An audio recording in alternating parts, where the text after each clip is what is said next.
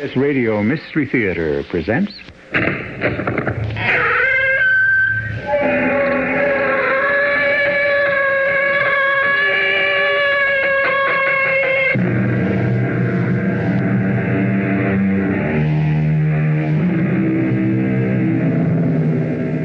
Come in.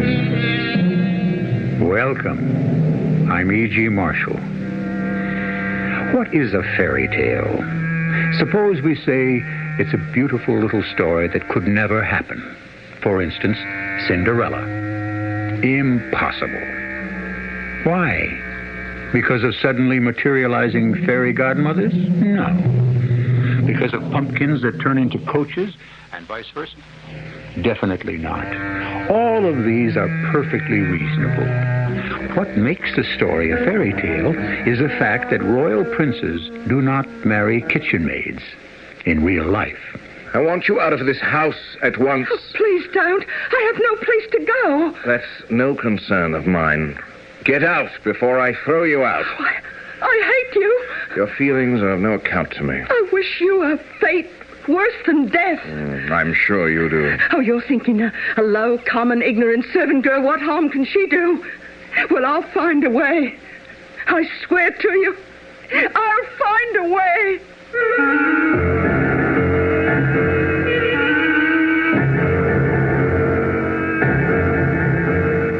Our mystery drama, The Light That Failed, was especially adapted from the Rudyard Kipling classic for the Mystery Theater by Sam Dan and stars Mason Adams and Tony Roberts. I'll be back shortly with Act One.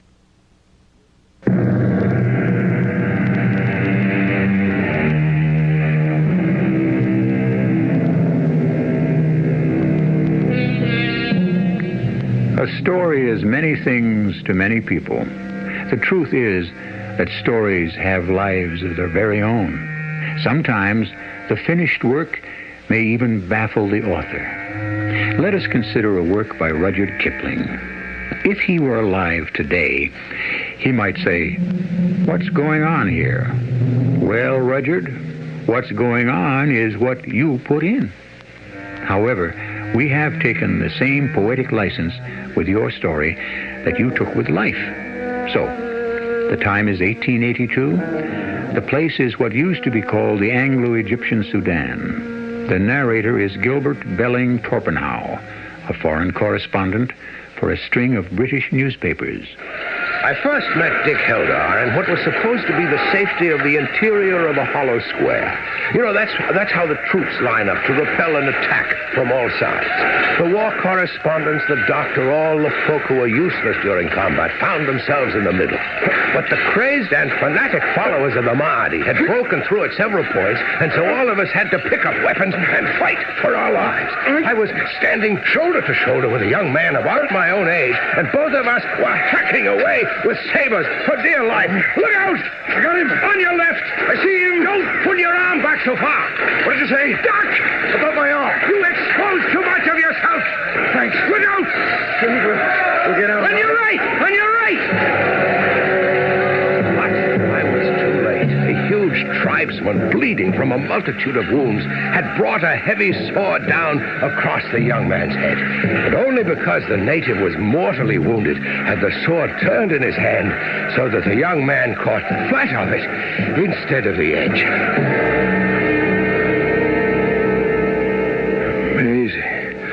Maisie. Who's that, Maisie? Thank you, Maisie, for the drink and for tying up my head. Oh. Huh? What? You can thank me for the drink and the doctor for the bandage. Where am I? Where are you? Well, you're not back in dear old London, that's for certain. Oh, what happened? You are in the Anglo-Egyptian Sudan, near a hellhole entitled Suakin. What are you doing here?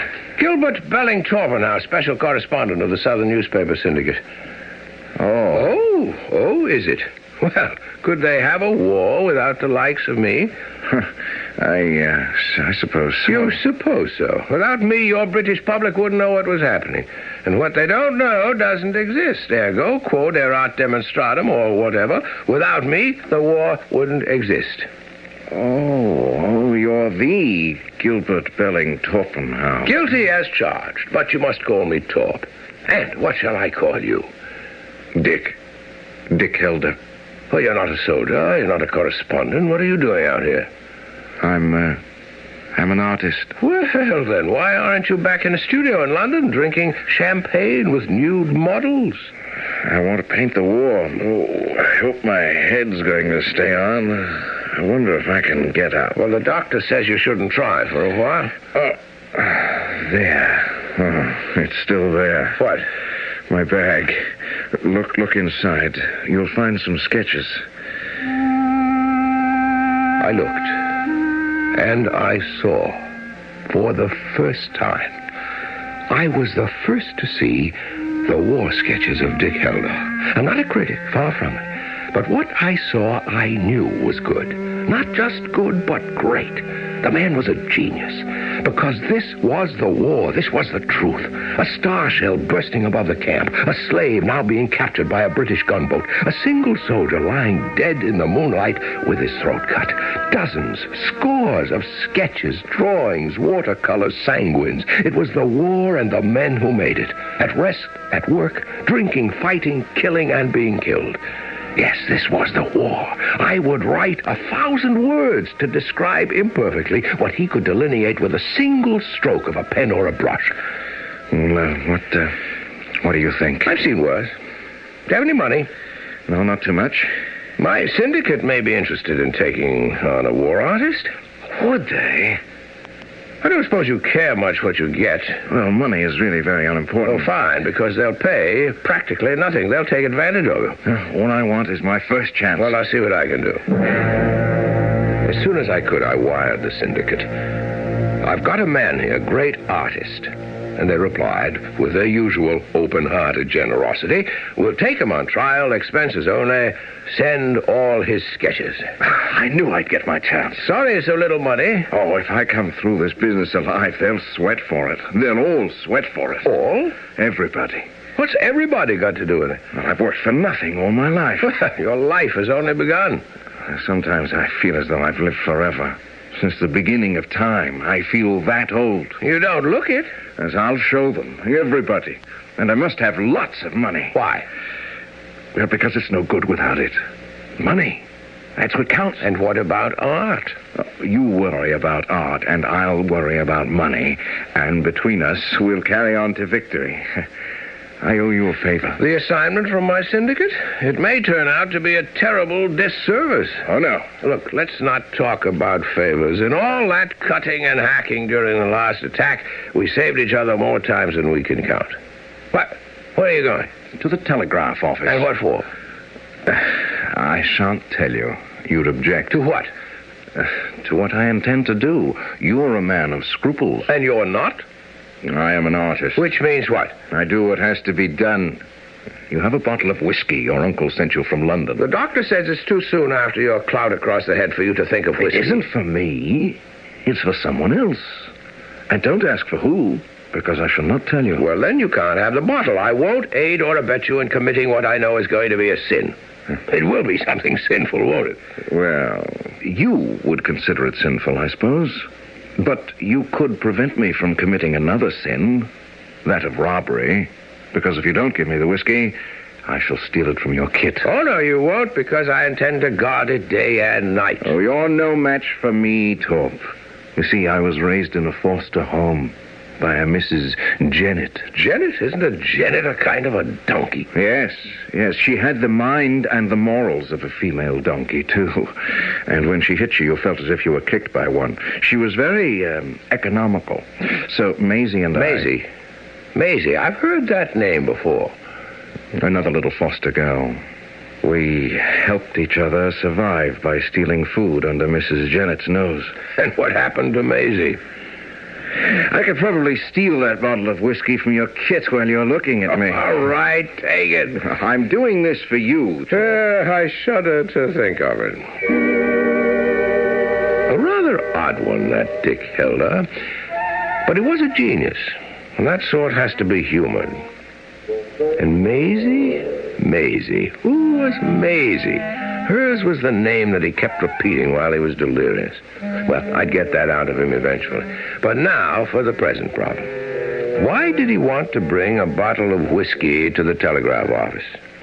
I decided to see for myself. Hello, Torp. Just in time. He's out cold. Why did you want to get the telegraph operator drunk? So I could get these. What's that? Papers. Trelawney's dispatches. The exclusive interview with Lord Kitchener. We're in luck. Our friend on the floor hasn't sent him yet. Read him. That's not really ethical. Oh, it's not ethical, or it's not really ethical. Well, they belong to Trelawney. Oh, what right has Trelawney to an exclusive interview with the Commander-in-Chief? What right has Trelawney to be here in the first place? Why, the man can hardly write his name. But still, It's only because Trelawney Sr. is a high muck-a-muck in the War Office. Influence. I can't steal it and say Kitchener gave me the interview. No, but you can read it, you can make sense of it, you can extract the facts from it, and you can send it out as your impressions of the progress of the war. Oh, now, Dick. And Kitchener will say, who is this Torpenhow with his fantastic insight into my very own brain? You tempt me. If Trelawney were actually a war correspondent, if he deserved to be considered a writer. Besides, all's fair in love and war. I confess I didn't need too much more convincing. I thoroughly despised Malcolm Trelawney. I must say the article that appeared under my byline the following week was the making of me as a correspondent. Till this point, I was young and promising. Now, I had arrived. I was mature, a great practitioner of my art, and, heaven forgive me, I ate it up. But this isn't my story, it's Dick Heldar's. So, the war ended. We were all sent home. Dick had also achieved fame. His war sketches had caught the public fancy. We took rooms together in Mayfair. I shall have my share of the rent before the week's out. Wish you wouldn't worry about it. You have a reputation. You can sell anything you do from here on. You'll make a fortune. I already have a fortune. You do? All those sketches. Close to 150. They're mine. I can sell them immediately. Well, Dick... Well, Dick, what? I already can count on £15,000. What do you think 15,000 is too optimistic? No, it may even be on the low side. Well, then what are you talking about? It's probably some acquaintance or other stopping in for a drink. Yes, sir. Sir, you do live on a high floor. 7 stories high, but 7 is a lucky number. My stars, I must say so. Have I the honor of addressing Mr. Dick Heldar? Well, the honor is dubious. Enter. My name is Hubertus Valdemar. I am the head of the Southern Newspaper Syndicate. Oh, a man I most devoutly wish to see. Have a chair, Mr. Valdemar. Valdemar, V-A-L-D. Yes, that's what I said, Valdemar. This is Mr. Torpenhow. Ah, yes. I also admire Mr. Torpenhow. How do you do? I am here, Mr. Heldar, to discuss our future business relationships.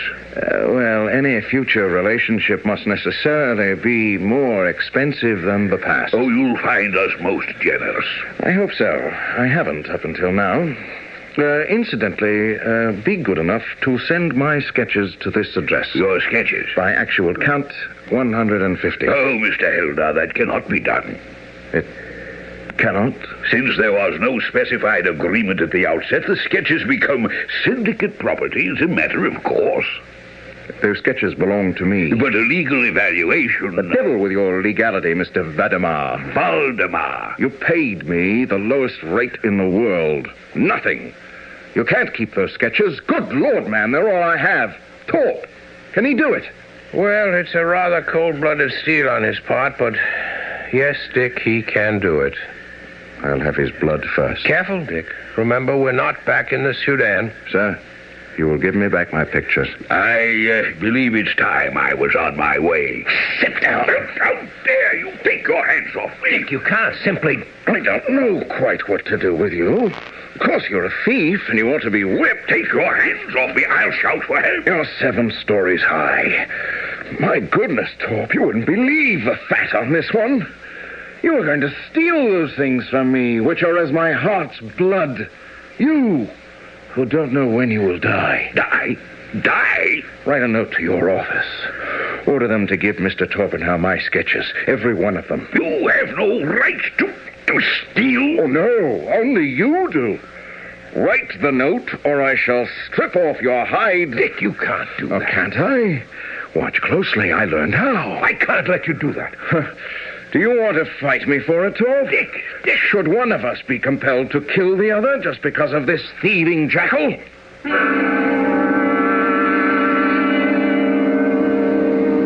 Who knows? But it's precisely on such random, unforeseen twists of fate that sudden violence and death flare up without warning. We're accustomed to considering the artist as a creator, but in Dick Heldar, do we see the artist as the killer? Both Dick and Torp are young men who have been subject to the searing acids of deadly hand-to-hand combat. What does this do to the soul? I'll continue with Act 2 shortly.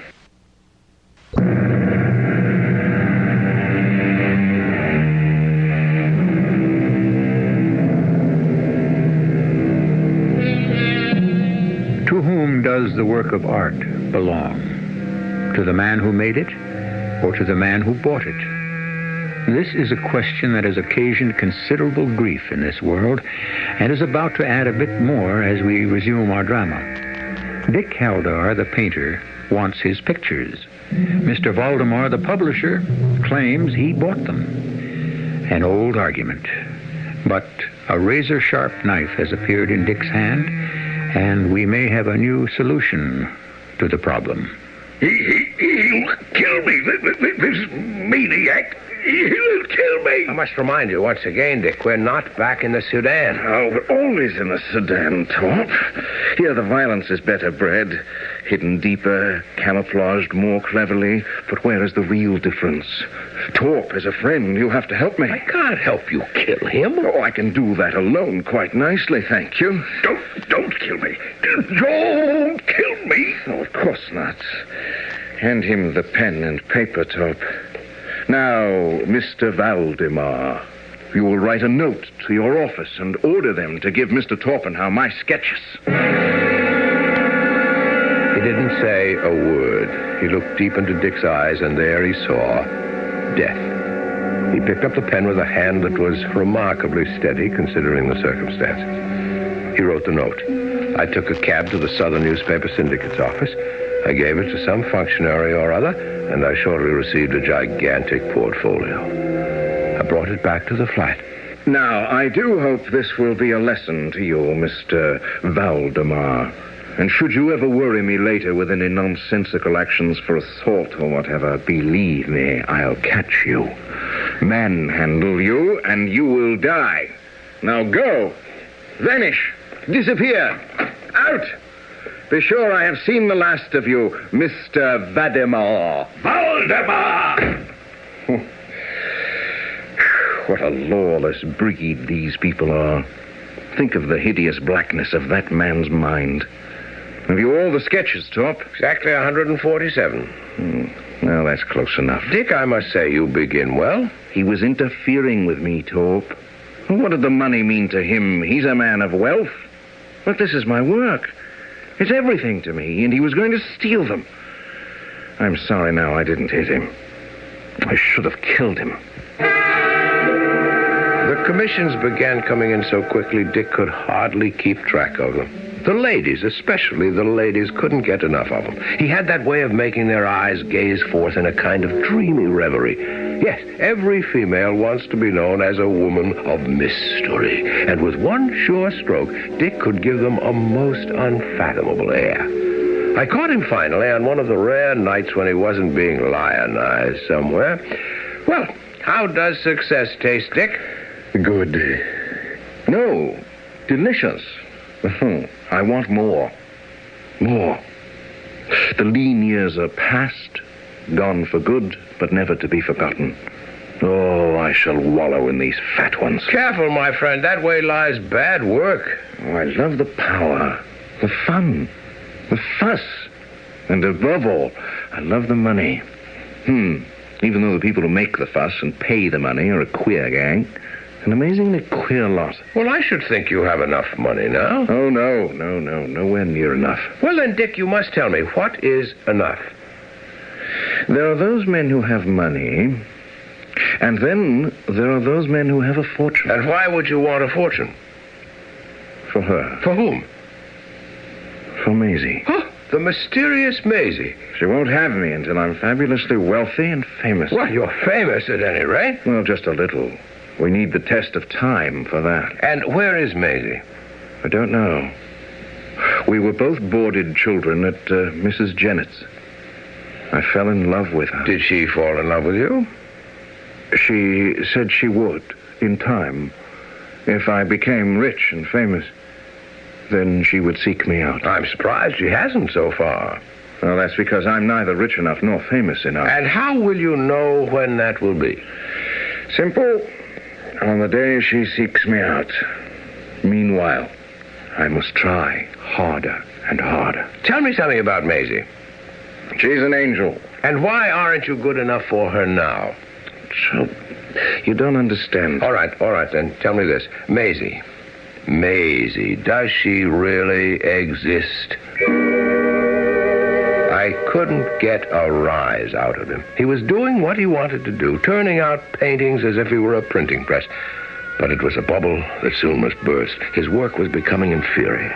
But you couldn't tell him anything. At least I couldn't. But finally, somebody did. Someone who never dreamed he was an expert on art. Someone I can only refer to as the unknown soldier. The way of it was this. We were out for a stroll, and we paused before the window of a print shop. There was a reproduction, a good one, of a painting by Dick, one that he had done in the Sudan. It was the wild, whirling rush of a field battery going into action under fire. As we gazed at it, I could hear a voice, and from the corner of my eye, I saw 2 artillery soldiers, and one was saying to the other, "Oh, they've chucked off the lead horse. He's tore up awful. But they're making good time with the others. That lead driver drives better than you, Tom. See how cunning he's nursing his horse. See how his foot's braced against the iron. He's all right. And the beggar what drew that picture, he knows what's what, he does. Let's go in and buy it for the mess." The picture won the complete approval of the sternest critics in the world. For a long moment, Dick looked at it, and then he cleared his throat. He had been moved in a way that I hadn't seen since the Sudan. We walked home in silence. When we arrived at our entranceway, there was a girl standing at the door. She had blonde hair, a cheap little sailor hat, and a rather soiled blue and white dress. She stood there and gazed at us. Suddenly, Dick shouted, "Maisie! Maisie!" "What are you saying, Dick? You mean this is Maisie?" Oh, here now. Who do you take me for? Maisie, you've come to me. Oh, no. It's not Maisie. Dick. She looks exactly like Maisie. Who are you, girl? Who are you? She's going to faint, Dick. Don't let her fall. What are we going to do with her? Perhaps we'd better bring her upstairs. A girl of her sort? What sort? Well, isn't it obvious? And she must be drunk. No, I'd say she's hungry. She's starved. Oh, still, it's out of the All right. Yes, bring her up. She'll model for me.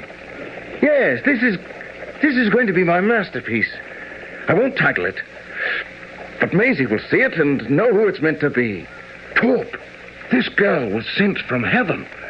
I must put her on canvas. Are you feeling better?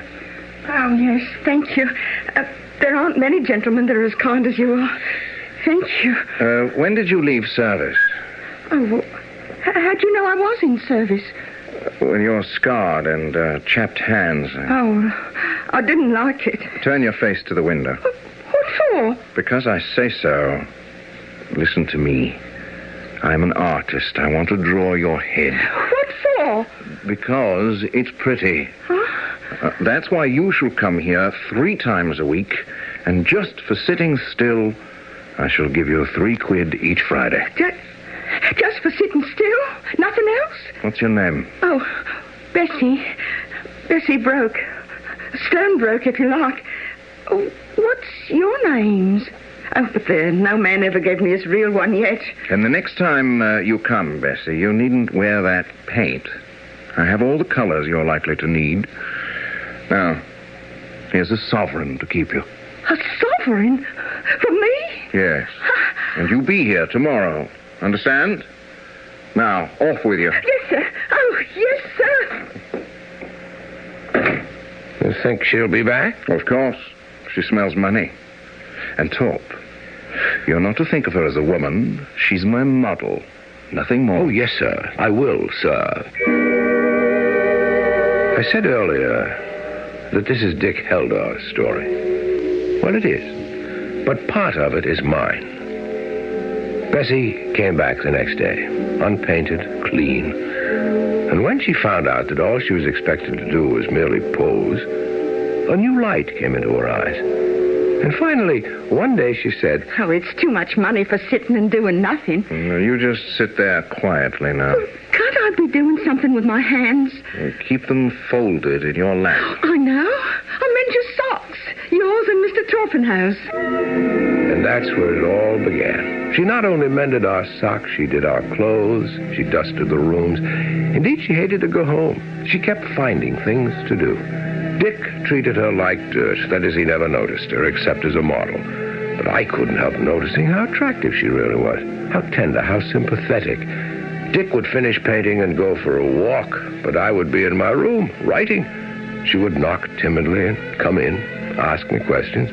So wanted to improve herself. And something was happening. Happening to me. She's only a girl from the slums, no breeding, no education, yet I couldn't help thinking that no other girl had ever really moved me. She sensed it. One day we were alone in the house. She brought me my socks, and as she handed them to me, and her fingers brushed against mine, before I knew it, she was in my arms. We were holding each other tightly, and we kissed. Bessie. Oh, sir. Sir, it isn't right for me to let you, but I can't help it. You're so kind. Bessie, I do feel great affection for you. Oh, sir. But, Bessie, I could never... Mr. Torpenhow, I'm not asking you to marry me. I know my place, but couldn't you take and live with me till your very own Miss Right comes along? I'm only Miss Wrong, I know. And I could never be anything else, but... Oh, I'd work my hands to the bone for you. I'm not ugly to look at, you know. I'm so lonely. Oh, please say you will. What? Oh, come in here. I need you. It's Dick. Oh, what does he want? He wants to see me. Oh, tell him you'll see him later. Oh, don't go to him now. Please, he'll ruin it. That's what he'll do, ruin it. Oh, Bessie, my dear, I'll be right back. No, wait. Oh, what kind of foolishness is going on in here? What the devil right of you to interfere? Doesn't your own common sense tell you it's impossible? For heaven's sake, Thorpe, whatever got into you? Dick, I oughtn't to have seen her moving about in these rooms like a housewife. It gives a lonely man ideas. Yes, and you've got to get rid of those ideas. Do you know how? Oh, Dick, I wish I did. Well, you're going to Germany to do a series on the army maneuvers tonight. Now, you can't stay and resist the devil. Success requires flight. Immediately. Pack your bag. Mr. Torpenhow, you're not leaving. Yes, he has a special assignment. I'm asking him. And I'm answering. Oh, please. You may leave now, Bessie. Be back here tomorrow at 11 sharp. I hate you. And your feelings are of no account to me. You'll pay for what you've done to me. Bessie, I do have to leave. I do. Oh, you took away my only chance for happiness, Mr. Heldar. But you'll pay. Oh, you're thinking, she's only a low and common girl. What can she do to a gentleman like me? But I'll find something. I'll do something. Something worse than death.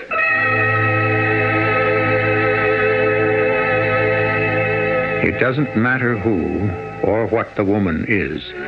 If she threatens vengeance, take her seriously.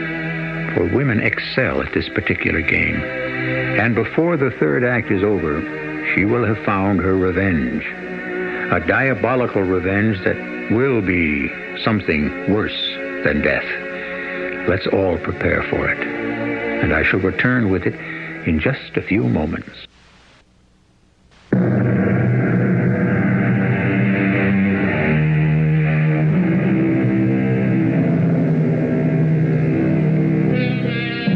A fate worse than death.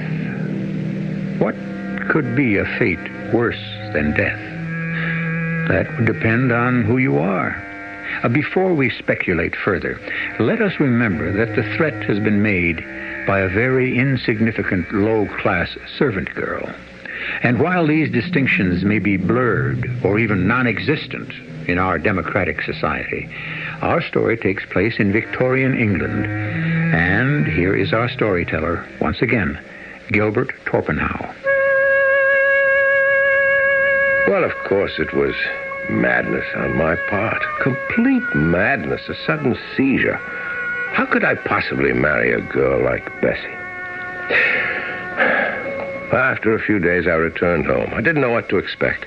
But there was Bessie posing as if nothing had happened. And there was Dick painting, as usual. Dick, it's magnificent. Quiet. I have to catch this little shadow. But I can't be quiet. I can't. This is Bessie. Oh, no, it's Maisie. It's Maisie. You haven't painted like this since the Sudan. You didn't paint like this even in the Sudan. This is a masterpiece. Oh, confound you, Torp. You've broken my concentration. Come on, Bessie. Hello, Bessie. Be here 11 sharp tomorrow, you hear? Doesn't say much, does she? No. And it's a blessed relief. Oh, how she must hate us both. Doesn't matter. So, you like it? Oh, this picture will make you. I thought I was made already. I mean, as a real artist, not just a realistic painter of war pictures or a smooth society hack, but an artist. I will be an artist on the day that Maisie sees that picture. Because that's the day she'll come to see me. And she'll be mine. I hope so, Dick. Damn. What is it? For a moment, I thought I had a veil across my eyes. A veil? Oh, it's just the flimsiest gauze-like veil. It's probably indigestion. Indigestion does that. Hadn't you better see a doctor? I don't have time. Nonsense, man. You must make time. He would never have gone on his own, so I made an appointment with a doctor, a specialist. After much argument, I finally dragged him to the men's office. He was a very cheerful doctor. He chirped like a sparrow. Well, Mr. Heldar, you know we all need a bit of patching now and then. Like a ship. Exactly like a ship. We must be kept ship-shape, what? I think, Doctor, I have neglected the warnings of the stomach too long. Hence these spots before my eyes. Oh, is that what you think? Absolutely. Here I was under the impression that you came to find out what I think. Yes, by all means. Go ahead. Thank you. This wound, this blow you received in the fighting in the Sudan? Oh, that hasn't bothered me in years. Well, there was damage to the optic nerve and the bright hot light of the tropics. Doctor, if there is a verdict, I want it immediately. Well? I am a painter. I have no time to waste. Tell me. Well, there has been steady, irreversible deterioration of the optic nerve. And I'm going blind. Yes. Absolutely, completely, totally blind. Yes. How long do I have? If you avoid all strain and anxiety, perhaps a year. You must stop painting. The strain of the close work it requires. I see. I must stop painting in order to keep my sight a little bit longer. Yes. What good is my sight if I can't paint? All the way home, we didn't say a word. We simply didn't talk about it. We couldn't. When we arrived at the flat, Bessie was waiting as usual, silent as usual. Dick picked up his brushes and began to work. Are you almost finished with it, Dick? Oh, yes, I have just enough time for that. It's simply a great piece of work, Dick. Oh, these past few weeks, it seems I've never seen color so clearly and line so sharply. I suppose it's It's like a candle which burns out. Just before the end, it sputters and flares for a brief instant. This is my brief moment. It's beautiful. It's beautiful. And it's Bessie. No. It's Maisie. She'll see it. That's what I live for now. He painted for a few moments longer, and then he put down his brushes. His face had become lined with fatigue. Now I noticed the lines about his eyes. He tired so easily. He stood staring at nothing for a moment, and then... It'll be enough for today. Bessie, I want you back here tomorrow morning at 11 sharp. So, I think I'll lie down before dinner.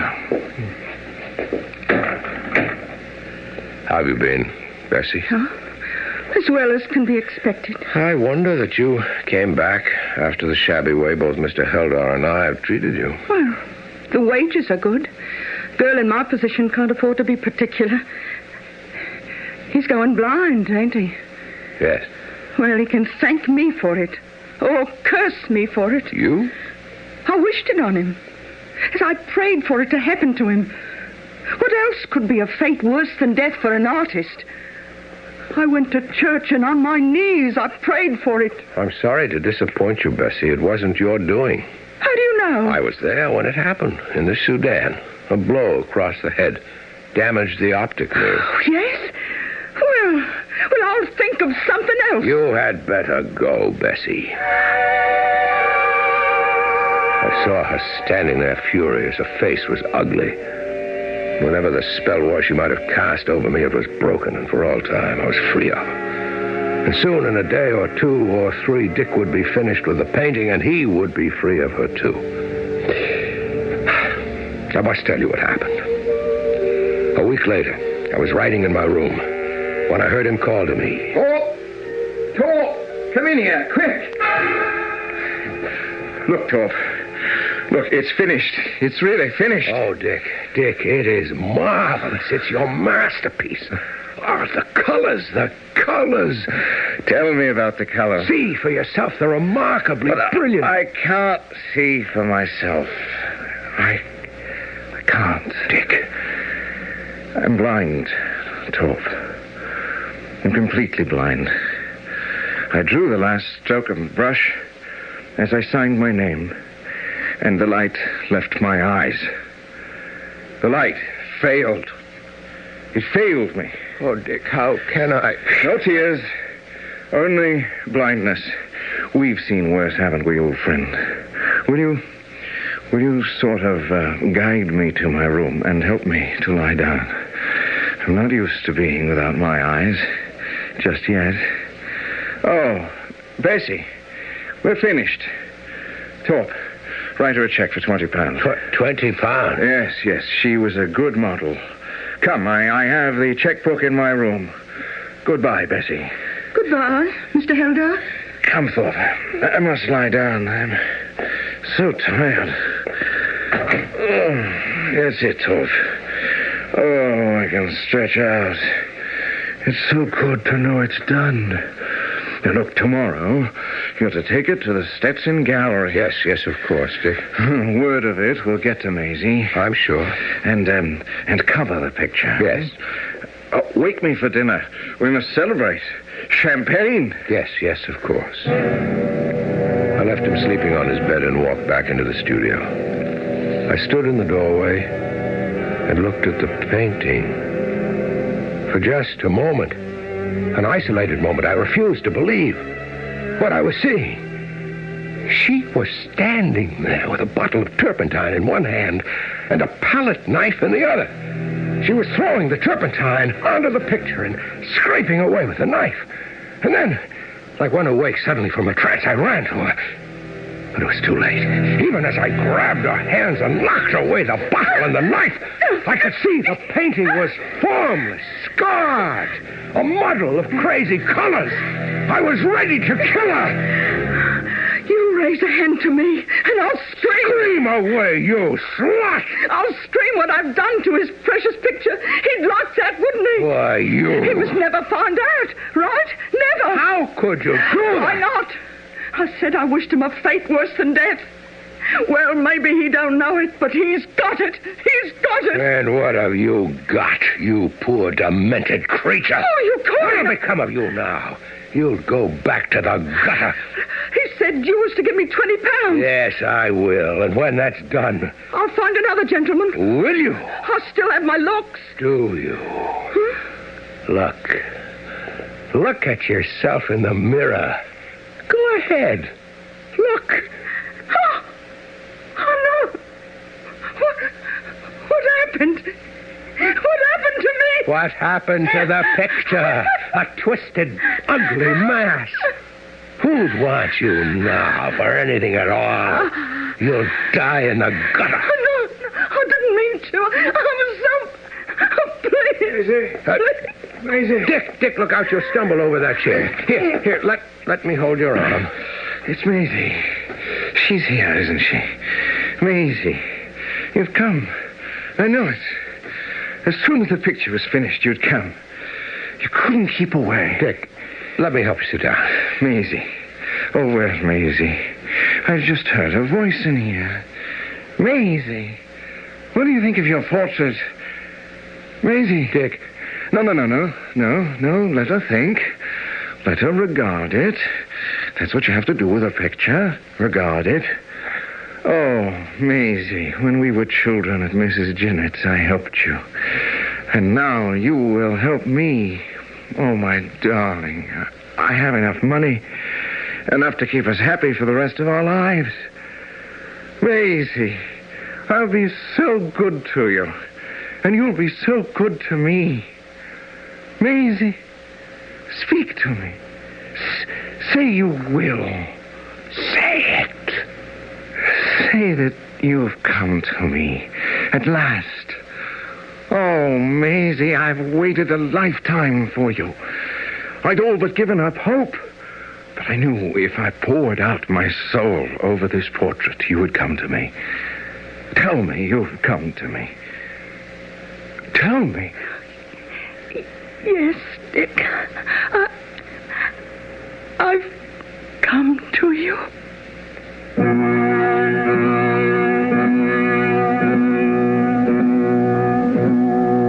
Taking everything into consideration, would you say we've had a happy ending? It's a complex situation, almost as complicated as happiness itself. However, one thing we do seem to provide, and that is the old saying, love is blind. I shall return shortly.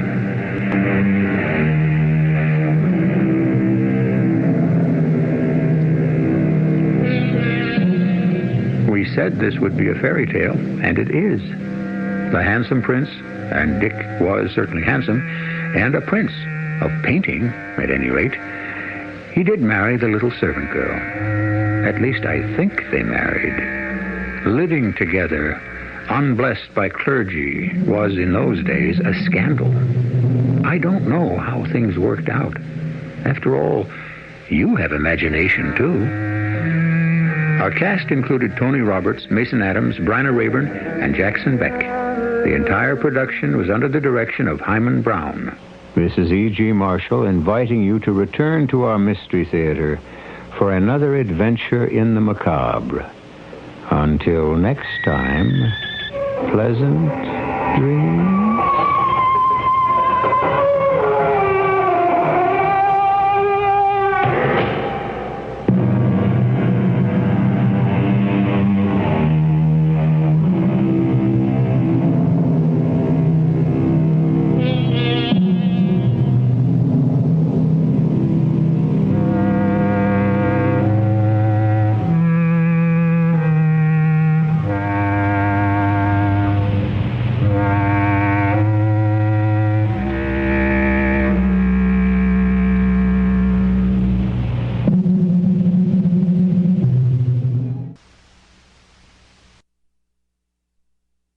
CBS Radio Mystery Theater presents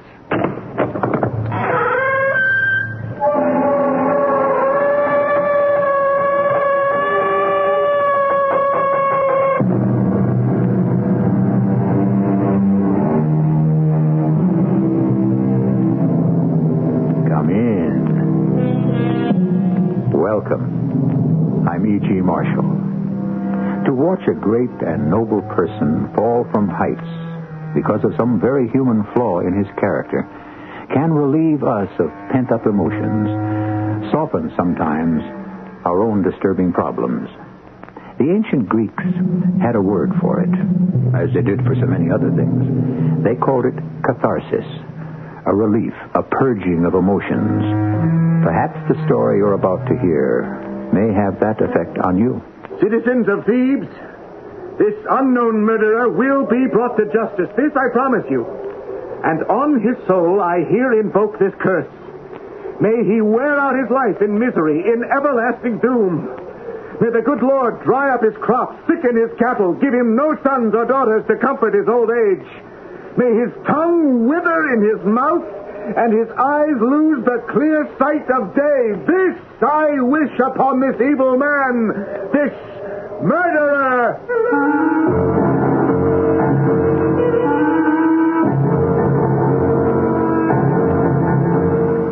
Our mystery drama, So Shall Ye Reap, was adapted from one of the greatest tragedies of all time, Oedipus the King, by the ancient Greek playwright Sophocles. It was especially written for the Mystery Theater by Arnold Moss. It stars Russell Horton and John Beal. It is sponsored in part by Buick Motor Division and True Value Hardware Stores. I'll be back shortly with Act One.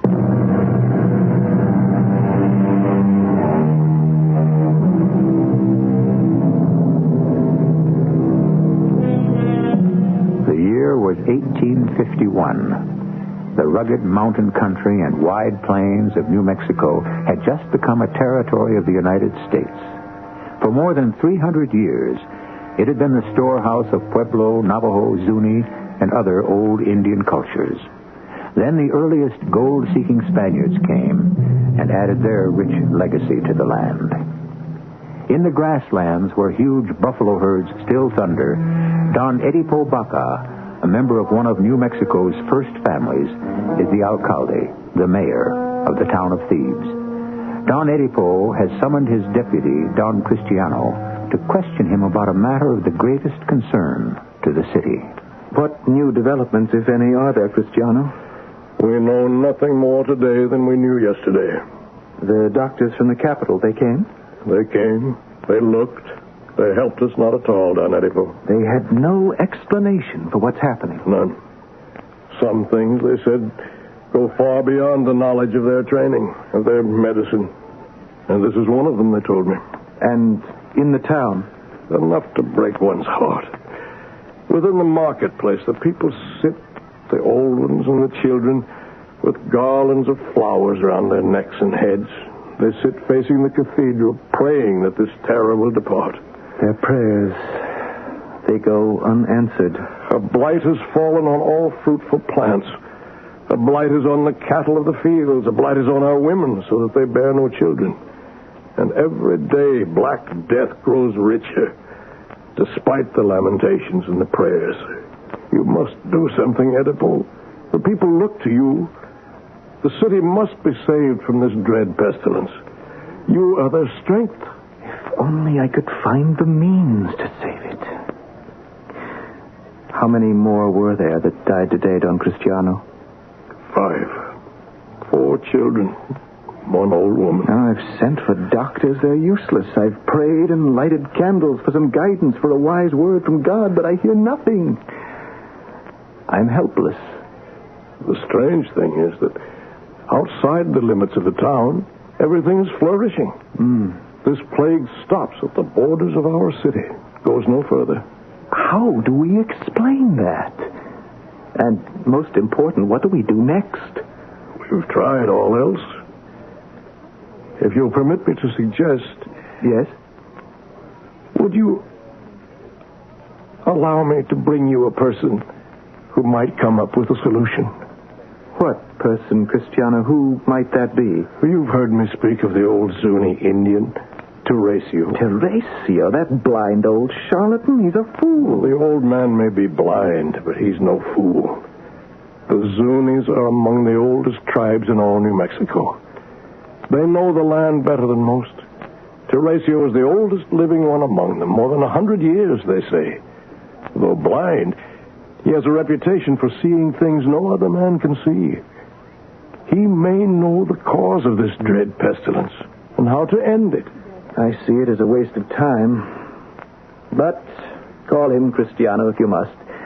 Yes, let him come.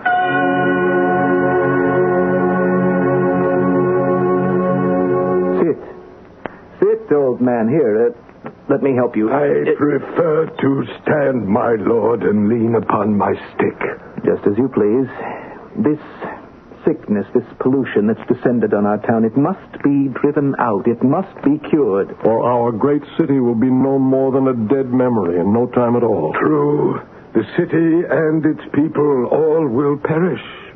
Yes, it can be done. A purifying ritual will do it. What sort of ritual? How shall it be done? Where do we start?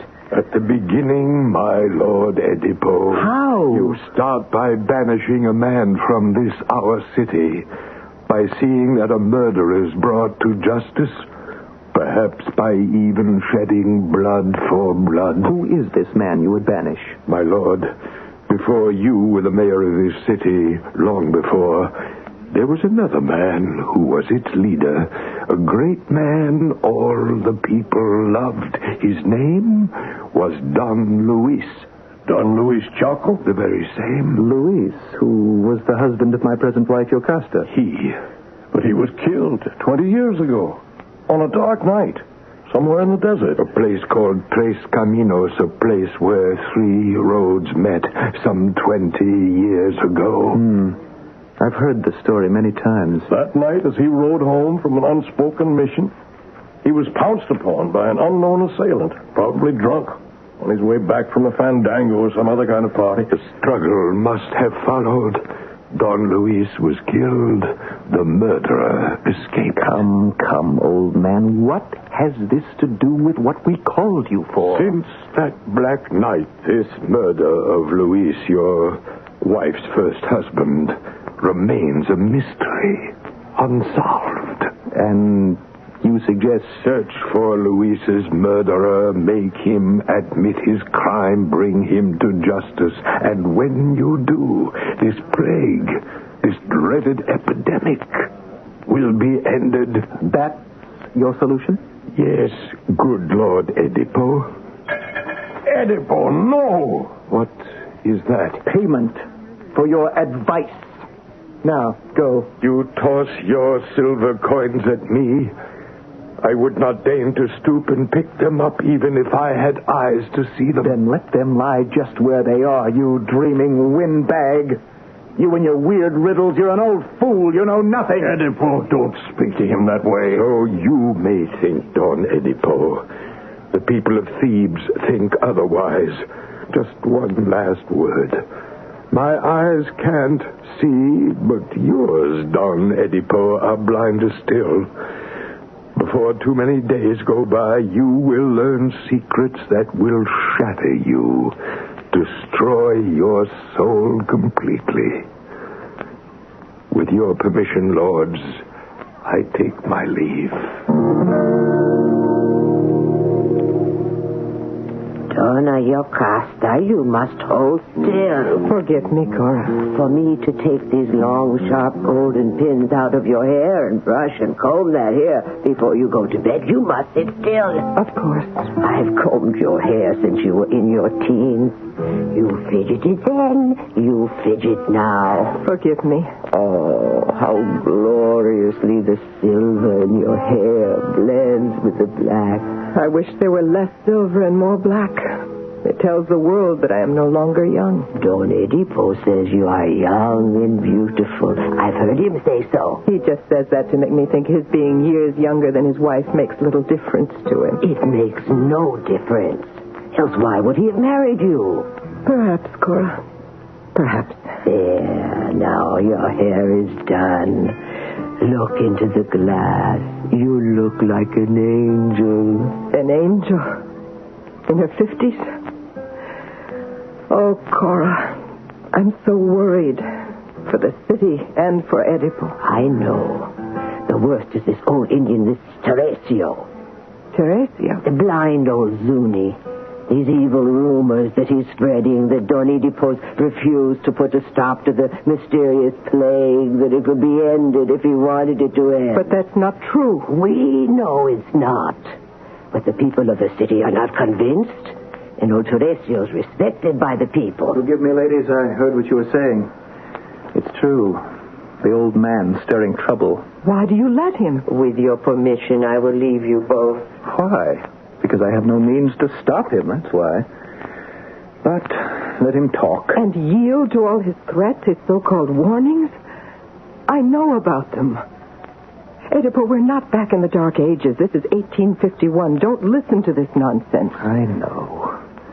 The murder of Luis so many years ago is a case long closed. The police have given up. The murderer just disappeared into thin air. That is that. And yet, Augusta, there may be something Shut your ears to these absurdities. Oedipo, there's something you should know. When I was married to Luis, an old fool like this one came one day, performed some silly ritual, and predicted that the time would come. It was Luis's fate, he said, when he would die a victim at the hands of his own son, a son yet to be born to Luis and me. Why do you speak of this now? Because Luis heeded all this rubbish, just as you do with this Teresio. And when our son was born, Luis surrendered to his fears and superstitions, insisted that our newborn son be put to death. I pleaded with him not to do so. In vain. The child was taken from me and was never seen again, nor heard of. But what has this to do with us, Yocasta? Because of Don Luis's faith in witchcraft, I lost my son. And as it turned out, all was wasted. All unnecessary. Luis did not come to death at his son's hand. That's just the point. He was slain by a drunken bandit all those years ago at Tres Caminos.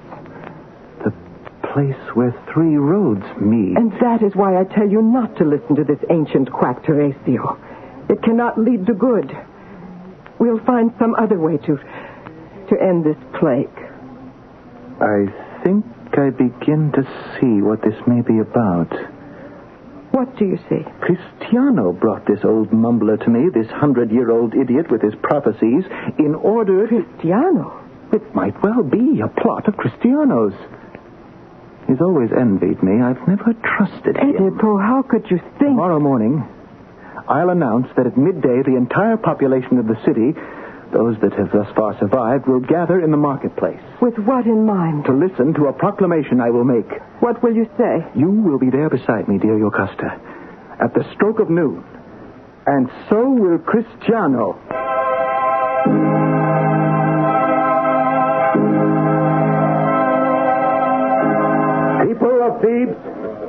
People of Thebes, if you will hear my words, I beg you listen. Here, with my wife beside me, and my deputy, Cristiano, I tell you, Teresio is right. A good man died, a man you chose to lead you. I felt for him as I feel now, as if he were my own father. Nothing will be left undone to find his murderer. Though many years have passed, I promise you, and when he's found, he will be brought to justice. People of Thebes, God will decide if we're to prosper or remain in sorrow. Oedipo, you've done a very foolish thing. Why? No harm can come from what I've said, and who can tell? It might even bring us untold good. Am I right, Cristiano? Let us hope so, Oedipo. Let us hope you will have nothing to regret.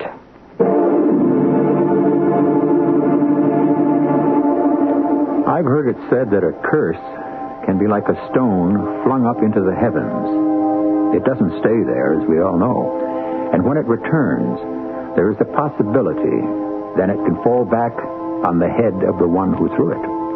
Yocasta seems to have reservations about Oedipo's good judgment in the choice of words he's spoken in the city square, and trusts no harm will come of them.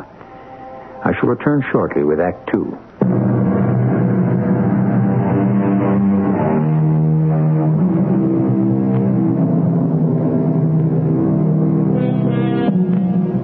prophet is not without honor, save in his own country and in his own house. So the scriptures tell us. The blind centenarian Teresio has foretold the end of the pestilence that plagues the town of Thebes in the New Mexico of 1851. That will happen, he says, when the name of a man guilty of a 20-year-old murder is revealed. How much weight Don Edipo Baca, mayor of Thebes, gives to this strange prophecy still remains to be seen. Augusta, we've been riding for an hour or more. Aren't you a little tired? Why? Because I'm 20 years older than you? Oh, you silly, beautiful wife. Stop talking nonsense. I thought it might be good to get away from town for just a bit. Of course. I'll tie the horses. Edipo, may we talk about what happened in the plaza? At noon today? Why not? Why did you tell the people what you did? That old Zuni warrior, Teresio, is leading all the people to believe that I, in some odd way, was implicated in the murder of Luis. Why should the old man be so anxious to connect you with the murder, if that, in fact, is what he's doing? I could be wrong, Yocasta. I think this is a plot of Cristiano's to pin his crime on me. Cristiano? My worthy deputy himself. He's always envied everything I've done. You think that Cristiano could be Who brought old Teresio in to see me? Threaten me? Cristiano.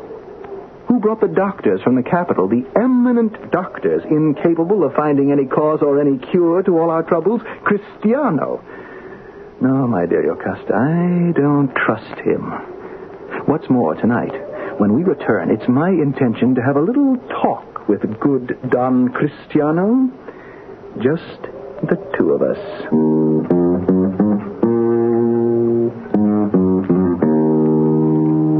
Cristiano, I say that you know more about the murder of Luis than you are speaking.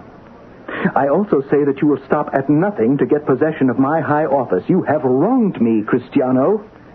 Now, is my meaning clear to you? You're calling me a traitor. To me and to our city. I can't believe this.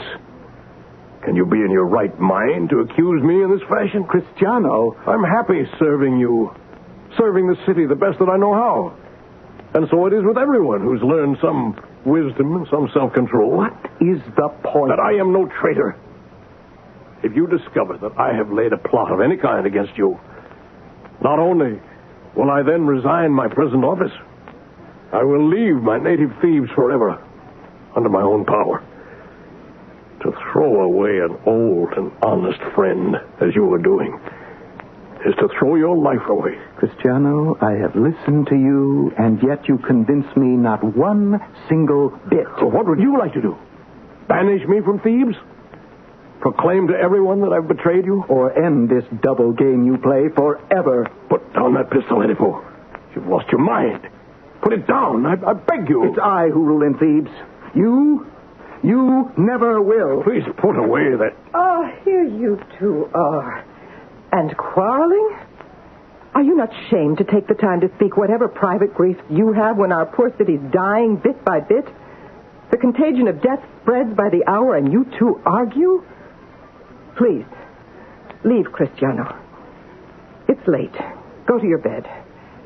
And you too, Edipo. I'll go. But with one last word.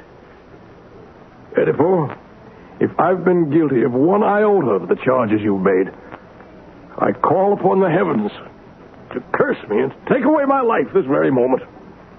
I bid you both good night. I think you are wrong.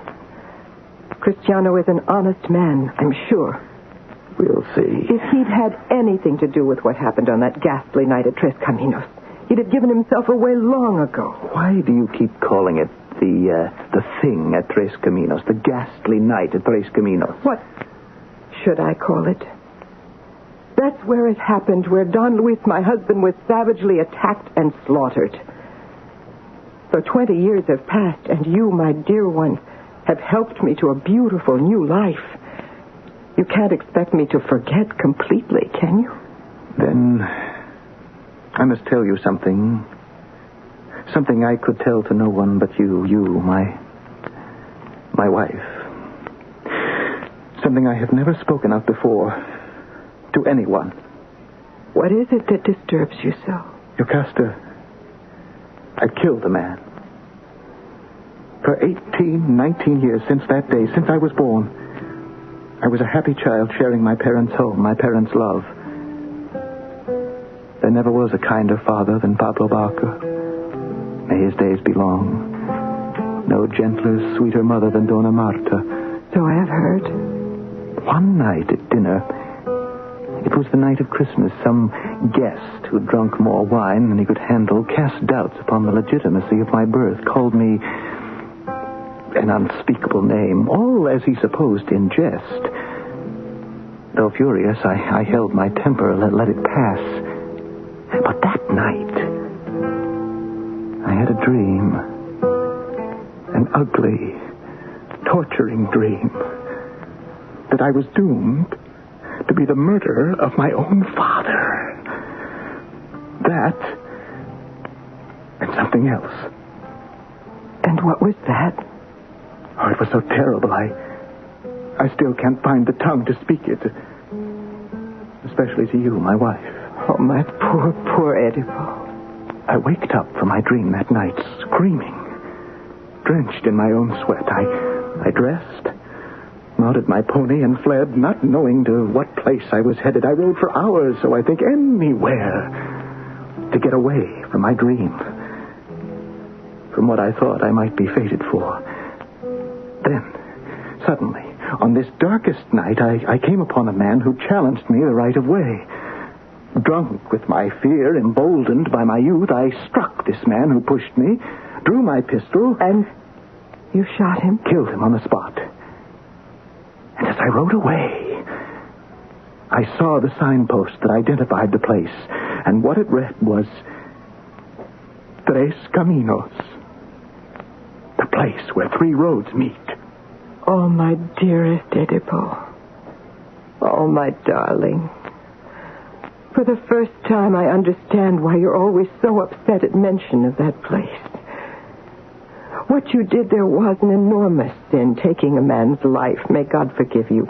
But the fact that you have killed a man and that my first husband lost his life at the same place is no more than a most unhappy fate. What do you call it? A coincidence. One thing has no connection with the other. That's what I've always told myself. Besides, your dream was meaningless. Your father, Pablo, is alive and well. As for the other thing, whatever it may be, the thing you dreamed of, you must forget. To wound yourself with shapeless images that have no basis in reality, that makes no sense. You're right, of course. Now, get some rest. And in the morning, we'll find some way to end this pestilence that's poisoning our city.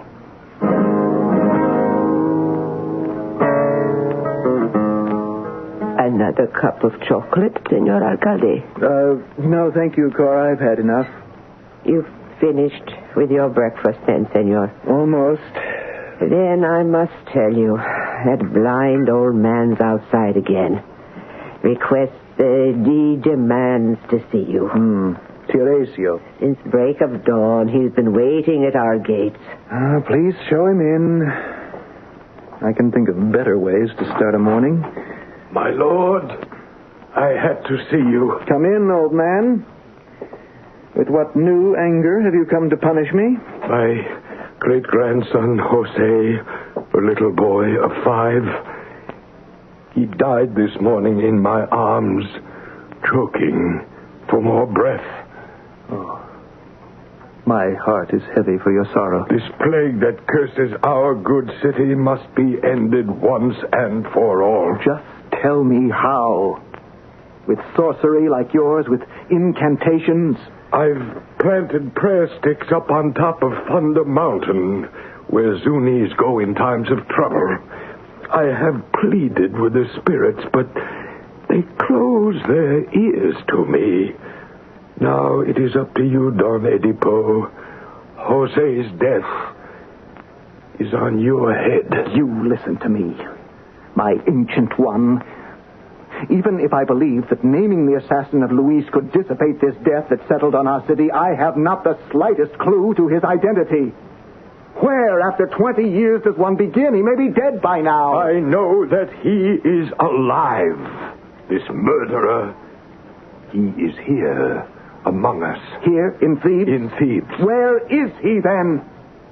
Give me his name, Teresio. It were better if the man came forth of his own free will, confessed his crime from his own heart. If you know this wretch's name and you refuse to speak it, you're as guilty of prolonging this curse upon our city as you say I am. Not quite. Here, I turn you round. Here is the door you entered by. Here is the door from which you will depart. Leave. Out of my house at once. Before I go, I put this in your hand. What is it? A small memento of a time long past, a little amulet of turquoise. I found it once upon a mountaintop.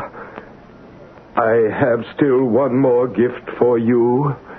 I go to get it. I return. Till soon. I wish you a good morning, Lord. I'm sorry. I had no way of knowing you were at the door. Good morning to you, old woman. I came to get your breakfast dishes. Yes, take them. Old woman, indeed. Is he still threatening you, Don Edipo? I don't pay him all that much attention. Don Edipo? If I may ask, what is that you're holding in your hand? Oh, he gave it to me. May I see it? Yes, it's a protective charm of some sort. The Zunis use it as a means to ward off evil. You've seen this sort of thing before, I'm sure. Here, take it. Oh, no. Oh, no, this cannot be. Oh, Edipo, I'm happy. Edipo. What is it? Cora. Tell me, what's wrong? It looks identical to one I held here in my hand some 40 years ago. This string of beads. There just could not be two of them. Did he say where he got it? He didn't, but when he returns, I'll ask him. I'm not really sure. I want to know. Why not? There are some questions that should never have an answer. This, Don Edipo, may be one of them. What questions are there that can or should not have an answer? Oftentimes, in the words of William Shakespeare, the instruments of darkness tell us truths to betray us in deepest consequence. Some dark and secret truth seems to be hidden in a little string of beads. What fears are there that those beads generate? And why does Cora hesitate to speak? I'll be back shortly with Act 3.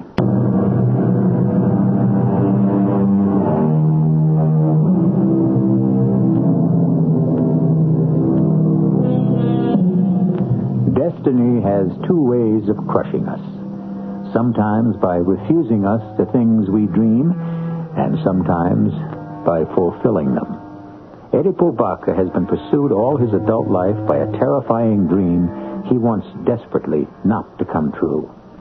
As he handles a string of curious Indian beads, he fights against believing that a man's destiny is never in the hands of the man himself.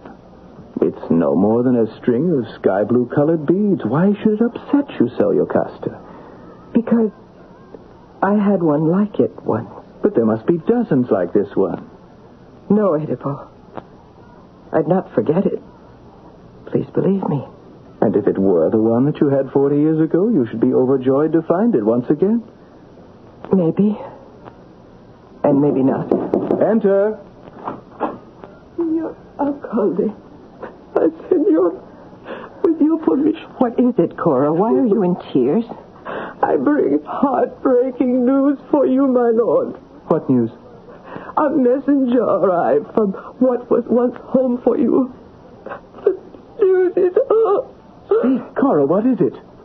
Your father, my dear Lord, is in his grave. This, you say? Don Pablo Baca, your dear father, he is dead. By treachery or by sickness? How? The messenger, he said small things will send old bodies to their sleep. He died of sickness, then? And of old age. The long years he had measured. Sickness. Sickness. Oh. Oedipo, why do you laugh? I can't believe it. The prophecy, the evil dream that I once had. The dream that has been filling me with fear all my grown life was meaningless. What dream? That I would kill my father. That murder of my own father was my fate, Cora. Senor. Oh, you bring welcome news, oh comfortable Cora. My father is dead, hidden deep in the earth of natural causes. And that other portion of the dream? The part you would not speak of? Oh, it will prove as worthless. Oh, I rejoice to hear your news, dear Cora. Don Oedipo. Yes. On top of everything, Teresio's back again. Oh, let the old goat come in. I have no fear of him or any man. This way, old man. Here, let me lead you. My good Lord, I've brought you this, just as I promised. What is it? A little gift. It goes with the blue amulet I gave your husband. An old Navajo blanket, torn and faded by the sun and rain. It's yours, Don Oedipo. Why his? Well, what would I want with it? Why do you give me this? And for that matter, why that amulet? They both may help you find that truth which we were speaking of. Truth? In a rag of a blanket and a string of beads? I have no time to listen to such nonsense. Why have you brought these things, old man? Where do they come from? Some 40 years ago, walking atop Mount Lagrimas, I came upon a newborn infant, 3 or 4 days old, abandoned by its parents, wrapped in a Navajo blanket. This blanket. The child was close to death, too weak even to cry. This blanket? I picked up the child, carried it in my arms to the hacienda of Don Pablo and of Dona Marta. They were childless. They'd befriended me. They kept the baby, raised it as if it were their very own. Oh, no. Don Pablo. Dona Marta. My parents did this? They did. A fascinating tale, and this is your truth. It is. What has this story got to do with me? Or, if you please, with the murder of Luis at Tres Caminos?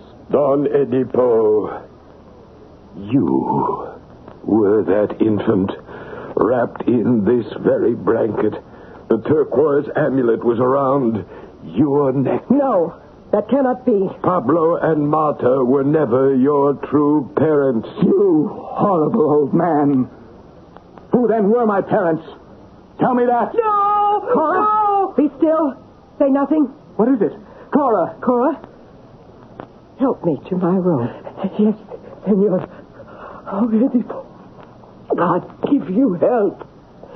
God keep you from the knowledge that will bring unending grief and tear your soul into 1,000 pieces.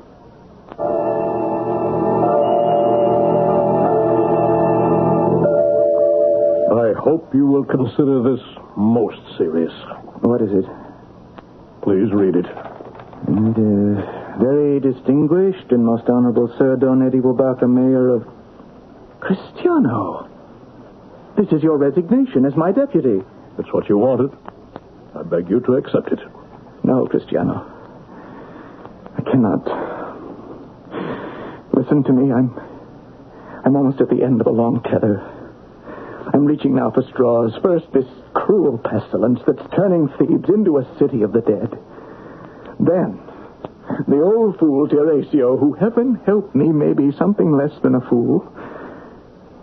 And finally, Something's arisen out of a hideous past, which may well turn the future into a sharp dagger that will rip my life to shreds. I need you, Cristiano. I apologize. I think I understand. How may I be of service to you, Edipo, my friend? What's that? Who's sobbing? Excuse me, Cristiano. Cora! What are you doing here, hunched up on the cold tiles outside my door? Why do you weep? I never thought the words would pass my lips. But you must learn the truth, Don Edipo. With your permission, Edipo, I'll leave. What is this truth you speak of, Cora? Will you stop blubbering, old woman? Speak. You know, I served Yocasta all these years for the time she was still a little girl. Yes, I know. I'd put my life down if she asked me to. I know that, too. You knew. She'd had a child by her first husband, that Don Luis, fearing the prediction some soothsayer had made. Yes, the child was placed atop a mountain there to die. These, my hands, cradling the infant boy with the same hands that placed him on Mount Lagrimas, wrapped in that same blanket over there, that same turquoise amulet around its little neck. And what Teresio told me... True. All true. He found the child, gave it to Don Pablo for adoption. And that child, my lord, was you. Then, if that is so... Dona Yocasta asked me to give you this. What is it? The official report, she said, of Don Luis's murder, signed by the police. She bids you read it. As Don Luis Chaco, mayor of Thebes, approached the place that's known as Tres Caminos on Christmas night in the year of our Lord 80... Christmas night. The same night that I left my home. The night I dreamed that I would kill my father. The night I killed a man at Tres Caminos. That man was my father. Oh, light of the sun, let me look no more upon you after today. Oh, you poor man. Yocasta. My dear lady. Oh, unhappy woman that I am. From my marriage bed I come. That bed of sorrow where, unknowing, I have brought misery and pain upon this house. Go back into your room, Yocasta. Rest. There is no rest for me. Never again will I know peace. Never again the luxury of happiness. Allow me, my lady. Let me take you to your room. No. Stay here, Cora. I only came to look once more on his face. I know the way. I need no help. And the rest of my dream. It, too, heaven pity me, has proved to be the truth.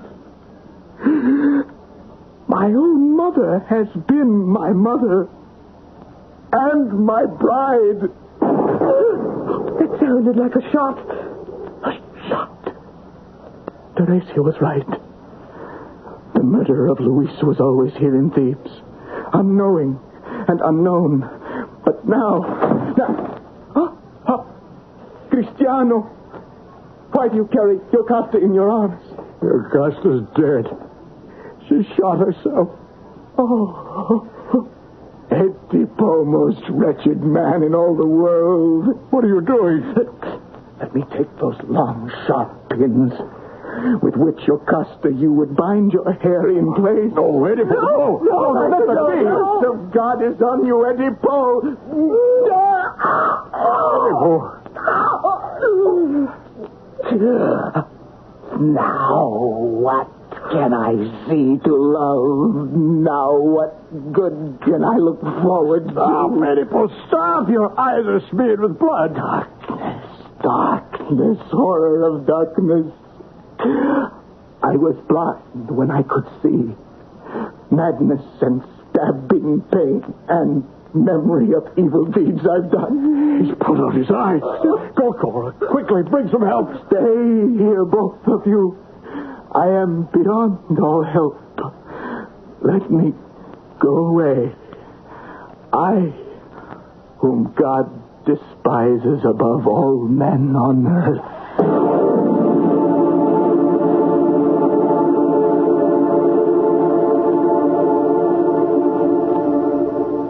No word of Oedipo? He disappeared in the middle of the night, tapping his way to only the good Lord knows where. No man in this whole city did not envy Oedipo. And now he's swallowed in the deepest sea of black misfortune. Counts no mortal happy, Cora, till he's passed the final limit of his life, secure from pain. Teresio, old man, what is it? Who is it that is speaking? Cristiano. The best of news, Don Cristiano. On this black day, what news is there that can be good? The children of the town are singing. The cattle romp in play across the fields.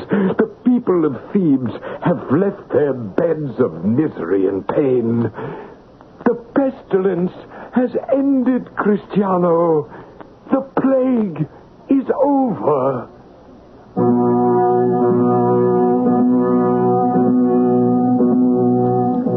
There are those who believe that the strings of the puppets that all men and women are manipulated by unseen hands above us.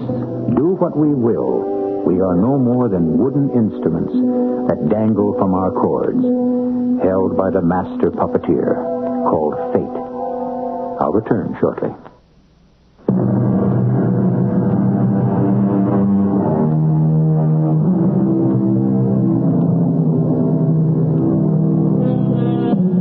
"2,400 years ago, when the plays of Aeschylus, Sophocles, and Euripides were first presented on the stages of Athens in ancient Greece, the playwrights would receive, so tradition tells us, a live goat as payment for their dramatic efforts.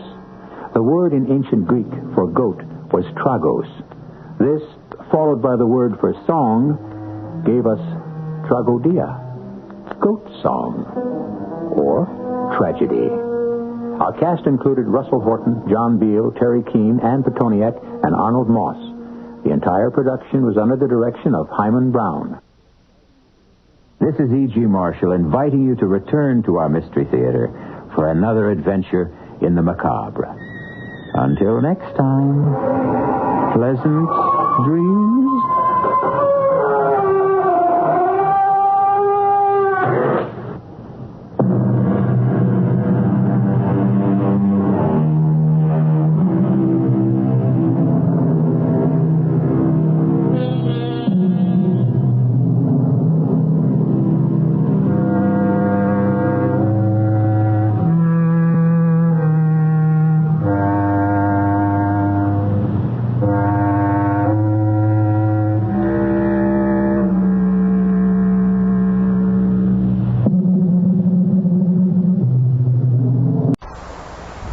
The CBS Radio Mystery Theater presents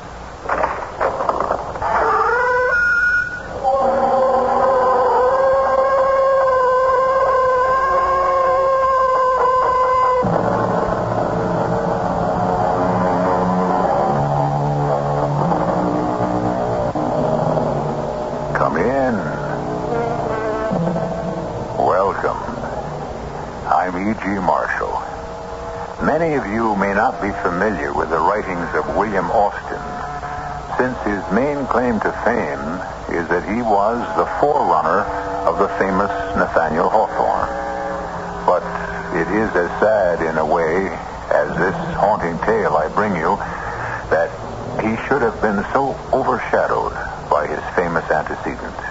For no more poignant and heartbreaking, while at the same time terrifying story could be told than this. The American version of the Wandering Jew, condemned and outcast, and the small, shivering, fever-racked child with the sad brown eyes, innocently doomed to share his exile with him forever. Archer, in his lightning flash, do you see? My eyes are dazzled. What should I be seeing? There, in the center of the cloud. What? An open carriage, drawn by a fierce black horse, and the child clinging in terror to the man. There he goes, the storm breather.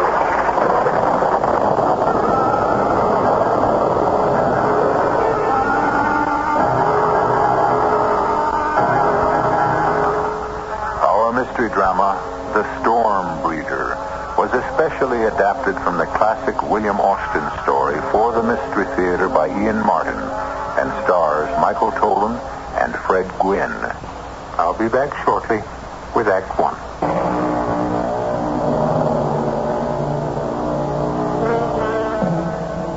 For the strange, weird, unforgettable fragment of American history brought to you here, we are indebted, according to William Austin, to one Jonathan Dunwell of New York.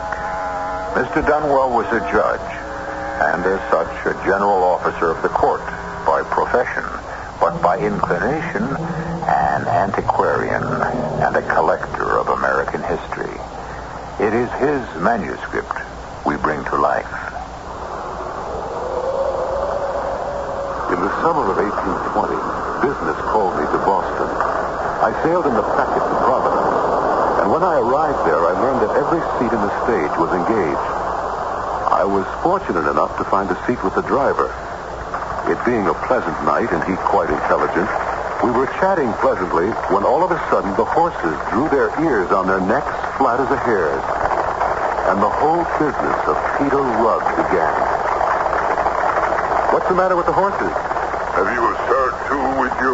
Oh, I need no overcoat. My jacket is enough. You'll need one soon. You see the horse's ears? Well, as a matter of fact, yes. I was just about to ask why. They see the storm breeder. The who? Well, you'll find out, sir.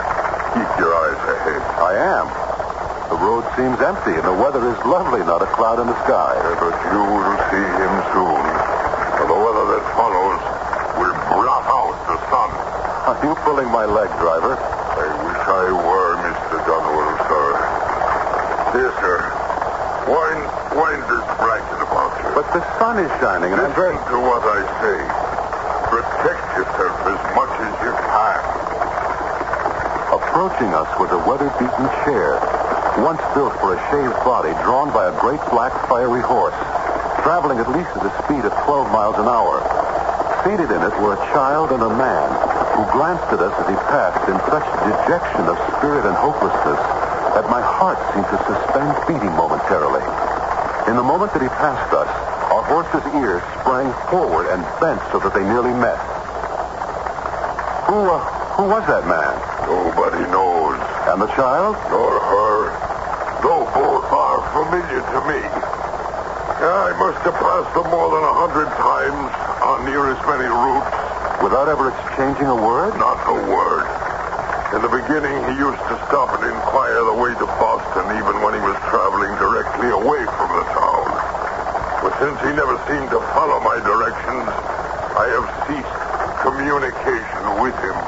So that was the reason for the strange, fixed look he turned on you. It could be. And now he's gone. Disappeared as if neither he nor that frail, shivering child had ever been. Does he never stop anywhere? Never longer than to inquire the way to Boston. I see no signs of this promised storm. Look in the direction from which the man came. The storm follows him. By gad, you're right. There is a little black cloud speck in the east, but not much more than the size of my hat. That there's the seed storm. With luck, we may reach Polly's Tavern before it strikes. But to mark my word, the wanderer and his child will go on through rain and thunder and lightning to Providence. To the town we are coming from, you mean? Yes, sir. I would guess the real Providence is as far out of his reach as the Boston he never seems able to find either.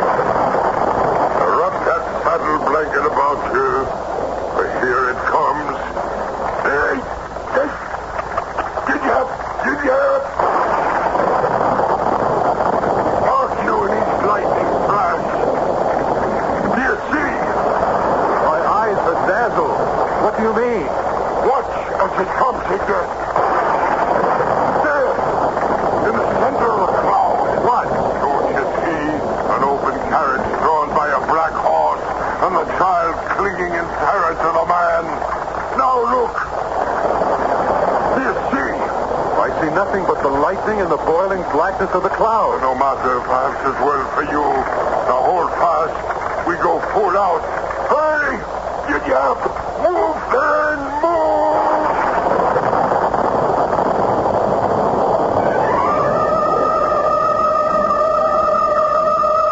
Within a few minutes, we had broached a rise, and sliding and slithering came down into the hollow to Polly's Tavern. In spite of the summer weather, a steam of damp arose from our clothes and those of other travelers. And the whole common room seemed to be awash with discussion of the storm breeder, whom almost all of them seemed to have met on the road. The name is Derwent, sir, of Boston, in the import-export trade. Jonathan Dunwell, recently seated as judge in our circuit courts, bound from New York to your fair city. Well, sir, my pleasure and privilege to meet so distinguished a gentleman. I'm afraid your city is fast surpassing ours in credit and notoriety. Not entirely, sir. I'm afraid a citizen of your city is the focus of all conversation tonight. The storm breeder. Did you chance on him? No, as it happens, not today. But too many times. Too many times? I could wish to see neither that man nor his horse again. For they seem not to belong to this world. Well, how's that? I saw them plain, father and daughter, passing us on the road. Did you speak? No. I have seen him wet and weary many times before tonight. And no one who has ever once seen him can ever be deceived again as to his identity. You know him by name? Yes, sir. Peter Rugg. Peter Rugg. But who is this mysterious man? That is more than anyone can tell exactly, save that he is a famous traveler, though held in low esteem by all innholders, for he never stops to eat, drink, nor sleep. But why does the man never stop anywhere? Long enough to speak to anyone, at least. Why, those who know the most about him say the least. It is asserted that sometimes heaven sets a mark on a man for judgment or for trial. I'm thinking of the one time Rugg spoke to me. I was in Connecticut at the time, on a winding road. My horse was weary as myself. It was toward dusk, and all of a sudden, from behind me, traveling at that reckless clip for those roads, a fiery black horse pulling an open chaise caught up to me from behind. Could you tell me how far it is to Boston? 100 miles. 100? How can you say so? I was told last night it was but 50, and I have traveled all night. Problem is, sir, you are traveling from Boston. You must turn back. How can you tell me so? It is all turn back. Boston shifts with the wind. One man tells me it is to the east, the other west. Even the guideposts all point the wrong way. I think perhaps you're tired, and your little girl, too. Why not stop and rest? You're wet and weary. Yes, foul weather since I left home. Stop then up ahead of the inn and refresh. No, I cannot stop. Do you see what follows me? I must ever stay ahead of it. So I must reach home tonight. I pray you are mistaken in the distance to Boston. I wish I were. May I make so bold as to inquire if you are Peter Rugg? I think we've met before. My name is Rugg. I meet so many. I have lost my way. I am wet and weary. I would take it kindly if you would direct me to Boston. Where do you live in Boston? On what street? Why, Middle Street. Everyone knows the house, with the great shade maple, across from the cemetery. When did you leave Boston? I cannot tell precisely. It seems a considerable time. What, sir? How did you and your child become so wet? It has not rained in these parts today, The shower caught me back on the road a piece. It always catches me, unless I keep moving. Would you advise me to take the old road or the turnpike? Why? The old road is over 120 miles. The turnpike but 97. You impose on me. It is wrong to trifle with a traveler. You know it is only some 40 miles from Newburyport to Boston. But this is not Newburyport. This is Hartford. Well, do not deceive me, sir. Is not this river I've been following the Merrimack? Oh, no, sir. You are just outside Hartford. And this river is the Connecticut. Have the rivers changed their courses? As the cities their places? Am I forever? But again the clouds are gathering and the storm is at my heels. God curses me for that fatal road.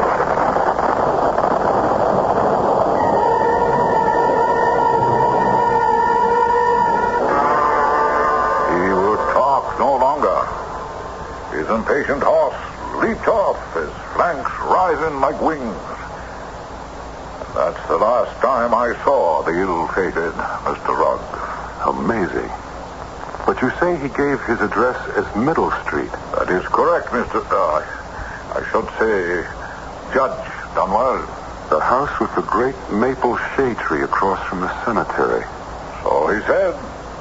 Do you know Boston well enough to locate him? Oh, no, sir. And my business seldom carries me that way. But mine does. I think for curiosity's sake I must go to Peter Rugg's home and try to find out why it is so difficult to return to. 20 years, you said, you've been seeing him on the road. Oh, all of that. And the last was the only time we spoke. I should like to meet the man face to face. If for no other reason than to find a better fate for that little girl long since turned woman. When I get to Boston, I shall make it my first order of business.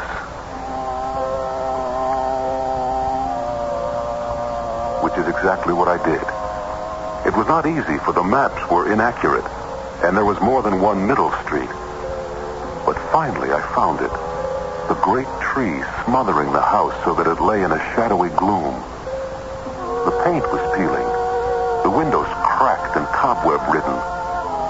But the path to the door was cleared, and I was sure that someone or something still lived there. It was with a strange trepidation I walked through the weeds and lifted the heavy knocker. At last, with a deep breath, I let it fall.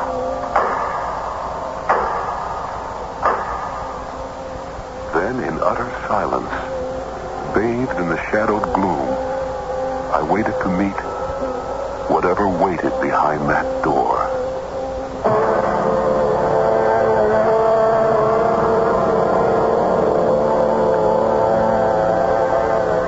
The house abandoned by its master for countless years.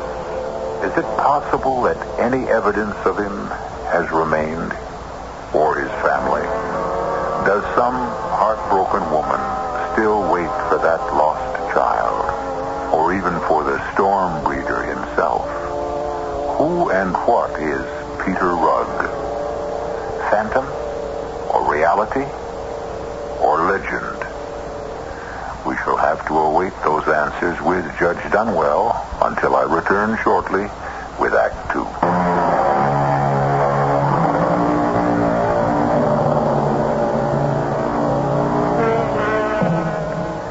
Judge Dunwell was never fated to have an answer to his knock on the door. For in the very moment that something old stirs and rustles within the house, outside it, the small noises are smothered by the arrival of the familiar black chaise and the snorting, prancing steed that draws it. Whoa, Lightfoot! Whoa! Don't you recognize home at last? At the sound of the arrival, instinctively I had withdrawn deeper in the shadows, finding perfect concealment behind a clump of overgrown rhododendra.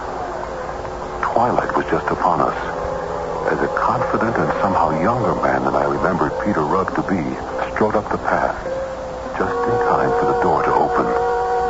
The little girl sat timid and immobile on the seat of the carriage, as if knowing the hopelessness of it all. Somewhere, low thunder grumbled.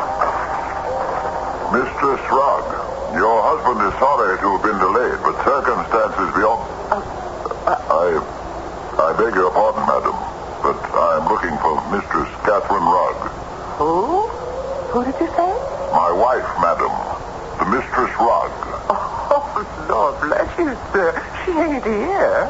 Ain't been here or in this world for 50 years. What do you mean? I mean, she's dead and gone like all birds. Dead and gone and buried and lost. But that can't be. I'm tired and worn, but this... I know my own house. I live here. Oh, no, you don't. Not now, you don't. Whoever you are, I can show you deed and title which says that it's mine. It is true. It seems as though it might be on the wrong side of the street. I don't know. It's hard to... forgive me, madam. I'm confused. Everything seems misplaced. The streets changed. The people changed. The town changed. And what is strangest of all, Catherine Rugg has deserted her husband and child. Oh, pray tell me, has John Foy come home from sea? Who? John Foy, my kinsman. He could give me some account of Mrs. Rugg. I never heard of John Foy. Where does he live? Just above here on Orange Tree Lane. Oh, bless you for a stranger. No such place in this neighborhood. But that can't be possible. The street's gone. Orange Lane is not the head of Hanover Street near Pemberton's Hill. There is no such lane now. You cannot be serious. Woman, you mock me. The next thing you will tell me is that there is no King George.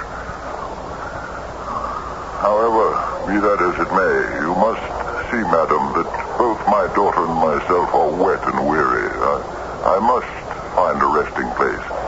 Can you direct me to Boston? But this is Boston.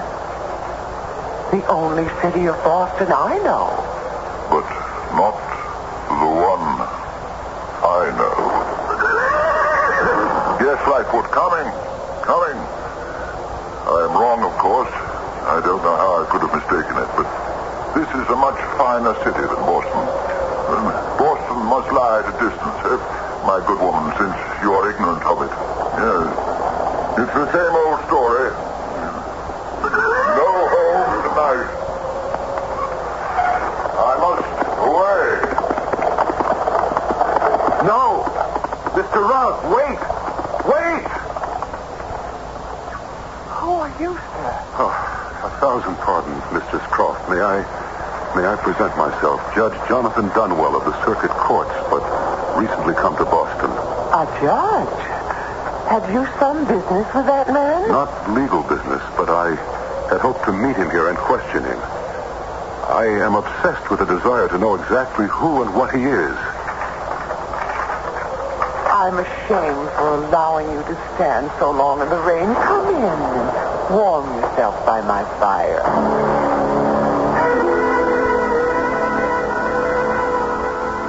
May I offer you some more sherry, Your Worship? No. You are more than kind to have given me what I have against the chill. Heaven help that poor man in an open carriage. And that child beside him. And the child. That a man named Rugg once owned this house is all I know. The factor who arranged for my father to take it over is supposed to have made sure all papers are legal. How I wish I could have stopped him, learned more about him, tried to solve the mystery of him. The mystery of him? Well, I cannot help there, but I should think the factor who sold us this house should know more of him than anyone, if he is still alive. Could you give me his name and address? I shall not rest till I have followed this strange affair to its depths and its beginnings.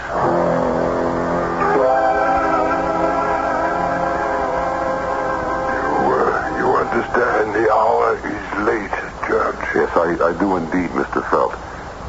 You know the history of Peter Rugg, sometime of Middle Street in this district? Yeah. I will be brief.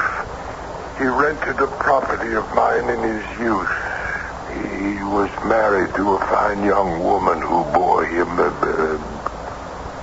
daughter, as I remember. Jenny. So I believe was the name. But no matter, an offspring. And then without so much as a by your leave, he ran off with the child, leaving the wife to die, as I believe or remember. Yes. She died. Why? Well, damn it, she was deserted. Fortunately, Rugg left no creditors. He owned his horse and chaise, and after she died, it was all soon forgotten. Yeah, soon forgotten. I suppose he died. No. To the best of my belief, he is now alive and living. I have lately seen him and his horse and chaise, and his child. Oh, is that so? That's so. Well, now, I wouldn't presume to argue with a man of your standing that Peter Rugg could still be alive. I will not deny, but Jenny Rugg, if you saw her, let's see now, the Boston Massacre was 1770, was it not? I fortunately avoided it, but history records that date. So on that date, Jenny was 10 years of age, and if living, that would make her, let's see, 60 now, give or take a year. Do you know what you're saying?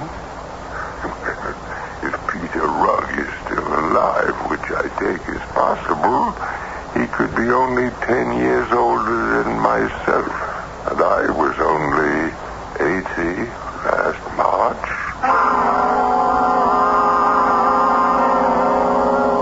It was obvious that Mr. Felt was in his dotage. So despairing of gaining any further intelligence from him, I returned to my lodgings at the Marlborough Hotel. If Peter Rugg, I thought to myself, has been traveling since the Boston Massacre, there is no reason I can see now that he shouldn't travel to the end of time. And I might have left it there had I not descended to the tap room for a nightcap, and there encountered Mr. Derwent. I ran up against a man whose grandfather knew our elusive friend, Mr. Rugg, and can now tell you the whole story, such as it is. Then by all means begin. It seems that, if my informant is worthy of credit, Peter Rugg, a man in comfortable circumstances, with one daughter and a wife, lived in Boston on Middle Street. He was a man generally esteemed, save for one thing. Oh, don't keep me on tenterhooks. What? An ungovernable temper, so violent that the wig would rise from his head. And while his fits were upon him, he had no respect for heaven or earth. Sorry spectacle. Some of it hard to believe. Less hard to believe than his punishment for it. Well, what does that mean, sir? Well, whilst visiting in Concord one day late in autumn, with his daughter in the chaise, drawn by his favorite horse, a great black beast named Lightfoot, a tremendous storm overtook them, driving them for shelter as dark fell under the roof of a friend of his, Mr. Cutter, who urged him to tarry the night. Which any man in his right senses under the circumstances would do. And he did not heed his pleas? Far from it, Judge. Instead, the veins standing out on his neck and at his temples, he screamed to high heaven, "Let the storm increase! Let God and the devil wreck their worst! I will see home tonight, or never see it more!" And with that, he clapped whip to his horse and disappeared into the raging night. Never to return home? Never. Incredible. Wasn't that supernatural? Why? The man is accursed, whether by God or or by the devil. I know not which. Still 50 years of wandering in search of his home. How could it be possible? Well, now, as to that, there are two theories. One I had from my informant. His grandfather said that on the day after he left Concord 50 years ago, his friends and neighbors started inquiries. But it appeared that Peter Rugg had stayed no place in Boston. And his wife had a strange tale. What tale is that? Sitting by the window, waiting on that wild night, there was a sudden sound like an earthquake. And indeed the whole house rumbled underneath her as if about to cave in. Peering out through the storm, she saw a strange sight. What sight was that? Coming hell for leather down the street was Peter Rugg in his carriage, straining back on the reins in a vain effort to stop his horse, and crying, "No, Lightfoot, no!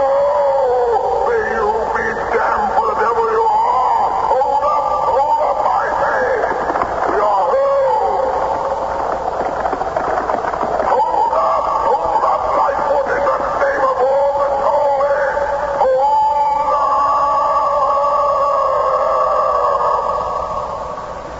So that fiery horse of his had the bit between his teeth and would not stop? Yes. But there were those who discount the story, saying merely that Peter Rugg wanted to leave his wife and never come home at all. That there was another woman somewhere. That scarcely fits the facts as we know them. Well, then, there is the other theory. Which is? Perhaps best told by the woman who had the experience. Now, she's the wife of the toll gatherer on the Charlestown Bridge.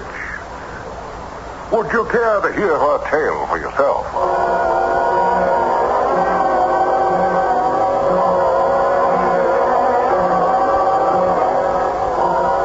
Well, sirs, it's many years ago by now. My old man has gone to his rest. Lord save him who could spare me out. In those days, we were both young and spry, and many's the evening I used to keep him company here at the toll gate. Those days were when? Oh, nigh on to 50 years ago. Well, I'm sorry to have interrupted. Go on with your story. But I remembered how annoyed Ethan was by this big black horse and the chaise and the man and the little girl. Used to tell me how they continually were in contempt of the rates crossing the bridge without stopping or paying. And were they always followed by bad weather? Why, bless you, sir, that is the truth. My Ian used to say they brought bad luck. And you say you saw them? One evening we heard them thundering up, and I said, "This time they ain't gonna take it out on you, Ethan. You're too easy going." So when he called them to halt and they kept on, I had grabbed up a three-legged stool. Heavy it was, but I was young and strong, and I hurled it square into the horse's belly. And tell the judge what happened then. It passed right through that horse as if it were a shatter. He never even broke stride as the stool went skipping across the bridge. No, sir. That was a haunt. A ghost rider with bad luck riding the dust of his wheels. So, Judge Dunwell, what is your judgment? I don't know. Neither explanation fits the pattern of my mind. And I have a feeling that I am not yet done with Peter Rugg. Nor will be till his fate is truly revealed to me.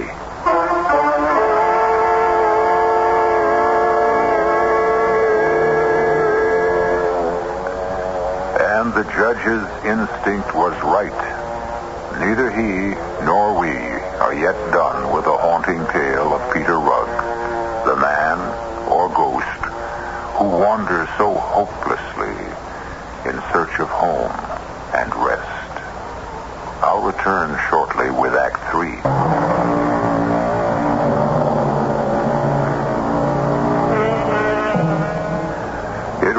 5 years before Peter Ruggs and Judge Dunwell's paths crossed again.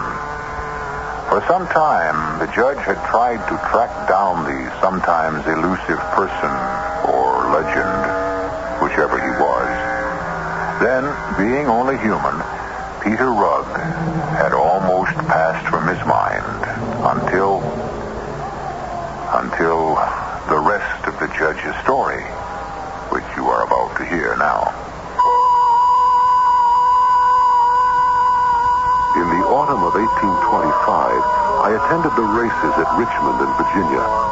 There was great excitement and the races were well attended, for it was a match race between two recognized champions, a roan called Dart and a light gray mare called Butterfly. At a signal, the gun sounded, and they were off.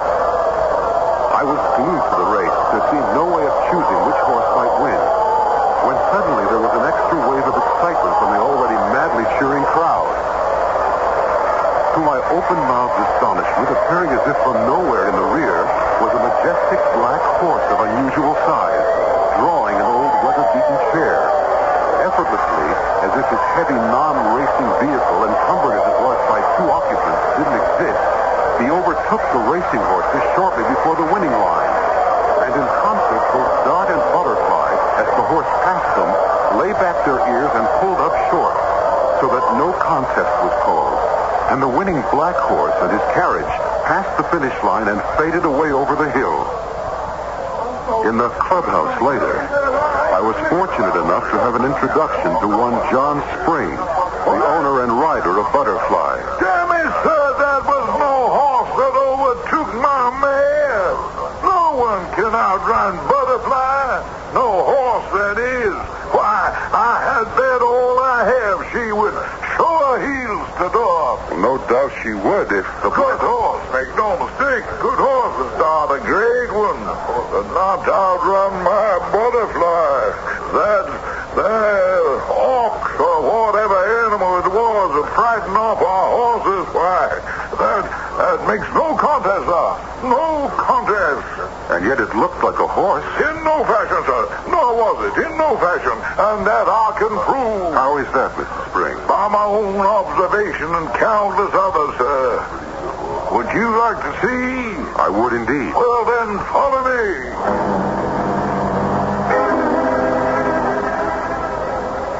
You remember, just about here, both of them pulled up and let that interloper go by and disappear. Yes, the view is unfamiliar from this point, but I do remember it was shortly before the finish line. Exactly, sir. Both horses, after pulling up, walked deliberately to this spot of soft ground. Butterfly dropped her head and then lifted it, whickering in fright. Dart followed by doing the same and snorting in a sort of anger. So all of us looked to what they had examined. See you them there for yourself, Judge. I was looking at the hoof marks of the black horse which had carried on to the finish line and beyond. Horse? From the evidence of my eyes from the stands, yes. From the same evidence as I looked at the soft ground, Mr. Spring's strange claim had real validity. These were not the marks of a horse's hooves, but the evidence of another breed of animal or being. The hooves were cloven.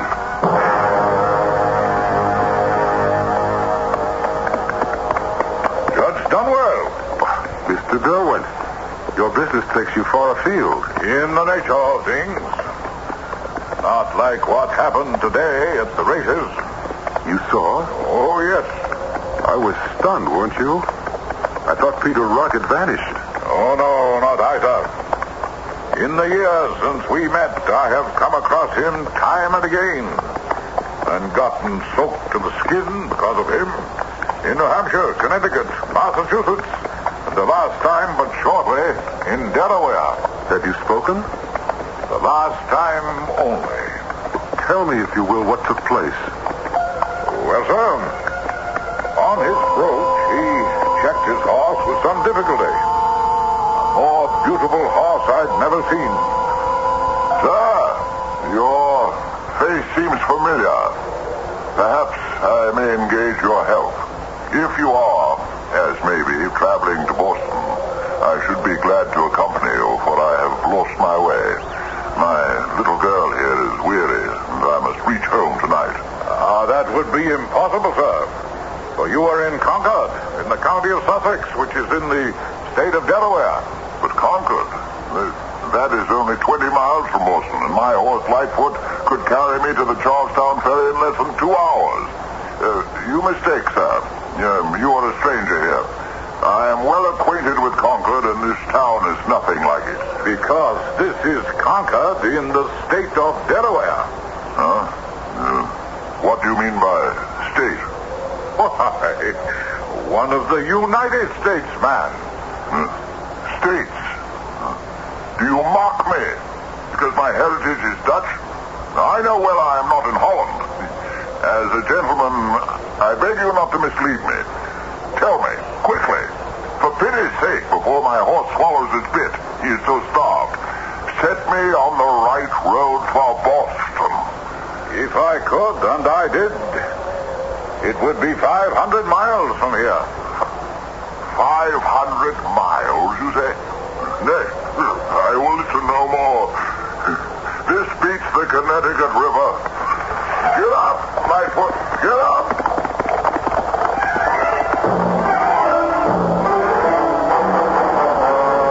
I can explain his last remark. I met him, as you may remember, outside Hartford, when he persisted in mistaking the Connecticut River for the Charles. So our wandering homeseeker is still abroad. Man or spirit, I shall not rest until he can. But how to help him? The courts were closed until the winter session. It seemed to me that the judgment on Peter Rubb was too great, too inhumane, too unreasonable for the extent of his small crime. I made it my business wholly for once to try to catch him again. But I always seemed fated to be just too late. At the toll gate on the turnpike between Alexandria and Middleburg, he had passed and paid no toll. But the toll gatherer was grateful, for he brought rain behind him to relieve a drought. Back in Virginia at the toll bridge, an irate gatekeeper told me that, annoyed by the number of times Rugg had passed that way refusing to pay, he had stood in the way of the vehicle, and it had passed right through him or over him without so much as touching him. On the ferry boat across the Hudson, a Mr. Hardy who collected fares showed me a fare that a man had given him, insisting it was 30 shillings. It might have been once. It was a half-crown, coined by the British Parliament, dated 1649. Then I knew I had caught up with Peter Rugg again at last. I found him in his rig at the bow of the boat. Greetings, Mr. Rugg. Huh? Oh, yes. You seem familiar, sir. Judge Dunwell. We have met on the road before. That could be possible, sir. May I say that since you are a stranger here, my house is your home. Dame Rugg will be happy to see her husband's friend. Step into my chair, sir, if you will. Move over, Jenny. For the great man. We shall be in Middle Street very shortly. For many reasons, I will take advantage of your kind invitation. I sneaked a glance at my companions. Both were dressed in incredibly old-fashioned garments of fine cloth, but showing great wear. Rugg himself, at least in the face, was little more than skin drawn over the skull and cheekbones. Jenny was so bundled up she suggested only to my sad and horrified eye what her wizened, dried-out face proclaimed. A small Egyptian mummy. Only Lightfoot looked bigger, sleeker, and more magnificent than ever. This is not Boston, sir. Then mayhap it is New York. How can it be New York, sir, when that place is 200 and more miles from Boston? But I I was home. Mr. Rudd, look to the west. Only the size of a blackberry now, but that looks like an angry storm on our trail. Ah, it is in vain to escape. I know that cloud. It brings new wrath to spend on my head. Go now, kind stranger, whoever you are. Leave me to my fate. No, not this time, Peter Rudd. Give me the reins. This time perhaps we can outrun the storm. I took them from his slack hand, sliding over him and pushing him back to huddle with his daughter. And it needed only one flick to send that strange horse on his way like the wind. As we careened around the first corner, I noticed that his front hooves had been split on some hard road somewhere, but were healing. So Mr. Spring had been at least half right about the cloven hooves. I remembered little of that nightmare ride for Boston, how many days passed, where we stayed or ate or slept. I only know that no matter how fast we traveled, that mushrooming black cloud stayed on our heels every step of the way. And then at last, we were in Boston, on Middle Street. A crowd was gathered. The great elm still stood, although barren now of leaves, fire-blackened. And all that remained of the house was a heap of rubble.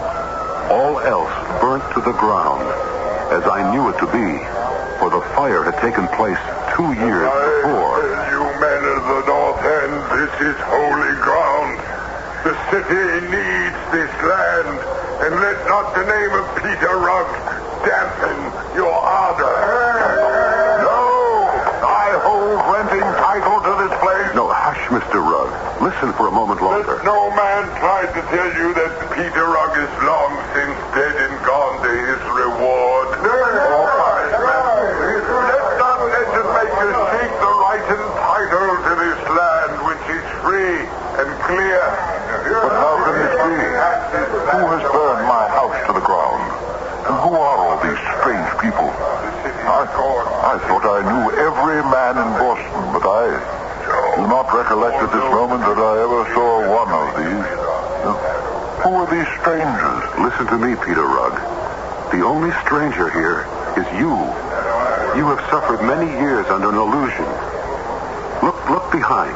The cloud, the storm. Your nemesis is gathering. Then I must flee, away from home again. Oh, if you do, you have no home. If I stay, there is none left. Don't you see that for over 50 years, the tempest which you so profanely defied at Monotony has driven you before it like a straw in the wind?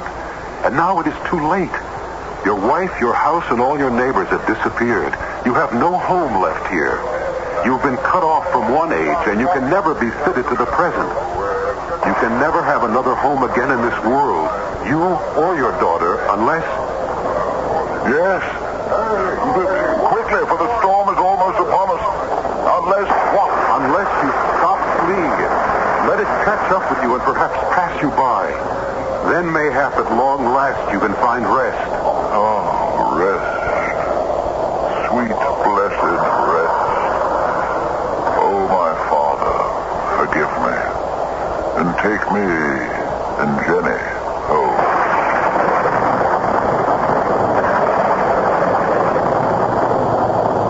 The great black clouds and teeming rain engulfed us all. My last view of Peter Rugg was standing with his arm about his daughter, his face lifted to the rain. And wonder of wonders, at last the child's head, too, was lifted. In the intensity of it, they were lost. And suddenly the storm passed.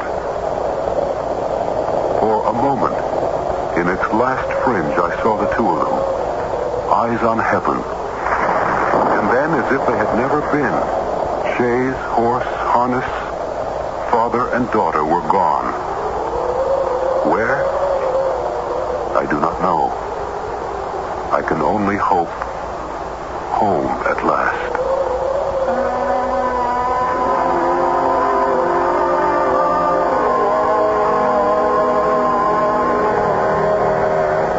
Judge Dunwell lived out a long and fruitful life, dying quietly in his bed one night. We do not know what his last thoughts were, but certainly one of them must have been that in all the last 40 years of his life, he never again met or heard of Peter Rugg.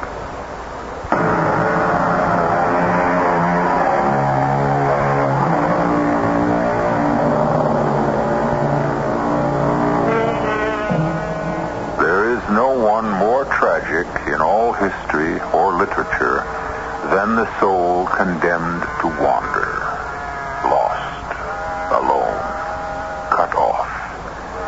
And I do have to wonder a little if Peter Rugg didn't make his own penance. What we fear in life, we should not run from, especially if we can't outdistance it. Turn and meet it face to face.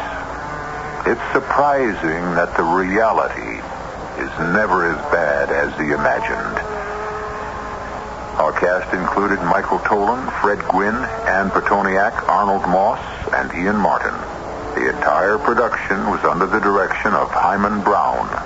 This is E.G. Marshall inviting you to return to our Mystery Theater for another adventure in the macabre. Until next time, pleasant dreams.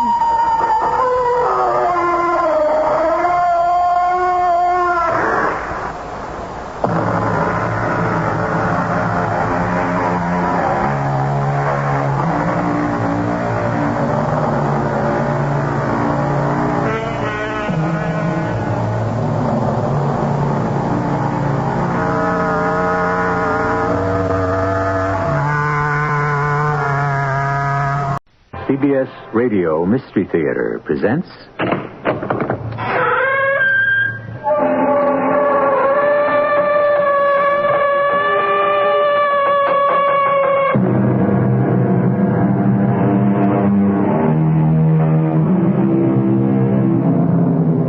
Come in. Welcome. I'm E.G. Marshall.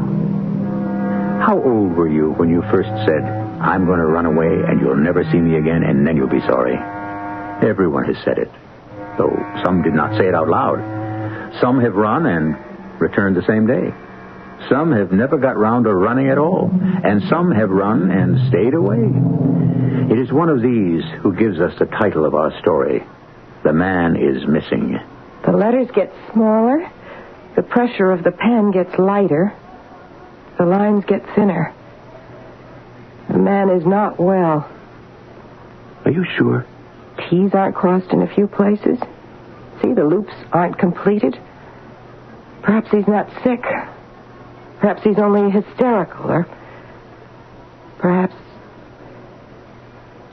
he's mad.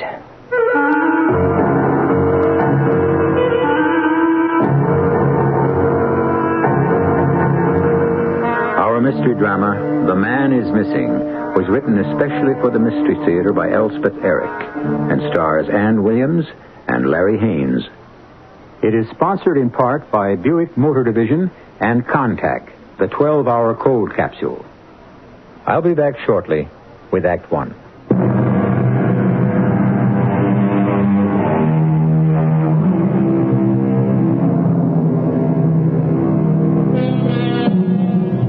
Within the huge New York City Police Department, there's a small coterie of men who wear no uniforms. They are the investigative detectives. They have one captain, one lieutenant, and 5 sergeants. They receive about 100 calls every day. Out of 16,000 cases, they have solved better than 99%. They are known as the Missing Persons Squad. I looked up, and there she was, back again. I told her over and over, but there she was, same bright smile, same eager look, like she knew I could do something, and she was just hanging around waiting for me to do it. My name's Wiley Caldwell, and I'm captain of the Missing Persons Squad. Good job. I like it. We know our stuff, if I do say so myself, as perhaps I shouldn't. Runaway kids, we handle a lot of those, and old people. The ones who get tired of feeling useless and unwanted and just wander off. We get a lot of those, too. However, there she was, back for the umpteenth time to ask me, for the umpteenth time, to find her husband. Captain Caldwell, may I talk to you? Mrs. McLaughlin. Why don't you call me Mia? We know each other pretty well by now. That we do. So, call me Mia. Please. Okay, Mia. But the answer's the same. We've checked the files. We've called the morgue. Lawrence McLaughlin. Either place. So he's not in jail. He's not in the hospital. He's not dead. What more do you want? But where is he? Out there somewhere. But can't you look for him? Is he under 18? Of course not. What do you... Is he over 65? He's 29. Uh-huh. Well, then, even if we could locate him, we couldn't do anything about it. We couldn't bring him in. Why couldn't you? Because we would be violating his civil rights. You understand? Unless, of course, he's mental. Then we could take him. Is he? Is he mental? Off his rocker, out of his mind. Nuts. Oh, no. All right, then we can't touch him. I know it's hard on you, but I must break the news to you. Husbands run off all the time. Has Lawrence ever done the vanishing act before? Certainly not. All right. Probably he'll never do it again. Provided, of course, he comes back. Now, you run along home and wait to hear from him, okay? I have heard from him. You have? He sent me some money. Well, then you're all set. But he doesn't say where he is. But he's thinking of you. Or he wouldn't be sending you the money, would he? You see? He's worried about you. He loves you. You're his wife, and he loves you. So what? What do you want? I don't know where he is. Oh, please, Captain Caldwell, please. I know you can find him for me if you just try. I mean, you're the Bureau of Missing Persons, and Larry is missing, and I want you to find him. Now, why can't you? Why won't you? All right. Now, quit crying. Now, that isn't going to do any good. You know that. All right, now, stop crying, William. Why won't you help me? I'll tell you what. I'm going to turn you over to one of our detectives. Ben Chase, his name is. He's a very nice man. Very fatherly type. You'll like him. Now, you tell him all about your missing spouse, and maybe he can think of something. How'll that be? Okay? Okay, then. Come on. This way. He's right in here. Ben, I got a lady here I want you to meet. This is Mia McLaughlin. Mia, this is Detective Benjamin Chase. Take care of the little lady, Ben, huh?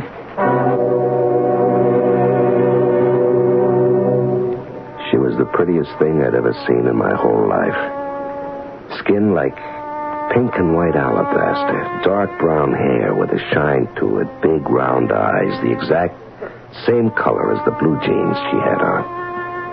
It was like spring had just walked through the door. And me, 58 years old. I'm Ben Chase, Detective 3rd Grade Missing Persons Squad. I was a patrolman for 15 years. Then I did a hitch with Public Morals for a short time, and then somebody smiled on me, and I landed here. What a swell job. I mean, here is where you really get the feeling you're helping people. Please, find my husband. Your husband's missing, is that it? Yes, and don't tell me about his civil rights. I want to know where he is. Well, we could probably locate him. That's all I want. But we couldn't make him come back to you. I just want to know where he is. Yeah, we can check the files. But Captain did that. Hospitals, the morgue. Oh, he's alive. I know that. I don't think he's sick. See, I got this from him this morning. Oh, you got a letter from him, huh? It had money in it. Okay, if I take a look at it? Sure. Look, it was mailed right here in New York. You can tell by the postmark. Oh, yeah. Mind if I read it? I don't mind. Darling Mia, thought you might be short of cash. Love, Larry. Well, say now, this sounds like he thinks the world of you. What are you so worried about? He'll come back. But where is he? What happened to him? Now, Mrs. McLaughlin. You can call me Mia if you want to. Husbands do get this urge once in a while to, take off, be on their own for a while. Not just husbands either. Wives get it, too. I have to say, I can't see why anyone would go off and leave a lovely girl like you. Well, he did. You do know you're very pretty, don't you? I guess. You guess, don't you know? I'm a model, photographer's model. You have to have some kind of looks for that, I guess. Well, you've got more than some kind of looks. Well, thank you. A lot more. Look, can you help me find Larry? Well, I can try. I can't sleep. I can't eat. I can't go out on a job. I just think about him all the time. And what could have happened to him? Yeah. Well, I'd have to do it on my own, you understand. I mean, it wouldn't be an official police case. And it'll take a lot of legwork. A lot of time, too. And I don't have too much free time. I don't know if my wife will care for my taking on any outside work. Are you married? Oh, am I married? 25 years married is what I am. So I know about husbands getting the urge to take off. Did you ever do it? Oh, no, I never did. But that doesn't mean I never had the urge. No, I'm married to a wonderful woman. Irma is about the best wife anybody could imagine. But, well, I've had urges now and then. You're very nice to try to help me. Yeah. Listen, you mind if I take this envelope home with me? No, take it, if it'll help. Yeah, and the note inside, can I take that too? Yes, but don't lose it. I want it back. Oh, no, you'll get it back, all right. I mean, it's all I've got of his. All right. Now, don't cry, huh? We'll find them. That is, I'll find them. Oh, I hope so. Yeah, now, I gotta run along home. Irma will be wondering what happened to me. And we don't want her to think that she's got a missing husband, now do we? I'm Irma Chase, 52 years old, married 25 years to Benjamin Chase. Detective third class, husband first class, all the way. We've never had children, but we never really needed children to bring us together. We were together from the start. Oh, there have been times, a few of them, when I felt that Ben's eye was roving and that he'd kind of like to rove with it. He doesn't know that I know about those times, and I wouldn't let him know that I know because he'd feel terrible if he thought he'd hurt me in any way at all. He's just that kind of man. And at 52, my waist is a good bit thicker than it was when I married him, and the hair has gray in it, and I almost have a double chin unless I remember to stand right. So when he came home that night... Irma? Yeah? I'm home. Well, you don't say. I'd never have guessed. All right, don't be fresh. Give me a kiss. Okay. Now, your beer's next to your chair, and there's some good cheese to go with it. Really sharp cheddar. You're a great girl. Well, of course I am. You're a little late tonight, aren't you? Yeah. What happened, a girl came into the office, see? That is, Captain Caldwell brought her in, turned her over to me. Seems she's been bothering him for quite some time, missing husband. Oh, one of those. Yeah, he's been missing for some time. Anyway, Caldwell checked the files, the morgue. He didn't come up with anything, but Mia kept coming back. Mia? Yeah, that's her name, Mia McLaughlin. Anyway, I talked to her, and she showed me this note she got from him. It was mailed right here in the city, and there was money in it. He wrote a note? Yeah, sounded very concerned about her having some money. I'd like to see that note. Oh, Irma, are you still hung up on that stuff? Okay. No, you can't blame me if I try to be part of your work. Or can you? Or do you, I should say. If you'd rather I'd butt out, just say the word. Now, Irma... I'd like to remind you that Raphael Sherman... Oh, please, not again. Raphael Sherman was attached to the Krakow police force from the start of the century till 1900... Irma, please, you've got Raphael Sherman on the brain. Raphael Sherman started collecting envelopes when he was a little boy. Well, so did I, when I was a little girl. I never played with dolls. I just looked at handwritings on envelopes. Fascinating. All different. Some beautiful, some ugly, and everything in between. And like with Sherman, after a while, I started to find things that some handwritings had in common. And when I knew the people those handwritings belonged to, I found out that those people had certain things in common, too. Then, people with heart trouble write differently from people without heart trouble. Oh, Irma, honestly. But the psychological differences, that's where it gets really interesting. You can read a person's whole personality in his handwriting, his whole life, Ben, everything that's happened to him. You really expect me to believe that? Well, Sherman could do it. He did it over and over, and he did it for the police. Now, I don't say that I'm as good as Sherman, but I do know something about it. Okay, take a look at this. Thank you. Well, see anything? This man is sick. What? the letters get smaller. You see, the pressure of the pen gets lighter, the lines get thinner. No, wait. Maybe he's not sick. Maybe he's only hysterical. Or maybe he's mad.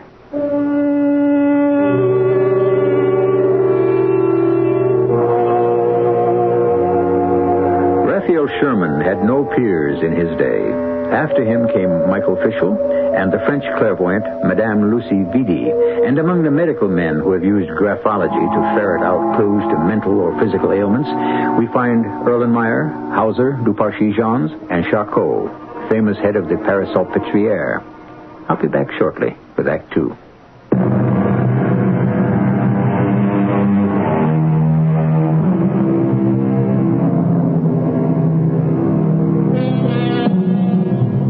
Captain Wiley Caldwell of the Missing Persons Squad has been bothered by repeated visits from Mia McLaughlin, begging him to locate her husband, who has disappeared. Wiley has turned the girl over to Ben Chase, detective third grade. Ben shows the note to his wife, Irma. Irma, aspiring graphologist, deduces from the calligraphy that Mia's husband is sick, hysterical, or even mad. Did I know what I was doing when I turned that dumb little chick over to Ben Chase? I thought, of course, he'd feed her a line. Maybe pick up a clue someplace from some connection. In other words, get her off my back. Also, there was always the chance that her husband would show up. A very good chance, because she was a very neat little dish. A fact I felt sure that my friend Ben had not overlooked entirely. Now, I'm a friend of Ben's, and I also know his wife, Irma. A marvelous woman, I may. I thought a little interference from me on her behalf wouldn't be amiss. Yeah, I see. That's all you can tell me, Mrs. Downs? Yeah. Well, it's something. Anyway, thanks. Hi, Captain. Who's Mrs. Downs? Her. Yeah, her. Who is she? Well, actually, she's Mia's mother, Mia McLaughlin's mother. That's so? Yeah, I thought maybe she could give me a lead to go on. Did she? No, she says they got along great. He was crazy about her. Seems he wanted to be a painter, a serious type painter. Gave it up and went to commercial art right after they got married. Maybe he regretted it. Well, Mia's a model, you know. That's how they met. He was living in this artist colony upstate in the Catskills, Braden Falls. You've heard of it. Where all the artists starved together. Yeah. Anyway, Mia was a model up there for one summer. She posed for him for nothing. He was even broker than the others. They fell in love, and they got married. He went with an ad agency. She became a fashion model. Everything was hunky-dory till he cut out. And her mother hasn't got the foggiest idea why. Have you? No, I can't say I have. Why anyone would want to leave a girl like Mia? Of course, Irma says, I don't put any stock in that. What does Irma say? Well, I don't know if you know this, Captain, but Irma's very into this graphology stuff. I didn't know that, no. Oh, yeah. She practically worships a guy named Raphael Sherman. He's an Austrian. He's dead now, but he was official handwriting expert for the Central Law Court of Vienna when he was alive.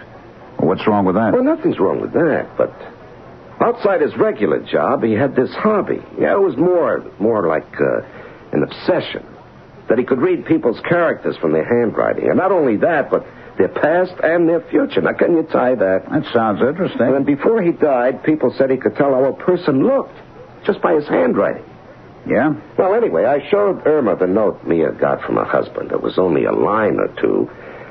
And Irma glommed onto it like it was a hot clue. I mean, she said the handwriting told her that the guy is sick or hysterical or maybe even crazy. She saw all that? Well, she thinks she saw all that. What if she's right? Would explain a lot, wouldn't it? If the guy lost his marbles all of a sudden? A crazy man doesn't send money home, Captain. How would you know what a crazy man does? Why don't you admit the possibility that Irma's got something there? Let her help you. No, I'm doing all right. No, you're not. Now, you wait and see. Okay, Ben, okay. One more thing. You're spending too much time on it. That phone call to the girl's mother, you made that from here on official time. And that girl's been here almost every day talking to you on official time. The way you look, you've been spending an awful lot of your off hours on the case, too. Am I right? Quite a lot, yeah. Well, cut it out. I don't like it. And I don't think your wife cares too much for it either. I was shook up when the captain walked out. Part of what he said was true. I was spending a lot of time trying to locate Mia's husband. I'd gone down to the Art Students League and talked to the teachers down there. A lot of them remembered him from the olden days. Nice fella, they all said. Big, strong, very outgoing. No sign of any kind of ailment, no instability. Certainly no signs of being demented. Well, so much for what Irma thought she saw in his handwriting. Irma. What about Irma? What was that last crack the captain had made about him not liking the hours I was giving to the case and Irma not liking it either? She hadn't said she didn't like it. She hadn't raised any objections. She was too busy going over that little scrap of paper. But if I didn't find him soon, was she going to begin to wonder? Ah, hell, I was beginning to wonder myself. Just like that, I made up my mind. I was going to take myself off the case. I should never have taken it on in the first place. I'm crazy about my wife. I had my mind all made up to tell Mia I was letting go of the case when she walked in. Hello, Ben. Oh, hi there, Mia. Sit down. I want to talk to you about, Is Captain Caldwell mad at me about something? Well, he's not mad exactly, and not at you. Oh, look. Look what I got this morning. Oh, another letter, huh? Mm-hmm. Yeah. This one had money in it, too. Okay to read it? Oh, sure. It's about the same as the first one. Oh. Yeah, so I see. Only look where it's mailed from. Braden Falls. Mm-hmm. That's where we met, Larry and me. Yeah. Tell me about Braden Falls. Well, it's a very romantic place. In the mountain. Mm-hmm. Well, sometimes, certain times of day, the mountains turn blue and purple. Oh, that's beautiful. And then there's the falls. Yeah, Braden Falls. Oh, they come tumbling down from way high up. Crash, smash. Some places you can't hear what people are saying. The falls are so loud. Oh, it's just beautiful.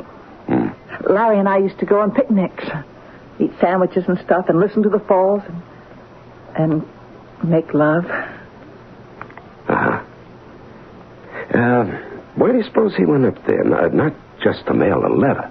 I think he went there because it's where we were so happy. He wanted to remember how it was at first. Then you weren't so happy later on, is that it? Oh, well, we had fights. Not very many, not very often. Just sometimes. Well, when? What about? You mind telling me? Oh, I don't know. I never knew. Everything would be going along just fine, and then all of a sudden, we'd be arguing. And I wouldn't know why. I just know that I was losing. Losing? Losing what?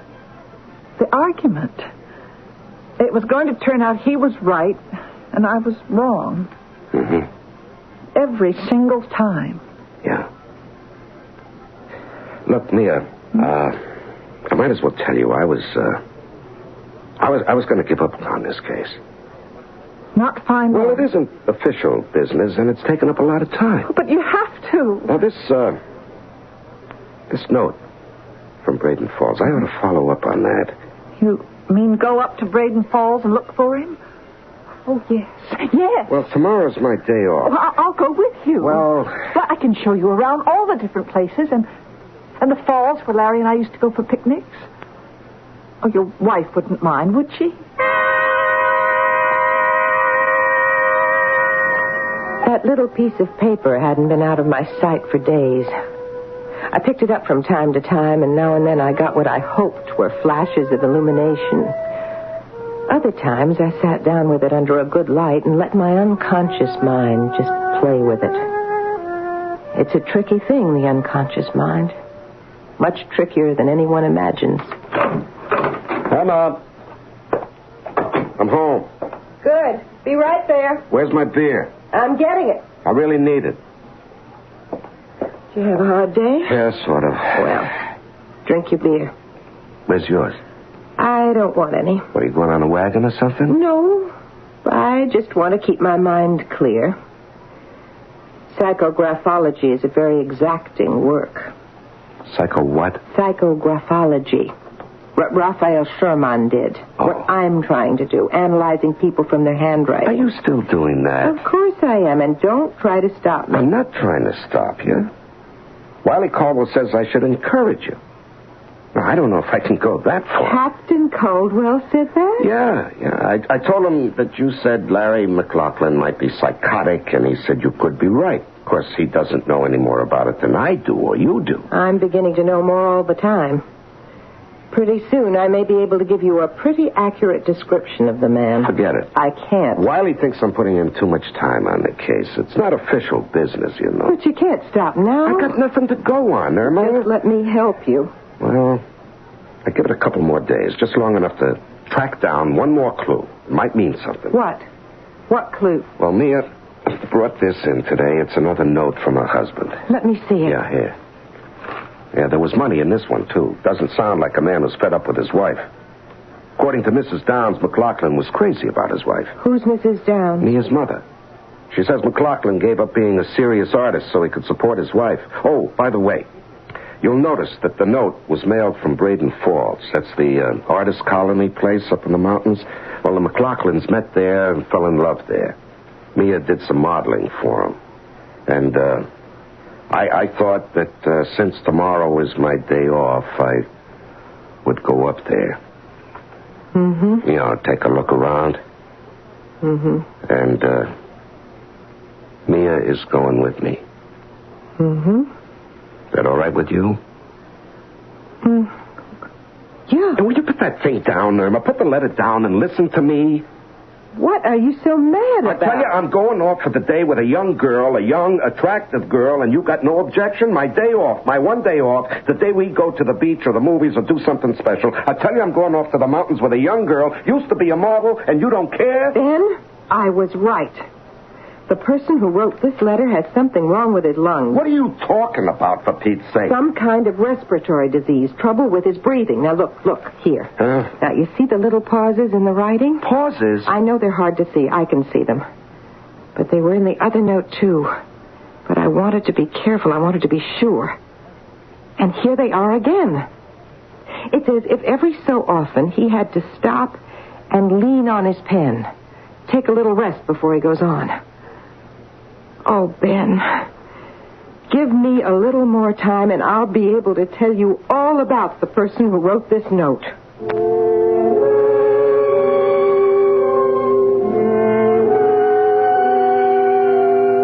A violin in the hands of an average person will have an ordinary sound. The notes may all be correct. The stops, all of the proper length, the speed and volume, all is prescribed. But the same violin in the hands of an artist will take on the quality of real music. Such is the power and the sensitivity of the human hand. I'll be back shortly with Act 3.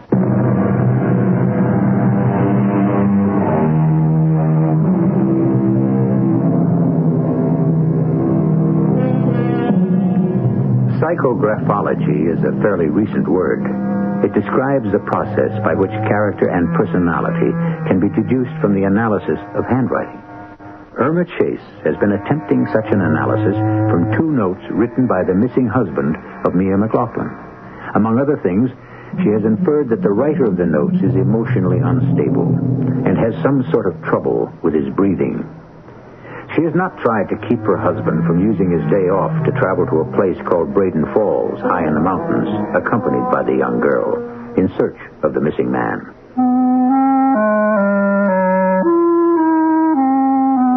Maybe I shouldn't have butted in.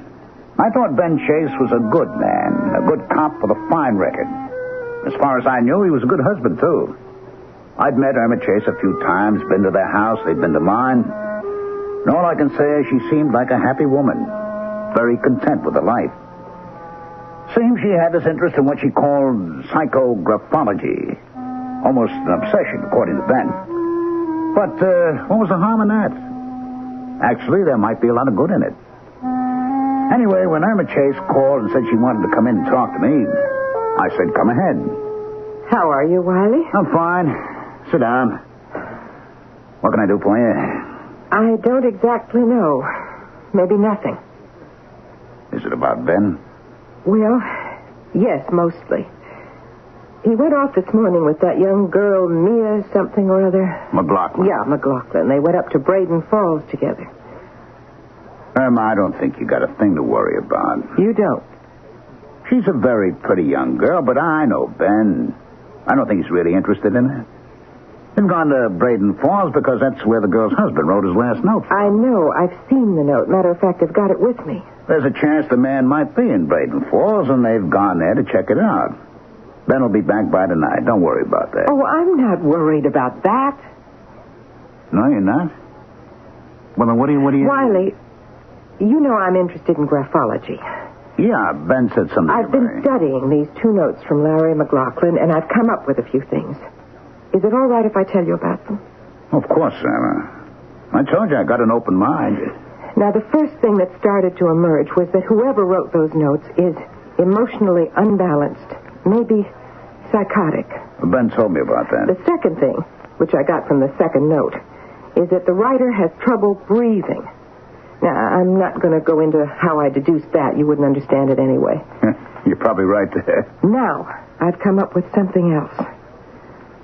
Well, come on, let's have it. Wiley, I could be wrong. But I've got a strong intuition that the person who wrote those 2 notes has criminal tendencies. You said... I said criminal tendencies. What direction do these criminal tendencies take, Emma?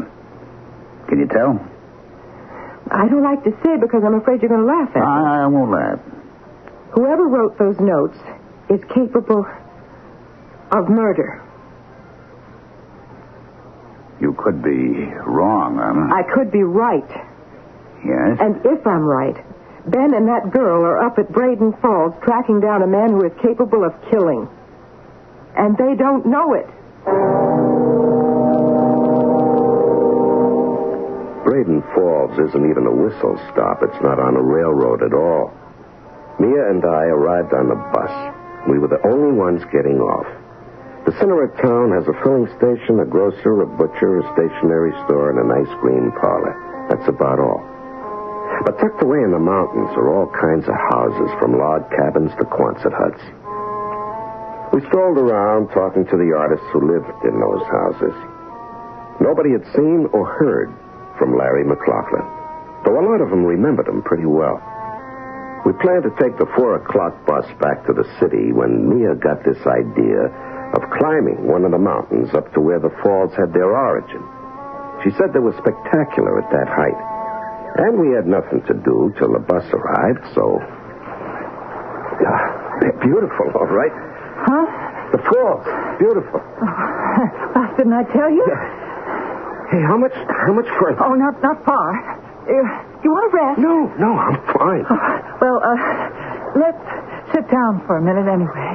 Okay. Well, I brought along a couple of sandwiches and some ginger ale. Well, I hope it's still cold. Oh, great. You're quite a girl. Oh, you think so? Yeah, I do. If I was a little bit younger, 20 or 30 years younger, I'd... You'd... What? What would you do? Well, I guess I'd make a pass at you. Here. Here's your sandwich. Would you mind? Would I mind what? Me making a pass at you? Yes. I'd mind very much. Oh, well, I'm sorry. I know I'm much too old. No, it isn't that. Oh, you're thinking about your husband, aren't you? You're thinking about Larry. I'm sorry. I should have realized that. I guess you associate this place with him, huh? We used to come here for picnics. Yeah. You know, I'm really sorry we couldn't pick up a clue here. He must have come here just for the day, mailed the letter, and left. Larry and I used to have our picnics up at the top. Let's walk up there, okay? Yeah, okay. Listen, I hope you'll forgive me being fresh. That's all right. You're a very pretty girl. I suppose a lot of men have told you that, huh? I guess a lot of them made passes at you. Am I right? Sure, right. Girl like you. Shut up. What? We're almost there. Oh. Wait until you see the falls where they come out of the rock. Great, huge burst of water. Thrilling. As though they couldn't wait to get out. As though they'd been pushing and pushing. And then they fall out and down into the gorge, hitting all the rocks on the way, splashing off of them down. Must be impressive. Oh, it's the most glorious thing you've ever seen. Here we are. Stand right here. Huh? That's it. Now, look up there. That's where the falls start. Oh, yeah, that's powerful. So strong. Can't wait to burst out. Doesn't it give you a marvelous feeling? Yeah, it does, kind of. Now look down. Did you ever see anything like that? Hey, Tom. Wait. Dirty old man. You dirty old man. Ben! Hold on! She pushed him. Hold on, Ben! Hold on! Girl, Ben! Hold on! All right. I'll get you, Ben. Just hang on now. Hang on, Charlie. No, I think he's conscious. I think so. Just a second now. Oh, Ben. I got him. Wiley. Ben, give in. Let go. Relax. I'll get you out. These rocks are slippery. Relax, Ben. All right, let go. I'll get you out. Don't you do anything now. I must have fallen right into the water. Yeah, where it's deep. You were lucky. You're going to make it, honey. Sure he is. Give me your hand, Wiley. Stay right where you are, Emma. Now, take it easy, Ben. We'll make it. Okay. Grab hold of the root of that tree. You got it? Yeah, I got it. All right. Can you pull yourself up? Here, give me your hand. You stay right there. All right. Well, I'm going to give you a shove, Ben. It's okay. It's okay. I can make it. Oh, Ben, that girl pushed you. Wiley, you okay? Yeah. Okay. Where's the girl? She's still up there. She's out of her head, that one. How do you two happen to be here? We had a feeling. Well, that is, your wife had a feeling. Look! Oh, look over there. What? Where? Between those two big rocks wedged in between them. It's a body. It's a body. Body of a man. Who are you? You think it's... Yeah. Must be. Has to be. Her husband. The missing man.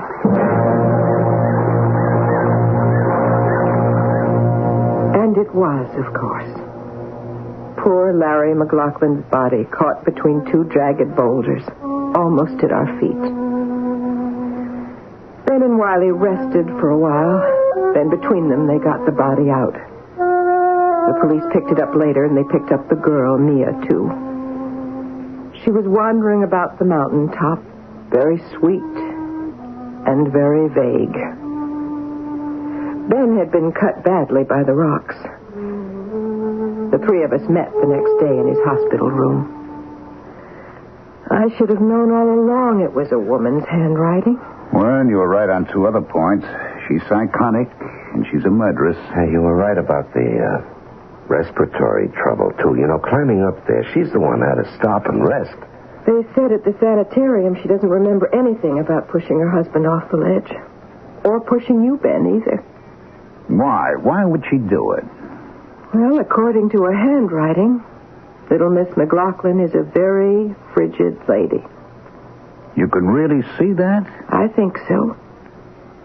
She hated men like poison, especially men who were attracted to her, like her husband Like? Like me? Well? Yeah. You know, I sort of, it wasn't anything, when we were climbing up there just before we got to the top. Nothing happened, you understand? Absolutely nothing, I swear, Irma. Ben, I believe you. Well, I said something. I admit that. Something about making a pass at it that I'd like to. Something like that. But that's all. I mean it. That's really all. Just enough to make her hate you. Enough to kill you. Yeah. Now, what on earth gave the two of you the inspiration to drive up to Braden Falls? Tell him, Irma.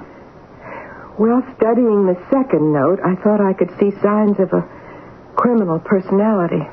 I figured I should tell Wiley. And you believed her? Half believed her. Enough to drive up here and tell you. Of course, neither of us knew Mia had written the note herself. We thought we were protecting you from her husband, not from her.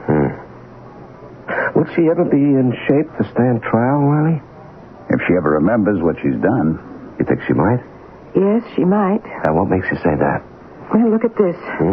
This is the second envelope. How she addressed this to herself. You see? Mia McLaughlin. Take a good look. So? Don't you notice anything? No. Wiley, you?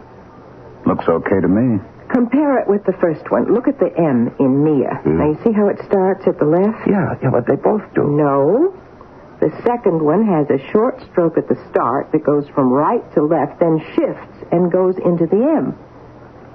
Now, she started to write something else and then changed. She started to write an E. E for Emma. Emma? Why Emma? Emma's her given name. I called her mother last night. You see, she was trying, without knowing she was trying, to get back to her real self.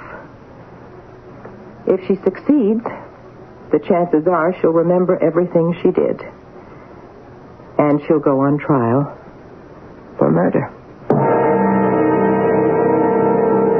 This is a very nice place where I'm staying. I have my own room. And everyone is very kind. They ask a lot of questions, but they're very kind. Too kind, maybe. There's one. A man. I don't like the way he looks at me. I don't like it one bit. If he tries to get fresh... Oh, I didn't tell you. I'm Mia McLaughlin. Anyway, I think that's who I am.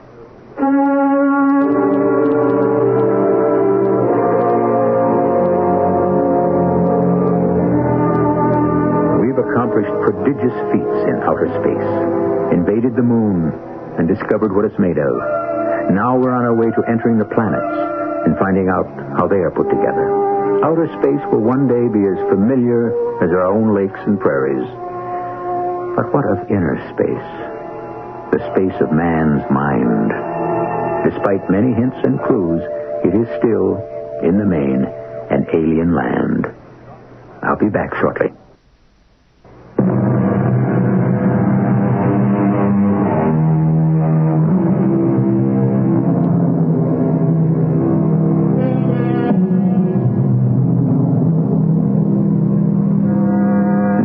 Be so foolish as to suggest that criminals, actual or potential, can be detected solely by the use of psychographology. But the way things are progressing these days, progressing backwards it sometimes seems, law enforcement needs all the help it can get. Our cast included Larry Haynes, Ann Williams, Ralph Bell, and Terry Keane. The entire production was under the direction of Hyman Brown. This is E.G. Marshall inviting you to return to our Mystery Theater for another adventure in the macabre. Until next time, pleasant dreams.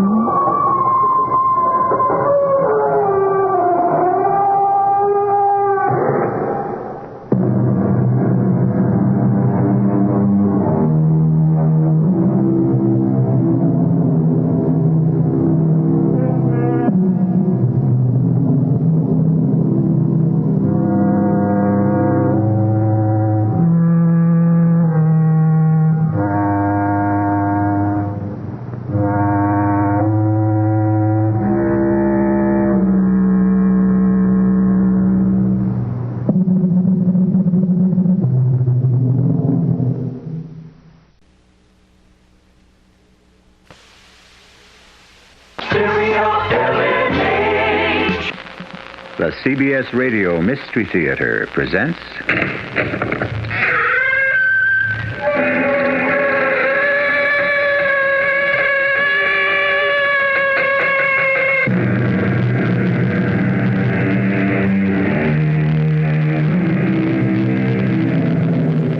Come in. Welcome. I'm E.G. Marshall. There's a phrase going around nowadays, used promiscuously by various people, meaningful relationship. Relationship means connection. Meaningful doesn't mean anything at all. It's not even in the dictionary. Meaningless is there, but not meaningful. It's a word devised out of desperation, not because our richly endowed language has need of it, but to avoid facing the possibility that all life threatens to become meaningless. I used to be alive, you know. You did? I'm pretty sure I was. When was that? Quite a long time ago. What was it like? I can't seem to remember.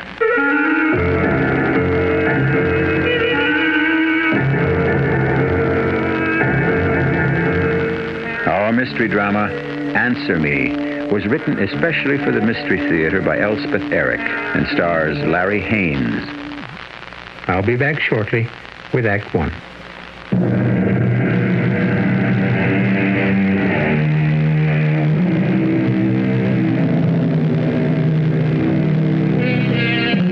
Do you look at the people you pass on the street, or do you simply walk on by? Do you smile sometimes, or stop to pet their dogs? Do you say, nice day, or some weather? If you do, you've made a connection, a relationship. It may end right there, but you've made it. The story we're about to bring you begins with a lone man walking down a street in a large western city. I'm only pretending to be alive.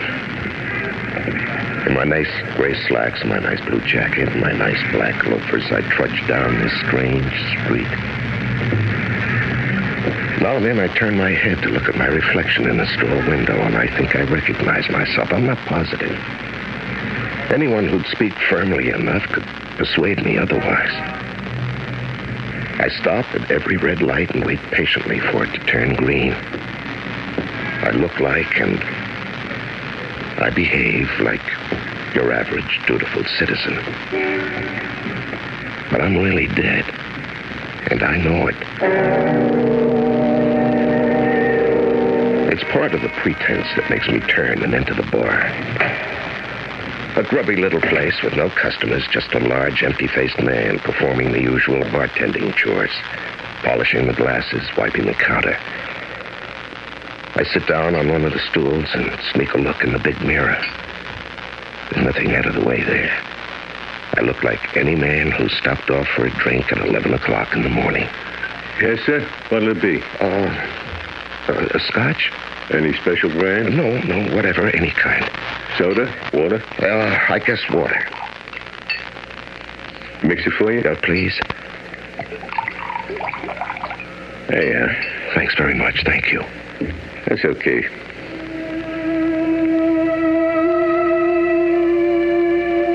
Now the tears start. Even before I lift the glass to my lips, a flow of tears rolling down my cheeks as I sit there, silent, helpless. I hadn't known till now how complete, how profound is my despair. You don't want that drink. Oh, yes, I want it. You don't have to drink it, you know. Well, I have to do something. You're not used to liquor, are you? Oh, I've done some drinking. Not much, I can tell. Why don't you go on home? No good. Your wife will be worried. My wife's dead. Oh? That's not what you think. She died 5 years ago. Still? 3 weeks after we were married. She came down with polio. It's tough. You know, she lived for 10 years, and then she died. It was a hell of a 10 years, if you really want to know. I can imagine. Oh, there's a customer. Hey there, Mr. Vincent. It's one of my regulars. Stops in for a beer, that's all. How's everything with you, Mr. Vincent?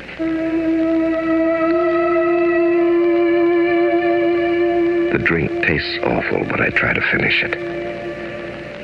Thoughts of Helen dart in and out of my brain, little flashes of piercing light, gone before I can identify them. Helen's face when I met her. So young, just 18. Helen's face twisted with pain later on. I hear her screaming at me and me screaming back. But that was all a long time ago. And now I'm sitting in this bar with this drink, pretending to be alive. He just has one beer and leaves. He won't bother you. Well, I'm not much good with people these days. Want me to leave you alone? No. I appreciate... You see, I wrote a book. You did? Yeah, it was published, actually, yes.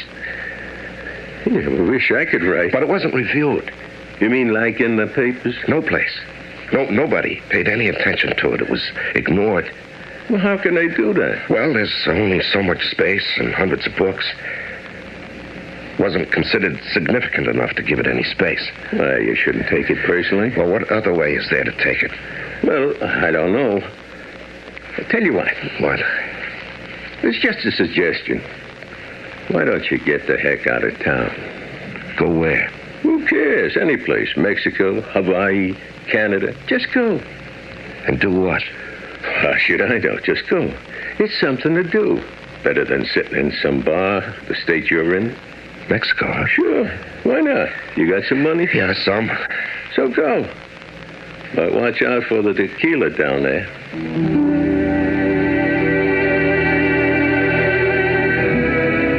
And that's how I find myself on this road headed south.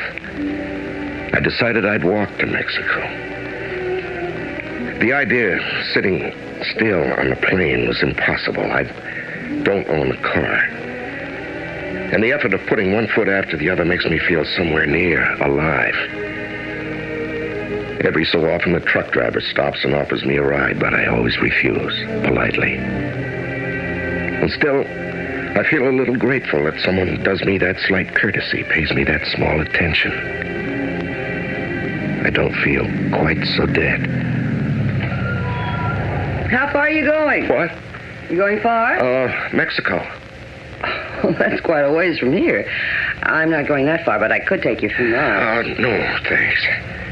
You're tired, aren't you? No, I'm all right. You're sure you won't ride a few miles? Thanks for the offer, though. You're not just tired. You're frightened. Well, You're desperate. I can see it in your face. No, You're haunted.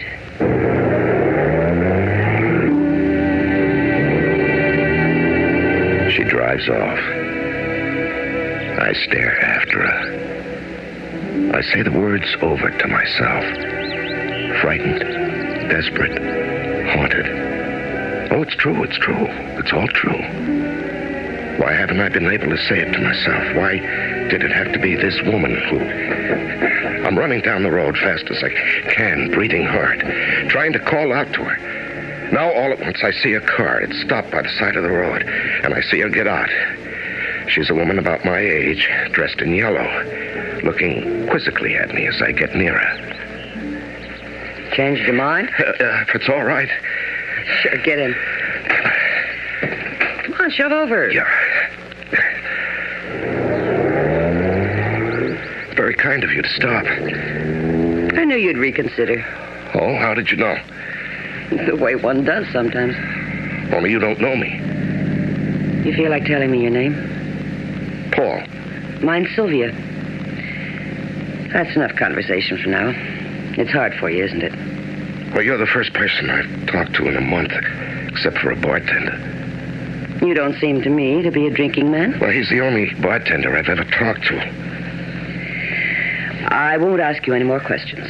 Thank you. Instead, I'll tell you all about myself, all right? Yeah, all right. My name is Sylvia. I'm 38, and I have a daughter named Susan. She's 18. We live in the Free Life commune not far from here. We moved in there when my husband left me 10 years ago. I write poetry when it occurs to me to do so. Otherwise, I just live.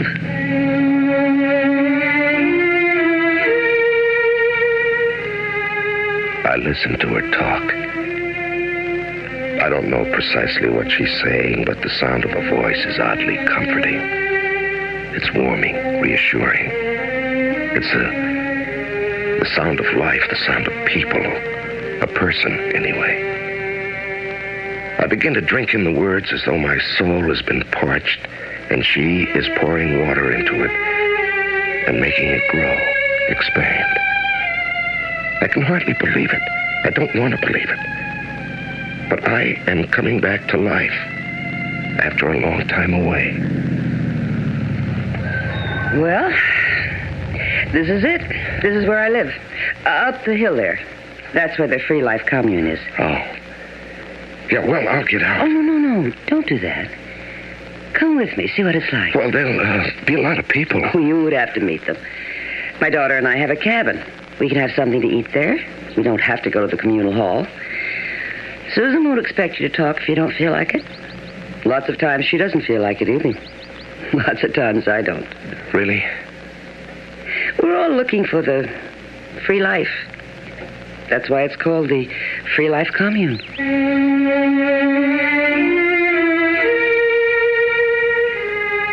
Something inside me has surrendered, and the woman Sylvia knows it. I haven't given consent, but I have consented. And nothing in me resists as she turns the car into the side road and goes up the hill and turns again down another dirt road, then another, and then another, and stops in front of a cabin built, not too expertly, of logs. She says nothing, and neither do I as we go inside. Hungry? No. I know you're not a drinking man, but I think a glass of wine might be a good thing. Yeah, it might. And I want you to meet my daughter. Susan. Right. We'll all have a glass of wine together. Can I help? No, you just sit there. White wine or red? I don't know. Okay. Red. There we are. You wanted me, Mother? Yes, dear. I want you to meet somebody. This is Paul. Paul, this is Susan. Hello, Paul. Susan. We haven't got a thing in this house to munch on. Paul's not used to drinking, and if he doesn't get something into his stomach, he... Oh, well, you want me to run down to the commissary? Oh, no. You stay here, I'll go. I want to get something for dinner anyway. We're eating in the cabin, just the three of us. I'll be right back. You want to pour the wine? No, you do it. Okay. You're very pretty. Thank you. You're 18, your mother said. Uh-huh. Here's your wine. It's cheap, but good. Thank you. I stare at her. She's sipping the wine, not looking at me. Something is bothering me, but I don't know what it is. I don't know what I'm doing here. I don't know who these women are. What is it? I don't know. What is it? Something's wrong. Something is strange. Something is incomprehensible. My hand that holds the glass begins to tremble. I know. You all right, Paul? What? You're not drinking your wine. Oh. What are you thinking? How did you get here? I live here. No. I mean just now. I mean when you showed up just now. How did you get here? Well, through the woods. There's a path. No. I mean, how did you happen to walk in at just that minute when you did? My mother called me. No, she didn't. I was here. She didn't call you. She just said she wanted me to meet you. And the next thing I knew, you walked in. She didn't call you at all. Oh, you mean she didn't say, Susan, come here? She didn't say anything. I know. I was here. Mother never calls me that way. Well, there's no other way. What other way is there? She thinks it, and I receive it. Are you talking about telepathy? Telepathic communication? I've heard of that, but... Well, if you have to give things names, I guess that's what it is. Come on, drink your wine. Mother's on her way back. Have you ever felt that your telephone was going to ring a split second before it actually rang? It's happened to me and to some others I know. Was this because you ardently wished that it would ring? Or was it because some faint electrical impulse in the wires reached you? Or was it because the caller was thinking intently about you as he finished dialing your number? Frankly, I don't know. Perhaps it was for none of these reasons.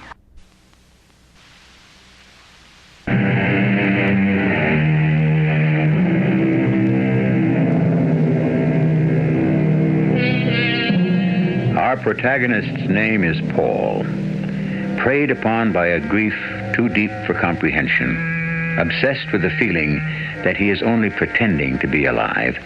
He has decided to follow the advice of a chance-met bartender and hike to Mexico. On his way there, he has accepted a ride from a woman called Sylvia, who lives with her daughter Susan in the Free Life commune. Paul has passively consented to accompany Sylvia to her cabin, where, a few minutes later, young Susan has made her appearance. How did you get here just when you did? Mother called me. No, she didn't. I was here. She didn't call you at all. You mean she didn't say, Susan, come here? She never calls me that way. She thinks it, and I receive it.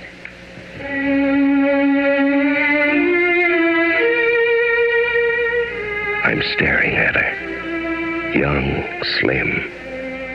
Her blue denim pants clinging to her legs. Her big, bulky sweater swallowing the upper part of her body. Her blonde hair falling over her shoulders. Come on, Paul, drink up. It's not very strong wine. Cheers. Yeah, cheers. How do you know your mother's on her way back? Because she is. Well, she'll be here in less than a minute. Well, did she send you some kind of message? Telepathically, I mean? She must have. Otherwise, how would I know? Yeah, well. Suppose she doesn't come back in less than a minute. But she will. She's here now. No, she's not. All I could get for dinner was chipped beef. All right. Oh, fine. Paul? What? Do you like chipped beef on toast? And we have some apples and cheese, I think. Anything, yes. Huh. Is this my wine? Oh, I'll pour you some, Mother. That's Paul. Sylvia. Yes, Paul. When you were at the commissary, Susan and I were talking. I couldn't understand why she came back when you hadn't called her. Not really called her out loud. Oh, that. Yeah, and she said there was some kind of telepathy between you, telepathic communication. Susan said that? I didn't say that. He said that. Yes, that's true.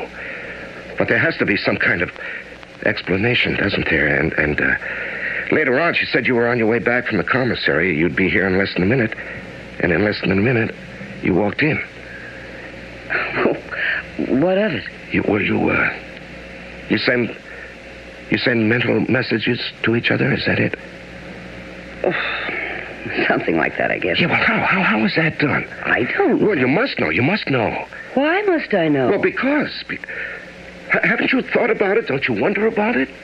Look, Paul, when Susan's father up and left us, and I had to go to work. Susan wasn't able to look after herself, and I couldn't afford someone to look after her, so I had to do it myself. I couldn't take her to the office with me, or the bookstore, or the library, wherever I happened to be working. So I had to look after her some other way. And that's how it came about. Whenever I felt she was doing wrong or was in some kind of danger, I sent her a message. You told her what to do? Mostly what not to do. And she always knew? I mean, she always got your message? No, not at first. But when I got home at night, I had to scold her. Or punish her in some way. And pretty soon, it started to work, and it's worked ever since. Hey, let's have some more wine. What do you say? And let's open up a jar of olives, the good Spanish kind, okay?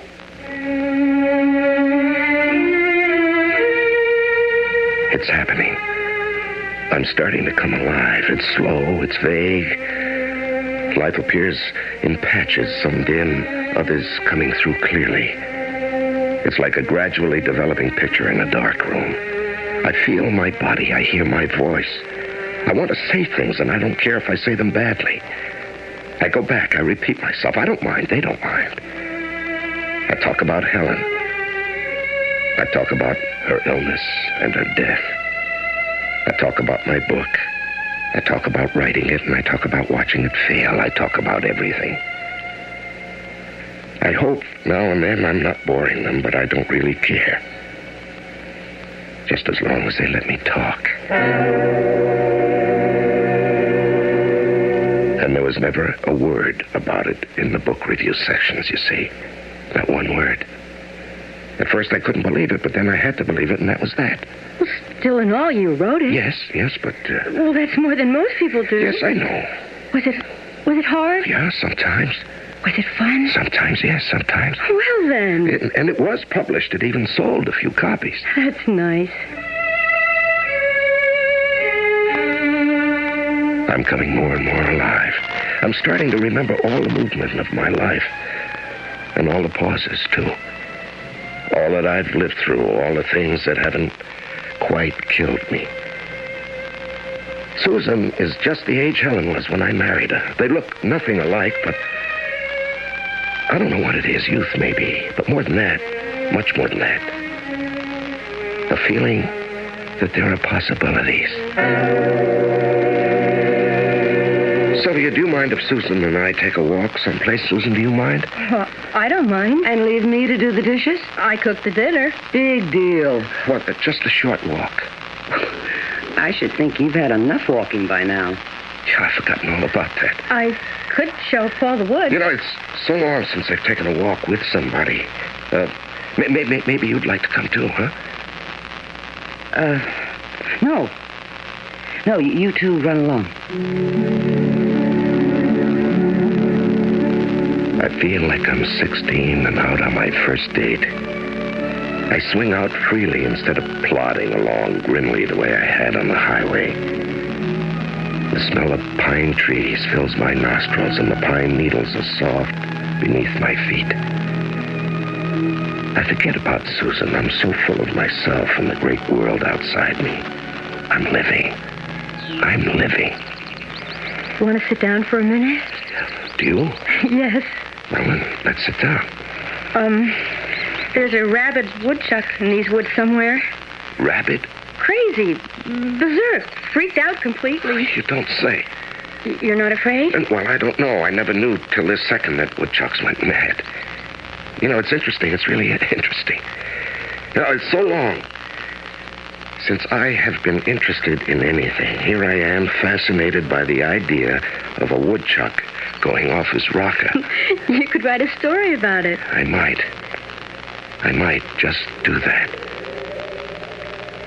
Or maybe I'll write about you. Well, you don't know anything about me. Well, I know that your father went off and left you. Yes, that happened. And you and your mother developed this telepathic communication so that she could take care of you. Oh, we've always had that. You mean even before your father... Before he split? Oh, yes. As far back as I can remember. Did it make you very unhappy when he split? I guess it did. It was 10 years ago. I don't really remember too well. All I remember is... What? What is it you remember? I don't like to talk about it. Please, talk about it. You know, I've been talking my head off all evening. You and your mother listened. You were so kind. It was so good for me. And now I want to listen to you. What is it you remember? What I remember is how sad he looked. Sad? What was he sad about? I don't know. Was he unhappy with your mother? I don't know. It was 10 years ago. I don't remember. They got along. I guess they were happy. Sometimes I think that he... That he what? That he was unhappy with me. Oh, no, come on now. He couldn't have been unhappy with you. Why, you must have been the sweetest little daughter a man could want. No, that couldn't have been it. Oh, it's just a feeling. Maybe he wanted me to be a boy. No, I don't think so. You don't? No, men talk a lot about wanting sons, but I think most of that is just talk. What men like is girls. Really? Oh, you know what I mean. Of course I know what you mean. You're a very remarkable girl, Susan. No, I'm not. Yes, you seem that way to me right this minute. Oh, wait till morning. I'll seem absolutely ordinary, which I am. And that reminds me. Are you going to stay all night? Well, I don't know. Is there a motel or something near here? Oh, you could sleep in the cabin. We could put a sleeping bag down on the living room floor. Could you do that? Of course. Why not? Well, it's getting dark. Maybe we'd better be getting back, huh? I guess so. Here, give me a hand. I'll pull you up. Okay. There. Susan. Yes, Paul? I'm going to kiss you. What? I need very much to kiss you. You do? No. We have to go back. Let me go. We have to get back to the cabin. Come on, hurry up. Susan, what is it? Hurry. What is it? What did I do? Susan? Hurry.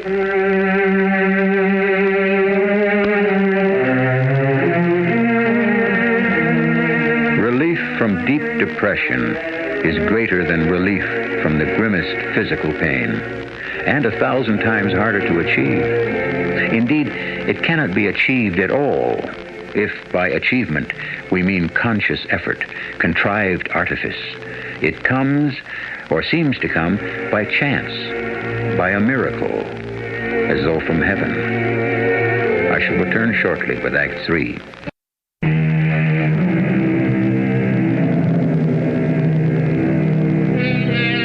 Our leading character, in the course of an aimless pilgrimage to Mexico, has been befriended by 2 women, mother and daughter. In the course of a few hours, he has told them a good portion of his life history, and his peace of mind is being restored. But resting and talking in the pine woods to the daughter, 18-year-old Susan, he has attempted to kiss her with a startling consequence. I need to kiss you. Let me go. We have to go back. Susan, what is it? Oh, hurry. What is it? What did I do? Hurry.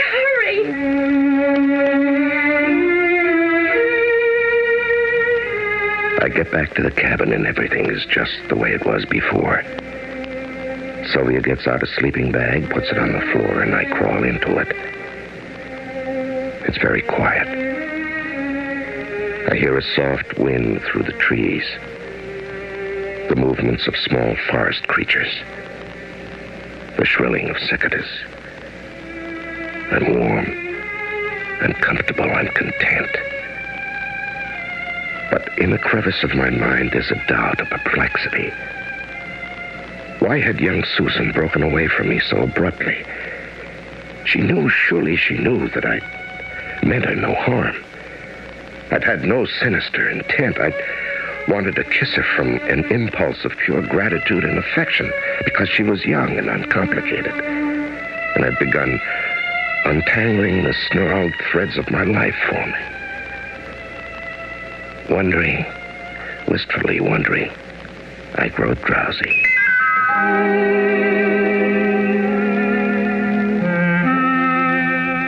It's morning. Time to get up. Oh, yeah. We get up early here. Yeah, that's fine with me. Did you sleep well? Yeah, like a puppy. Where's Susan? I sent her into town to do some errands. Oh, when will she be back? I don't know exactly. Oh. Sylvia, something happened last night when Susan and I were in the woods. We were talking. And it was so peaceful there, and she was so sweet to me. I told her about a lot of things, even more than I told you both at dinner. She seemed to understand everything I said and a lot of things I didn't say. Susan's a very sweet girl. I've seen to that. Yeah, well, all of a sudden, I wanted to kiss her. Nothing lascivious. I wasn't trying to seduce her. I wouldn't try anything like that. I just wanted to kiss her because I felt so fond of her, you see. Such an affection for her. And it's been so long since I felt anything like that. And at first I thought she understood. She let me put my arm around her, and she was smiling at me, and all of a sudden... All of a sudden, what? Well, she broke away from me, and she started to run. She did? Yeah, she said we have to go back, and she ran for the cabin. Well, You know. Well, why would she do that? Don't ask me. Well, you must have some idea. She's your daughter. After all, Paul, you're old enough to be her father, aren't you? Well, I guess I am, yeah, even so. You know, some people think everybody that lives in a commune is loose, free and easy. That's not so. This is a group of serious artists who are dedicated... Well, I never even thought of anything like that. I never thought Susan was well, I just never wanted anything like that. And she knew I didn't. I'm sure she did. Well, maybe she did, maybe she didn't. You never know with young girls, do you? How far is it into town? Oh, I don't know. Quite a ways. Yeah, well, maybe I'll walk into town, try to find her. Oh, you couldn't do that. She had a lot of errands. You wouldn't know where to look. Well, anyway, I think I'll try. Paul. No, well, the car's out there. What did she do, walk to town? She must have come back. So soon? Well, evidently, since the car's out front. I'm going to look for her. Well, you don't know where she is. Well, I'll look. Maybe the communal hall. That's full of people. They'll all be having breakfast there. Well, if she's not there, maybe she's in the woods. Paul.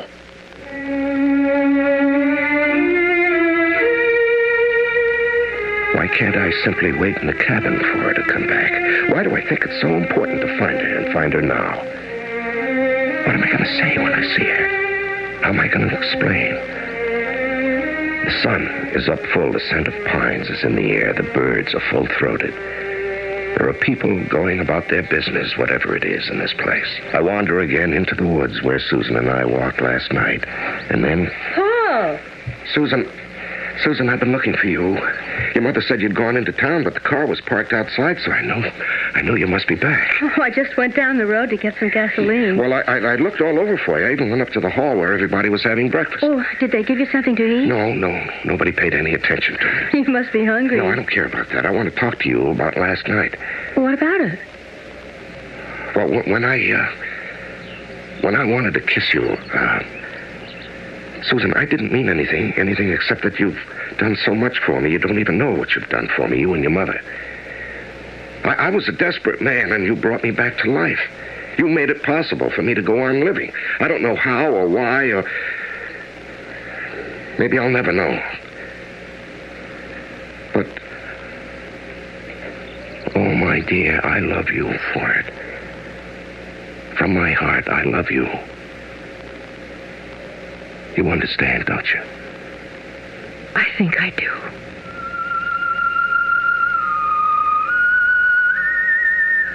I take her sweet face between my hands. I look into her clear eyes and bend my head down toward hers. A flood of tenderness surges through me. Such a devout desire to express my relief and my thankfulness. I feel that I've entered into some sort of state of grace, and my heart is overflowing.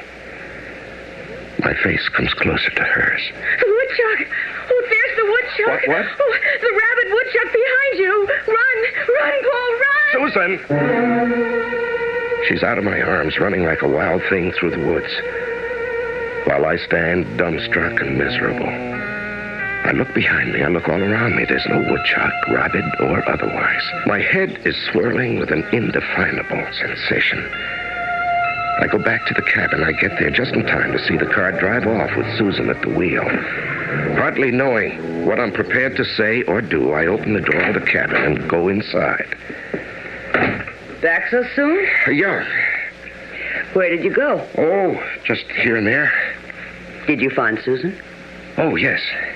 Everything all right? I don't know. She's very young, Paul. She's 18. That's young. Yeah, you're probably right. I don't know. Maybe she misunderstood me. Probably. Yeah, but you don't misunderstand me, do you, Sylvia? In what way? Well, in a man and woman way. What are you talking about? I'm talking about making love to you. You don't mean that. Oh, yes, I'm thinking about it, and so are you. I am not. Of course you are. How long ago did your husband leave you? 10 years? You've lived 10 years with a growing child and no man. Why wouldn't you be thinking about it? I don't like this conversation. Let's change the subject. No, I won't. You know, you've done a wonderful thing for me, Sylvia, letting me stay here, letting me talk, unburden myself. I've carried such a weight on my heart for so long, and now it's been lifted. You're carrying a burden, too, and I want to lift that if I can. I don't know what you're talking about. I'm going to come over and put my arm around you and kiss you. Not the way I try to kiss your daughter, the way a man kisses a woman. Now, look at me. Paul. Close your eyes. Yes.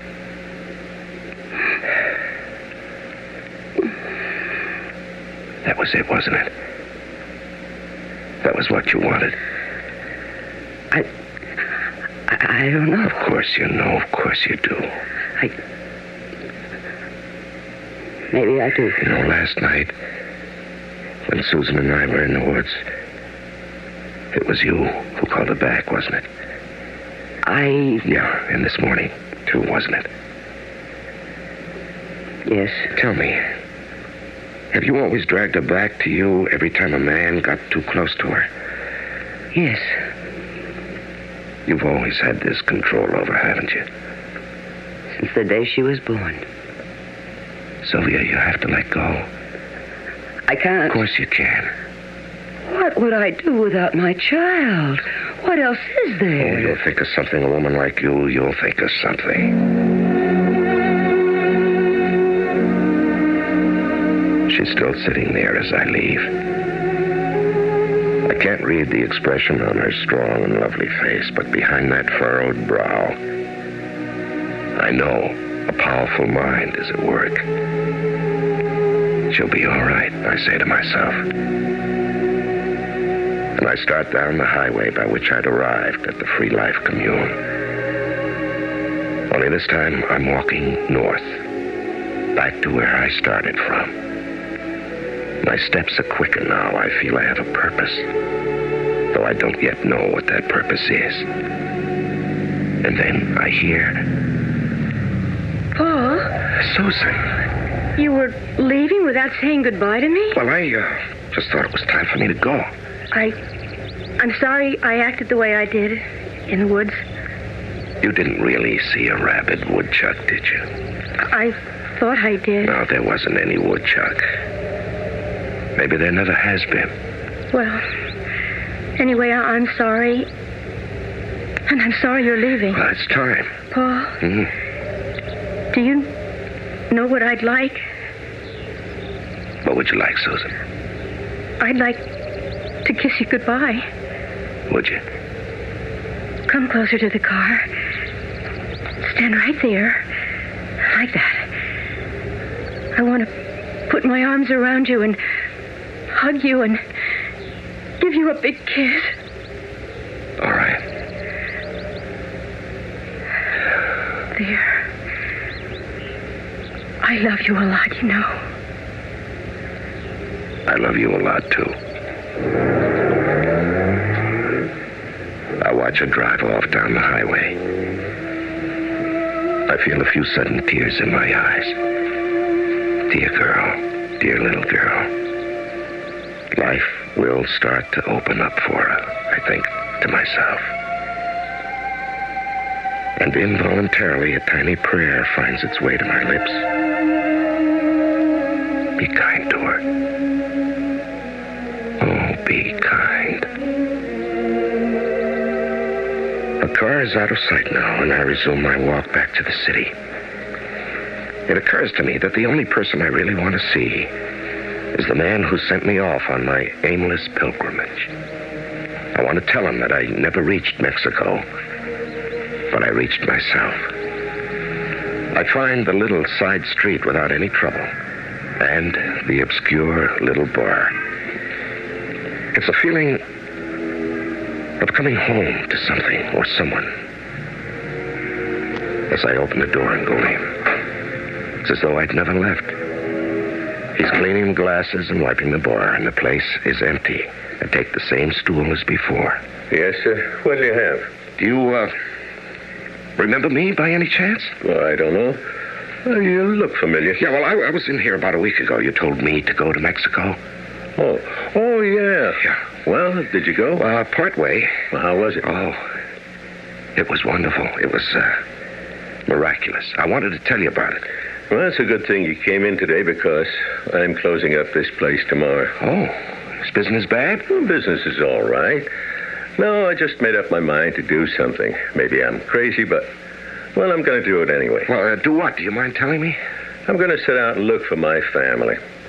You see, I left them 10 years ago. Just cut out. No explanation, no nothing. Well, you must have had a reason. I did. But it wasn't anything I could talk about. You see, my wife, she made me feel like an outsider, like I wasn't necessary. Not even important. Like I was, in a way, really.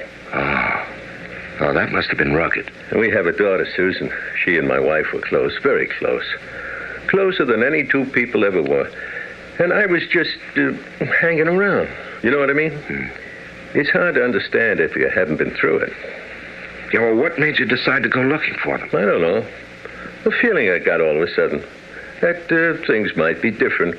Because I love Susan and I love Sylvia, too. That's my wife. Yeah. Where are you going to look? Lord knows. Maybe I'll head for Mexico the way you did. Well, if you do, there's a place between here and there. It's called the Free Life Commune. It's a good place to stop.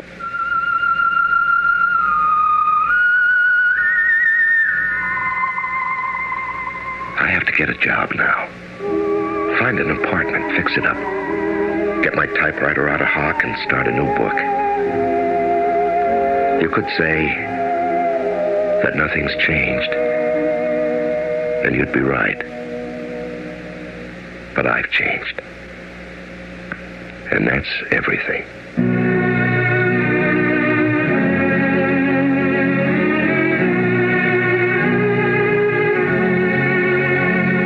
He's right, you know. To change oneself is everything.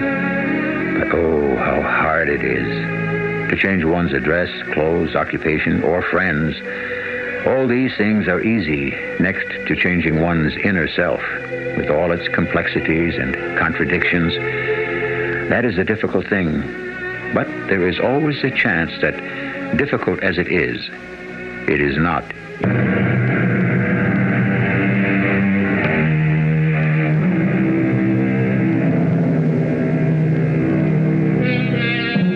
I suppose this has been a story about mind control. What else could it be? Not that I know how one mind controls another or even influences it, but no one can deny that all our impulses, as well as our inhibitions, all our aggressions, as well as our retreats, all our resistances, as well as our surrenders, all take one form or another, depending on the waves of thought sent to us by all the people we have loved and who have loved us.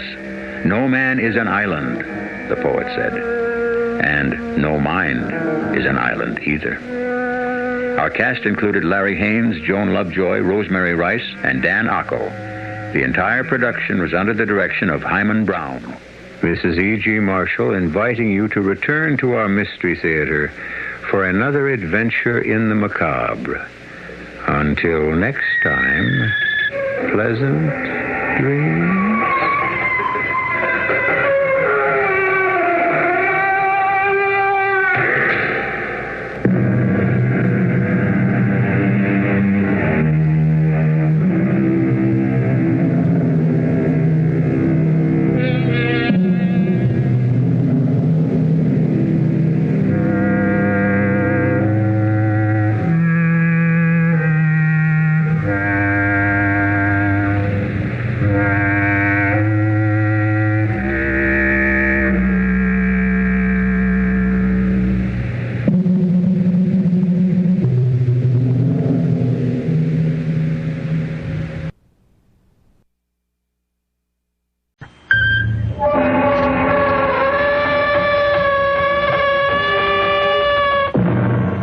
Come in. Welcome to Mystery Theater. I'm Hyman Brown. Are you ready for us? We trust you are, because we propose to deal with the most obscure of subjects, that of death. Some people never speak of death, while others can't stop talking about it. We have chosen in the next hour or so to consider it calmly, perhaps philosophically, with a minimum of agitation, and naturally to arrive finally at the most fascinating question of all. What, if anything, comes after? What comes after, Joe? After what? After we've, packed it in? Nobody knows, Harry. I know. Oh, Harry. I'm going to go on, Joe. I am.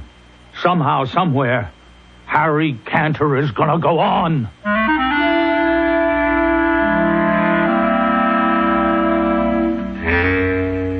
Our mystery drama, Appointment in Uganda, was written especially for the Mystery Theater by Elspeth Eric and stars William Redfield. I'll be back shortly with Act One.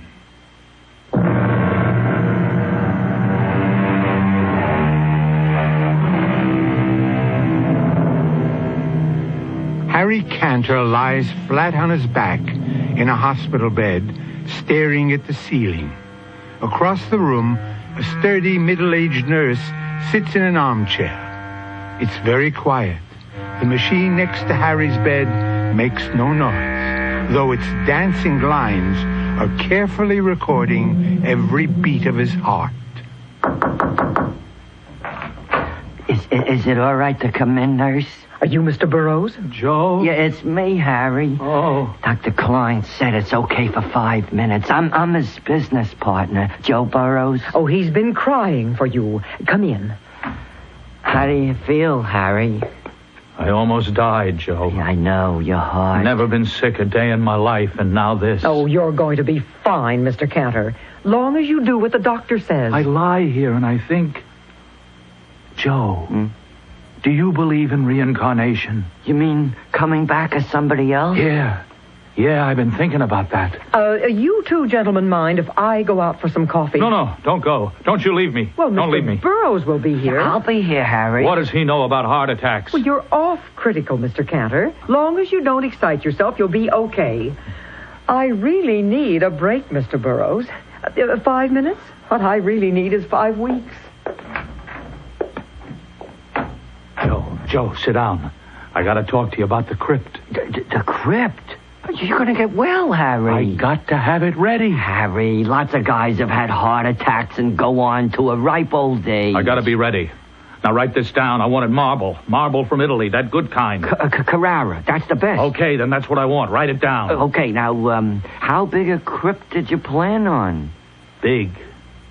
Very big. But you're going to be there all alone, Harry. And you're not going to be moving around exactly. You never know. Make it 8 by 10, the very least. What about shelves? Shelves? Shelves for what? Well, it's my understanding people do have shelves put in crypts, for loved ones who, later on when the time comes. It's a nice idea. Who would I put on the shelves? Who? Oh, unless you want to No, not me. Well, you're my friend. You're my partner. No, I was thinking your mother, maybe. Oh, my mother. She hasn't even been to see me. Why should I give her a shelf?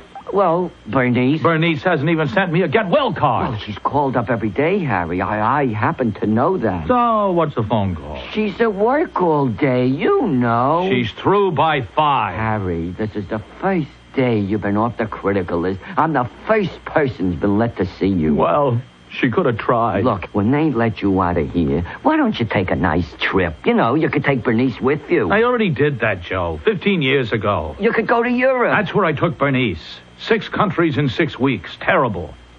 And no cottage cheese. California. How about California? They have cottage cheese. Joe, while I was lying here, I had an idea. For the business.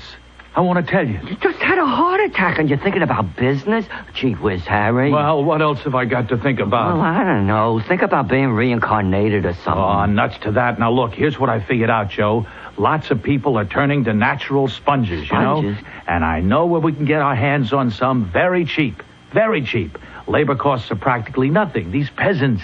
They dive for him, see? They dive. Harry, my time is just about up. I really got to get going. I'll call the nurse. I'll get in touch with your mother. Don't go, Joe. I'll tell Bernice that you're coming along. Joe, I just thought of something. What? For the crypt. Yeah? I want music. Perpetual music. Oh, well, what kind of music, Harry? All the good old songs. Stardust. The moon comes over the mountain. Dardanella. Harry, I don't know. Oh, are you my friend? Well, are you my partner? I want music. Well, I'll look into it, Harry. You'll see to it? I gotta go. I'll One be night back. of love. Yeah, Barney Google. Oh, there you are. Well, everything all right, Mr. Burroughs? Well, I tried not to upset him about anything. He seems to be fine. Good. I had a telegram from his mother, but I didn't show it to him. It wasn't exactly a telegram for him. She sent it to me. He never mentioned having a mother. Oh. Matter of fact, he never mentioned anybody but you. Yeah, well, see, I wired his mother right after the attack. Yes? And, well, here, I've been carrying her reply around with me in my pocket ever since. See, here it is. I didn't know whether to show it to him. You know, he might take it the wrong way. You want me to read it? Yeah, please. Harry is too mean to die, and tell him I said so. Yeah, see, his mother's kind of a joker at times. You ask me, she's one smart old lady. That man in there is too mean to die.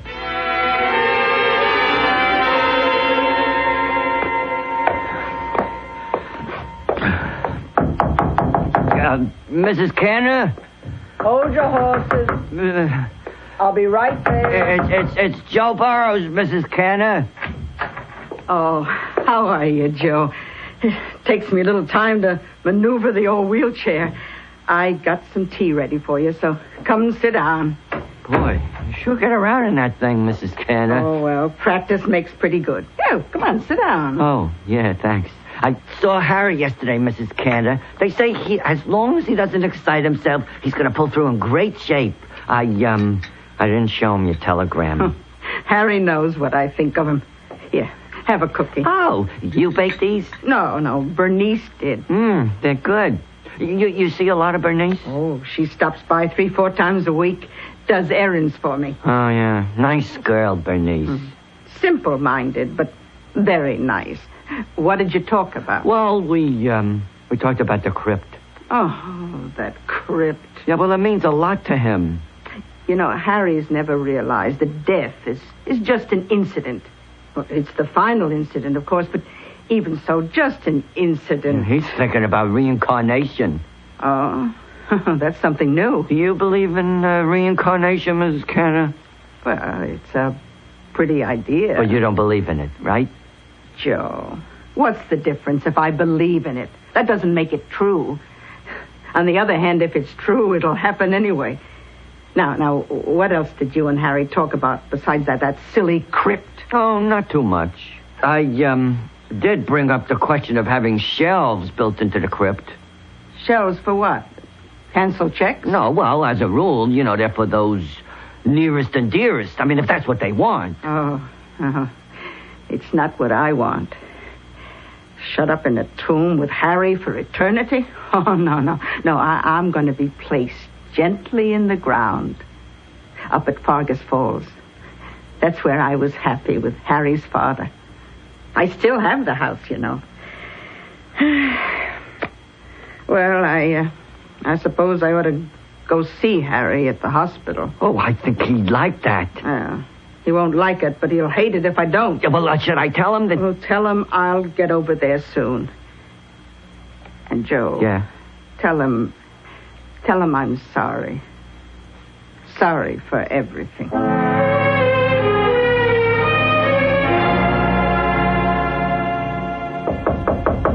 Oh, that's probably Joe. Hello, Mr. Burroughs. How is he? Oh, he's coming along fine. Come on in. So, how are you, Harry? As well as can be expected. That's what they all say around here. Yeah, well, I saw your mother. She said she'll be in to see you real soon.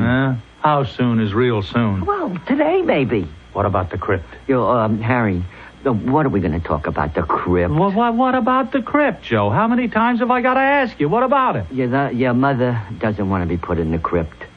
Why not? She doesn't like the idea of the shelf. She wants to be buried up at Fargus Falls. No. She can't do that. She likes it there. Joe, that 10 acres was made to order for a development. Or it will be in another 10 years. Right now it's a little too far out, but in another 10 years, I got it all worked out in my head. shopping center, parking lot, the whole schmear. Yeah, Harry, I talked to the cemetery about the crypt. They said it's okay about the size. Well, of course it's okay. And the Italian marble, I think I know where I can get that. Joe, what are you holding out on me? The cemetery plays music regularly. There's always some kind of nice, soft music on. No, I want my own music. That's one of the main reasons for a crypt, so I can have everything my own way. Take it easy, Mr. Cantor. Now, Joe, you go back and tell them I gotta have it my way, or the whole deal's off. You'd better leave, Mr. Burroughs. Yeah, I better You tell them I got the money, and I gotta have it. I gotta have it. Oh, out of my way. Is he Yes, he is. Push that emergency button. Dr. Klein, 407 on the double, heart emergency. I better leave. Hand me that tray with the hypodermic needles. Harry? Clear the way, lady. The emergency heart unit is coming in.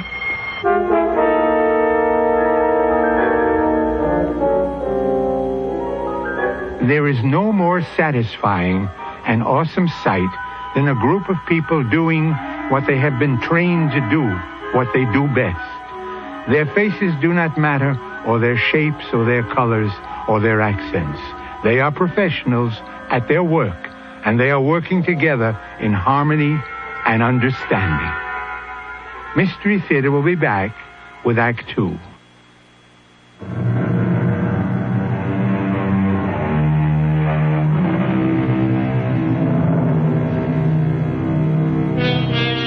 At the close of our first act, Harry Cantor had just suffered his second, his most severe heart attack.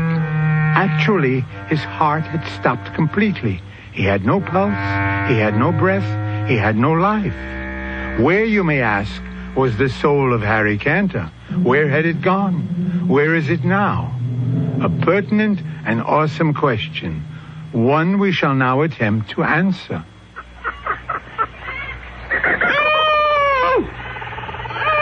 All right now, Kaylin. All right. That's it. Good. Oh, it's your baby. A male. Oh, well, at least he looks healthy. Come on, little one. Up on your feet. Come on now. Up. On your feet. On your feet. Are you my mother? I'm your mother's sister. I'm Bombine.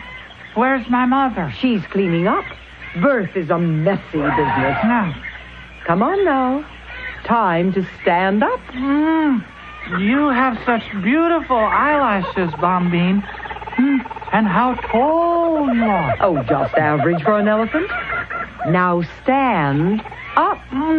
What are all those others doing? Standing around waiting for you to be born. Do elephants always do that? Well, you didn't think they only did it for you. Now, they're getting impatient. We've got to get going, so get up. Kaylin, come get your new child on his feet. Oh, little Abu. Come on. Get up, little Abu. Get up and eat. That's it, little one.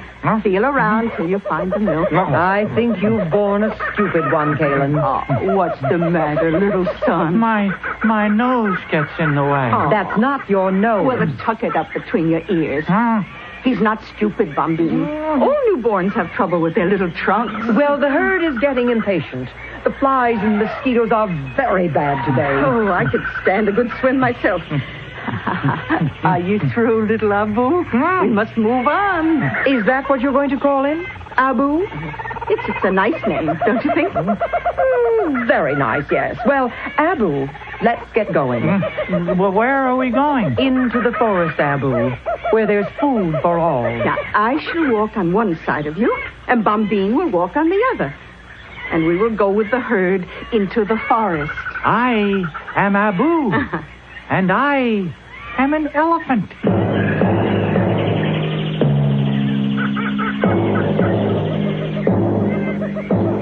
What are we looking for, Mother?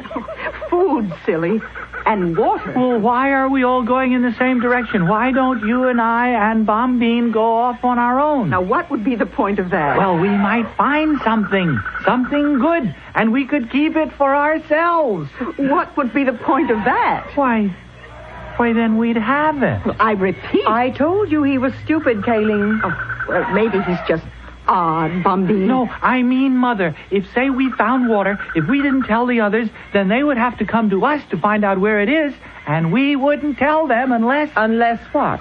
Well, unless they did something for us. Like what? Oh, worked for us or gave us something or... Well, at the very least, they'd respect us. They'd think we were very superior and wonderful. We are all very superior and wonderful, Abu. But the three of us would be more superior and more wonderful, don't you see? Oh, what I see is that you have a lot to learn, Abu. And a lot to unlearn. Where do you get these peculiar ideas, Abu? They sort of pop into my mind. Abu, you must understand that elephants have the marvelous gift of finding water. Mm-hmm. And we find it not just for ourselves, but for all the other animals, too. All of them? All. It is our responsibility. Why is it our responsibility? Because we are so good at it. I don't follow that at all. Bumbine, I'm going to bring down this tree. Now, I can't quite reach the leaves at the top, and they look so delicious. Bumbine, are we friends with all the animals? What do you mean by friends? Well, it's not possible, is it? To love them all? Oh, you talk very strangely for an elephant. We have due and proper respect for all the animals, as they have for us.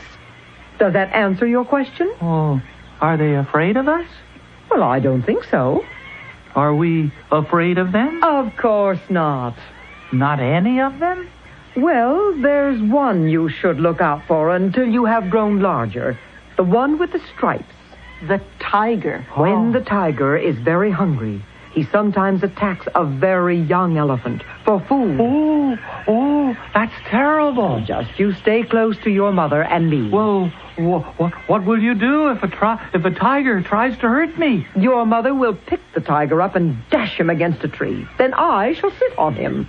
Understand? Ooh, what a good arrangement.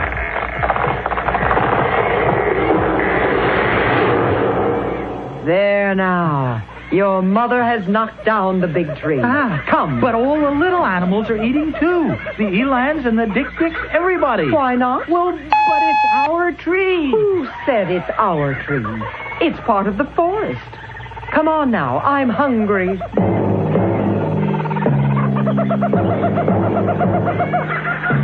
Mother, where is my father? Around somewhere. I'll bet I know where he is. I know. He's at the head of the line. He's the leader. Oh, Bumbine. Did you hear that? Abu says his father is leading the herd. I told you he's a strange child. Well, why shouldn't he be leading the herd? I'll bet my father is the strongest, the wisest, the cleverest, the most handsome. Do shut up, Abu. I won't shut up. Mother, Bumbine hit me with her trunk. She had every right. And it won't be the last time.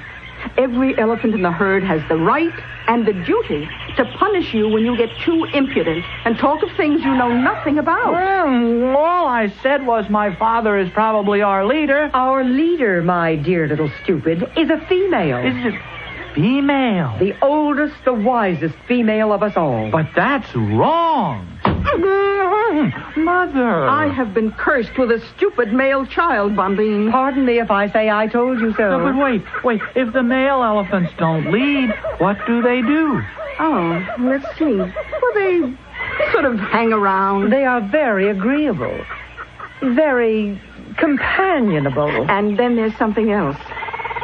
Every now and then, I remember your father. At least, I think I do. It was quite a long time ago. He and I were companions for a while. A long while. And then suddenly, one day, he seemed different to me. More than a companion. We stroked each other with our trunks. Something we'd never done before. And gave each other little pinches with our mouths. We thought we were only playing. And then... And then? Well, then what?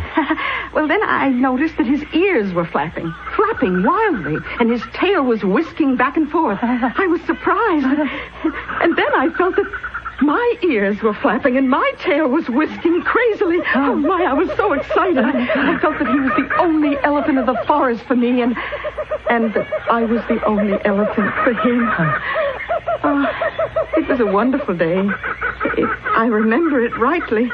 But you must remember it. Oh, it was seasons and seasons ago, Abu. A long time. And now you are here. I want to meet him. Which one is he? Oh, heavens, I don't know. I'm going to find him. I'm going to ask around. If you have any sense, Abu, you'll stay here. I'm just going to join the males and talk to them. He hasn't any sense, Caleb. The males don't care too much for young elephants, Abu. Just the same, I want to try. Abu, let him learn, Bombine. Let him learn the hard way.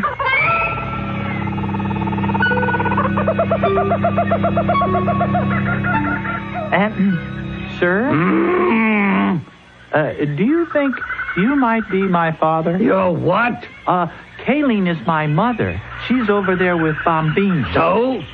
Do you remember being married to my mother? Being what? Well, I mean, did you sort of keep company with her for a long time, and then one day did you start whisking your tail and flapping your ears and fall in love? Well, seems to me I remember something like that. Was it my mother you fell in love with? Well, how would I know? It's happened to me so many times. Many times? Many, many times. Oh, many, many, many times. How many? No. You hurt me. You ask too many questions. Well, I'm curious. Are you very old? I think I am. Don't you know? Well, how should I know? The flies bother me more than they once did. Sometimes I shiver. I never used to shiver. Oh, you're sick. I don't feel well, that's certain. Now go away. But I want to ask you... I said go away! Oh. I don't want any children around me. I don't want anyone around me. I want to be myself. Mother? Bombine? Who are you talking to back there? Oh, a very old one. He didn't know how old, but he said he'd lived through many things many, many times. And now he doesn't feel very well. He shivers, he said. That's old Noor. Yes, that's Noor. Very soon now. Yes, very soon. Very soon what? Very soon what, Mother? Very soon, old Noor will wander off into the deepest part of the forest. By himself? All by himself. Well, then what? Then we shall never see him again. Nor will anyone at all ever see him again. Nor any trace of him. Not skin, or tusk, or bone. Well, how can that be? Mother, Bombine, how can that be? Surely a tusk, surely a bone will be left behind. Nothing. Nothing. It's the secret of the elephants, Abu. When you have grown, you will learn the secret. When? When will I? Perhaps not till the very end. Come now. It's time to bathe. Oh, that feels good. Spray some more water on me, Mother. You've had your bath for today. Bombine, the sky is getting dark. Oh, yes. Well, I am bathed. The day is ending, Abu. Come. But I like the water. No. Pay attention when I speak to you. Well, what are we going to do now? You'll see. Well, where are we going? We are not going anywhere. We are going to stand right here. Do you see the other elephants? They've all stopped bathing. Why have they? The good red circle of fire is leaving us, Abu. And the darkness is coming on. Why is it leaving? Because it is time for it to leave. Will the good red fire circle come back? When it is time for it to come back. Come now, Abu. Stand in line with us and all the others. Hurry, Abu. Don't dawdle. What now, Mother? Be silent. Stand still. Watch the great fire circle as it goes. Where's it going? Be quiet. But where? Hush. And watch. Oh, Mother. Please, Mother. What are we doing, Mother? Mother, are we praying?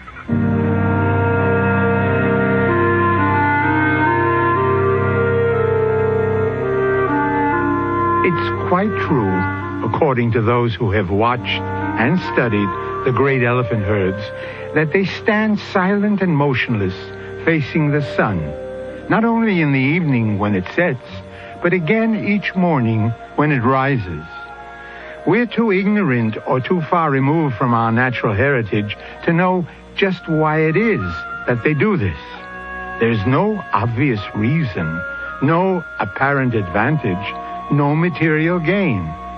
So perhaps the answer to Abu's question is, yes, the elephants are praying. Mystery Theater will be back shortly with Act 3 of our strange tale.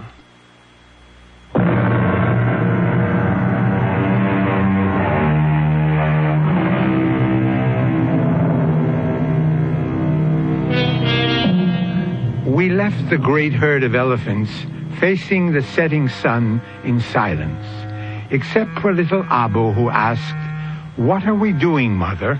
Are we praying?" It may very well have been. How do we know that it wasn't, that the elephants were praying for the return to life of one Harry Cantor?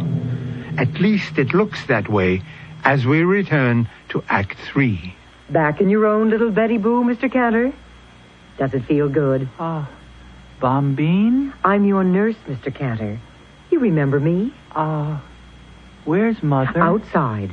You can see her when you're stronger. How's Noor? Did he die? You're the one almost died. Oh, it was a near thing there. Your heart stopped for 6 whole seconds. Oh, it must have been more than 6 seconds. Well, you were in intensive care for 2 weeks. Am I alive? Alive? You are alive, and you're going to go on living.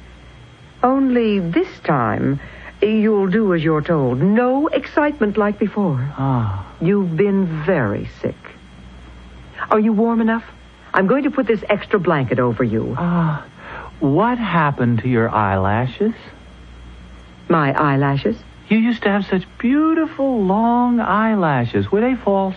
Mr. Cantor, I have never worn false eyelashes in my life. Or false anything else. I'm sorry, Bombine. My name is... Well, never mind. You just rest. Are we going to take a bath? You want a bath? Well, I'll ask Dr. Klein. You don't have to ask anybody. We'll just wander down to the river when it gets cool. Mr. Cantor. Just before the sun goes down. That's the beautiful time. Yes. And then the big, good red circle goes away for a while. It does? And we pray. You pray? I don't know exactly what we pray for. Maybe for it to come back, or maybe we just say... Thank you? I never knew you were religious, Mr. Cantor. I'm not. I never have been. I don't know anything about religion. Well, now, do you think you could go to sleep now? I think so. Do you want me to pull the blinds? No. I want to watch the sun go down. Then I'll go to sleep.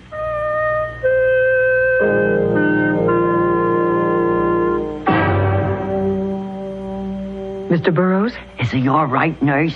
Yes. Can we see him? Well, he's sleeping right now. When he wakes up? Yes. But I think I ought to tell you, he may seem a little strange. Strange? Well, what do you mean by strange? Well, different. He talks sort of funny. His speech is impaired. Brain damage? No, nothing like that. Well, then what? Well, he asked me what happened to my eyelashes. Did anything happen to your eyelashes? Of course not. Then he called me Bombine and talked about going down to the river to take a bath and praying to the big red circle. Oh, Joe, you think maybe... Maybe we should call in a psychiatrist. Well, not yet. Anyway, he's not strong enough. But later? Mrs. Cantor, remember your son did have cardiac arrest. For 6-8 seconds, his heart was not beating at all. He was dead? Well, yes. But he's very much alive now. Oh, when I walked into that room, my son was dead. Now, Mrs. Cantor. I'll never forgive myself. Nurse, listen, when he wakes up, will you call me? Maybe I better go in and see him first. Yes, I think maybe you had. Yeah. Then you can sort of, you know, prepare his mother for what to expect.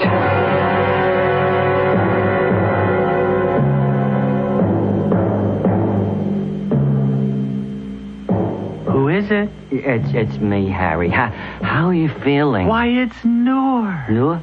Oh, Noor, you're alive. Yeah, I'm just fine, Harry. I'm fine. Oh, I was so worried. Your mother's outside. She wants to see you, too. Oh, how is she? Oh, she's fine, Harry. She's wonderful, my mother. Very strict, but very wonderful. And a wonderful swimmer. Oh, I never knew that. Oh, yes. And a wonderful mother. Very strict, though. Harry, maybe I better not stay too long. No, stay. I know you don't care too much for children, but I want you to stay. Harry, I'm Joe. You know, Joe Burrows. I'm your partner. I'm your friend. You're not Noor? No, you don't look like Noor. I'm Joe Burrows. Your mother's waiting to see you. Your girl, Bernice. She'll be around later. Joe Burrows. My partner. My friend. Right. We're in the import-export business, Harry. You remember? You were talking about some kind of deal to have to do with sponges. You remember before? Sponges? What? Yeah. What do we want with sponges? Yeah, well, nothing. You just thought if you could buy up all the sponges. Well, what for? But for nothing, Harry. Absolutely nothing. You see, we are very wonderful, superior beings, Joe. We are? Therefore, we must be responsible. Act responsibly. I mean, you understand? Well, I'm not sure I do. That's because you're not an elephant. I'm not... I'm an elephant, Joe. I mean, I was an elephant, and my name was Abu. When were you an elephant, Harry? For a little while. Oh. Just for a little while. How was it being an elephant? Beautiful. You're not an elephant anymore, are you, Harry? No, I'm just Harry Cantor. But I'll never forget being Abu, and the sun going down, and all of us standing in a line. Harry, I think I know what happened. When your heart stopped, you do know your heart stopped there for a minute, don't you? Everything stopped. Harry, you died for a minute, and Harry... You were reincarnated. You were reincarnated into an elephant. Is that possible? Well, I don't know if it's possible, but it happened. That has to be what happened. Maybe. Oh, positively. I hope you're right. Only, Joe. Yeah, Harry, what? The next time my heart stops. Oh, there isn't going to be any next time. Well, there has to be sometime. And what if I'm not reincarnated into an elephant, Joe? Oh, but you would be. No, what if I was reincarnated into a tiger, Joe? And my own mother sat on me.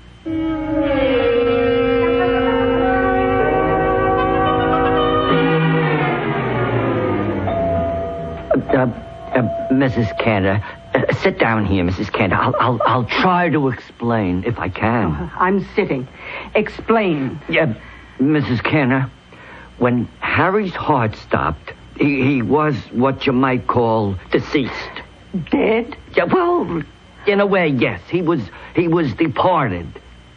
But the emergency unit, see, they came rushing in. Oh, they knocked me down almost. I never saw such a hurry. Yeah, well, with all that, they brought Harry back to life. Oh, so he's all right again. He's all right, but...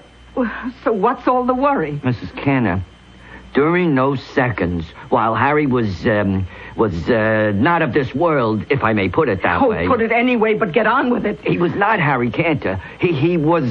Well, for heaven's sake, Joe, what was he? He was an elephant, Mrs. Cantor. Harry? An elephant? My boy, an elephant? That's what he says. How could that be?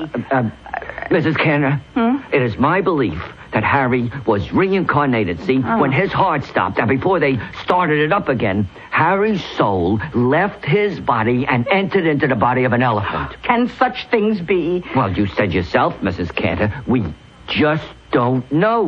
No, I don't believe it. Harry couldn't be an elephant. I don't know if he even likes elephants. Well, he does now. You know what I think, Joe? What?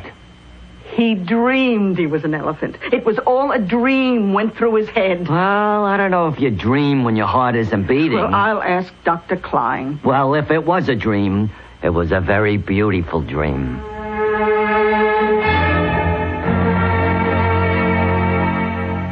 So you see, Ma... Oh, I love you to call me Ma. It's been so long. Yeah. Well, you see, elephants are really the kings of the jungle. Not just because they're so big, but because they have a sense of responsibility. They find water for all the other animals. And you know who's the leader of the elephant herd? A woman. The oldest and the wisest woman elephant. Would you believe it?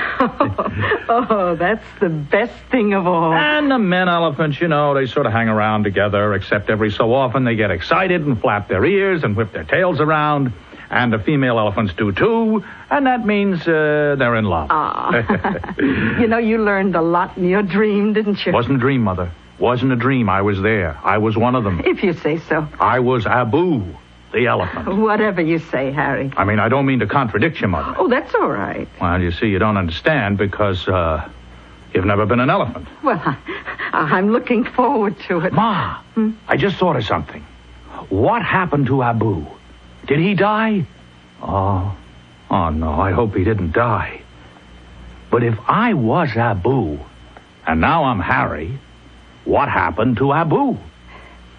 Now, son, I think... let me see. I think that in a dream, a person can be all kinds of things. No, Ma, that isn't it. No, because you see, it wasn't a dream. I was Abu. My soul, Harry Cantor's soul, entered into Abu the second he was born. And it stayed there a little while, and now it's come back into me, Harry Cantor. But it's still Abu's soul, too.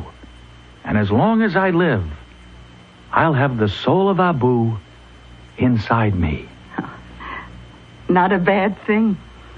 Mother, the big red fire circle is leaving now. Oh, you mean the sun is going down? Yeah, so, let's be very quiet, Mother, very quiet. Let's not talk at all.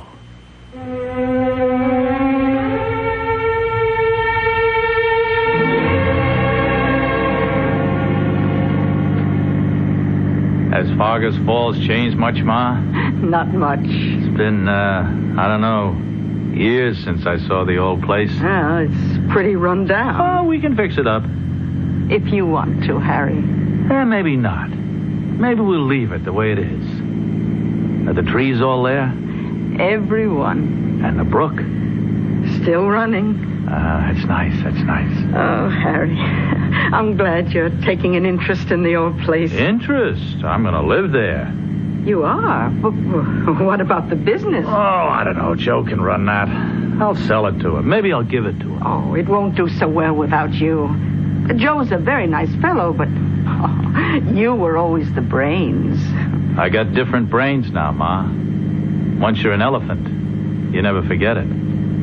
Oh, did I tell you I asked Bernice to marry me? Oh, you did? Oh, what did she say? Well, she sort of whisked her tail and flapped her ears. No, I mean, she said yes. Oh. She said yes. Do you think she'll like living in Fargus Falls? Oh, I think she'll love it. We'd want you to live there with us, Ma. You mean that? Well, you're the oldest and the wisest, aren't you? If you say so. Hey, we're almost there, aren't we?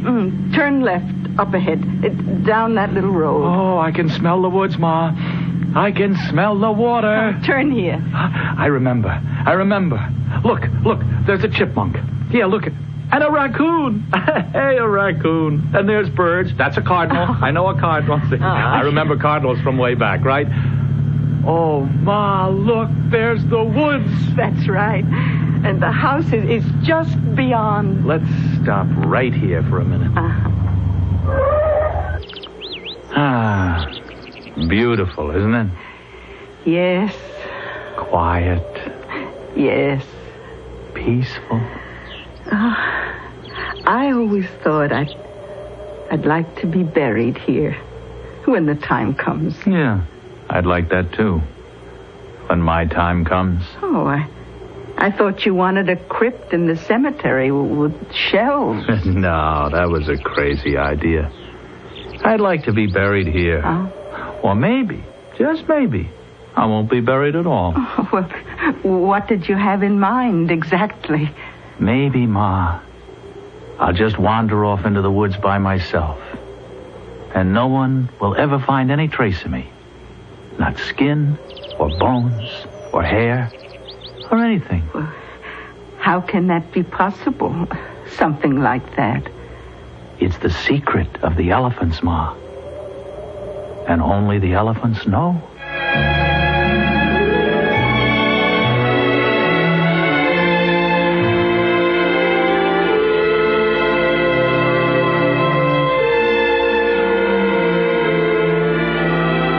I'll be back shortly with a final thought.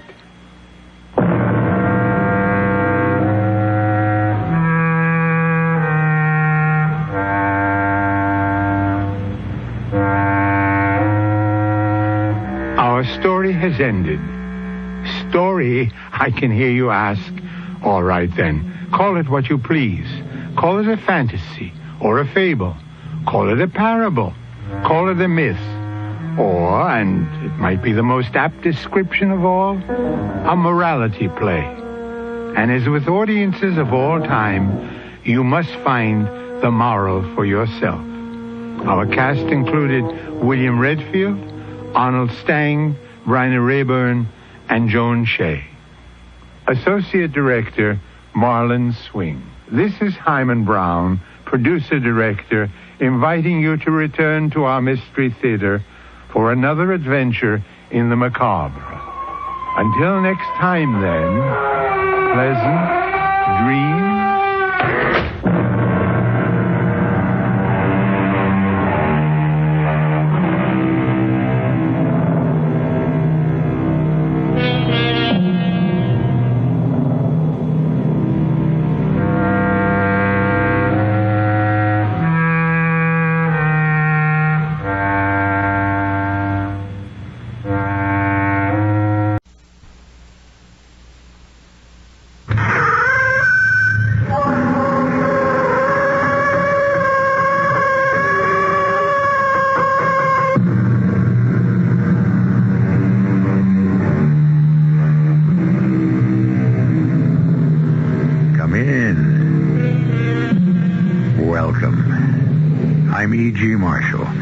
Walking delegate of this union of demons, devils, shades, and spirits, plus other assorted practitioners of the ultra and the macabre.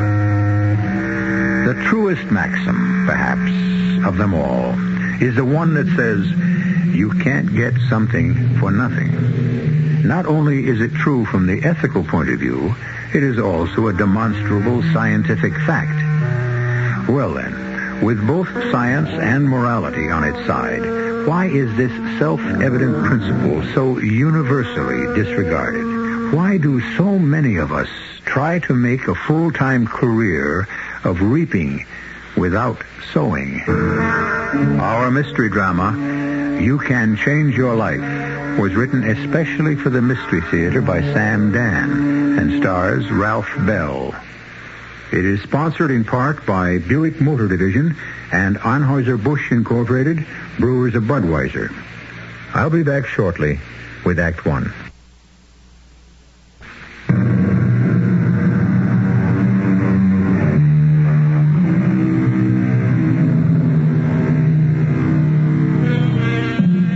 The curfew tolls the knell of parting day. The lowing herd winds slowly o'er the lea. The plowman homeward plods his weary way and leaves the world to darkness and to me. As it happens, the darkness is not only left to the poet. Darkness is available to whoever cares to make use of it. By their very nature, some deeds can only be performed in the darkness, such as the one you're about to witness. Maria Concepcion Valdez gets off the bus. She stands on the dark, fog-shrouded street corner. Where is Arturo? He always meets her here when she works late. Neither he nor she is happy that she must walk a long, lonely block at this hour. Maria smiles, and her smile is something to see. At 40, she is still slender, trim, and beautiful. Perhaps Arturo has forgotten. But how could he forget? He didn't. Arturo, did you fall asleep? Oh, excuse me. I thought you were my husband, Arturo. Excuse me. Are you Mrs. Maria Concepcion Valdez? Oh, that's Maria Concepcion. Oh, I stand corrected. My name is Eugene Parmenter. Yes? And I wonder, Ms. Valdez, do you remember me? Oh, do I remember you? Mm-hmm. No, I cannot say that I do. This would go back 11 years? 11 years ago? Mm-hmm. Oh, my. For me, that would have been another world. For me, too. Well, Mr. Parmenter, what is it you wish? Well, it's... I find it inconceivable that you wouldn't remember me. Well, sir, perhaps if you were to tell me... You changed the entire course of my life. Oh, me? Yes. But how? You judged me. Oh, no. No, that cannot be. You are making a mistake. You are confusing me, perhaps, with someone else. No. There's no mistake. But I have never been a judge. Indeed, I would never be a judge. Think back. 11 years. A night filled with music, with laughter, in a great hall with brilliant light. I really... Parmenter. Eugene Parmenter. Do you remember me? Think. Oh, please, sir, if you will excuse me... You judged me. I must be on my way. Say my name. Eugene Parmenter. Say it. Eugene Parmenter. Now, do you remember? Do you remember judging me? And do you remember condemning me? I never condemned anybody, never. And now it is my turn. Senor, please. My turn. Please. Don't kill me. Not with a knife. No. Madre de Dios.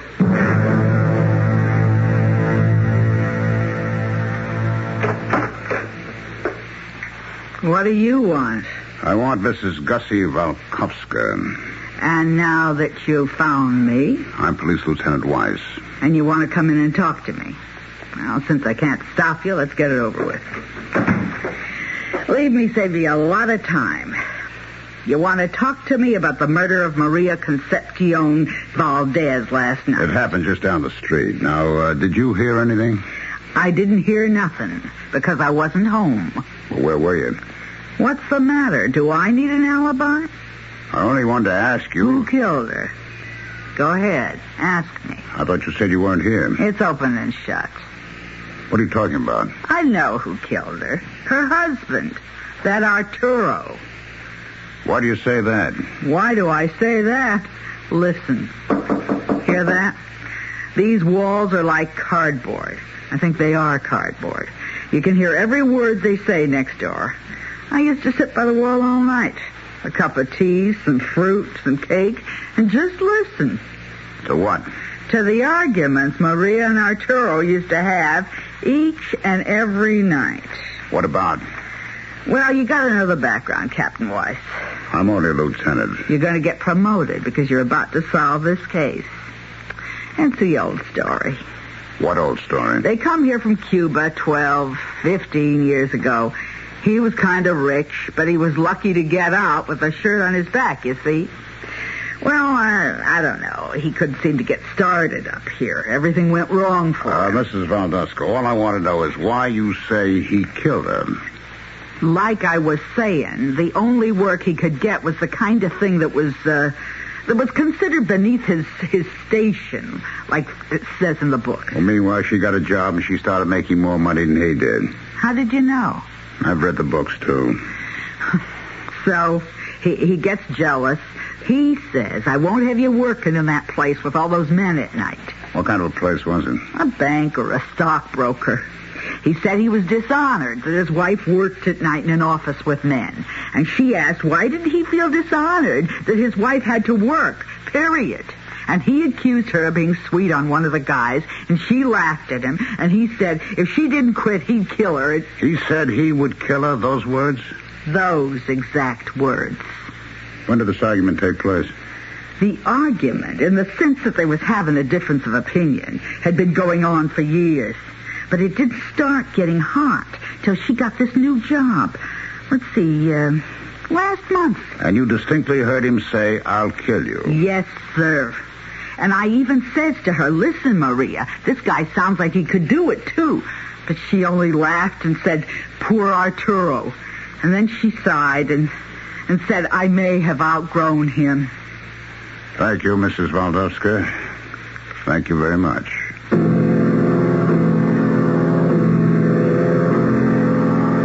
But, Lieutenant, why would I kill Maria? Why would I kill my wife? Mr. Valdez, is it true you fought? Yes, we fought, but all married couple fight. Continuously, bitterly? What did you fight about? There are those things between a man and wife which need not be discussed with strangers. We are investigating a murder. Investigate? But why question me? Mr. Valdez, your wife was murdered near the bus stop. By some subhuman monster, some thief who... Her money was still in her purse. She still wore her rings and bracelets. We must discount robbery as the motive. What'd you fight about with your wife, Mr. Valdez? I am not required to tell you. All right, shall I tell you? She was making more money than you. You resented it. And she was beginning to resent it, too. Your marriage was coming apart. That's a lie. I was a very wealthy young man back in the old country. We were allowed to take nothing with us. I never learned how to make a living. She said, you must change your whole attitude. You must go to school, learn a trade, a profession, anything. I could not do it. Do you understand? Frankly, no. Too many generations of blue blood. But she learned. And she was becoming another person, a stranger. I tried to keep her, but she... And so you killed her? No. You would meet her at the bus stop every evening? Yes. But last night you didn't? No. Why not? I must have fallen asleep. I was awakened by the police who rang my bell to tell me that... Yes, I know. I'll tell you what sounds more logical, Mr. Valdez. Last night you went to the bus stop, as usual, to meet your wife. And you had the usual argument. And in a fit of anger, you killed her. But it's not true. I wouldn't. I couldn't kill Maria Concepcion. Where were you? I was home. I told you I had fallen asleep. Had it ever happened before? Had you ever missed meeting her at the bus stop? I was very tired. I just fell asleep. Which means you have no alibi. No. You must believe me. Now, Mr. Valdez, you could have gone to the bus stop last night. But I did. You could have waited for her, had the fight, the usual fight. But I tell you, I reached that terrible point where you lost control and killed her. No. When you realized what you had done, you became horrified. You ran from the spot. But I was You raced back to your home to the security of your room. No. Now, you went to sleep because you wanted to believe that you had been asleep all the time. It's a lie. Well, you asked me, Mr. Valdez. I'm telling you what happens to many people who commit murder. But people like you who are not professional criminals, who will only kill perhaps once in their lives, and only when they're driven beyond all endurance. No, I didn't kill her. I tell you, I didn't kill her. Yes. You probably believe you didn't kill her. Lieutenant, what am I going to do? If I were you, I'd get a lawyer.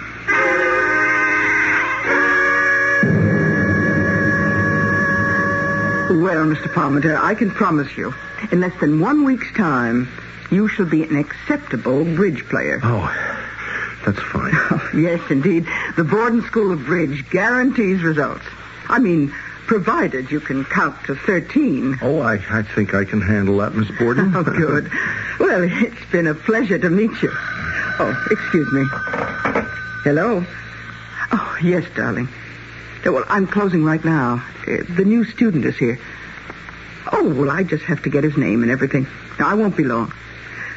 Sure thing. Bye, dear.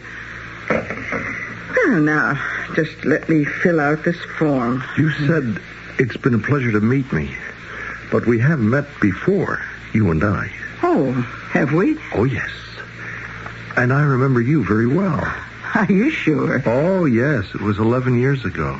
11 years? Oh, that's ancient history. Well, to you, perhaps. But to me, it's real, living, vital history.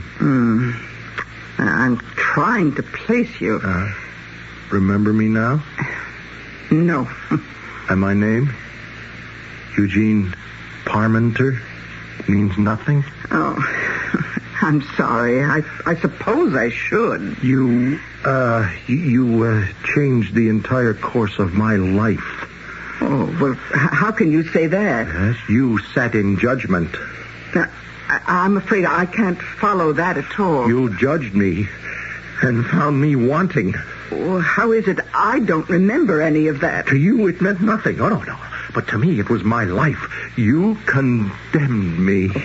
Mr. Parmenter, are you sure you have look at me right... closely. Look at me. Now look at me. Sir, I'm afraid I must ask you to leave. Now look at me, you stupid woman. Now see here. No, don't. Please don't point that knife at me. I'm going to kill you. Why? Because you sentenced me to misery for 10 years. You won't get away with it. Oh, perhaps I wouldn't if I used a gun. You know as well as I do there's no one here. You'll be caught. With a gun, they can identify bullets. A knife leaves no trace at all. Why? Look at me closely. Now, do you remember? Eugene Parmenter. Yes, I remember. Good. Now you won't die in ignorance. But I didn't do anything. You condemned me. No, don't.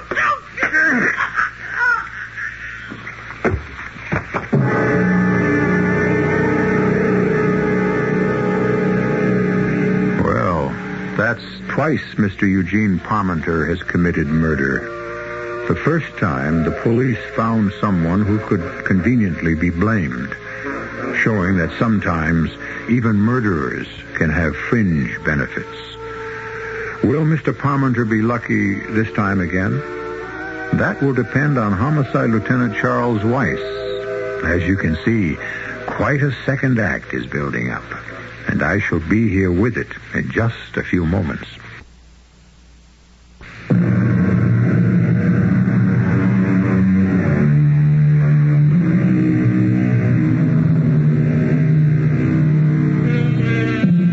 Mr. Eugene Parmenter has been busy recently settling what appears to be some old grievances. What makes this of interest to the police is the fact that he has been settling them with a knife. Of course, the police don't know about Mr. Parmenter yet. Indeed, why should they? His first murder has a logical suspect, and as for his second... Now or later, Terry. Now or later, what? Are you going to make a statement? Hey, what do you mean, a statement? Telling us how and why you killed her. Lieutenant, are you crazy? I mean, have you lost your mind? Terry, you've been cheating on her. Oh, okay, all right. You've been robbing a blind here at the school. What are you talking about? She's got you in court. She's got a lawsuit against you. Well, let me explain Well, that. what's to explain, Terry? It's more than just a civil action to recover money. You could be up against embezzlement, fraud. You could go to jail. Lieutenant, let me level with you, huh? Okay, she was mad at me. Oh, come on, Terry. Let's stick to the facts. These are the facts, Lieutenant. Sure, I robbed her blind, but I was entitled to all I could get. I gave her what she wanted. Fair exchange. All I know is you have the strongest of motives. She'd thrown you out into the street, you were on your way to jail. But don't you understand, Lieutenant? It happened all the time, regular, like clockwork.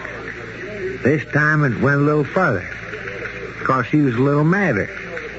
But she calmed down like she always did. She couldn't do without me. Both of us knew it. All she was doing was letting off steam. Try that story in front of a jury. You might be lucky. You were the last one to see her alive at a club. No. No, that isn't true. The killer was the last Witnesses one. saw you in that building at 6 p.m. Well, I don't deny I was there. I'd come to make up with her, and I did. We did. And she said, run along and meet me at Larigo's restaurant. Somebody's coming by in a couple of minutes to sign up for lessons. And I did. And who was this somebody? I don't know. But he must have been the guy who killed her. Terry, you have to realize that we only have your word for the fact that you and Miss Borden had made up last night. And that you no longer had a motive. And that there was a mysterious visitor to her office. But it's true. Maybe there is a mad killer running around. A mad killer? Okay, a 3 nights ago, this dame was murdered on the street corner. She was stabbed, wasn't she? What are you trying to tell me, Terry? Okay, last night, Elizabeth Borden gets stabbed to death. Now, the same guy could have done it. And what was his motive? What was his motive for killing the other dame? Now, come on, give me a break, huh? Don't close it up. I know I'm hip-deep in circumstantial evidence, but I tell you, I didn't kill her. Okay, Terry. Think about it. No, you think about it. She was the goose who was laying the golden eggs. Why should I be crazy enough to kill her?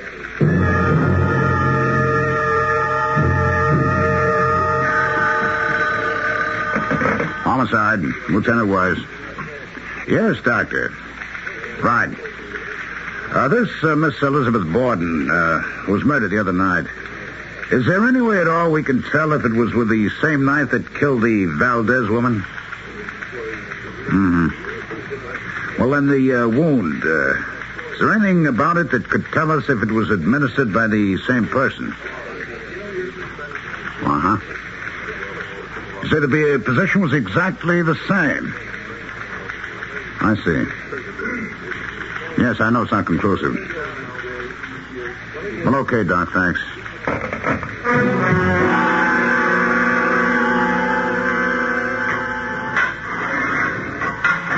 Mr. Valdez, I'd like to talk to you. Why, Lieutenant? I may be able to offer you a slight ray of hope. Hope? For what? The evidence is all against you so far, but there's a chance you may not be the killer. No, I am the killer. What? You see, after you had left me the other day, I thought and thought for hours.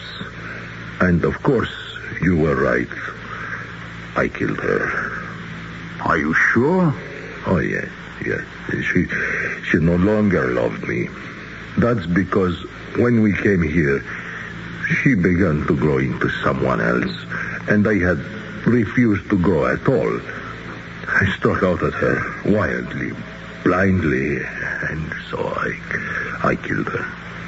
You confess, then? I must have killed her. Who else would have? But you don't actually remember doing it. No, I must have blotted it forever from my memory.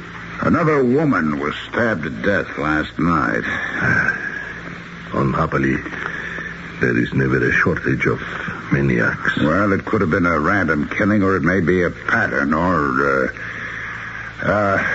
tell me, the name Elizabeth Borden, is that familiar? Elizabeth Borden? Did you ever hear your wife mention Elizabeth Borden? Yes. In what connection? Maria said, it was months ago. She said, you'll never guess who I ran into today, Elizabeth Borden. And? And that was all.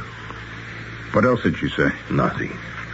You see, women are, they are a race unto themselves. She said, I ran into Elizabeth Borden as if I knew who she was. Elizabeth Borden and your wife were both stabbed to death. Possibly by the same man. No, Lieutenant. I am sure I killed my wife.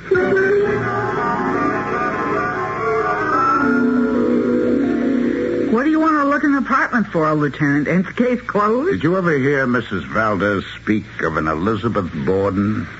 Elizabeth Borden. Say, ain't she the one that was murdered?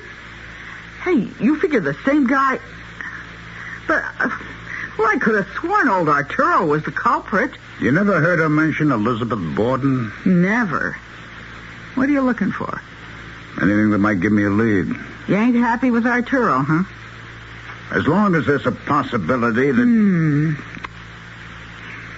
You think she was good-looking now? Here's the picture. I can tell by the hairstyle and the dress. It's got to be 10, 11 years ago. Look at her. Wasn't she gorgeous? Who are these other two dames in the picture? Oh, wait a minute. The one in the middle. Why does she look familiar, too? The one in the middle. Yeah. I've seen that face before. Yeah, so have I. Wait a second. In the paper.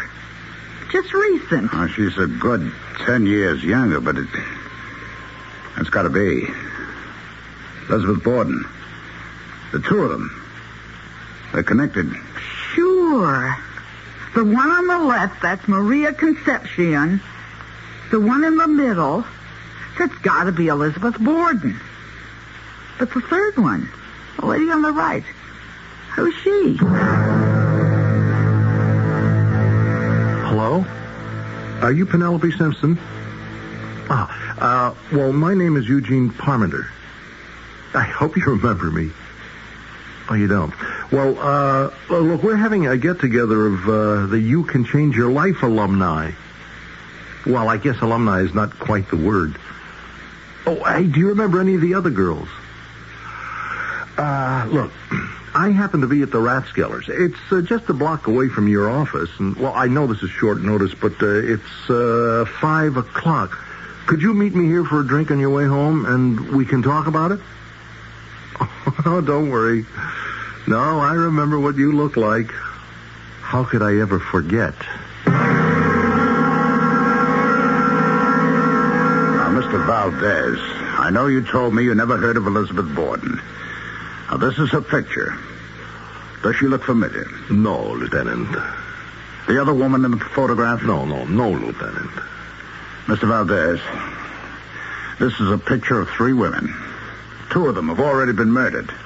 I have to find out who is the third lady. But, Lieutenant, you have convinced me. I must have killed Maria Concepcion. Oh, no. Now, evidently there is someone who was out to kill your wife and this Elizabeth Borden woman, and now maybe this other. You don't know how much I wanted to kill her. You see, I am no longer a man. She supported me. Look closely at the picture.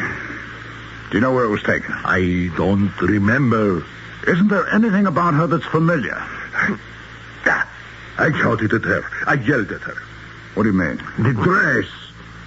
What dress? You see the dress in the picture.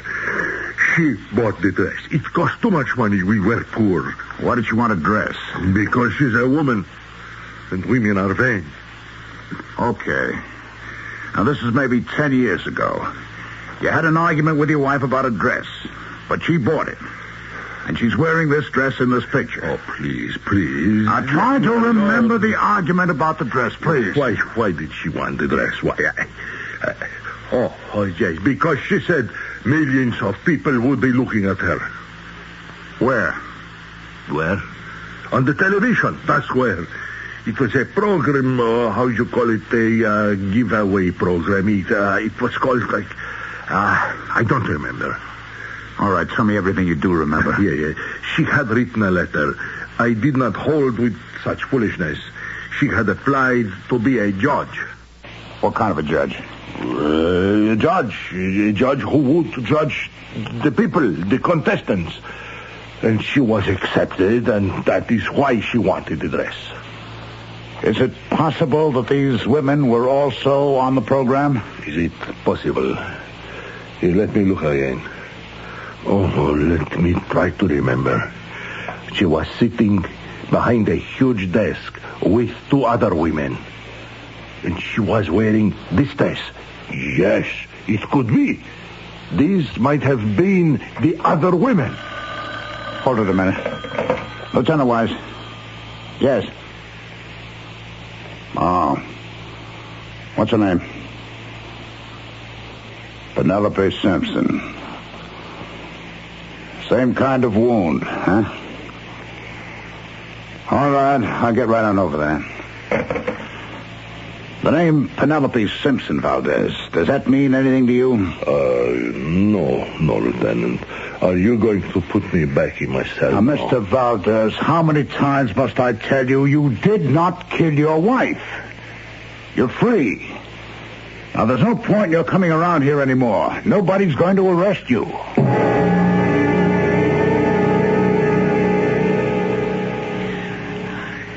She had called me. She said she had a date for cocktails. Did she say with whom? Well, no. But you see, she was in a hurry. Mrs. Simpson, I have a photograph here, and I wonder if you No, I couldn't. Well, I want you to identify, if you can, two other ladies who were posing with your daughter. I'm sorry. I can't help you. But why not, Mrs. Simpson? Because I'm blind. But you... Because I'm in this room, which I know so thoroughly, every square inch. I see. Well, this is a photo. It's very good. Must have been professionally done. It's in color. We have here your daughter and a woman named Maria Concepcion Valdez. Is that name familiar? I don't think so. And the other is Miss Elizabeth Borden. Would you know of her? Oh, Elizabeth Borden. No. Oh, wait. Oh, I should remember Elizabeth Borden. Why? Why should you remember Elizabeth Borden? Had your daughter ever mentioned that name? I think so. In connection with a television show? Oh, a TV show. Oh, no. I think...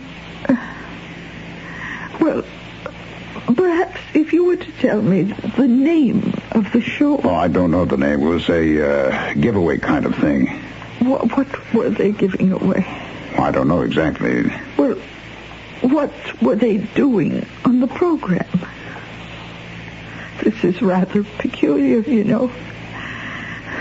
You're the police officer, and I'm asking the question. Well, sometimes you find out more that way. I don't know what they were giving away, but it had to do with judging. Judging? Oh, I remember. It was called You Can Change Your Life. Thank you, Mrs. Simpson. Thank you. I'm so sorry we didn't know all this much sooner.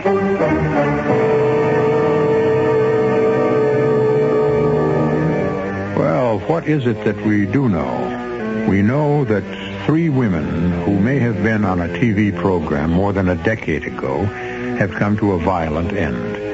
And the perpetrator is a gentleman who considers himself an aggrieved party. The name of the show, You Can Change Your Life. Really? How? How was it supposed to work? Why don't you meditate until I return with enlightenment in just a few moments?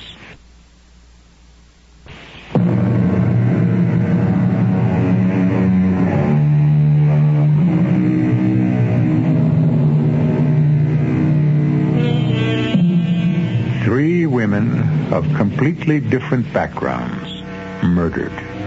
Offhand, there is no connection between them. It could have been a mad random killer. But Police Lieutenant Charles Weiss realized that there is always a method to madness and an order to randomness. And he has succeeded in placing all 3 women in the same place at the same time. And your daughter was on this program, Mrs. Simpson? Yes. She had written in and she had asked to be a judge. They paid each judge $500. Oh, the floodgates have opened. I remember everything. But what does this You can change your life. Now, who was the... Star. Oh, You don't remember Ted Tinker? No, I can't say that I do. The show went off the air, 8, 9 years ago, because Ted Tinker had a stroke. Oh, he was such a lovely person, so gentle, so kind, so humane, so involved.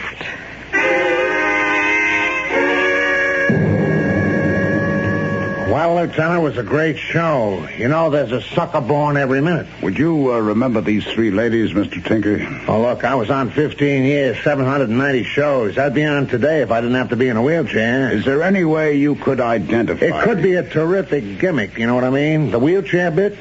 Look at the career Lionel Barrymore had for himself. But the agencies don't buy it. About these 3 ladies. Look, Lieutenant, I'm organized. Organization, that's how you run show business. Each one of my judges, she gets a picture, $500, a smile, a sincere thank you.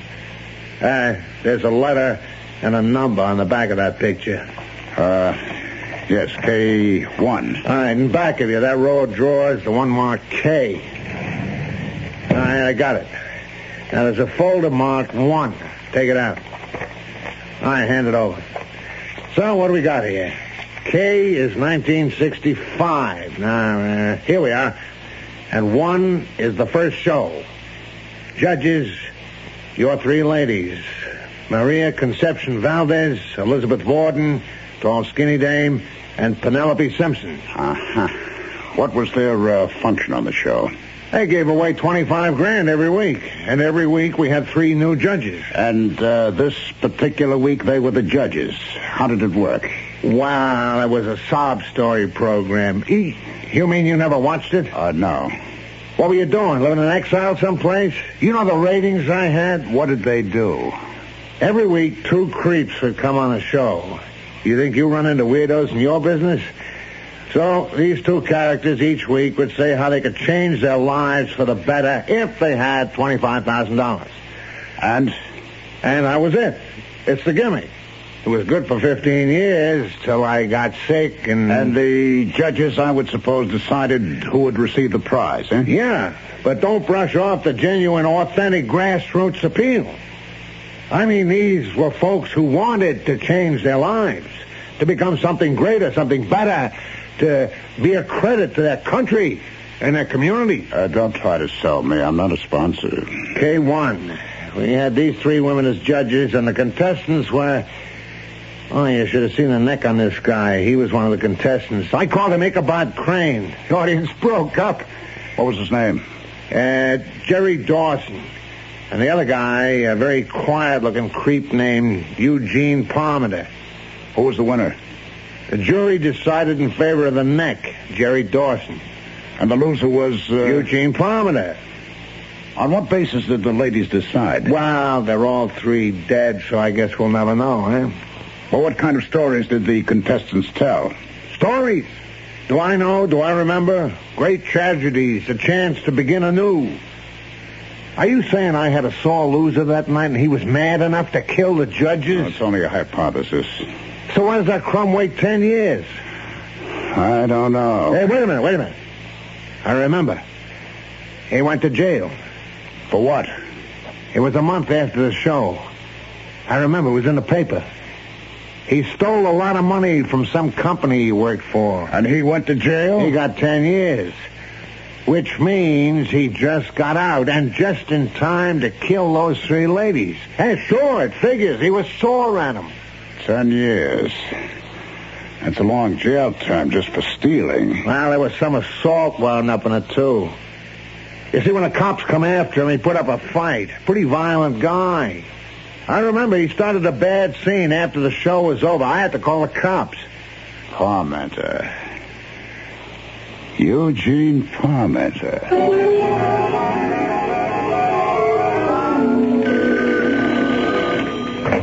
Lieutenant Wise. Yeah. Okay. Inspector, we got a tape of that show. We got a great description of the guy. We've circulated it all over. Every cop has an eye out for him. All we can do now, Inspector, is wait. Yeah, I'm staying with it. I knew This was the right place when I heard your voice, Lieutenant. Oh, Mrs. Simpson. Here, let me help you to a chair. Thank you. What can I do for you? It's been a month, Lieutenant, hasn't it? Since the murder of my daughter and those two other ladies. I'm sorry. We're doing the best we can. Crimes are solved by routine. I don't think you will ever find Eugene Parmenter that way. That's the only way we have. Why were my daughter and the others killed? Because some psychotic held them responsible for his failure. Precisely. And he had to have his revenge. Why shouldn't he drop quietly out of sight? Even leave the country? Disappear forever? We hope that won't happen. I have a suggestion. You have? Yes. Why should Mr. Parmenter believe his work is finished? Well, because he's already murdered those 3 women who he believes had wronged him. Yes, but suppose he can be convinced he made a mistake. I don't follow that. Suppose it should turn out that he had killed them for nothing. Then what? I still don't understand. Suppose he were to discover that the judges on that program were only figureheads, window dressing, that the decision was really made by Mr. Ted Tinker, who secretly conveyed the verdict to the judges. And that would make Mr. Parmenter so furious that he would attempt to murder Mr. Tinker? Yes. You could guard Mr. Tinker night and day, and thus catch Mr. Parmenter in the act as he attempts... Mrs. Simpson, we can't do that. We are restricted by various constitutions. Very well. I shall do it myself. Oh, now, Mrs. Simpson... I shall tell the reporters that my daughter gave me the inside information that it was Mr. Tinker who really made the decision. But that's not true. How would anyone know? I say my daughter told me. Can you prove she didn't? Well, Mrs. Simpson, we can't stop you.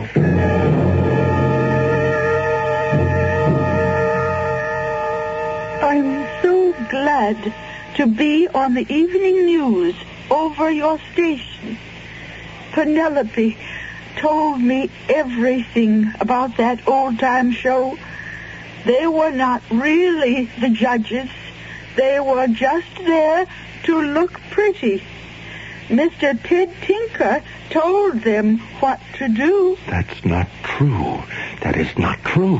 Mr. Tinker decided in advance who the winner would be. That is a lie. And the girls, of course, were willing to go along with it. You're lying. I suppose it can be told now. This poor, demented man, he killed them for nothing. What do you mean I killed them for nothing? I killed them because they wouldn't give me a chance to win. I killed them for nothing? Oh, no. No, it was Ted Tinker. He fooled me. He was the one. He was the one who could have changed my life. He was the one.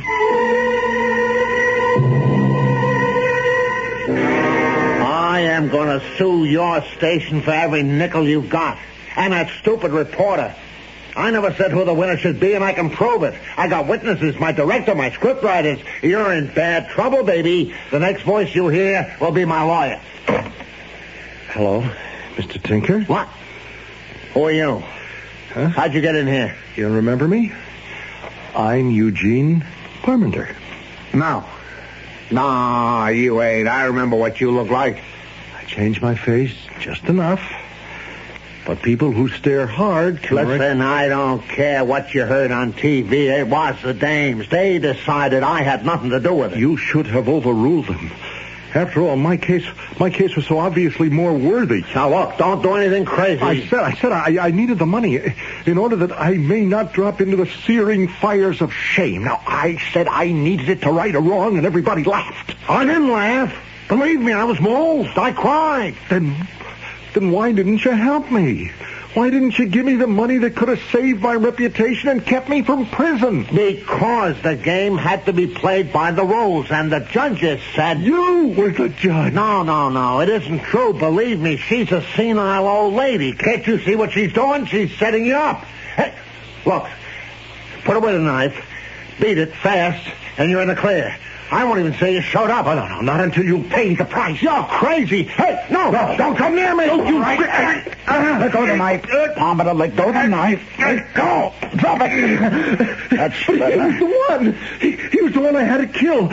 The others, they were a mistake. I'm sorry. Yes, we're all sorry. Daly, Jim, get the cuffs on him.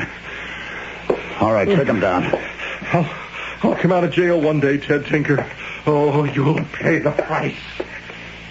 Hey, Lieutenant, did you set this up? No, Mrs. Simpson arranged it all by herself. We simply had to protect you in case of danger. I'm going to sue her and the station for every nickel that... Although, you want to know something? She guessed it. She's right. I did call all the shots. That fool... He killed all those poor dames for nothing.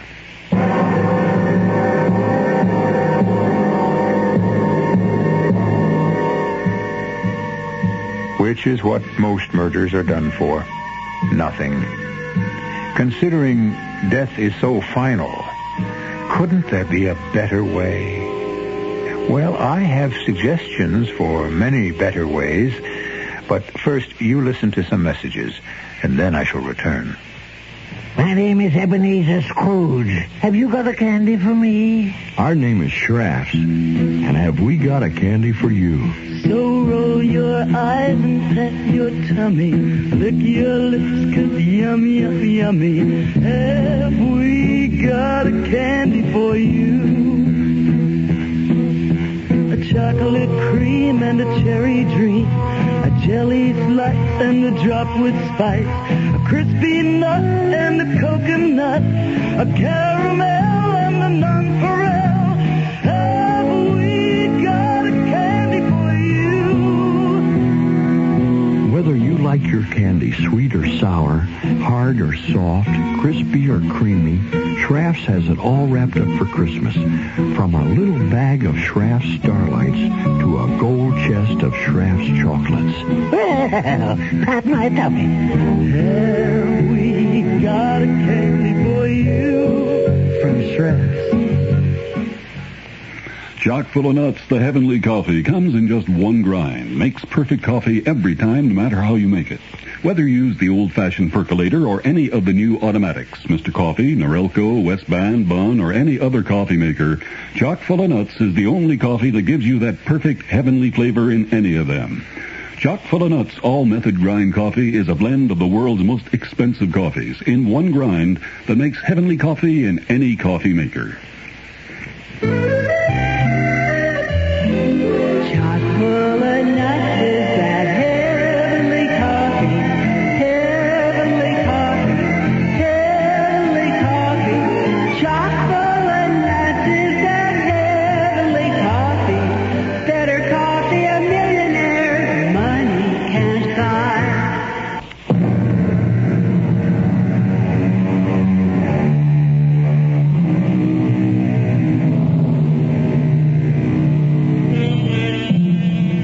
Something for nothing.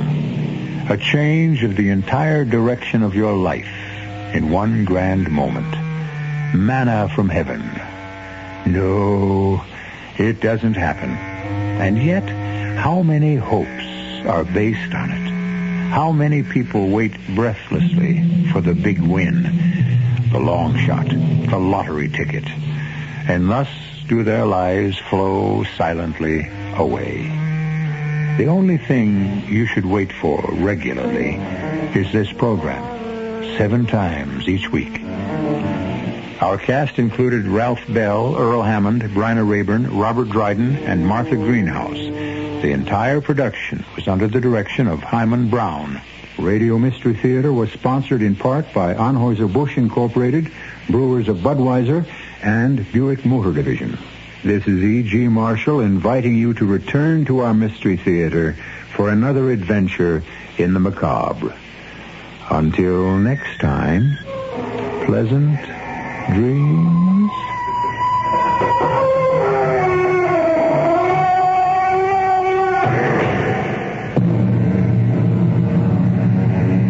Tonight's Mystery Theater was also brought to you in part by ShopRite Supermarkets, where you get a lot more for a little less.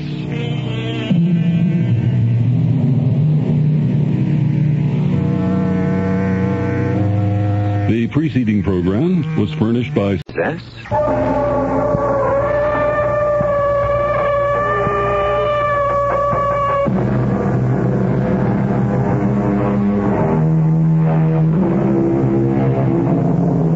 Come in. Welcome. I'm E.G. Marshall, bellwether of this flock that assembles here to mull over the mysterious and the macabre. Doomsday is near, said Mr. Shakespeare. So, die all, die merrily. Or to put it another way, eat, drink, and be merry. For tomorrow... At any rate, since the very beginnings of the human race, we have had our prophets of doom. Our seers and sages who have thundered or whispered their awful predictions for a frightful finish that will overwhelm all of us. And what are you called? Gold. Gold. A very revealing name. Your hair shines like gold. What do I call you? You will call me Mistress, because you are now my slave. Do I have the right to know your name? You have no rights at all. As your slave, what am I supposed to do?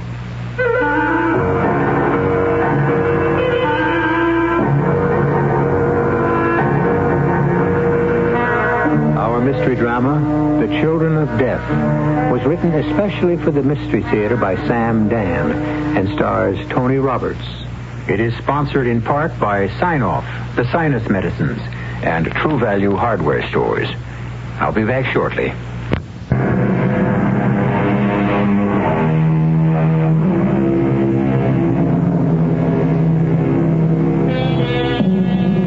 Nobody knows how or why it all happened. And actually, it doesn't matter. All those people who argued about the end of everything, who warned, who threatened, who pleaded, those who hastened it, and those who tried to prevent it, all of them are gone. Long ago, they became dust. And long ago, that very dust has been blown into the skies and washed into the streams and the oceans. And who could ever find it today? For a few short millennia, they ruled this earth with their great tools of metal and fire, but they couldn't rule themselves. And when they finally turned on each other, it was awful to behold. They might have created a heaven. Instead, they produced a hell, and it consumed them. And now, others walk this world. My name is Gold. I am called Gold because my hair is yellow. It shines like that metal you can see shimmering sometimes in the stream. That metal, it's not really good for anything. You can't use it to edge or point a weapon. But it has such a bright and happy color. Like me. I'm not good for anything either. But I'm always bright, and I'm always happy. There are those who say that if I were not the son of the high priest, well, it's true.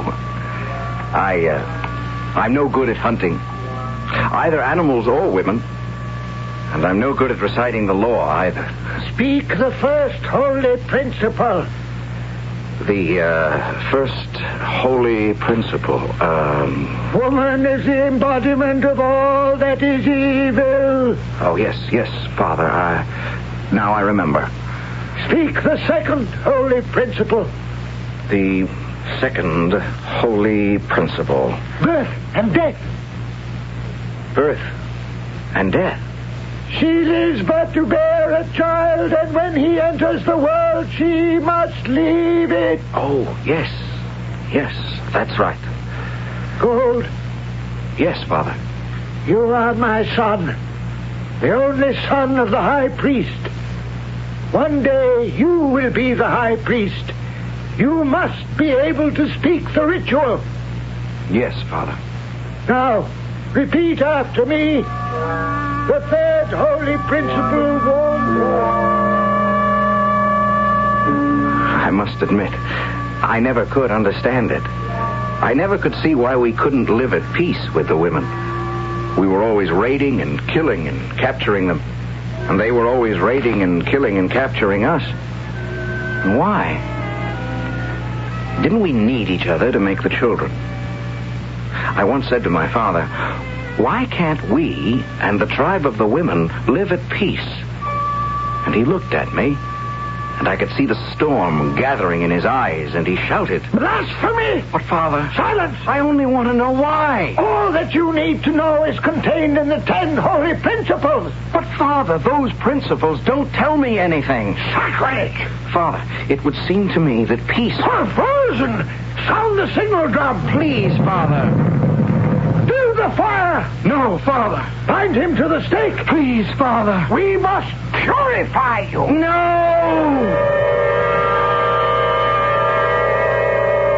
I was purified. I was surrounded by leaping flames. And there's nothing like fire to teach a man wisdom. I became very wise that day. I mean, I learned that silence is the highest wisdom. And I never spoke about women, or war, or peace for a long time. Until the day my father sent for me. Your time has arrived, Gold. My time, Father? The law says that you must also become a father. You are my only son, and you must take a woman. Take a woman? Take a woman, and have a son of your own. You know me by now, Father. I couldn't capture a warrior woman. You shall not disgrace me. Your time has come to capture a woman. I'll be killed. Then you will die in the embrace of the gods. Why do we have to catch each other and kill each other? This is the way it has always been. And this is the way it will always be. And that was the answer I would always get. All morning would be spent in prayer to make sure my heart was pure. And all afternoon would be spent in sword fighting to make sure my hand was steady. And my teacher was the great hero of the tribe. An older man now. He had been the mightiest hunter of both animals and women. The mightiest hunter and the greatest killer. And that's why his name was Death. Parry. That's it. Now I shall fight like a woman. Make use of your reach, your longer reach, to keep me outside. No. Never let a woman get close. No man is a match for their blinding speed. Keep her outside.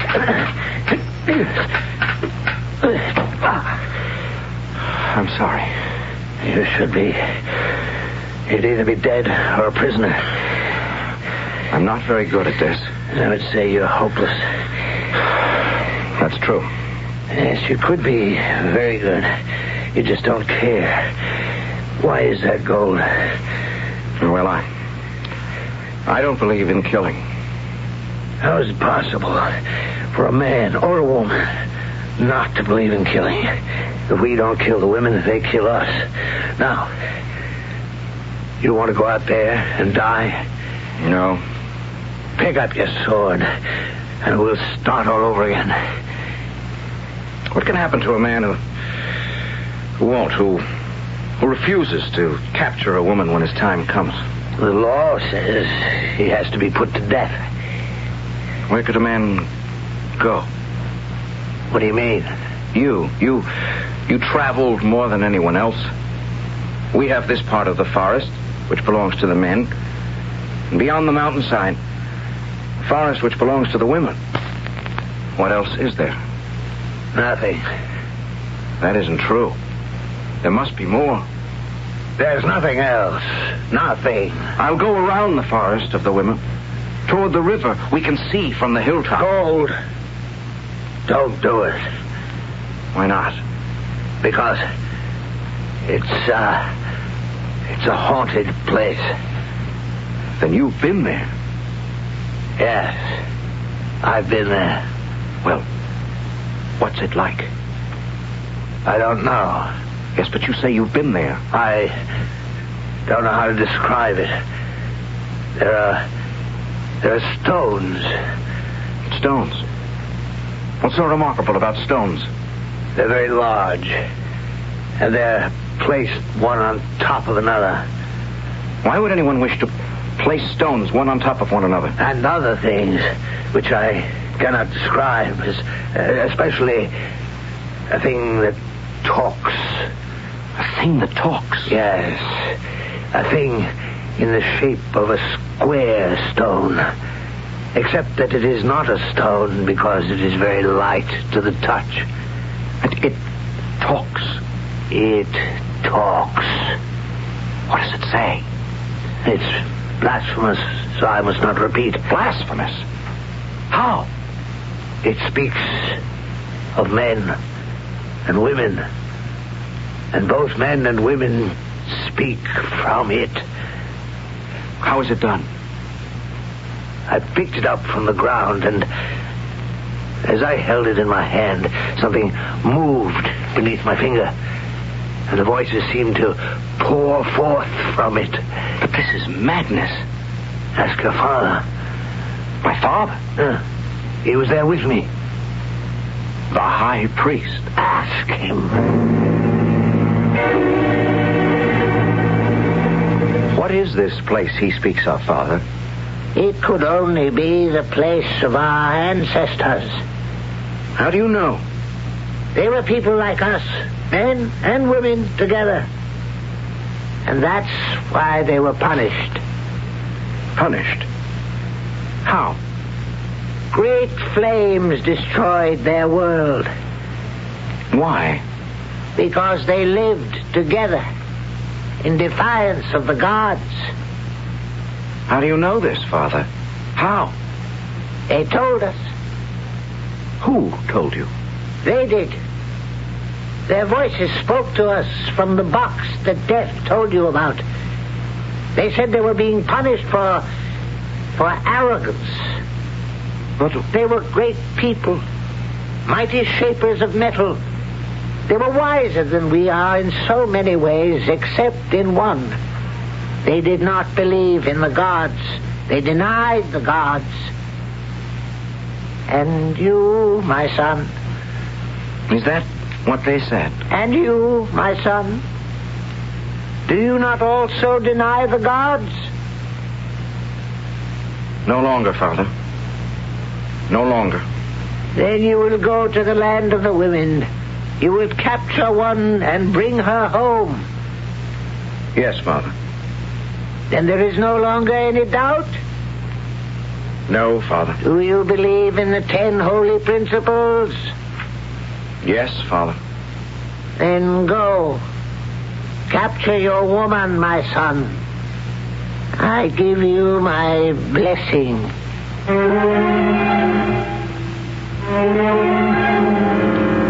Well, the ultimate enemies, men and women.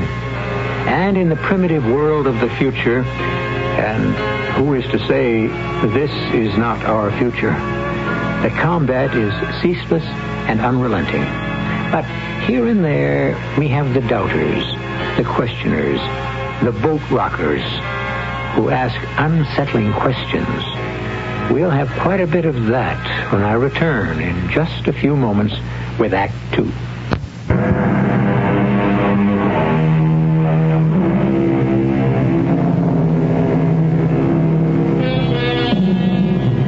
Our story has postulated a strange, savage world, far in the future, where combat is the order of the day, and the combatants are men and women.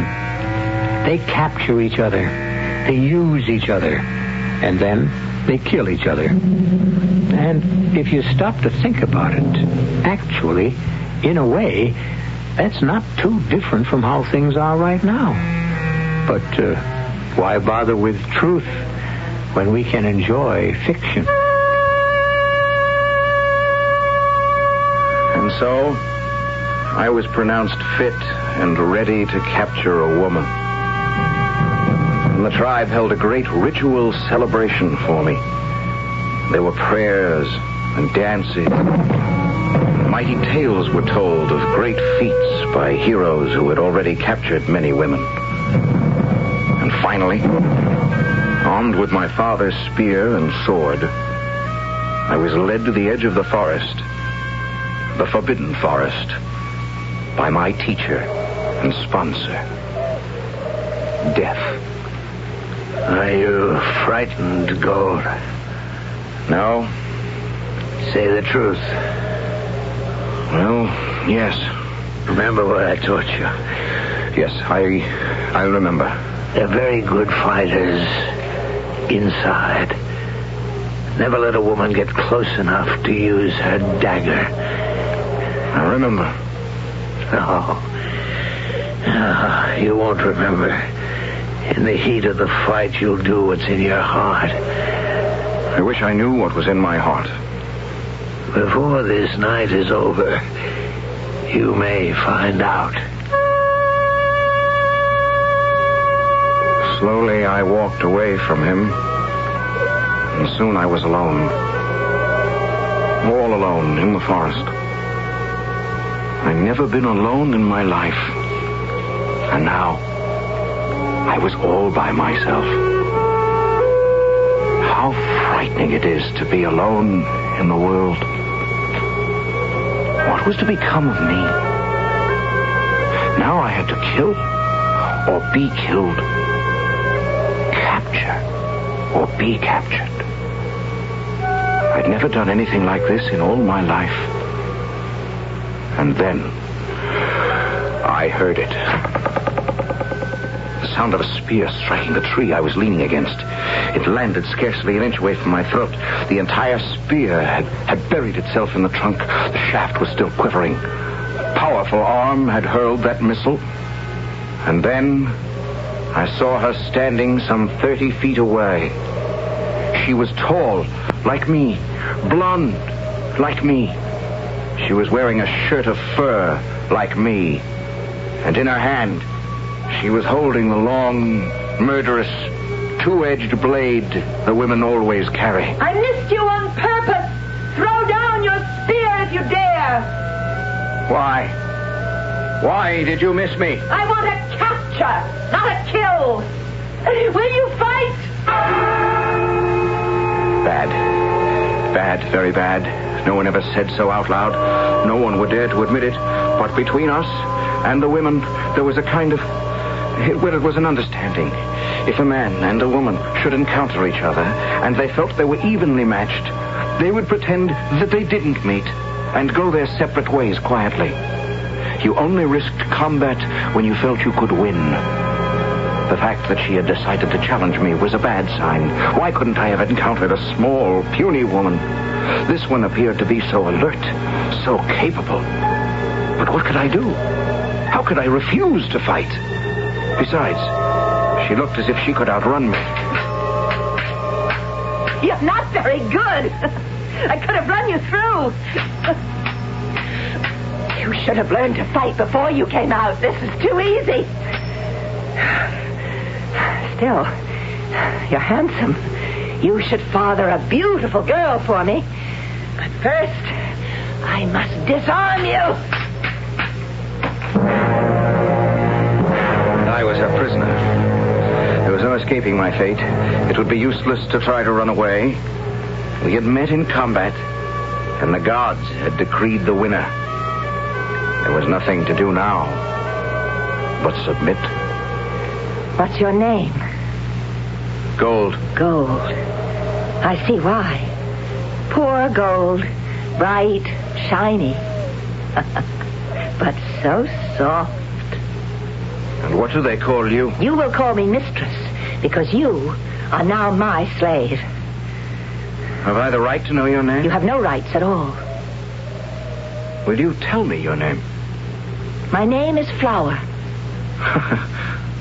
Flower? Oh, I see you're easily amused. I don't know how it is among the women, but among us, a name describes a person. I'm like gold. My friend is a great killer. He's called Death. One who runs swiftly is named Deer. It's the same with us. You're hardly a flower. Am I your first captive? Oh, no. And you won't be my last. I hope, for your sake, that you'll do better than the others. What do you mean? Oh, why do men talk so much? What does it matter? Come. We have a ceremony to perform. I was taken to the village of the tribe of the women. And it was very much like the place of the men. Like the men, the women lived in tents made of fur. Like the men, the tent of the high priestess was larger and finer than all the rest. And like ourselves, they had built a huge stake in the center of the village. If they weren't women, and if I weren't a slave, I would have thought I was at home. I was taken before the high priestess. She was a tall, handsome woman. You are... Gold. You are the son of... The high priest. A good catch. I give you my blessing. Well, that's a good sign. What are you saying? You're blessing me. That means... That means I wish you to be the father of a girl who will bring glory to her people. Oh. I had thought, perhaps, that you... You? You are of no importance, no consequence. You are merely an instrument. And when you have performed your mission, you shall be cast aside. You mean killed? These things are the will of the gods. As the son of a high priest, you should know that better than anyone else. I don't really know very much about it. It is clear to me that you do not know very much about anything, including the most important thing of all. What is that? How not to get captured. Well, here you are. Yes, here I am. I was looking for you. Do you want me to come back to the tent? Yes, we have a ritual to perform. All right. It's such a beautiful night, though. Beautiful? What do you mean by beautiful night? Well, look. At what? Well, at the stars. The moon. We see those every night. Yes. I suppose so. And yet, every night you stare at them? As if you've never seen them before? Every day. Every night. I look at the sun, trees, mountains, the streams, the moon, the stars, as if I'm seeing them for the very first time. You do? Why? Why? Yes, why? What purpose does it serve? Wouldn't you have been better off to study sword fighting? Better off? Well, if you had, I might have been your prisoner and slave, instead of how it is now. That's your good luck, isn't it? It's the will of the gods. What would you do if one day you suddenly asked yourself, what if there were no God? You shouldn't say that. Why not? Because you're very close to the next world. You know that, don't you? Yes. If I have a child, you will die at the moment of its birth. If the child is a boy, it will be killed with you. How would you feel about that? Feel? These things are decided by the gods. And if by the time the first snow falls, there's no sign that I'm to have a child, you will be sacrificed to the gods in any event. Then I might as well be happy while I can. I don't think the gods want me to have a child. No? You're my... I have captured 5 slaves, and I've never... It's cold. There's a sudden chill in the air. Winter is coming. We should go back into the tent. You sent for me, priestess. The snow is on the ground, Gold. I know that. We will miss you. You will... I have never said anything like this before. How could I, to a man? But you are different. You make people smile. I wish I knew why. The gods, they made you different. They made you happy. Perhaps they should have realized this and protected you. Although I am not criticizing the immortal gods. And since I believe I'm due to see them soon, I'll tell them that. You must die 7 days after the first snow, since Flower is still barren. Prepare yourself for death. Prepare myself? What am I supposed to do to prepare myself? I cannot understand such a question. I would imagine that the best way to prepare yourself for death is to lead a long, full, happy life. What do you want me to do in a week? You're a madman. Do what is sensible. Prudent people always do. And what's that? Pray. Why? Do I have a chance to get the gods to change their minds? Pray that they will give you another life after this one, and that in time you will be born again, but as a woman. Gold? Gold, wake up. What is it? Gold, I want you to close your eyes and pray to the gods. All right. But why? Because I'm going to kill you. You're going to kill me? I don't know why. Don't you have a reason? Pray to the gods to accept you in the other world. I know I'm supposed to be killed. Pray to be born again. But the week isn't over. Pray. I believe I still have 2 days. I could have killed you while you slept, but I wanted you to know why. Well, I appreciate You that. must know why, Gold. You must know why. All right. Why? It's because of the way I feel toward you. How do you feel toward me? Don't know. But I do know what I feel is wrong. Do you hate me? No. I don't hate you. Well, you should. I'm a woman, and you're a man. And the gods tell us that... You have cast a spell on me. What do you mean? A spell? I have a feeling that it is new. Tonight I looked up at the moon and the stars, and it was as if I was seeing them for the first time. Everything seems different and exciting and wonderful. What have you done to me, Gold? I don't know. I've gone mad, and the gods are punishing me. For what? For not hating you, for not wanting you to die. And so, to prove to the gods that I still obey and believe them, I must kill you myself. Right here. Now. Flower. Don't.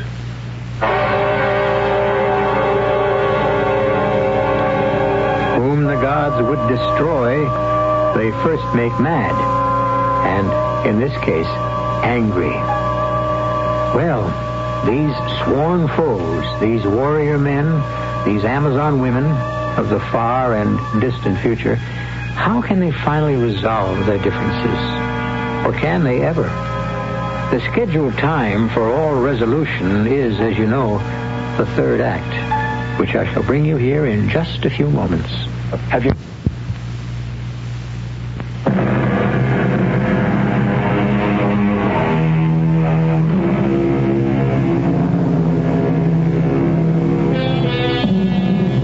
Does the future repeat the past? There are those sages who will insist the future is merely the past in another variation. Perhaps. It is said that in the dim and distant beginnings of the race, men and women vied for supremacy. As we know, the men won this time. But suppose there comes a time when the world has to begin all over again. I must kill you. Very well. Go ahead. Kill me. It'll be better. Quicker. Easier for me than the stake. Go ahead.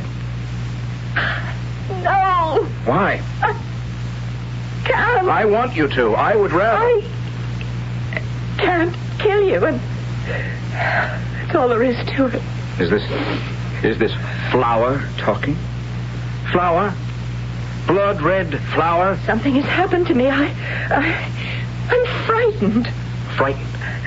Of what? I don't know. I've never been frightened in all my life, and now you frighten me. Can you understand what I'm saying? Yes. No, I don't think you do. I don't think you can. But I do, because you frighten me, too. Gold? Yes. What are we going to do?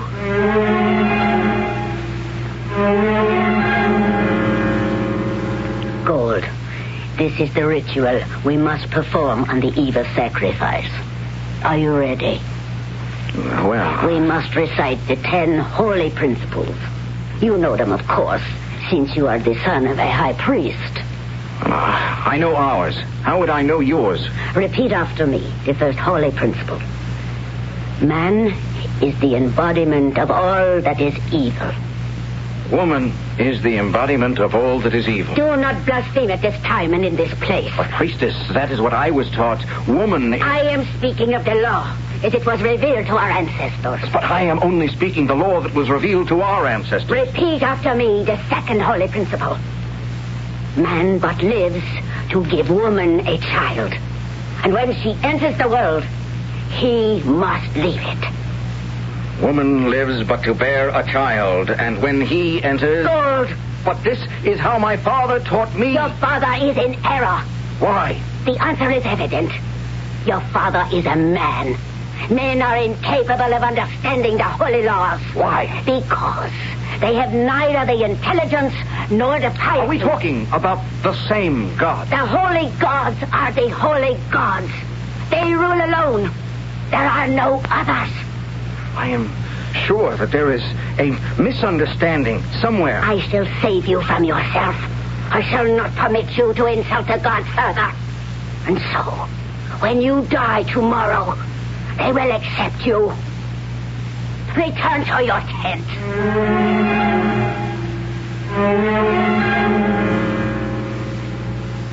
I've had other slaves. All of them had to die. I never thought about it. It never bothered me. The truth is, you've also cast a spell over me. What's it like? I don't know. Oh, Gold, I wish... It's so fantastic. I don't think I could tell you. Why not? Because... I feel that I could tell you anything. The fact is, I'm a practical person. And no one who is alive today, either man or woman, ever heard the gods speak. That's true. And so, since they spoke so long ago, we don't really know what they said. And we can never really find out unless... Unless they should choose to speak again. Flower, listen. We can hear the gods speak. How? There's a place. Do you know it?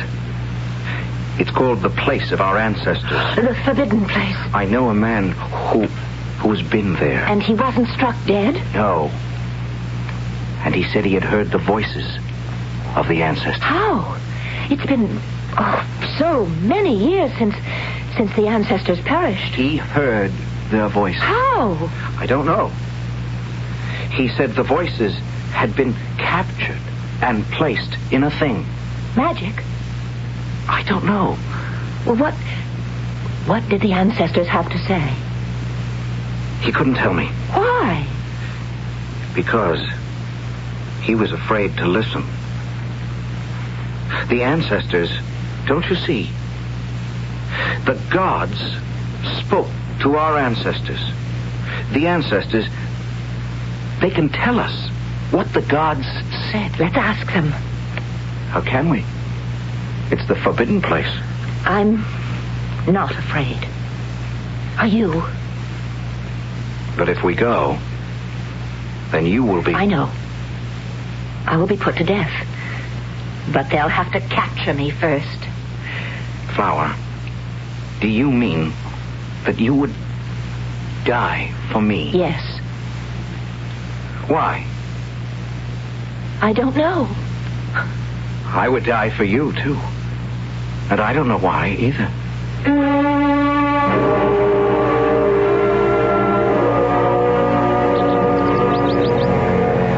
Are you afraid? Yes, I am. The ancestors lived here. The stones heaped one atop another, so high. These must be... what, tents? The ancestors made tents. Of stone? Yes, they'd be strong. One would be safe from attack.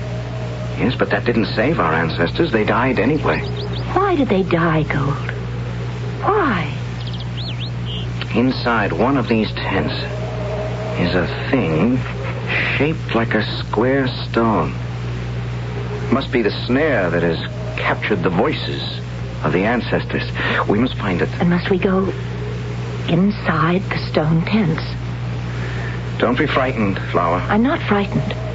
As long as I'm with you. That's how I feel. What is this place? I don't know. I can't even imagine. Along the walls. Pictures, such as we try to draw on rocks with the juices of berries. And such pictures. These people. Our ancestors. Look. Men and women. Together. And children. Boys and girls. What does this mean? It means they sinned. And that's why they were destroyed. No. Why do you say no? But look at their faces. See how happy they are. These are good people. If they were good people, why did the gods destroy them? I don't know. If only... Wait a minute. You see that? See that thing? It looks like a square stone on the ground. Yes? That's where the voices are. How can we make it speak? My friend said he picked it up, and something gave beneath his fingers, and the voices came out. So, let me see. No, don't. Why? Why not? It might be blasphemy to touch it. But it's why we came here. Then, let us pick it up together. Now. Yes, I have this end. It's light. It's so light. Why doesn't it speak? Because something is supposed to move. Wait. Something has started. What's that? The gods. My name is David. My name is Lorna. Very soon now, we will have destroyed the world. It's the gods. The gods speaking. We had everything to live for. Every reason to be happy and prosperous. All we had to do was love each other. Why didn't we love each other? Why did we hate each other? Hate.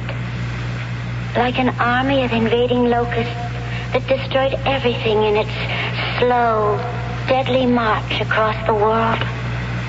In the end, hatred became the universal measuring rod. Hatred. It drove us all mad. And once we started to hate, we couldn't stop. Those who were of different colors hated each other. Those who lived in different places hated each other. The young and the old hated each other. And even men and women hated each other. And the circle became smaller and smaller. And finally, you had to hate everyone who wasn't you. But all God ever told us to do was love each other. And we didn't do it. We couldn't do it. And so, we destroyed ourselves. The bombers, the missiles, are now in the sky. I love you, David. I love you, Lorna. And I pray that God will allow our words to live somehow. And that sometime, someone will listen. We are the children of death. May you who hear this always be the children of life. I love you, David. What did she mean? What does it mean?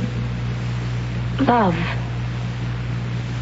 I love you, Flower. I love you. Oh. I love you, Gold. The gods didn't destroy the ancestors. The ancestors, they destroyed themselves. Just as our people will destroy themselves. Flower, we must bring this box back to our tribes, yours and mine. We must say to the people, listen. Listen before it's too late. But Gold, they'll only... Only what?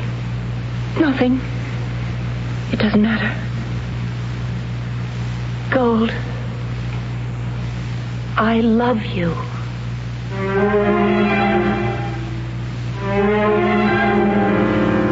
And so they took what they could only imagine as a magic box back to their people. And now we're going to let you write the end to the story.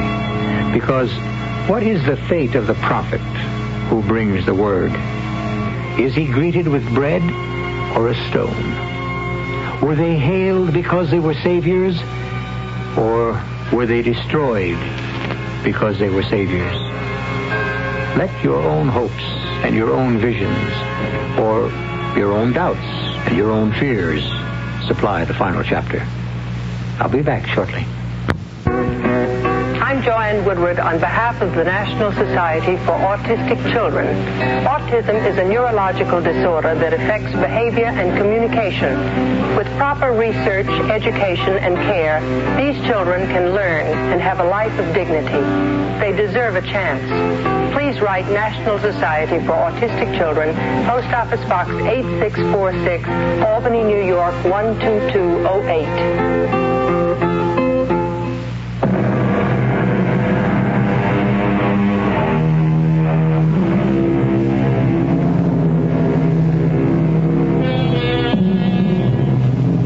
Unleashed becomes the master. Or, he who rides a tiger dare not dismount. Put it any way you please. Hate is a fire that requires constant fuel. And sooner or later, he who hates must finally be consumed by the flames. Isn't it simpler to love?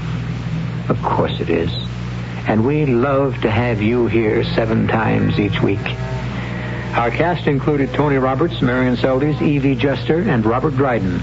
The entire production was under the direction of Hyman Brown. Radio Mystery Theater was sponsored in part by Buick Motor Division. This is E.G. Marshall inviting you to return to our Mystery Theater for another adventure in the macabre.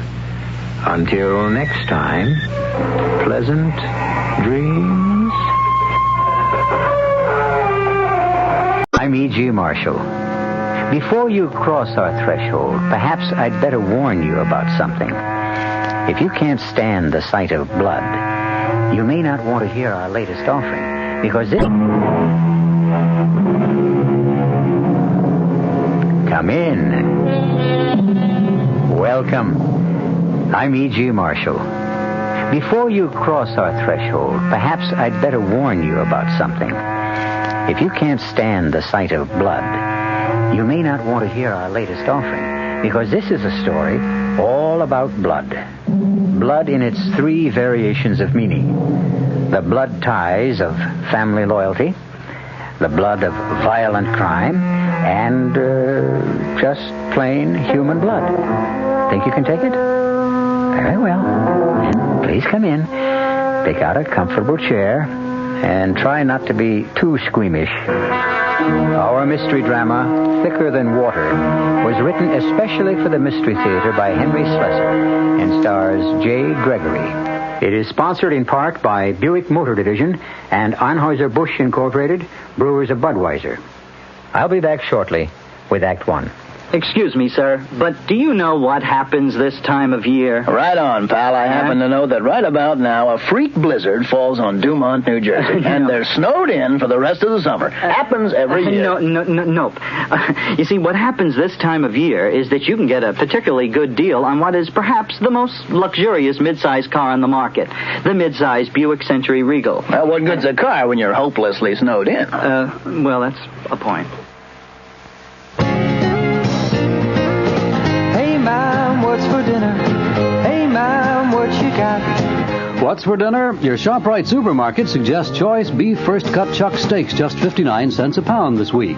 Save 2 on smoked ham, shank portion 69 cents a pound, butt portion 79 a pound. For a quick meal, try Swanson's Frozen Hungry Man dinners, just 99 cents each.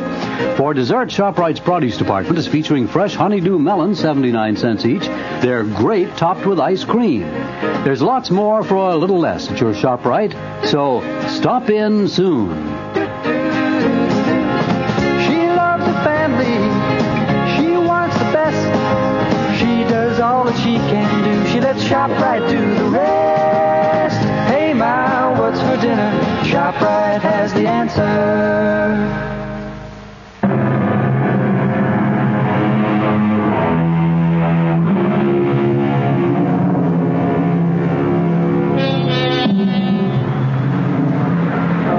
Listening to what some people think of as jungle noises. But in this case, the jungle is what they think our large metropolitan cities have become. Stalking places for predators who prowl the darkened streets, the foliage of our parks, the isolation booths of our elevators and hallways, looking for victims to satisfy their greed, their hunger, or their simple lust for blood. But the well-dressed man who walks down this particular dark and quiet street in a neighborhood of crumbling tenements and menacing shadows doesn't seem to be aware of lurking danger until danger stops lurking and strikes. Hold it, mister. What is this? Oh, shut up. Shut up and hand it over. The wallet. Where's the wallet? Here. Give me that. And now, here's something for you. Help me. Somebody help me.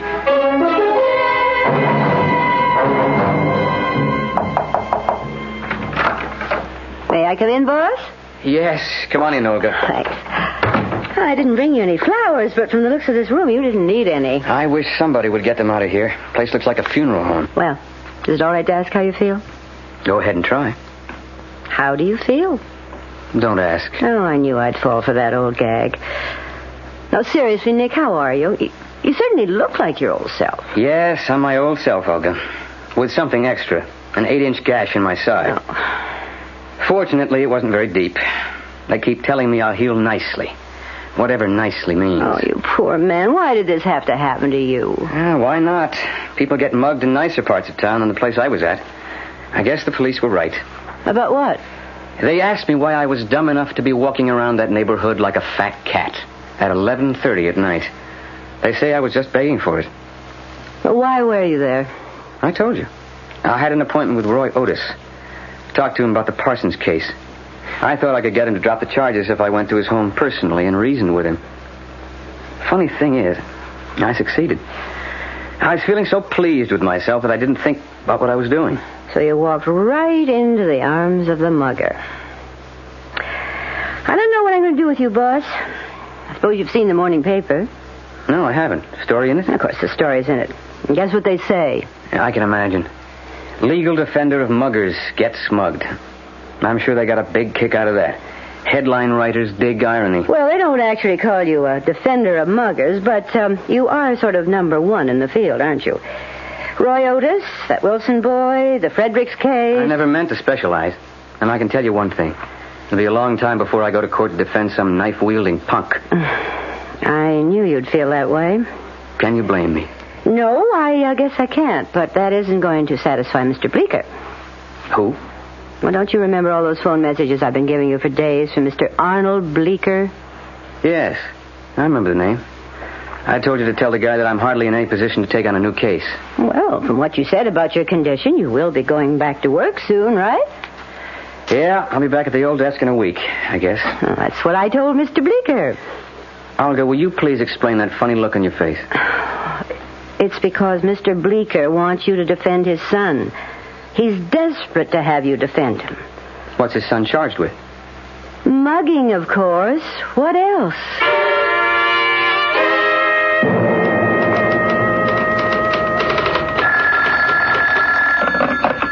Mr. Wedge's office. Oh, yes, Mrs. Hamilton. How are you? No, he's in conference at the moment, but I think I know the answer to your question. The hearing will be held at the municipal court on the 27th. Oh, yes, of course. And Mr. Wedge will be talking to you before then. Yes, I'll tell him. Goodbye. Good morning. Oh, hello, Mr. Bleecker. I guess you're not so happy to see me, are you, miss? Well, it's not that, Mr. Bleecker. It's just that, well, that I've told you it won't do any good. Mr. Wedge simply isn't able to take any more clients at the moment. Look, I gotta get a lawyer soon. I gotta have a lawyer right now. The judge told me either I get somebody or the court will appoint somebody. Well, you could do a lot worse than a court-appointed attorney, Mr. Bleecker. Even Mr. Wedge does that sort of thing now and then. He does? Yes. Most criminal lawyers do. Well, without fees. Well, then, let him do it now. For me, for my son. But I'll pay him. I'll pay him anything he wants. Really, Mr. Bleecker, it isn't a matter of money. Yeah, I know. You look at me, you see a poor man, but I'll pay. I'll get the money somehow. Olga, do you still have the file out on the Fredericks? Mr. Wedge, please. I gotta talk to you. I've been trying to talk to you for days. Would you be Mr. Bleecker by any chance? I'm sorry, Nick. I told the man Please, that you let couldn't... me say 10 words to you. Have you got the time to hear 10 words from somebody? All right, Mr. Bleecker, come on in. Thank you. Have a seat. No, I'll stand. I'm too nervous to sit down. Mr. Bleecker, I can save you some words. I know about your case. I know that your son has been arrested for stabbing that man. Only he didn't do it. That's the thing. It was somebody else, and they arrested my Benny. Well, I'm not saying that isn't possible. I know it's true. My son told me it was true, and I believe him. Oh, it's fine. That's the way it should be between a father and a son. But if he really is innocent, Mr. Bleecker, the chances are excellent that he'll go free. No. The chance is rotten. The way things look, there's almost no chance. That's why I need somebody like you. Somebody who got other boys out of trouble. I'm not a mastermind, Mr. Bleecker. Yeah, but you got them all off, all those other boys. I heard about you. I asked around. I talked to all kinds of lawyers, and they all said, you get Nick Wedge. Nick Wedge will get your boy off. Well, as I said, if he's really innocent, any decent attorney... I'll pay you what you want, anything. Just get my little boy out of that place. He's not too little, is he? 18? He looked me straight in the face and said, Pop, I didn't do it. I didn't knife that man. You believe me, Pop? He said, I'm swearing it. On Mama's grave. Mr. Bleecker, I'm really sorry.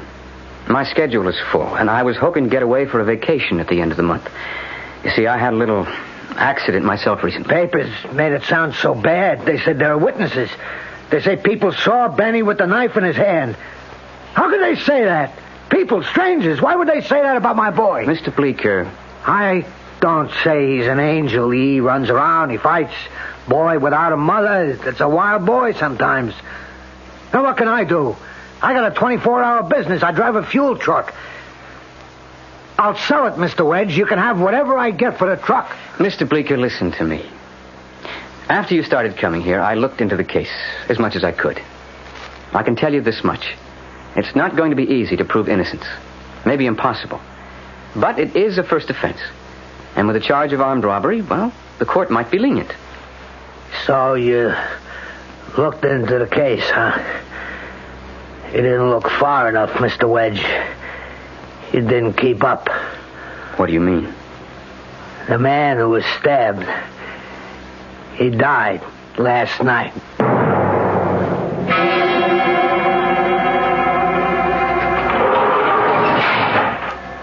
Who are you? I'm your lawyer, Benny. Maybe. You the lawyer my father told me about? One who gets everybody off? If that's what he's told you, he's wrong. Sit down, Benny. We have things to talk about. When can I get out of here? They told me I'd get out as soon as I got a lawyer. Whoever told you that was wrong, too. What about bail? My father says he can raise bail for me. Bail's been refused. What? You heard me. Now, this is a capital offense. The victim is dead. The charge is now homicide. The court has refused bail. You mean I gotta stay in this crummy place? Until the trial, yes. When's that? Don't rush it. We need every minute of delay we can get. I don't think this is going to be easy. Why shouldn't it be? I didn't stick that guy. I didn't have nothing to do with it. You admitted to the police that you were there when Kenneth Archer was stabbed? Sure I was there. I was hanging around with some guys. You were hanging around with a street gang called the Silver Stars. It's not a gang. It's like a club. We got a basketball squad and everything. Yay team. We were all just walking down the street when this guy Archer came right in the middle of us. Now, maybe one of the guys stuck him. How should I know?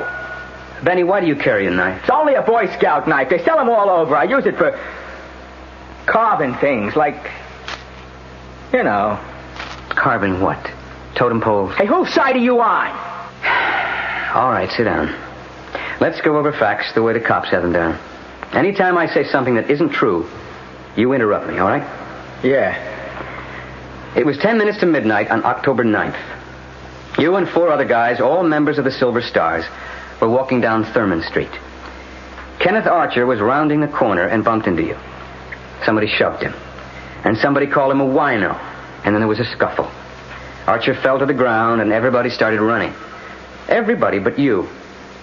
You waited behind and bent over the guy. I wanted to see if he was okay. Shut up. I don't want explanations. Just stop me when I say something that isn't factual. Now, you bent over Archer and then you ran off. By now, there were a couple of witnesses. Both of them say they saw you with a knife in your hand. When they reached Archer's side, he'd been stabbed in the chest. His wallet was gone. Okay. So somebody stuck him. Why does it have to be me? Half an hour later, the cops caught up with you in your father's fuel supply office on Chester Street. The knife was still in your pocket. Well, it wasn't me. Are you saying it was one of your pals? No. I don't even remember who they were. You mean you don't give their names? That's against the code, isn't it? It's a big club. This Silver Stars got maybe 50, 60 guys in it. I don't know them all. You're not helping yourself, Benny. And you're not helping me. But what do you want me to say? I didn't kill that guy. That's all I know. The police have the knife. It's Exhibit A. They have the knife, they have the witnesses, and they have you. Now, what have I got? You're the lawyer. You tell me. All right, Benny, I'll tell you. I want you to cop a plea. Huh? I want you to plead guilty. You crazy? It's the only thing that makes any sense. You put this case to a jury, you'll spend the rest of your life in a cage. Plead guilty and you'll get a break. I won't do it. I'm innocent. I'm not going to jail for something I didn't do. I'm talking sense to you, Benny. But I didn't do it. I swear it. I'm only trying to help you, son. I'm not your son. I got a father.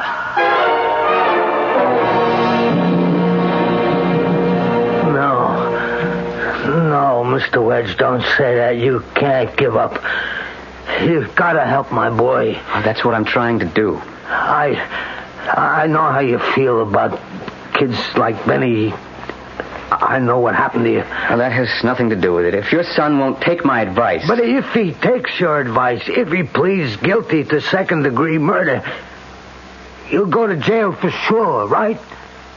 Yes, he'll go to jail. For something he didn't do. Mr. Bleecker, I know you're his father, but that doesn't give you the right to ignore the facts. Look, A father's faith is a wonderful thing, but it's not a defense. Yeah. You're right. I don't know what I'm talking about. I better go. Mr. Bleeker. Yeah? All right. It's the dumbest decision I ever made, but we'll plead not guilty and then wait for a miracle.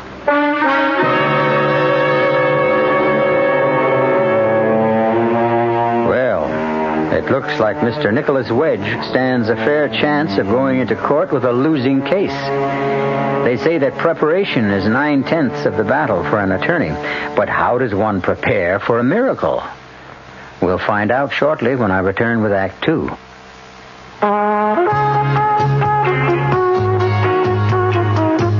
At Suburban Savings in northern New Jersey, you're always the tops.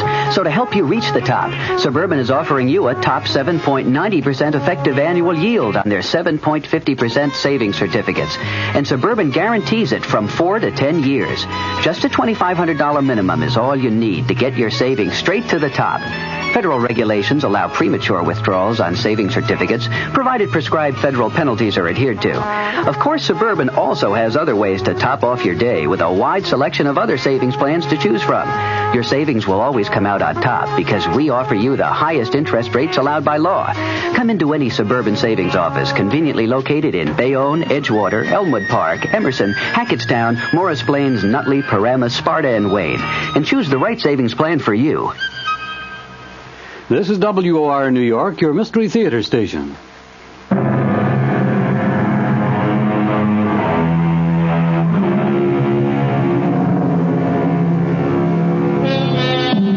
Here we are in the Criminal Courts building downtown. And from the looks of the crowd, the case of the People versus Benjamin Bleeker has attracted more than usual interest. But it's not Benny Bleeker they've come to see. Benny is just another young ruffian charged with just another street crime. But the star of the occasion is the lawyer who will be defending him. And the point of curiosity is, how will Nick Wedge succeed in saving his client in the face of some highly damning testimony? Mr. Dankers, you reside at number 8 Thurman Street? Yes, sir. Have you lived there long? About 10 years. Please describe the events that you personally witnessed on the night of October 9th. Well, I was sitting on the stoop getting a breath, and these kids come up the street. They was all wearing purple jackets. I didn't pay no attention on account of you see kids like that all the time, you know? They were marching like in a straight line, taking up the whole street, you know? And then this man comes around the corner. The man being Kenneth Archer? I didn't know the name at the time. He was just a man coming around the corner. And he bumps into this line of kids. Was there a scuffle then? Oh, yeah. There was a lot of pushing and shoving, all right. I mean, these were the kind of kids who thought they owned the whole street, you know? Objection, Your Honor. Sustained. Just describe what occurred, Mr. Dankers. Well, that's what I'm trying to do. Anyway, they all started pushing and shoving this man around, just because he bumped into them. And then the next thing I know, he was on the ground. Mm-hmm. Had he been hurt, in your opinion, or just knocked to the ground? Well, I couldn't tell, you know. I mean, he was kind of on his hands and knees like. And what happened to the young men who knocked him down? Well, they all ran off, you know. I mean, kind of laughing and yelling stuff. All of them? Yeah. All 5 of them run off. Only then one of them turns back all of a sudden and goes up to the guy. I saw him bend over him. Did he speak to the man? I don't know. I don't think so. I saw him reach down. I guess that's when he stabbed him. Objection. Sustained. Please don't volunteer information, Mr. Dankers. Just answer the attorney's question. All right, Mr. Dankers. What happened then? Well, then he ran off, just like the rest of them. But that's when I saw the knife in his hand. You actually saw the weapon? I sure did. But you didn't know that the knife had actually been used until you went up to Kenneth Archer. Objection, Your Honor. The assumption that the wound was caused by the weapon that this witness presumably saw is unwarranted. All right, I'll be happy to amend my statements, Your Honor, that Mr. Dankers didn't know that a knife had actually been used until he went up to the fallen man. Will that satisfy your objection, Mr. Wedge? Yes, sir. Go on, Mr. Dankers. You say you ran up to the man to see how badly he was hurt. That's right, and by the time I got there, I saw all this blood on the ground. Mr. Dankers, how far away were you when all this happened? Oh, I don't know, maybe 40, 50 feet. You got a good look at the people involved in this incident? Well, I don't remember what the kids looked like, the ones who ran away, but the one who came back, the one who did this... Well, you know what I mean. Him I saw clear as anything. And the knife in his hand. Do you see the man in the courtroom right now? Yes, sir. Yes, I do. That's him over there. All right, no further questions. Counsel for the defense may cross-examine. Mr. Dankers, do you always wear glasses? That's right. Actually, even with correction, your vision isn't very keen, is it? I'm 67, mister. Wait till you're my age. It was almost midnight on a street which is lighted by a street lamp actually 30 yards from your building. Is that right? I never measured it. Well, I have. And you can take my word for it. The lamp is a good 30 yards from the scene of the crime. Yet you saw a small jackknife. This knife. Exhibit A. Look at it, Mr. Dankers. Yes, I saw it. It's not a very large knife, is it? But I saw it just the same. It was sort of flashing in the light, you know? To tell you the truth, I might not have noticed it at all if it wasn't for one thing. What's that? Mrs. Dankers, my wife. She was sitting right next to me, and she said, "Look, Saul, that boy's got a knife."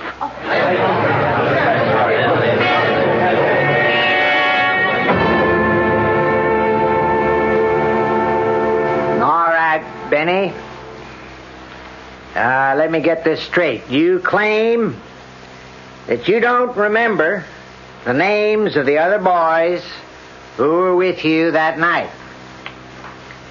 That's right, Mr. Wickers. Even though they were members of your own gang. Pardon me, your own social club. I just met them. I mean, look, see, we all came out of this movie together. I mean, I didn't even talk to him. Mm-hmm. I see. Benny, you do carry a knife, don't you? Yeah. I mean, yes, sir. But just a Boy Scout knife. Not a switchblade or anything like that. In fact, you were carrying this knife on the night of October the 9th. Well, yeah, I always carry it. In fact, it was still in your pocket, that knife, when the police picked you up. Yes, sir. By the way, son, were you a Boy Scout? Who, me? No. Uh-huh.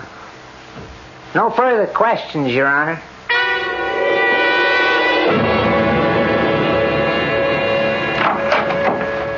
Nick, would you like a coffee now? Oh, yeah, Olga, bring it in. If you have some whiskey, bring that in, too. In fact, forget the coffee if you got whiskey. Oh, sorry, boss, but it has to be coffee. All right, thanks.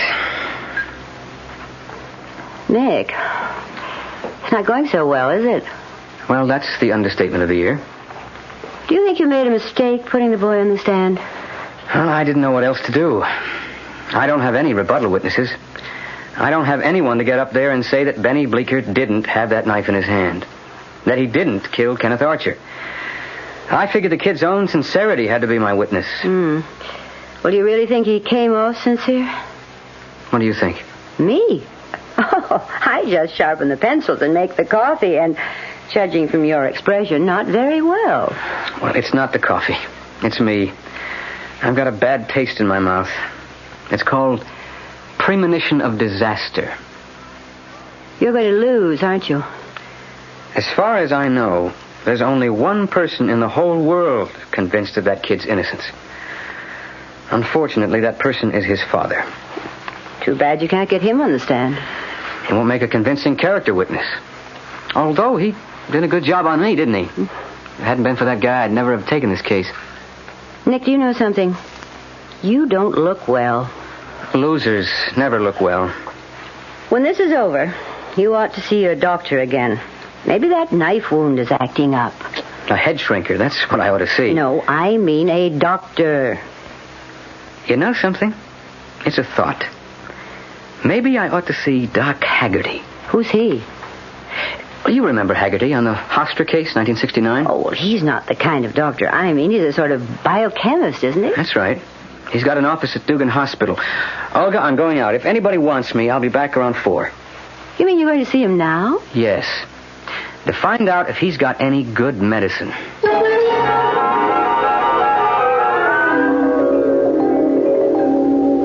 I don't understand you, Nick. You say the police have already examined the boy's knife for bloodstains using the standard benzodine test. That's right. It didn't show any. But that didn't mean anything. They claimed that naturally Benny would wipe the knife clean. Well, that stands to reason. But you told me once that there was a more sensitive test for bloodstains, remember? Yes, there's another test. It's called the reduced phenolphthalein test. It's far more sensitive, in my opinion, but it's not universally accepted. Why do you ask? Doc, I want to make that test. Well, all right. Get me the boy's knife. I can't do that. It's court property. Exhibit A for the prosecution. But could you demonstrate the test for me with another knife? One just like it. I suppose so. If you have one like it. I do, right here. I picked this up on the way over. It's identical to the knife Benjamin Bleecker carried. Pretty cheap, too. $1.98. Well, the cheaper the better. Why do you say that? I'll show you. First, I'll mix up some of the reduced phenolphthalein solution. Then, when it's done, we'll dip the knife blade into some whole blood, wipe off every trace, and dip it into the solution. And even after it's wiped, a stain might appear? Well, that's what I meant by a cheap knife being better. In a cheap knife, the blade is porous, so it retains microscopic quantities of blood. Even after it's wiped off. Well, let's see what happens, huh?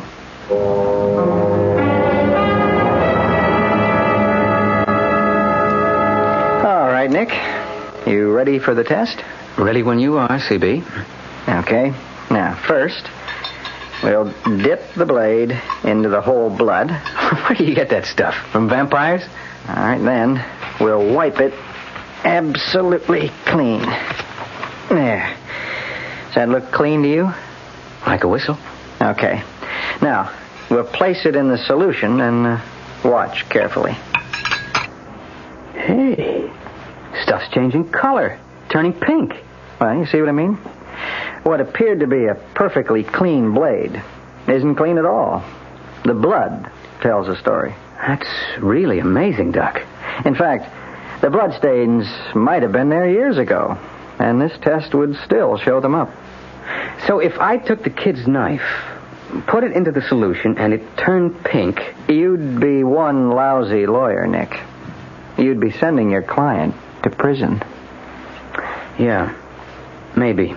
And maybe unfairly, too, because, you see, the test doesn't prove whose blood is on the knife. Even if your client just cut his own finger once, it'd work just the same. He'll look just as guilty. All right. That's something I can straighten out with him. Right now.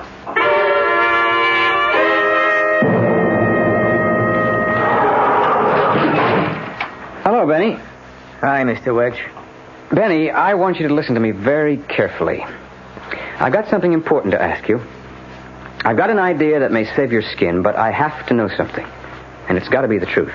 What is it? There's a test, Benny. A test that can determine whether or not there was ever blood in that knife of yours. Ever. Understand? Yeah. So what? Well, I intend to make that test in court tomorrow. If it's negative, the jury will know that you didn't kill Kenneth Archer. Oh, I don't understand that kind of stuff. I'm not asking you to understand. If you stab that man, a jug full of chemical is going to turn pink, and you can kiss your freedom goodbye. But there's something else. If you ever cut anybody with that knife, even yourself, that chemical will turn pink.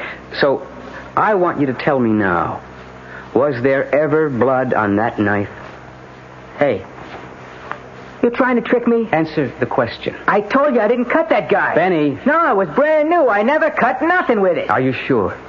Absolutely sure. Not even your own finger. No. You can fool me, kid, but you can't fool a test tube. I'm telling you the truth. All right, Benny. We'll see how true it is. We'll give that knife a bath tomorrow. And God help us both if you lied to me. Well, it looks like Nicholas Wedge is facing a real test in that courtroom tomorrow. He'll be putting his own convictions on the line in order to avoid conviction for his client. Personally, I plan to attend that court session, and you will too, simply by staying right where you are, until I return shortly with Act 3. When you say Budweiser, when you say Bud, you say a lot of things nobody else can say. When you say Bud,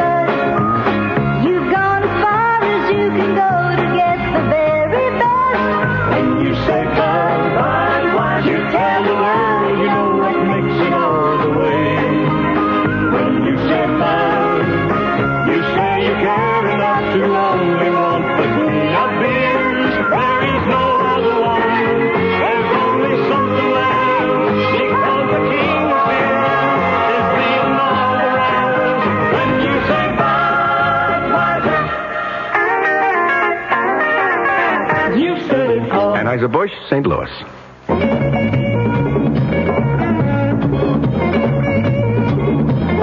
This is Marty Glickman with this week's Jets Biz. This Sunday afternoon, the New York Jets play the Chicago Bears. Won't you join me and Jet star Dave Herman for all the live Jet action from Soldiers Field in Chicago at 1:35.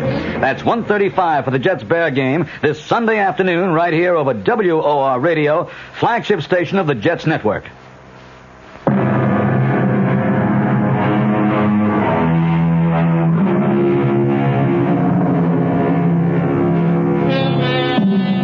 Once again, the trial of Benjamin Bleecker is a well-attended affair. But the spectators have no idea that they're about to witness a dramatic experiment in which chemical science will be matched against eyewitness testimony. But let's quiet the courtroom now because the judge has something to say. Mr. Wickers, is the prosecution prepared to make its summary? Yes, Your Honor. Your Honor. Yes, Mr. Wedge? Your Honor, something has occurred which I consider of paramount importance to this case. I ask the court's permission to introduce new evidence for the defense. Objection. The defense has had sufficient time for the introduction of evidence. I suggest this is a delaying tactic. What sort of evidence, Mr. Wedge? It's a demonstration, Your Honor. A demonstration which will, in my opinion, clearly establish my client's innocence. Or, for that matter, his guilt. Your Honor, if Mr. Wedge would like a postponement... I don't want a postponement. I want to make this demonstration now. If I may be permitted to describe it to the court. Mr. Wickers, if the prosecution has no objection. All right, very well, Your Honor. Thank you, Mr. Wickers. If I may come forward, Your Honor. What is it you have there, Mr. Wedge? This box, Your Honor, contains a beaker with a chemical solution formulated for the detection of blood stains. One moment, Mr. Wedge. Are you introducing expert testimony? Please, indulge me, Your Honor. Just let me explain what it's all about. Very well. If I may have Exhibit A. Thank you. Ladies and gentlemen, you've seen this exhibit many times in the course of this trial. The knife which presumably killed Kenneth Archer. The knife which was in the possession of Benjamin Bleecker. on the night of the slaying. Now, when someone is killed with a knife, what happens to that weapon? Invariably, it becomes covered with blood. And yet, during this entire trial, not one mention has been made of that word. Well, I mention it now. Blood. Look carefully at this weapon. I'm sure you all know that it has never left the court's possession since my client was arrested. Now look at this blade. See how clean and shiny it is? That's not surprising. The knife is new, purchased only a few weeks ago. But what may surprise you is that this clean, shiny blade can still tell a story of guilt or innocence. For as every chemist knows, there is a virtually infallible test which can determine whether an object of such porous metal has ever touched even one drop of blood. Your Honor, I intend to prove once and for all whether I have been defending a young man falsely accused or a lying murderer.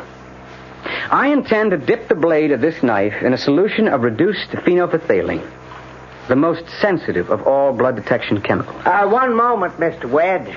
Yes, Mr. Wickers. You say that this beaker contains what? Well, I'll try to pronounce it a second time, Mr. Wickers, although the first was tough enough.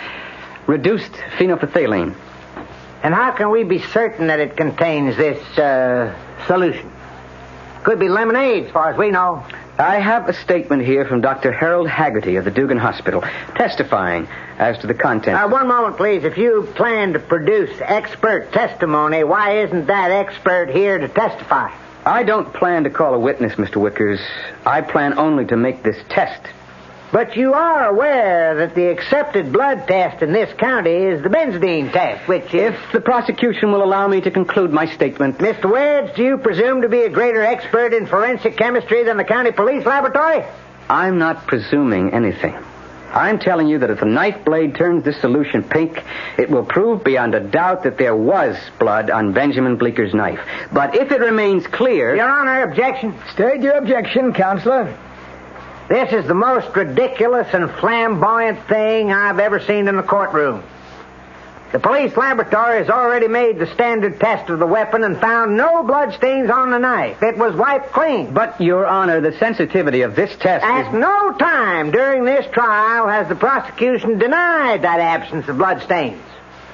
Mr. Wedge is planning to demonstrate something we already know, using a test which is not accepted as standard laboratory procedure. I suggest that this so-called demonstration is pure theatrics, intended to mislead and confuse the jury. Mr. Wedge, the court must agree with the prosecution. You are not a qualified expert in forensic chemistry. Mere corroboration of the police laboratory report is gratuitous evidence which must be considered inadmissible. But my client was willing to have me make the test. Don't you see? He knew the chance he was taking. I'm sorry, the demonstration is improper. The objection is sustained. But, Your Honor... Sustained, Mr. Wedge. You cannot make the test.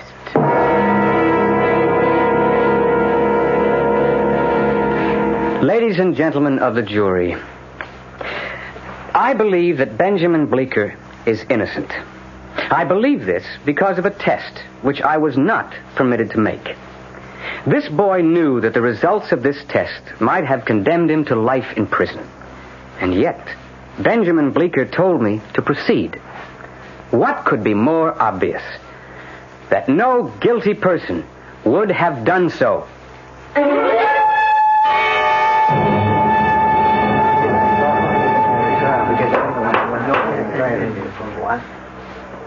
Will the foreman of the jury please rise? Has the jury reached its verdict in this case? We have, Your Honor. How do you find the defendant, Benjamin Bleeker? Guilty or not guilty? We find the defendant not guilty.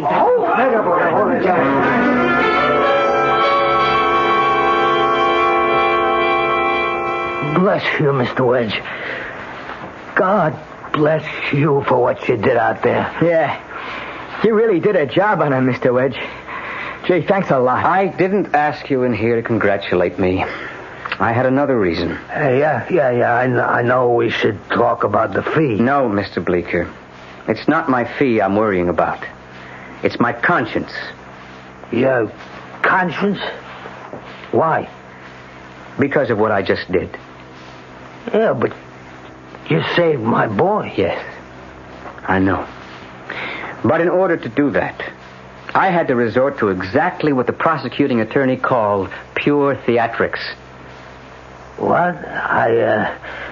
I don't understand. I didn't want to make that test. Do you understand? I didn't want to make it. Didn't even plan on making it. I would have had to, I suppose, if there was no objection. But that was the chance I took. Now, wait a minute. You didn't want to?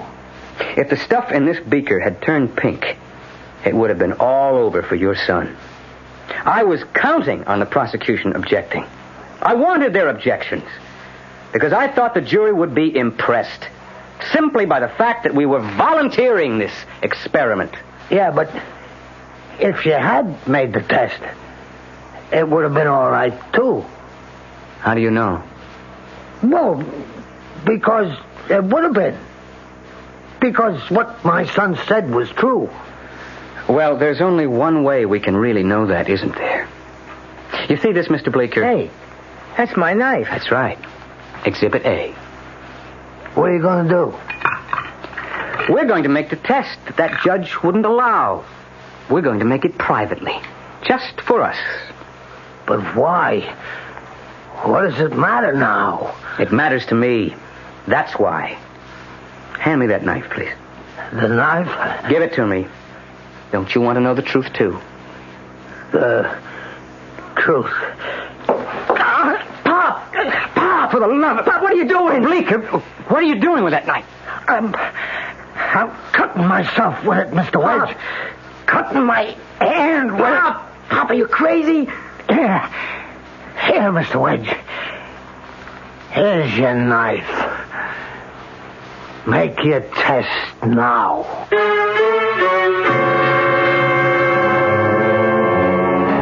Well, that's what I would call a bloody good demonstration of fatherly affection. Maybe Nicholas Wedge will never know whether his client was guilty or innocent, but he'll never forget that he's seen vivid proof that blood is, indeed, thicker than water. I'll be back shortly. Pardon me, miss. Can you tell me what happens this time of year? Rhubarb reaches its peak. Nope. Muskmelon reaches its peak? No. Does it in any way involve something reaching its peak? No, not really. Oh. What happens this time of year is that you can get a really outstanding deal on Buick's small but surprisingly elegant Apollo. And with what's happening to prices, you may never have a better chance to buy a Buick, huh? Hey, I know what happened. Yeah? The buzzards come back to Hinckley Ridge, Ohio. Oh. I hadn't thought of that. Our cast included Jay Gregory, Robert Dryden, Bob Caliban, Grace Matthews, and Ira Lewis. The entire production was under the direction of Hyman Brown. Radio Mystery Theater was sponsored in part by Anheuser-Busch Incorporated, Brewers of Budweiser, and Buick Motor Division. This is E.G. Marshall inviting you to return to our Mystery Theater for another adventure in the macabre. Until next time, pleasant dreams.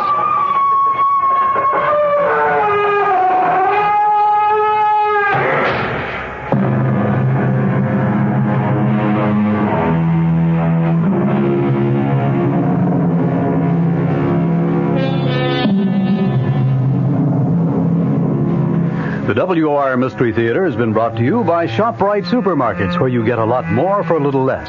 By Suburban Savings, with offices throughout North Jersey. And by Dubonnet, a wine to go before your meal made to make what comes after better. The preceding Mystery Theater program was furnished by the CBS Radio Network.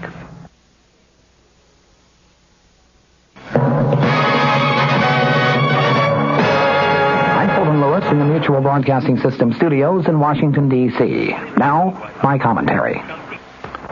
Congressional liberals, most of whom had been admirers of the leftist regime of former President Salvador Allende in Chile, were today bitterly angry in the wake of admissions by President Ford during his press conference last night that there may have been some anti-Allende activity on the part of the CIA in that South American country.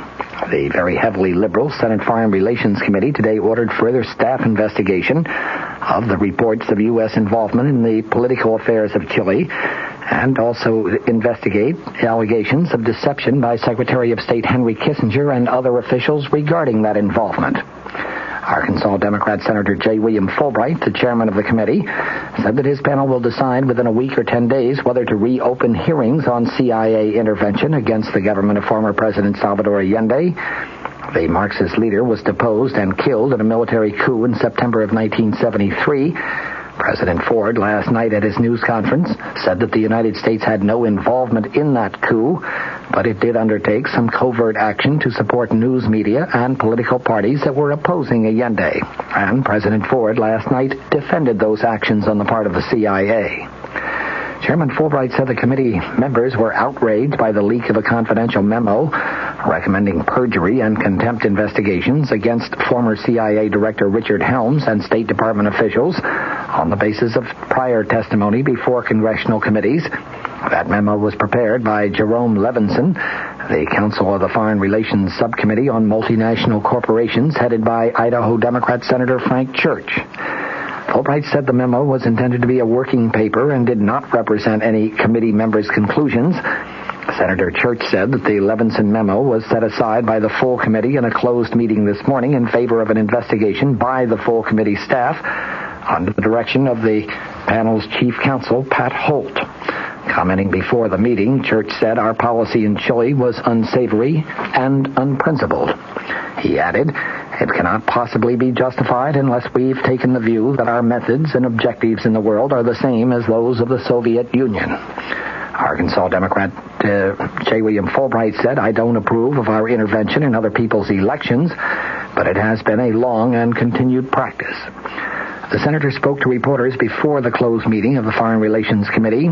It will be discussing further the staff memorandum recommending perjury and contempt investigations against several present and former government officials regarding their prior testimony on the U.S. involvement in Chilean politics from 1969 to 1973. President Ford now has before him a proposal to reorganize the National Security Council and strip Secretary of State Kissinger of his White House role as Assistant for National Security Affairs. The president's reaction to the recommendation, which has been drafted by his transition team, is not yet known, but it is understood that no firm decisions have yet been made. The aim would be to revitalize the National Security Council as a broader-based presidential advisory body in the area of foreign policy and national security. State House sources indicate that they were neither surprised nor disturbed by the proposal.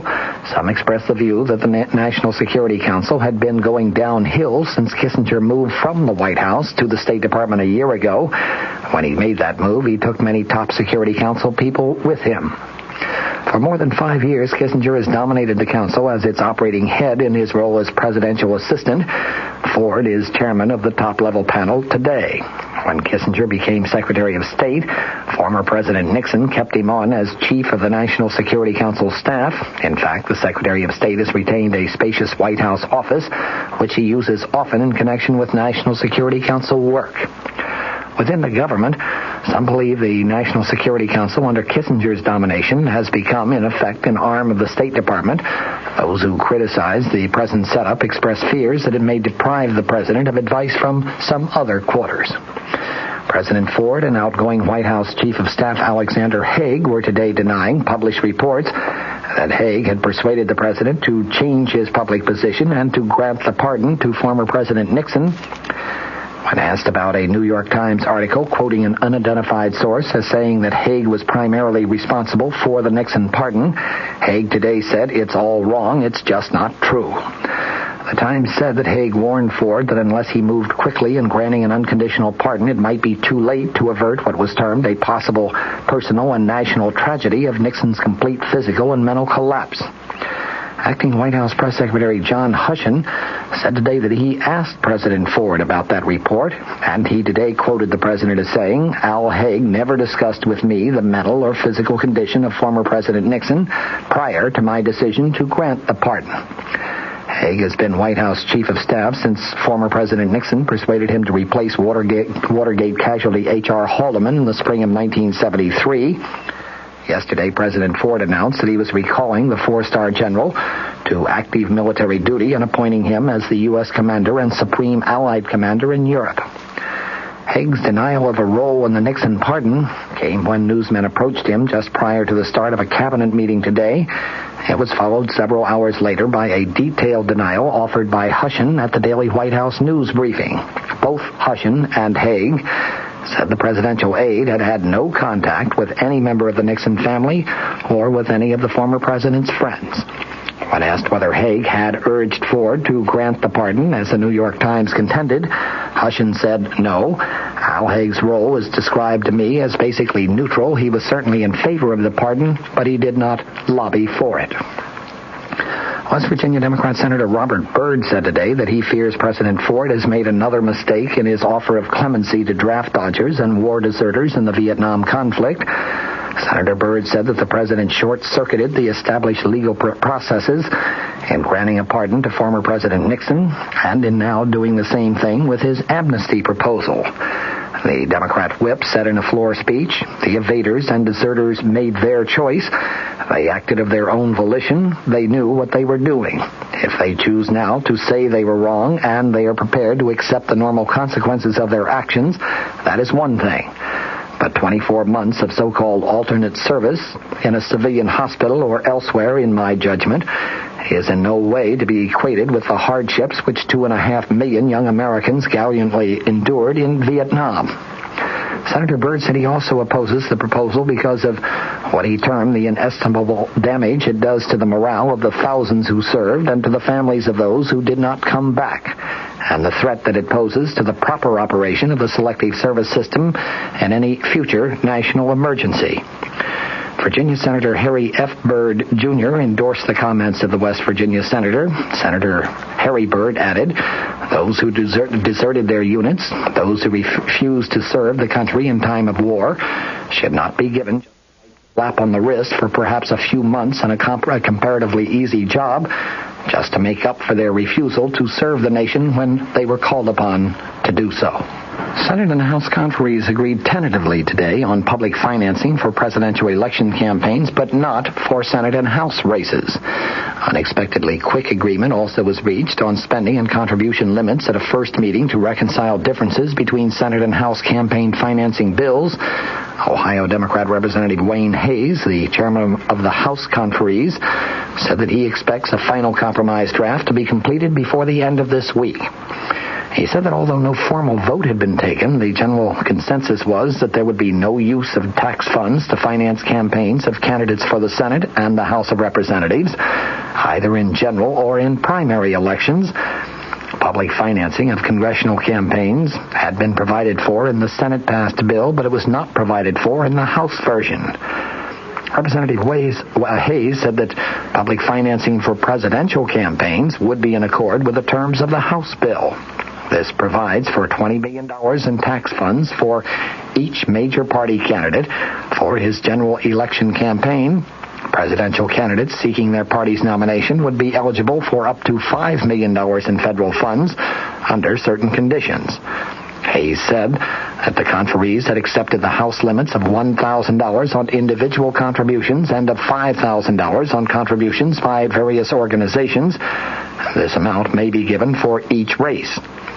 Both bills restrict total political contributions by an individual in any 1 year to $25,000 to all candidates for federal offices. The conferees were reported to have accepted the Senate limitations on a candidate's spending of his own money in his campaigns.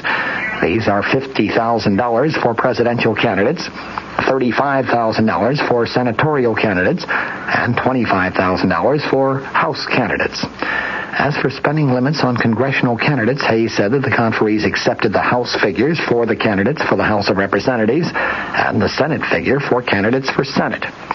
For House candidates, the limit would be $60,000 in both their primary and general election campaigns, exclusive of an additional 25% for fundraising costs. Candidates for the Senate could spend on their primary campaigns the higher of $125,000, or 8 cents times the voting age population in their state. From the Mutual Studios in Washington, I'm Fulton Lewis, and that's the top of the news as it looks from here. CBS Radio Mystery Theater presents...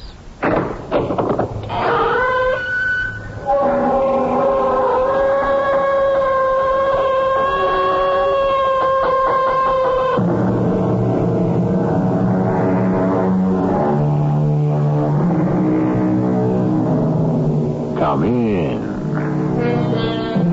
Welcome. I'm E.G. Marshall. Art is the accomplice of love, we're told. Therefore, it should follow that the art of love is the highest art of all. But is love an art? Is it something to be developed, nurtured, practiced? Or is love something that just comes naturally? Obviously, there are two sides to that question, which is why we have a story. Mr. Crawford, this painter Kurt Strelitz, have you ever heard of him? No. But the paintings you bought are worthless. You threw away $250,000. Yeah, I know. It doesn't make any difference how much money I lose or throw away. At the end of the year, I always wind up with more than I started.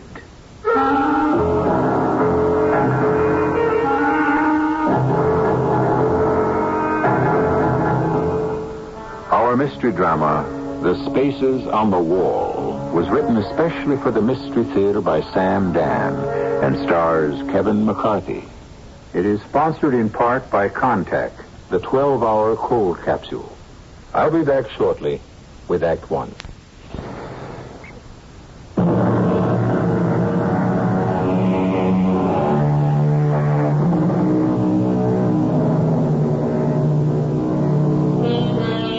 Let's consider something.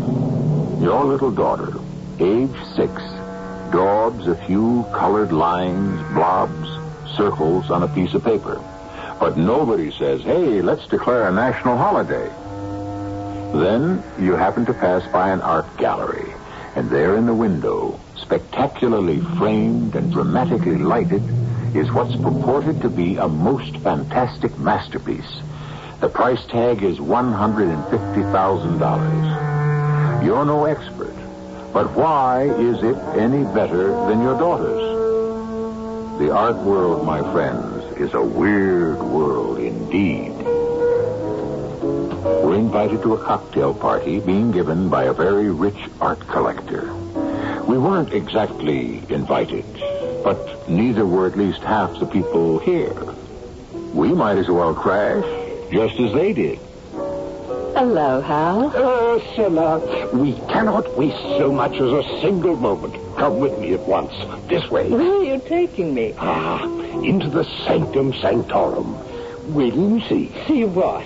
Oh, don't tell me you're up to one of your old tricks. Oh, now. Isn't this an anniversary? Now, Ursula, whatever are you talking about? Of course it is. It was just last year at this time that you bought the Mona Lisa. That was a youthful indiscretion.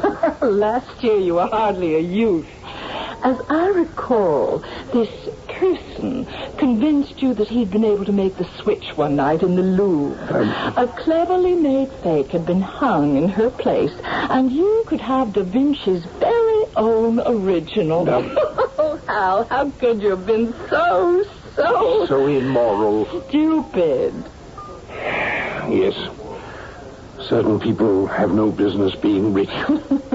When I get an impulse to do something wrong, I have the means to gratify it. Whereas if I were poor, well, at least I'm not frustrated. That in itself is healthy. Anyhow, I had this irresistible urge to own the Mona Lisa. I understand. Do you really? There are many eccentric people like you who will buy or steal a famous artwork if they can and lock it away somewhere in a secret place where only they can enjoy it. But I only felt that way about the Mona Lisa. To have the eyes, the unfathomable eyes of that most beautiful and mysterious of women looking at me, and no one else but me. And what indiscretion have you committed this time? Ursula, as my advisor, my guide in all manner of things artistic, The problem is, you generally consult me after the fact, at which time it becomes my sorrowful duty to inform you that what you purchased is not a Da Vinci, a Rembrandt. Wait till you see this. All right, follow me. Now, before I turn on the lights, I must swear you to secrecy. I was afraid of something like this. A condition of the purchase was that it would not be made public for 5 years. If the deal was legitimate and above board, you have my word. Then, voila, there should be light. See? It's impossible. Ursula, my dear, hanging on the wall are 4 genuine... I know what they are. Strelitzes. Well, then you should also know that these are the only 4 in existence. Where did you get these paintings? I bought them. From whom? The owner. Impossible. Why? Because the owner is Carl Mueller, Carl Christian Mueller. My dear, the owner was Carl Christian Mueller. But Carl would never... Wait, he promised. He gave me his word. If he were ever to sell the Strelitzes, he would sell them to me. And you believed him? Carl Mueller is a gentleman of the old school. My dear, the school seems to be out. These can't be Strelitzes. They can't be genuine Strelitzes. Oh, I invite you to examine them closely. In your heart, you know already. You bought these from Mueller? Of course. Mueller personally sold you these 4 paintings? No, the deal was consummated through an agent. Who was the agent? Well, does it matter? I have the bill of sale signed by Mueller himself. I have never known Carl Mueller to break his word. Well, there's a first time for everything. Oh, I suppose you're right, Hal. I suppose you're right.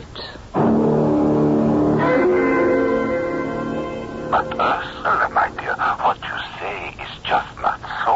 Carl, I saw the paintings with my own eyes. The Strelitzes? Yes, all 4 of them. You sold them. You broke your promise. I'm sure it must have been a most fantastic offer, but you might have had the courtesy... Ursula, I am sitting in my study high in the beautiful Berkshire Mountains of Massachusetts. I forgive you, Carl. I know things haven't been going too well. I am sitting here in my study with a glass of an excellent local white wine and enjoying my paintings, especially my 4 Strelitzes. What 4 Strelitzes? My 4 Strelitzes, the only ones in the entire world. But you sold them. How could I sell them? And here they are on the 4 walls of my room. But I just saw them and... Could it have been an illusion, my dear? Are you saying that you did not sell the Strelitzes? This breath of life in my body.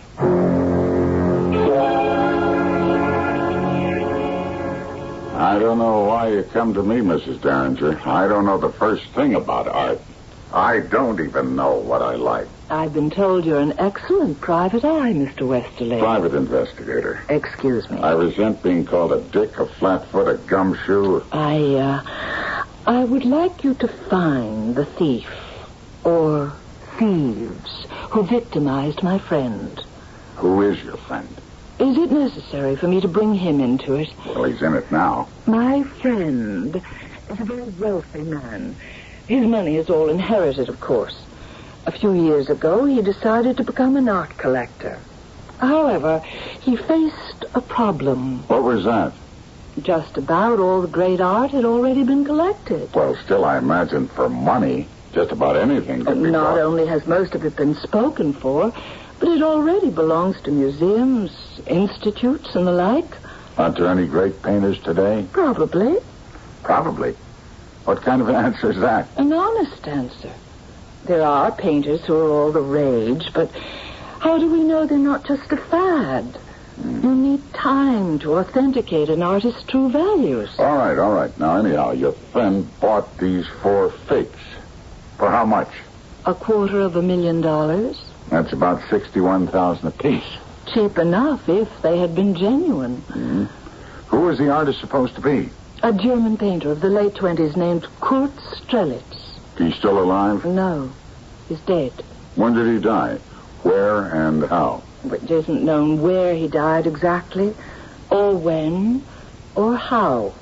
Well, then, how do we know he's dead? When the Nazis came to power, thousands of people just disappeared.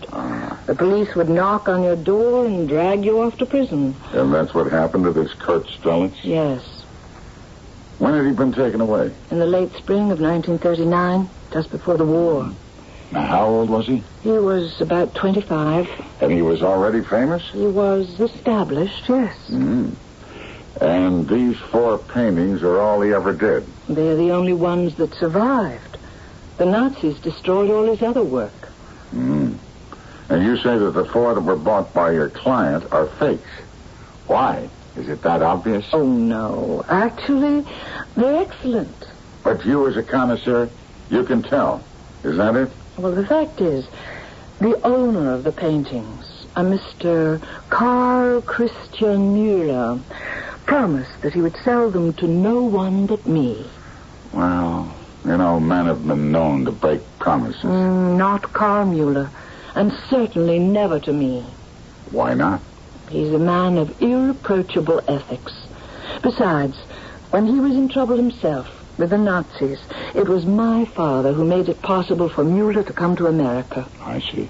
The Strelitzes are still in Müller's possession. And so, naturally, the ones my client purchased must be fakes. You know that Müller still has the originals? I spoke to him. You mean you went to his home or wherever? No. He's become a recluse. Doesn't see anyone. Uh-huh.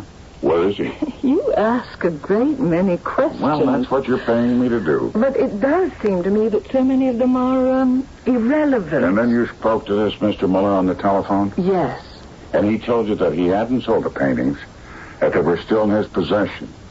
And therefore you assumed that the ones that your client had purchased had to be fakes. What other conclusion could there possibly be?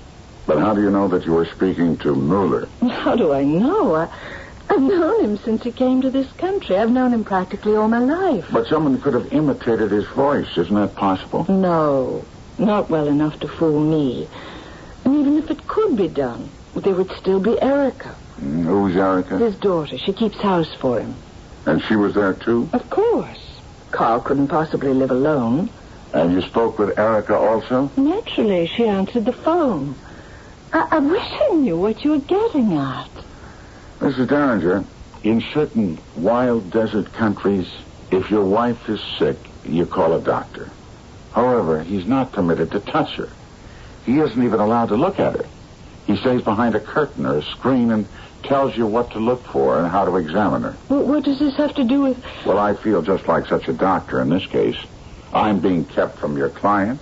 I'm being kept from anyone who might have personal knowledge of these paintings. But from a detective's point of view, it's a relatively clear-cut situation. Treat it as you would any other type of forgery or counterfeiting or confidence game. That's exactly what I'm doing. And I already have 4 prime suspects. 4? Certainly. The first is your client, whoever he is. The second is this Mr. Carl Christian Müller. The third is his daughter, Erica. The fourth is you. Me? That's right. You. And there's a fifth. The artist himself, Kurt Strelitz. But he's dead. How do you know? Have you seen the body? A death certificate? No, my dear Mrs. Derringer. You, too, are like some poor doctor in one of these wild, desolate, primitive desert countries. All your information is gathered secondhand. So she has called in a private investigator, Tom Westerly. Mr. Westerly seems to have a technique, a modus operandi that's very interesting. Quite simply, he appears to suspect everybody, even his own client. A great many wheels seem to be turning within wheels here. But we'll see where they all go in the second act.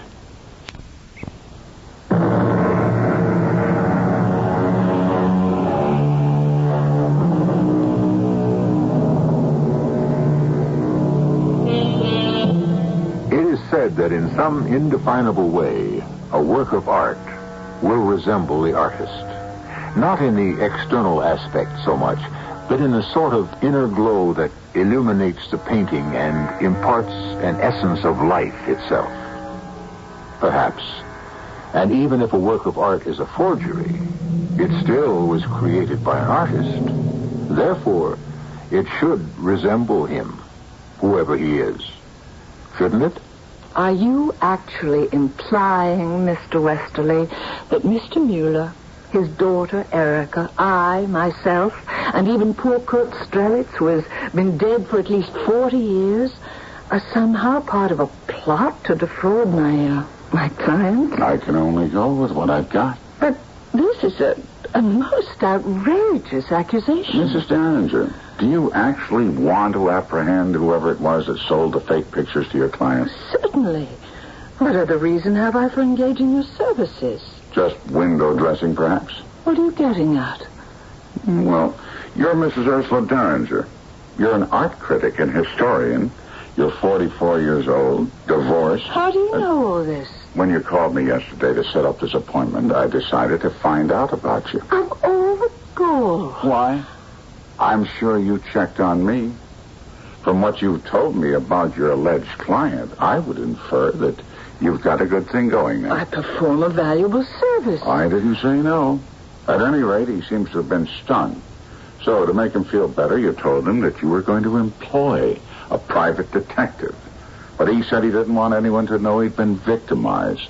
So you said you'd keep his name out of it. Who told you all this? It's obvious. A man is defrauded out of $250,000. Why doesn't he go to the police? He tries to show me he can make a shrewd deal himself now and then. But it almost always ends badly. Well, you and I both know that on the basis of what you've told me, I'm not going to get anywhere. That isn't so. And since he's obviously very rich and very spoiled, he has a short attention span. He'll forget all about it soon enough. That's the charitable interpretation. Charitable? Mm-hmm. Because it assumes you are innocent of any wrongdoing. How do I know that you, Mueller, and his daughter didn't rig this kind of a swindle among yourselves? That's the second time you've made this monstrous accusation. Miss Derringer, you're less than candid when you refuse to give me the information I asked for.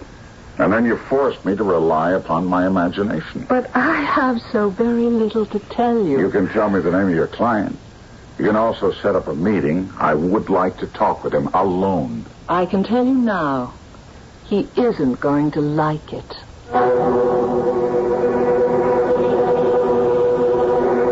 I distinctly told Ursula I didn't want any publicity. Well, assuming that we apprehend the criminal, Mr. Crawford, the story will have to come out. Well, in that case, it won't be so bad. You see, I have this problem.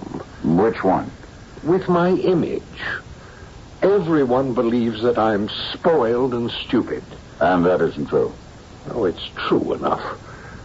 But I'm trying to change it. You read the papers and see where I'm always being taken by this one or that one, but I've decided no more. This last thing with the Strelitzes, that was the straw which broke the camel's back, you might say. Well, I can see why you dread another spread in the papers. Why don't you just forget about it? If the media found out about it now, the headlines would read, "Gullible Halsey Crawford duped again." However, if you can apprehend the thief, that would be something else. Why? Well, it would sort of demonstrate that you can no longer pull a fast one on Halsey Crawford and get away with it. In other words, what I want you to do is to keep the investigation secret, unless, of course, it happens to be successful. Well, if I start moving around and asking questions, the word will have to come out. Well, you simply have to be discreet. This painter, Kurt Strelitz, why did you want to buy his work in the first place? Ursula, Mrs. Derringer, told me all about him. Had you heard of him before that? No, I don't think so. You paid $250,000 for the works of a man you knew nothing about? Well, you put that much money and more, perhaps, into securities you don't know anything about either. You go by the recommendations of your financial advisor, don't you? I wouldn't know anything about that. Oh. Well, in the same way, Mrs. Derringer is my artistic advisor. But she didn't advise you to buy the Strelitzes. No, she kept insisting they weren't for sale. Well, then why did she even bother to tell you about them? Because it was going to be part of my education. Kurt Strelitz was an important, modern German painter. And the fact that you were approached by someone to buy the paintings by Strelitz could be a coincidence. Well, I'm sure of it. What would Ursula have to do with it? The truth is that I've been a natural target for hustlers and confidence operators. All right. You were approached. How? I received a telephone call. From whom? A woman. She said her name was, Smith. Helen Smith. And since I was known as a man who was interested in buying art, she had 4 valuable works. The Strelitzes? Yes. She said that the present owner, Mr. Mueller, was interested in selling them. Well, that statement sounded half true and half false. Why? Well, I knew that a Carl Mueller did own the Strelitzes. But I also knew that he'd promised them to Ursula. Shouldn't that have alerted you to something suspicious? But the woman said that was no longer true. Mr. Mueller needed the money. He was now embarrassed by the promise he'd made a long time ago, which was why a condition of the sale stated that I was to keep the purchase secret for 5 years. By that time, Mueller would surely be dead.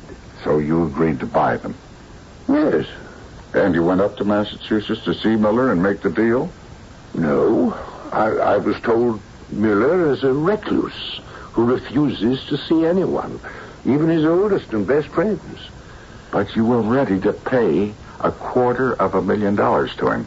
Well, it didn't matter. He wouldn't see me.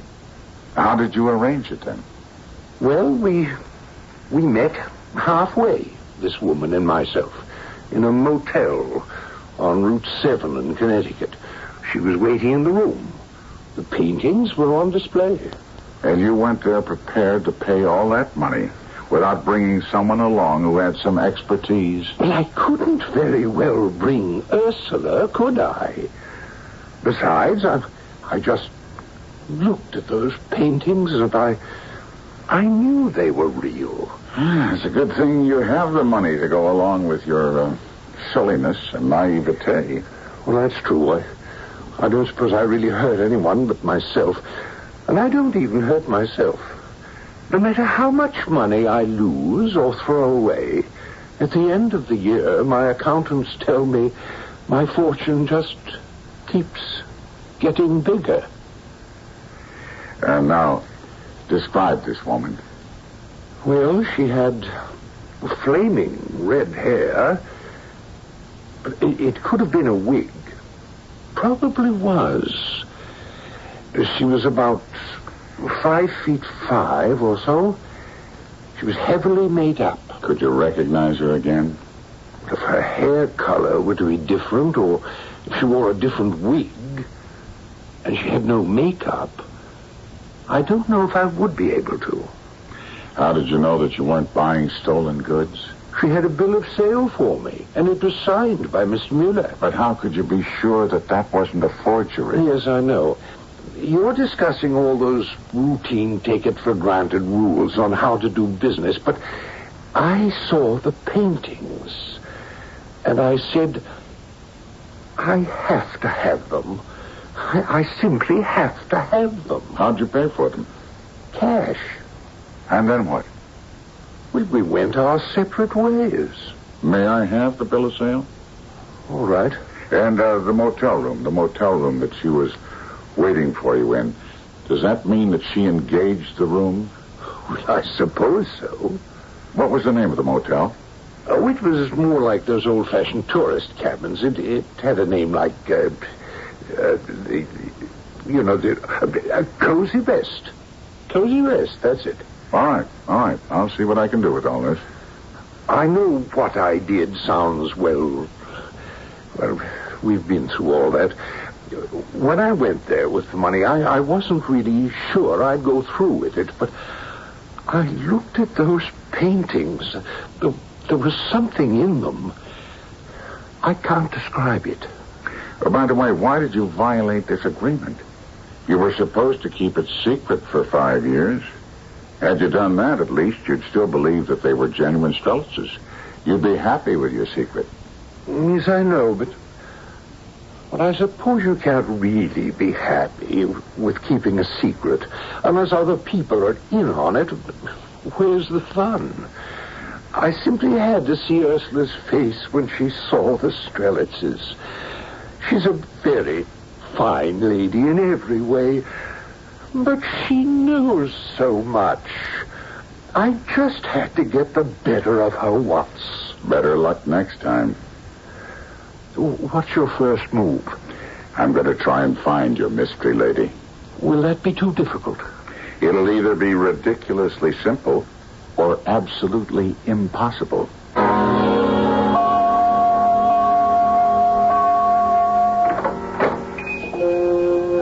Good afternoon. You looking for a room? Afraid I can't accommodate you. Won't have a thing till a week from Monday. No, my name's Westerly. Thomas J. Westerly. What can I do for you, Mr. I'm Westerly? a private investigator. Here's my card. Oh? Guess someone's been misbehaving, huh? This would be a week ago, last Tuesday. A woman, medium height, very red hair, checked in here. Would you remember her? Well, we get lots of red-haired women. Seems to be a popular color. This one checked in alone. Mm-hmm. A waiter. That's what we call them. Man or a woman comes in by themselves. It means they're waiting for their friends to show up. Well, I'd like to know about this one. I'd like to help you, Mr. Westerly. You look like a fine, upstanding gentleman. However, don't know if I can see my way clear. Why not? Well, is this going to be used for a divorce action? Absolutely not. You see, lots of folks stop by here ain't married. That's where my business is today. No, I understand your position. I'm not just selling folks a room. I'm also selling them some discretion. See what I mean? You will not be compromised in the slightest. I remember the redhead. I seen her come in from the road. She'd been driving down from the north. She checks in as Miss Barnes. Barnes? No, why not? It's more original than Smith. I says to her, you got cabin 7. She registered? Mm-hmm. Let me turn back these pages here. Yeah. Here's the date, and here she is. Miss Helen Barnes, 1187 Constitution Parkway, Boston, Mass. I bet you look it up. There ain't no such address. Most likely. You notice here where it says car registration, make, model, license, plate, and so forth? Well, it's blank. Now, they're supposed to fill it in, but they somehow managed to forget. She didn't fill it in either. No, I don't fuss at them for it. I understand they want to leave as little compromising information here as possible, so I just quietly take a look for myself and make a note of it on a separate sheet. And this is hers, huh? Mm-hmm. This is hers, this Massachusetts tag number? Now, this is just between you and I. I understand. And I can always deny you got it from me. Thank you. Sergeant, this is Tom Westerly. I need your help. Thanks.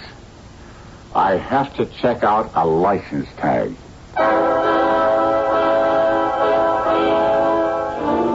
Do you think think we'll be surprised by any of the information we get? I'm sure it isn't too difficult to guess who the red-haired woman was. Or is it?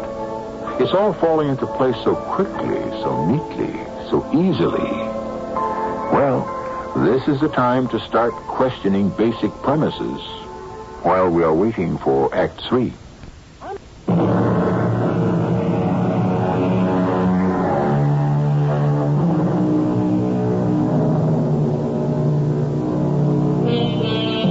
The ancient Sanskrit Upanishads tell us, among other things, that the immortal gods love the obscure and despise the obvious. The only problem here lies in the fact that we can never be sure which is which. Sometimes that which is seemingly obvious is really complex beyond all understanding, and that which is apparently obscure is really crystal clear when we see it in a certain light. Yes, Sergeant. What is that name and address again? The car with that license tag belongs to Miss Erica Mueller, Lionsville, Mass. Thank you, Sergeant. Thank you very much.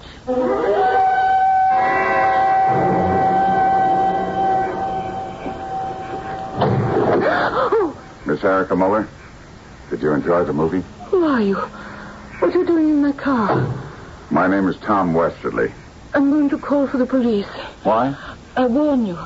The sheriff is parked in front of the theater. He'll hear me scream. Well, it's possible I'm making a mistake. I'm sure you are.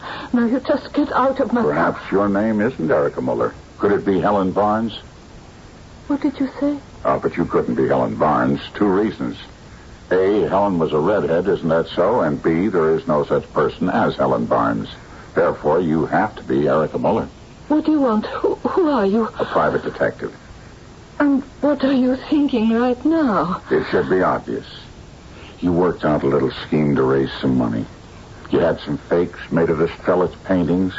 You knew about Hal Crawford, how he could be sold a bill of goods. As a matter of fact, you're quite friendly with Ursula Derringer. She may even have told you about him. That's what you're thinking? No, there's more. You even forced your father's name on a bill of sale. That's not true. Technically, I guess not. You probably handle all your father's accounts, constantly pushing all sorts of papers at him for his signature. He never could be bothered with details. I verified his signature at the local bank. It's genuine. What are you going to do? I'm going to claim the original paintings. You made a mistake. You should have forged it. This way, I have his signature on a bill of sale. And so, armed with this document, I'm going to claim my client's property. No, please. Please what? It was the most amateurish, the flimsiest scheme I've ever encountered in a lifetime of chasing down crooks. I'm not a crook. Well, you're certainly not a very good one. How could you ever expect to get away with something as rickety as this? Can I ask you to do something? Probably not. Just for a little while. Reserve judgment. Reserve judgment? No, I've already made it. No, please, just listen to me. I'm going to see my father. Your father? Well, I've been told that he's a recluse. He refuses to have any visitors. But he'll make an exception in your case. Why? Leave it to me. But promise. Say nothing. Think nothing. Decide nothing until you have heard everything.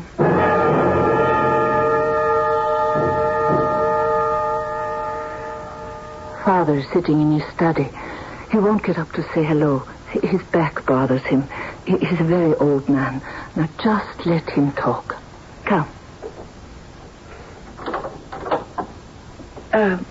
Father? Erica, my dearest, did you enjoy the motion picture? Oh, yes. Father, may I present Mr. Tom Westerly? You see, my car broke down, and he was kind enough to rescue me. Oh, welcome, Mr. Westerly. Pour the gentleman a glass of wine, Erica. Of course. Mr. Westerly is very much interested in art, Father. Oh, splendid. I have a treat for you, then, Mr. Westerly. Have you ever heard of Kurt Strelitz? I believe so. Oh, cut down in his prime by... No, all right, Father, please, you must not get yourself excited. 40 years ago. So much time gone by. I have the only 4 Strelitzes left in the world. They're hanging in the next room. You'll want to see them, I know. Yes. Kurt Strelitz. We were boys together, schoolmates. We both wanted to become artists. But he had the talent, and he died for it. His genius killed him. Ask me how. All right. He lived in the wrong place at the wrong time. You see, his genius made him paint the truth. Those were dangerous days for truth. Fatal days for men of genius who had no choice but to speak and write and paint what they felt. Yeah, I spoke to him. Oh, well, I remember speaking to him. It was 40 years ago. Why do I see it so clearly? Still see him and hear him as if he is here in this very room with me.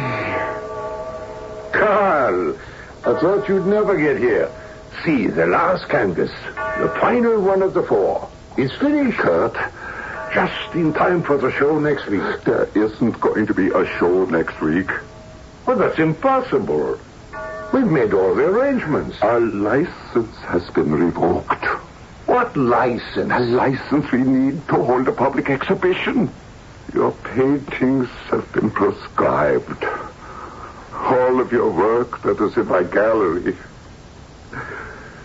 it's gone. You mean you sold everything? It was all confiscated by the police. What are you saying? They marched in. The lieutenant gave the salute, produced the order, which said words to the effect that these decadent, degenerate canvases were a disgrace to the fatherland and would be removed at once before they would further pollute the true German art. What are they going to do with my paintings? You know what they're going to do. They'll have a big bonfire one night this week and... No! I'm sorry, Kurt. We have to stop them. Stop them? How? Those paintings, they're my work. All the work of my lifetime. All I have left are just these 4. No, we'll have to hide them. Paintings were not made to be hidden. Then we'd better hide you. I won't run away. You must. Maybe we can get you to France somehow. No, I'll stay here and fight. Fight? With what? Oh, we have to face facts, Kurt. It would help if we knew what the facts were. We have to save these remaining paintings. Let me hide them. That's the same as killing them. No, if they have to die, let them die in a fire. Let them be destroyed by the enemies, not smothered to death by their friends. Where are you going? I'm going to find out where my paintings are. Kurt! Come back here! I never saw him again, Mr. Westerly. Where had he gone? To the police station to demand the restoration of his property. I betrayed him. You betrayed him? How? What did you do? I did nothing. Oh. At least I saved the last 4. The best he ever did. Do you agree, Erica? Yes, Father. Oh, poor Erica. She was only a child. She doesn't remember. Now, he has arrived. Kurt Strelitz has finally arrived. And how do I know? Because they're actually making forgeries of his work. That proves he is somebody, doesn't it? I would think so. Oh, a very dear friend of mine, a lady named Ursula Derringer, actually told me that a friend of hers had been fooled into buying fake Strelitzes. The last 4. While each can stand alone, together they form a grand design. Brotherhood, charity, wisdom, love. Come. You must see them. Let me help you, Father. No, that's perfectly all right, child. I can... Oh! Father! Here, let me give you a hand. Are you all right, Father? Yeah, I'm fine. Yeah, I think you positioned my chair just a slightly different angle, and so I tripped over my own feet. It's the first time something like this has happened in years, isn't it, Erica? Yes, Father. Yeah. Well, Mr. Westerly, you found me out. You see, I'm blind. Usually I can manage to hide it. I have every root in this house reduced to science. But there's an occasional accident. Oh, no, you don't have to guide me, Erica. I know my way in. Won't you follow me, please? He's blind? Yes. Well, then how can Please, don't say anything. Turn on the full lights, Erica. Now, Mr. Westerly, look at my 4 magnificent paintings. I managed to get them out of Germany and safely to America. How could poor Ursula Derringer ever think that I would sell them? Oh, she will have them after I die. That will be my gift to her. But while I live, I come in here every day. Please, don't say anything, Mr. Westerly. And lightly, ever so lightly, I run my hand over the canvas. I feel the texture. It's as if I'm speaking to Kurt Sturlitz. You promised Mr. Westerly a glass of wine, Father. Oh, of course.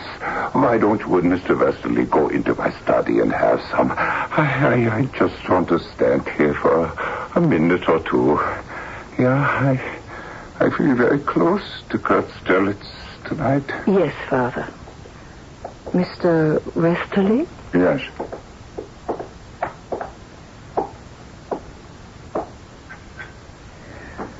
What are you going to do, Mr. Westerly? I don't know. All of my life, I worked and I lived for my father. Yes, I'm sorry. No, don't be. It was a choice I made freely. But he's ill. The doctors say he can't live much longer. Then I'll be alone. I'll still have a considerable span of years before me. But I'll be alone. Well, we went through all of our money. I always felt I would have the Strelitzes to see me through after he passed on. But then, last week, he said, "Dear, because of all the wonderful things her family has done for me, I would like her to have the Strelitzes after I die." And what did he think would become of you? He doesn't really think in those terms. He sees himself and me as people who serve others. Since I always saw to his needs, he assumes that someone will see to mine. And that's when you decided to sell the Strelitzes? Yes. I have to have something to show for my life. Oh, I understand. And he doesn't know the difference. He doesn't know that what is hanging in that room is a fake. What are you going to do? Well, I'll be darned if I know. After all, what crime has been committed? My client was told he was buying genuine Strelitzes, and that's what he got. He has a bill of sale to prove it. Of course, Mrs. Derringer's feelings will be hurt. She hired me because it was believed a fraud had been perpetrated upon Mr. Halsey Crawford. But he received the merchandise as stated. He has. So there's really nothing left for me to do here. I want to thank you, Mr. Westerly. Erica, dear, have you poured a glass for me? Yes, Father. Here you are. Danke. You know, Mr. Westerly, a work of art is a living thing. And my 4 Strelitzes, never have I ever felt them to be more alive than they are at this moment. Brotherhood, charity, wisdom, love. Shall we drink to them, Mr. Westerly? Always, Mr. Muller. Always.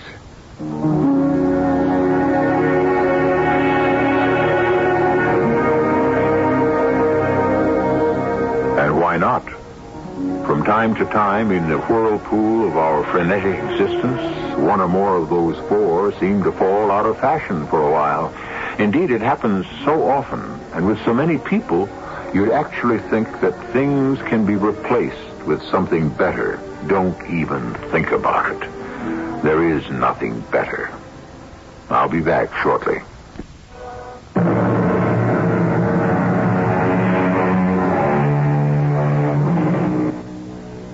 This is WJAX AM in Jacksonville, Florida. We now conclude our broadcast day. WJAX is owned and operated by the City of Jacksonville, with studios and offices at 225 West Coastline Drive in downtown Jacksonville. WJAX AM operates on an assigned frequency of 930 kilohertz with a power of 5,000 watts, is authorized by the Federal Communications Commission in Washington, D.C. The CBS Radio Mystery Theater presents...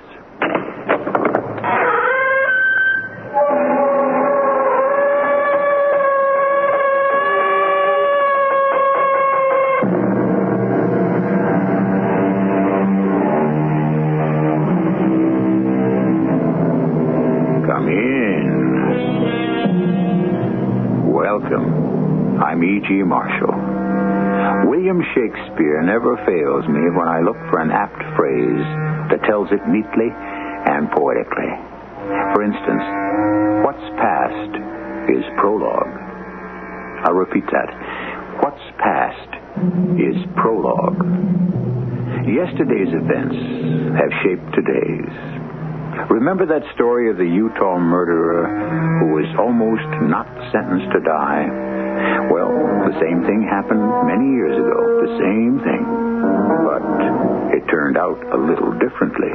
Minister, get in touch with the French government. Yes, what for? Everyone knows they've had lots of experience with guillotines, so ask them for one. Just like that, Your Majesty? But tell the French it's just a one-shot deal. And after this one time, we're not going to need a guillotine again.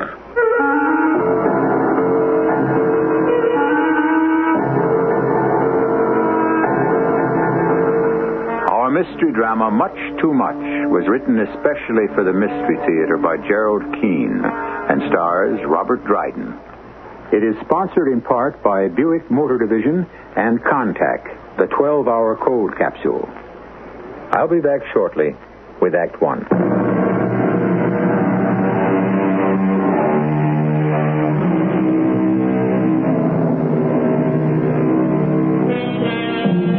The man who couldn't be sentenced lived in an age long gone by and in a country still called Monaco. It is tiny, independent, and known the world over for its gambling casino, Monte Carlo. Monaco citizens are called Monegasques. Still are. And they had their king, ministers, even an army, 60 soldiers, and one general. But who needs an army when no one's going to attack you? The king was forever on an economy binge and was even thinking of cutting the police force from 5 to 2 when the Minister of Publicity came to see him. Your Highness, we have a murderer on our hands. A murderer? Oh, my goodness. From France? Italy? Spain? No? Well, where did he come from? He's one of our own, Monegasque. Well, how is that possible? We're a law-abiding, peaceful people. Why, Monaco has never had I can hardly bring myself to say the word. Well, we have one now. Oh, sad, sad. Good thing King and Queen Senior, the father and mother, didn't live to see this day. Progress, civilization, a better world. And you end up with this. A man killing a man. A man killing a woman, Your Majesty. Worse. Well, just don't stand there. Get cracking with the Minister of Justice and the lawyers and so on. Oh, this is a sorry day indeed, Minister of Publicity.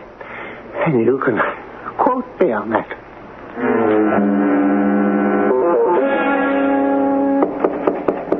Come in.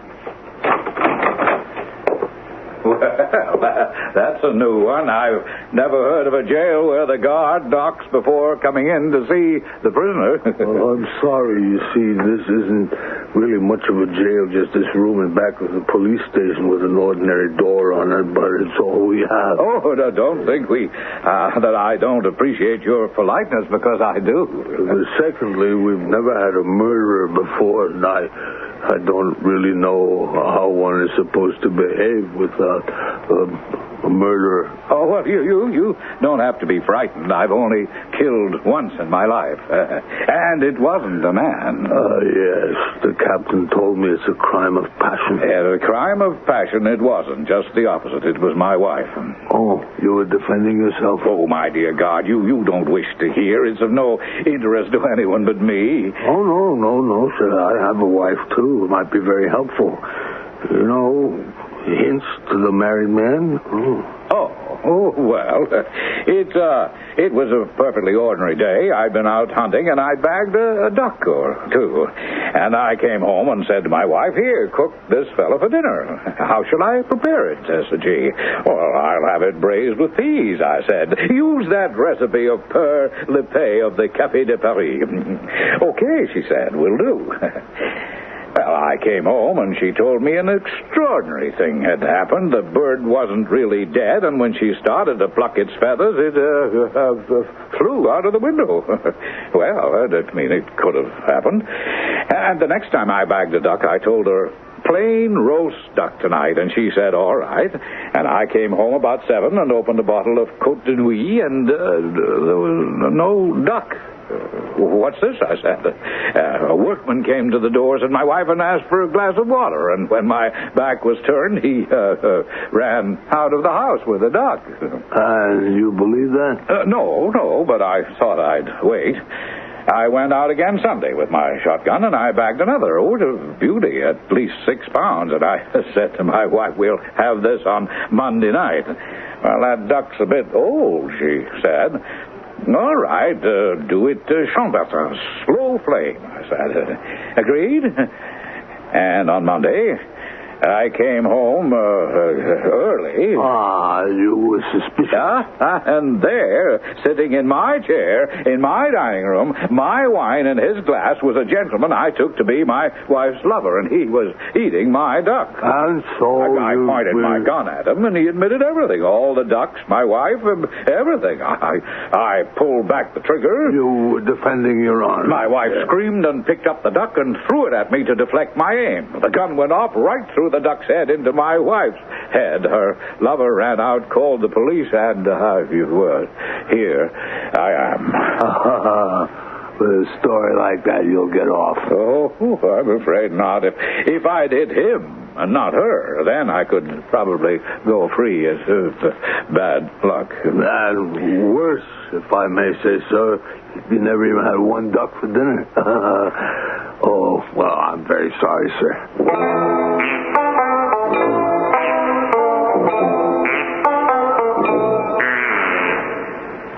Your Majesty, the court has reached a decision, and I have asked the Minister of Protocol to tell it to you. No, please, can't you see I'm trying to find my spectacles? Sire, it is the case of the man who killed his wife. Oh dear. Not a problem? Oh, not at all, sire. No problem. He has been condemned to die. Splendid. So? Well, Monegasque law directs he should have his head cut off. Yes, we know the law. We know. Now, where do I sign? Right above the royal seal, Your Highness. Well, now, what are you two standing about for? Your Majesty. If the fellow must be executed, well, then execute him. You heard me? Execute him. Get it over with. You should have told His Majesty. But put it in round numbers. He would have listened. My dear Minister of Finance, since when does our good king listen? He's not easy to bring bad news to. He dismissed us. He never gave us a chance. And as always, it will be my duty. I can see that.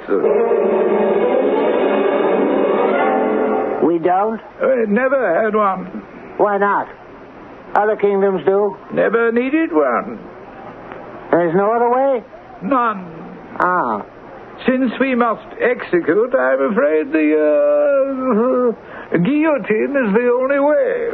Well, of course, I could have told you that. It seems to me the answer is for us to have a guillotine of our own. common sense-wise. Yeah, I've got it. Oh, a sudden thought, Your Majesty. Uh-huh. Get in touch with the French.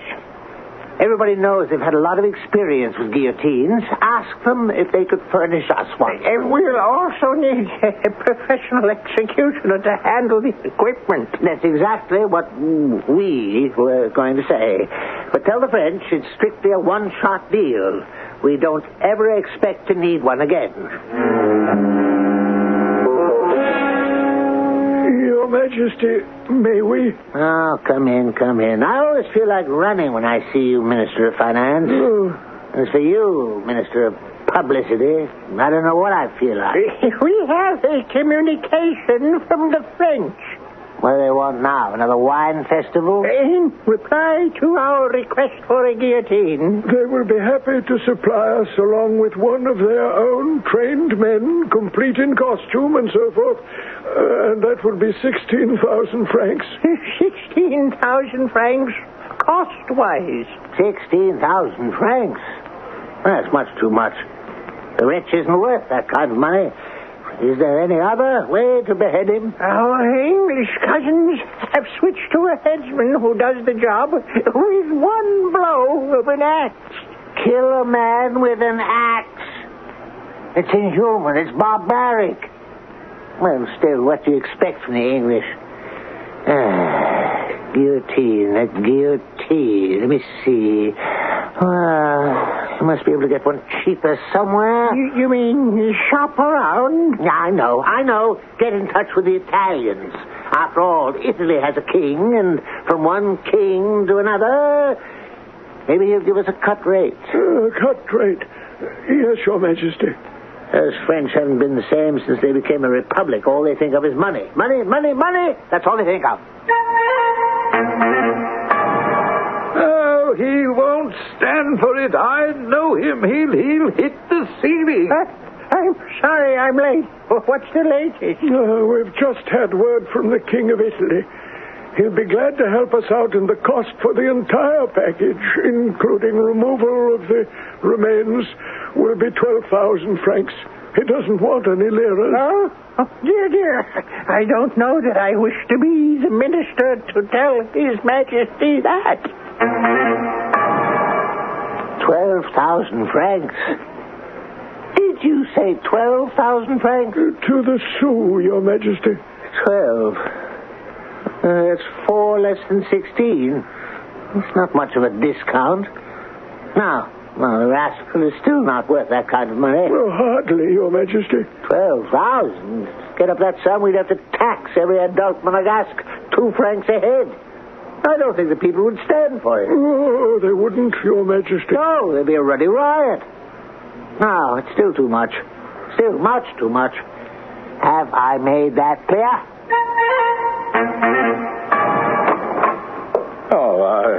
What do you want, God? Is everything satisfactory, prisoner? Is what? Your dinner. Is everything up to your expectations? I should say not. Do you call this filet de sole Sylvestre? And the second course, does this scrawny, geriatric capon deserve the name poulet rôti beau séjour? You're not happy with the fish and the chicken? No, they're an insult to my palate. You can tell the king's cook that I am decidedly unhappy. This may be fit for a king, but not for me. Hey, what's this? What's all this? He doesn't like the food, Captain. Oh, now, come now. You're a prisoner, sir. In fact, a condemned murderer. not a paying guest at one of Monaco's quality restaurants. Now, don't tell me what I am. I know my rights. He doesn't like the filet de sole Sylvestre. I am entitled to have exactly what I desire for my remaining meals on Earth. This is a fact known to the penal system the world over. What a man condemned to die is entitled to. I know my international convention. Ah, but my dear prisoner, you're not about to die. Our king has not been able to secure a guillotine at a price the kingdom can afford. This execution your conduct has forced upon us will cost Monaco much too much. Yeah, well, I see your dilemma. I'll give that some thought. In the meantime, my dear Captain, bring me some decent food fit for a decent human being to eat.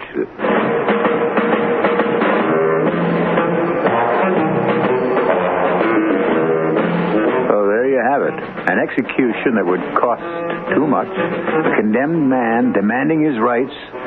Doesn't justice appear a little topsy-turvy to you? I read something like this quite recently, where it said that too often the rights of the guilty are more observed than the rights of the innocent. The criminal more cared for than the victim. Certainly something has to give. But what? And when? And how? Let's find out when we continue with Act 2.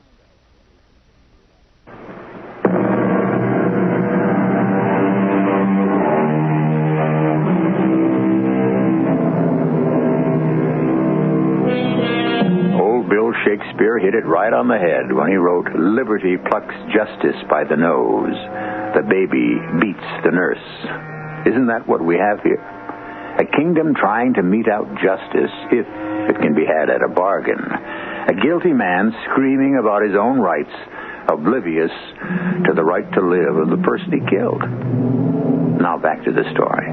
The next morning, the prisoners summoned the captain of the guards. Oh, yeah. Well, I have been thinking over your problem, Captain, and I believe I can be of some small assistance. I happen to have some excellent personal contacts with the King of Sweden. Sweden, of course, has never adopted the idea of beheading as capital punishment, but I happen to know for a fact, the prisoner told me, that Monsieur Joseph Ignatz Guillotine... The one who invented... Yes, I know. May I finish? Had sent to the King of Sweden a guillotine and an operator on approval. The prisoner said he might be able to persuade the King of Sweden to lend the machine to us so we could have our execution. Oh, well.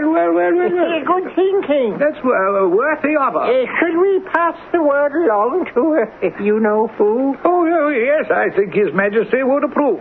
I'm quite impressed with your prisoner, Captain. Thank you. I can see he's an honorable soul, regardless of his transgressions. One who understands that justice is justice. Here. There is only one slight drawback. Isn't there always? Odds-wise. We must bear in mind Sweden is many, many more kilometers from Monaco than France or Italy. It'll take months before we can expect delivery. Sailing vessels, storms, what have you. I'm sure the prisoner won't object to such a stay of execution. And he most certainly won't object. But will we? Why should we? Well, it's his term. What, a convicted murderer has term? In exchange for his personal letter of endorsement to the King of Sweden. Of course. After all, gentlemen, he's got the contact. Endorsing the loan for his own execution. He wants something in return. I think that's valid. He's the contact man. Our man in Sweden, as it were. He has to be paid off a fee. He wants money. No. The prisoner's fee is that in return he would like his meals every day from today to be of the superlative quality generally reserved for the condemned man's last meal.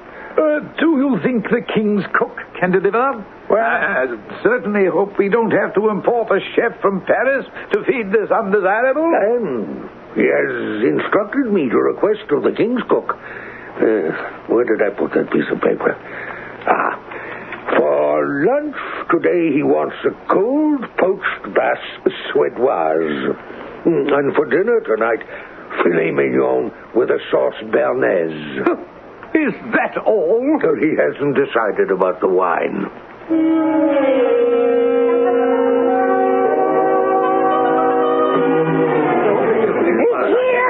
It's arrived! It's arrived! Well, of course it's arrived. We've been watching them all morning, setting it up in the courtyard. I'd say half of Monaco is out there. Well, look at the people. Why don't we go down and mingle with the crowd? A good way to get a sampling of public opinion. What do they think of a guillotine? Should Monaco own its own? That kind of thing. Let's go. It should be interesting. Yes, good idea. There's what I'd call a holiday atmosphere, wouldn't you say? I remember your father was always interested in these happenings, Your Majesty. When he was a prince, we were, as young men in France together during the interregnum. Incognito, I trust? Oh, absolutely. We were at the Hôtel des Cinq, just about as far from the tumbrel as we'll be at this window. Come see. I don't know that I care to, frankly. I've got a queasy stomach. Oh, today is only the test flights downward of the blade, just to make sure. You see those two upright posts with the crossbeam to hold it together? They're grooved so that the knife will fall swiftly. What's that? Can they see me? Us? That's for the executioner. That little fat fellow with all those muscles? Well, what's he doing now? I can't see a thing without spectacles, and nobody can find them. He has a stone and a file, and I believe he's sharpening the blade. They do leave evidence, those French, don't they? Well, the blade got a little rusty after the long sea voyage from Sweden. Are you sure they can't see us? Why are they cheering? Well, he's running his finger along the blade and licking it. Now he's taking a bow. Now he has, let me see, 1, 2, 3, 4, 5, 6, 10 guards, and they're all pulling the cord to lift the blade up into place. Oh, it won't move. 10 men, and they can't budge it. He's kicking the blade. Splendid, splendid, good man. Kicked it twice, and the darn thing traveled up the post like a monkey shinnying up a palmetto tree. Now the executioner is going to do some trial runs. He won't move. He's just supposed to give it a yank, and it triggers. Now he's talking to the captain. 10 more men. March! 10 more. March! March! They keep adding men to yank at that thing. It looks like the blade is jammed up there. 1, 2, 3, pull! 1, 2, 3, pull! He's got the whole army on it now. 1, 2, 3, look out!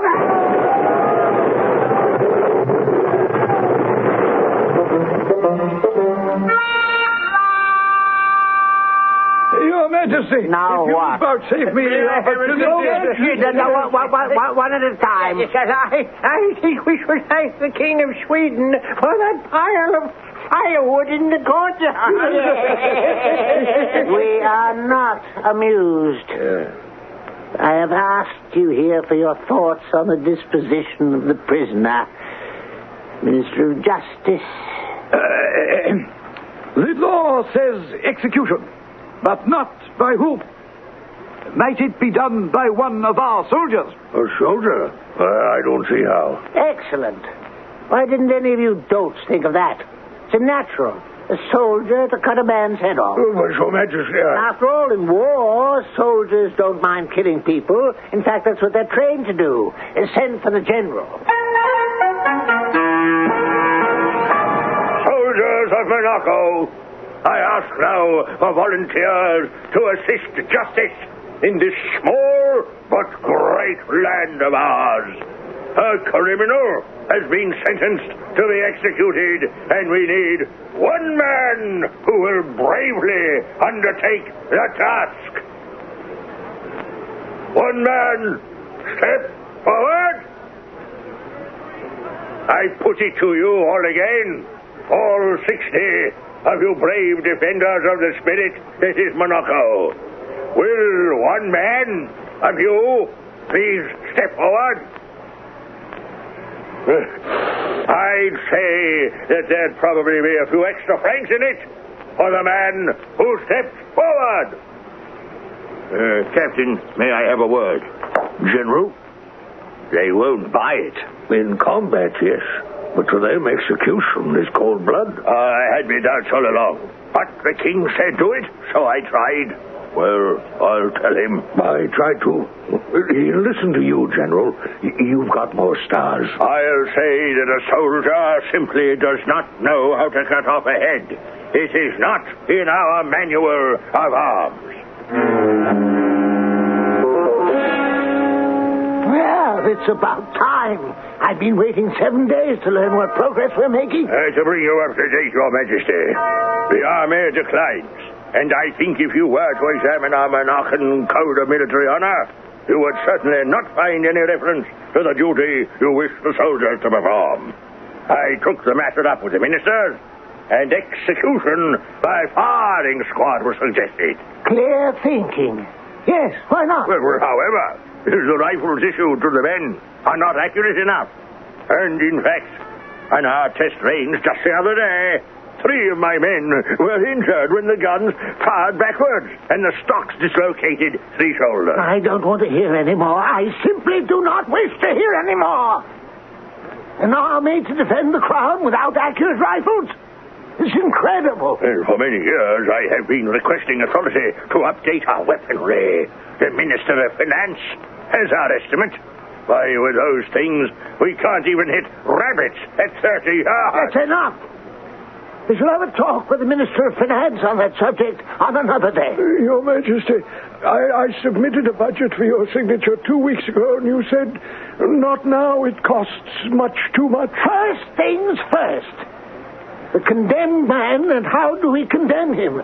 Huh? All right, now. Any more bright and cheery news for your king? Your Grace, for the past week, we have diligently put our heads together. Considered? Reconsidered? We have assembled a commission and a subcommission, a committee and a subcommittee. To study the pros and cons wise. And we have finally concluded, sire, that the best thing would be to have your Majesty commute the death sentence to one of life imprisonment. Well... That way we could extricate ourselves from this miserable pickle, and you, sire, would be hailed as a monarch of mercy.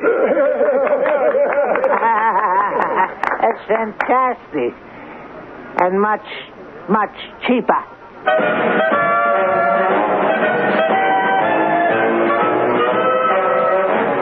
I have the feeling that you out there listening are probably way ahead of me, and that certainly you suspect our penny-pinching sovereign is going to be paying much, much more in the interests of justice than... But I shan't give it away. Stay with us and find out with us in Act 3. Did you know there are over 100 different strains of cold virus, and any one of them can make you sick? That's why there's Contact. No matter what cold virus attacks, one capsule helps relieve your swollen membranes, your runny, sneezy misery up to 12 hours, all day, all night. That's the wonder of Contact. Give your cold to Contact. Real medicine for real cold. Take what pays directly. How does your laxative work? Many brand name laxatives contain ingredients that expand in your stomach. That's how they work. We know a medicine that works differently. It's in the X-Lax pill. Overnight, the X-Lax pill gently stimulates your system's own regular rhythm. Stimulates your system for relief in the morning. No surprises, just relief in the morning. That's the X-Lax pill. Try it tonight with confidence. For occasional use only as directed. X-Lax pills.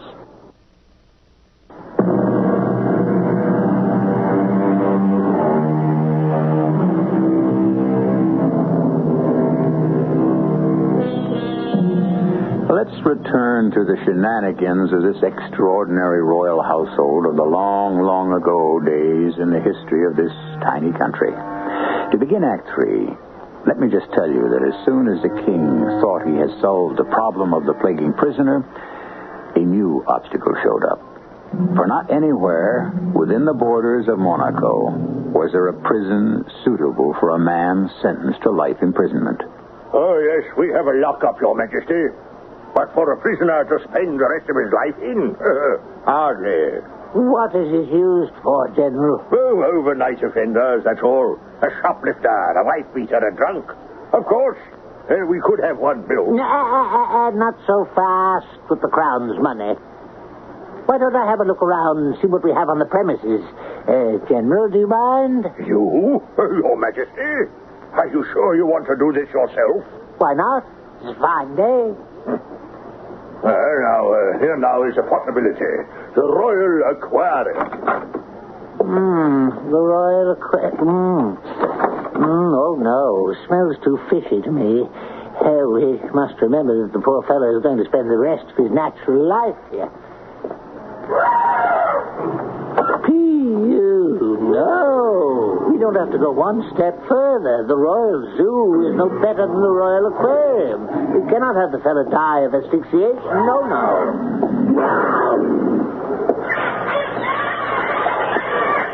The Royal Aviary.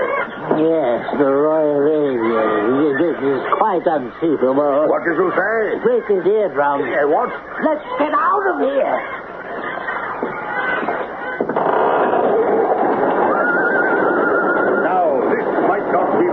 The Royal Stable. I suppose you could get used to it. Of course, if we gave it a good cleaning, there are certain advantages. Those small high windows with the bars, even the stalls. Well, I mean, the prisoner could use one for sleeping, plenty of hay and straw, another stall for eating. It makes quite a suite. And all this begins to make sense. Your Highness, may I call your attention to one slight drawback? Yes? If the Royal Stables becomes the Royal Prison, where will we keep the Royal Horses? Actually, down here, Your Majesty, is my favorite. I've reserved suggesting this as a prison for last. Your Majesty, the Royal Wine Cellar. My gracious. The Royal Wine Cellar. I haven't been down here in years. No, not the Royal Wine Cellar for a prison. It's too great a temptation. The very place. How stupid of me. Why didn't I think of it before? We have a stone guardhouse not 50 yards from the palace kitchen door, within full sight of the barracks and the entire army. Let's have a look at it. If this place is what you say, I think we can safely announce our decision to our people. You know, my dear General, had the fellow not been so exceedingly cooperative dealing with the Swedes and so forth, I would not have taken such a personal interest in his case. It's quite a good turnout down there. It's a nice crowd. Who's keeping the king? Well, I advised him to make the people wait before he appears at the balcony. The longer they wait, the more docile they are, and it builds up his entrance, anticipation-wise. Oh, Your Majesty, we were just talking about you. Yes, well, will somebody please pull the ermine collar back from my ears? Darned annoying the way it rides up. No, not that way. Pin it to the cloak. Now the crown. It feels crooked. Does it look crooked? I hate this crown. May have fitted farther, but it's much too small for me. Now, everybody ready? Oh, yes, Your Majesty. All right, let's get this show on the road. Fellow monarchs, loyal subjects of the crown, we're all aware of the tragedy that's befallen our peace-loving, law-abiding land.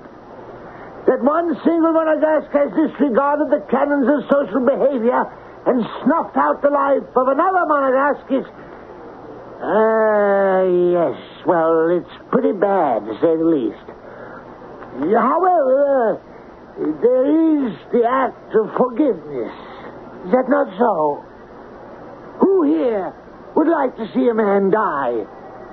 Let me hear your voices. I'm sure very few. Oh, dear.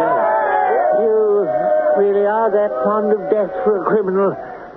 However, I, your king, I feel compassion. Let me say, great compassion. Therefore, since we would rather our prisoner lived and learned to repent his misdeed, we have decided to commute the death sentence to one of life in prison. Now, let me tell you a little of the arrangements for the safeguarding of the prisoner.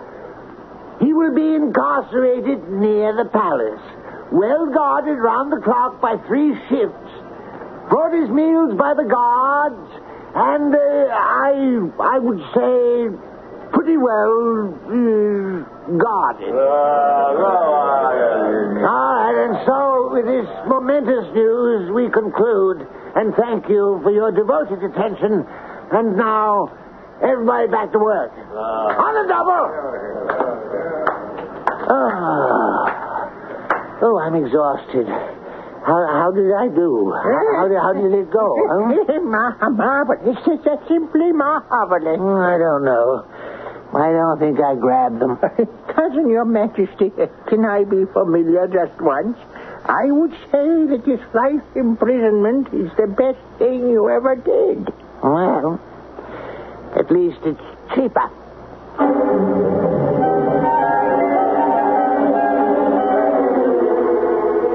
I don't believe it.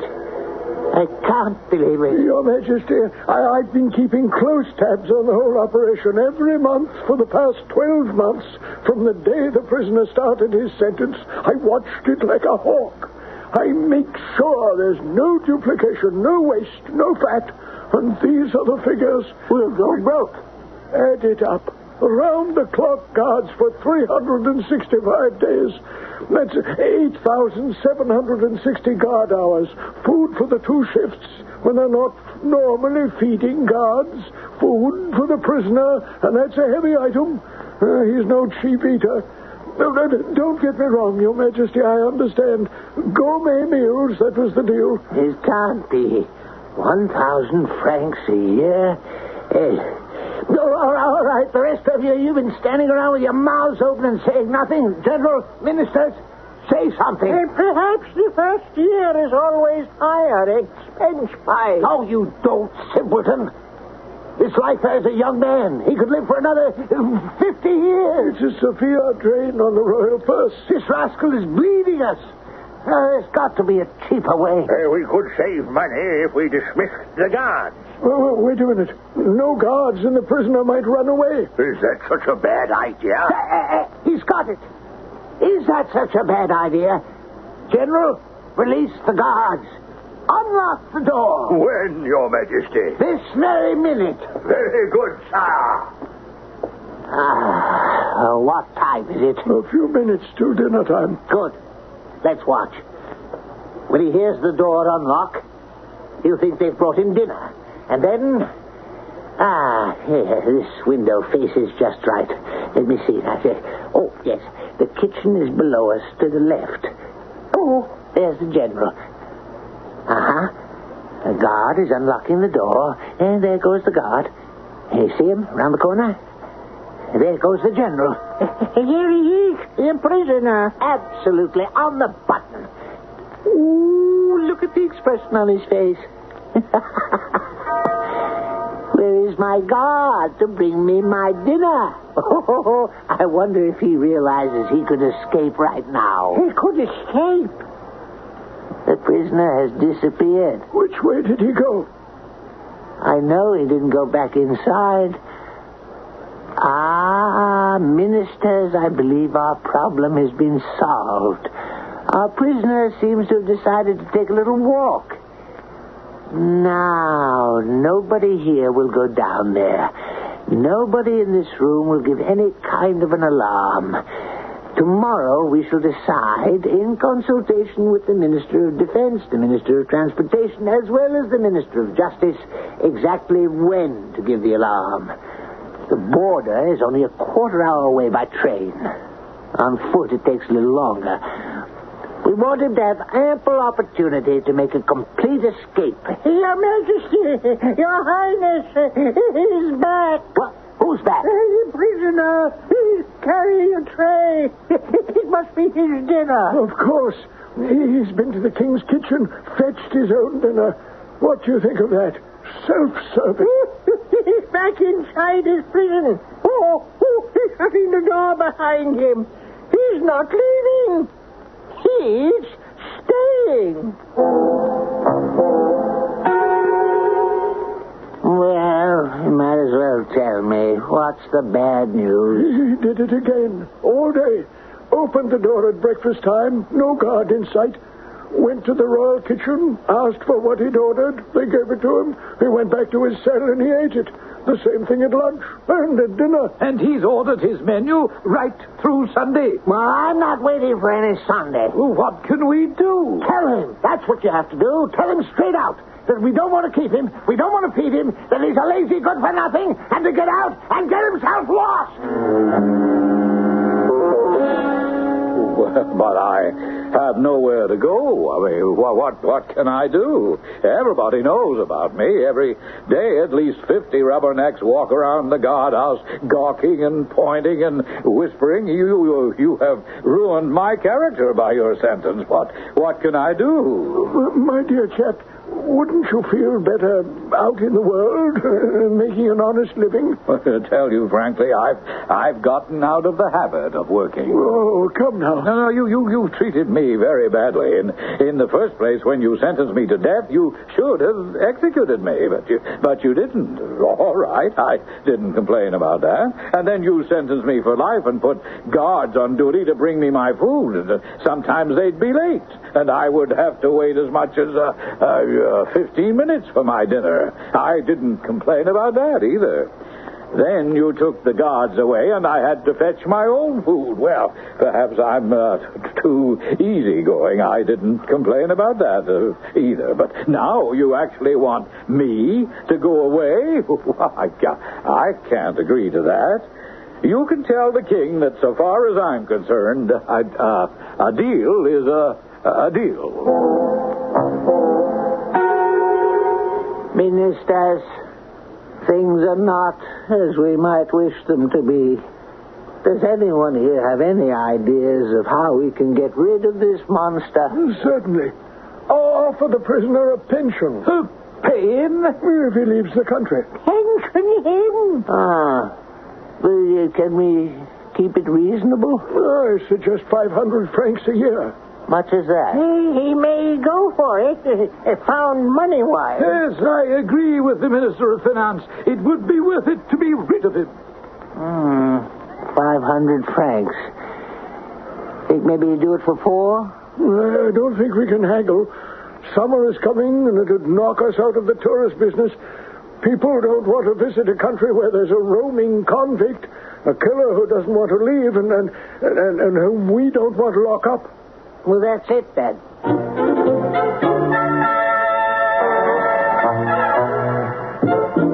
500 per annum, and that is it. Take it or leave it. That's what the king said. Well, I guess I don't mind. So long as you give me your ministerial assurance to pay it promptly and regularly. Oh, you have His Majesty's word. On that condition, I am willing to do it. Oh, yes. I'd like this year's pension in advance so I can get settled in. Certainly. Good enough. Well, then, I shall be off. See you next year, same time. Oh, and, Minister, there's a half a bottle of Montrachet over there, if you'd like to finish it. It's an excellent year. It's a pity to let it go to waste. And so the matter was settled. The prisoner took his money, took the train, and in 15 minutes was out of the country. He bought a bit of land just across the frontier and started market gardening. He never went hunting again. He never married again. Once a year, he goes to the palace, draws his pension, goes to the gaming tables, stakes 3 francs, sometimes wins, sometimes loses, and returns home. And there's a bit more to this tale, which I will tell you when I return.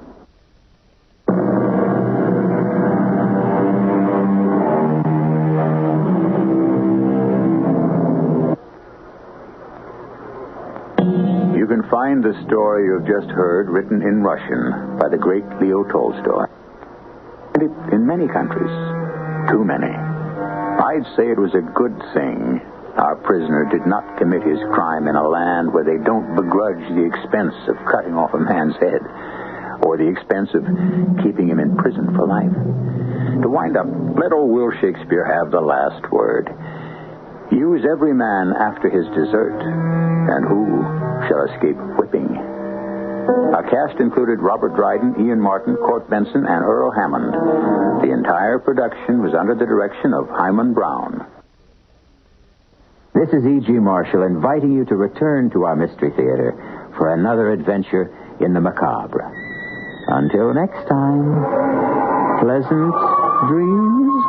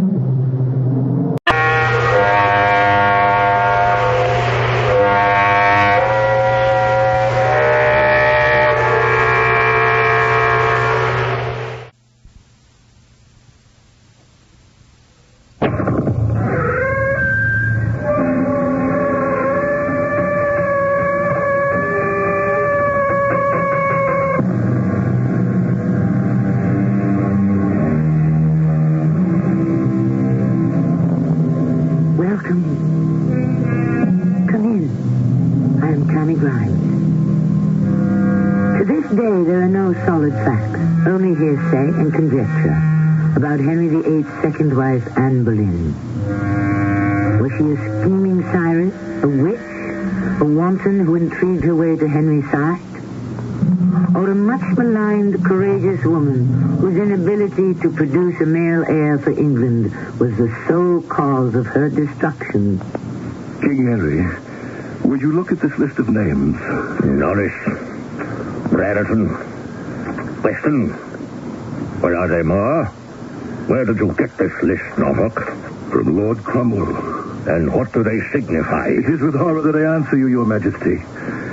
These are men who have intimately known Anne Boleyn. Oh, when she was Anne Boleyn, or when she was my wife, the Queen? When she was the Queen, Your Majesty.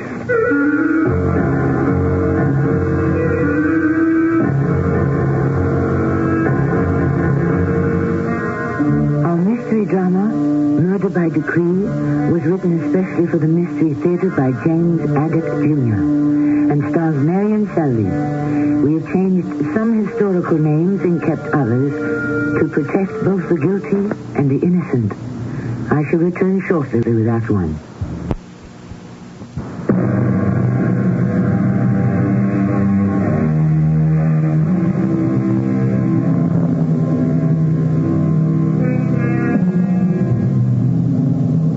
You to a time when primogeniture was on the mind of most sovereigns. The custom was that the eldest son shall inherit the crown, or in exceptional cases, the eldest daughter. And when he wasn't in the tilt yard, jousting, it certainly was on the mind of Henry VIII. It is January 1536, and his second wife, Anne Boleyn, is about to give birth, she hopes, to a son. her old and valued lady-in-waiting, Lady Rosalind, enters the royal bedchamber. Good morning, Your Majesty. It is cold without, but the sun is shining.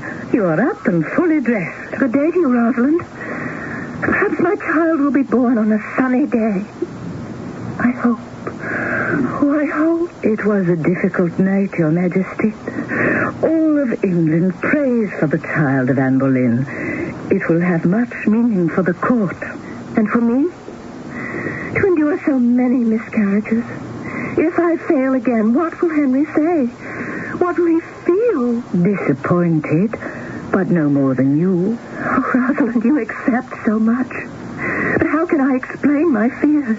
Henry becomes more and more anxious with each passing day. That's why I arose early this morning. I wanted to talk to him, to assure him that all was well. But he had already left for the jousting. Men tilting one another from their horses. Oh, it worries me. I wish he wouldn't. Men are like children when they put on armor and climb on horses. But he's jousting with men half his age, who've trained for long hours. It's really much too dangerous for a king. He's 45. How long may he expect to live? He acts like 20. But he's not. At the most, he'll live to 55. His father, Henry VII, died at 52. Henry VI, 50. Why hasten death with that silly sport? Oh, and Henry V died at 35. It was the battle against the French that killed him. And it will be the battle against swordsmen quicker than Henry. Half his weight. Your Majesty shows much concern. Oh, I love that man. I love him dearly with all my heart. And I regard those tournaments of men on horseback with lances as all stupid sport, proving nothing, risking everything. You know those lances can catch you anywhere, and one can take a terrible fall and be crushed inside one's armor. My dear, the king does not believe the Lord will permit any harm to come to him. Yes, but supposing at the moment Henry is charging his adversary, but the Lord happens to be looking the other way. And that's not possible. The impossible happens always in England. The Pope excommunicating Henry for divorcing Catherine. Why, in the eyes of Rome, I'm not even married to Henry. Do you think our Lord approves of such goings-on? What I'm saying is, if Henry is killed before my child is born... And you are a widow without having become a wife. Or at least a mother. If Henry dies first, I'd be set aside. And his daughter by Catherine would inherit the throne. Not I. But she... A woman has never been king in our history. Well, there's always a first time. I can see England ruled by a queen in the future. Why not? Oh, my lady, I think it is time. No, it's just a twinge. But could it be the start of labor? Pray for me. Pray for me and my child, Rosalind. And pray he's a boy. I'll go to the chapel this afternoon. Perhaps I should go with you and say prayers for Henry's safety.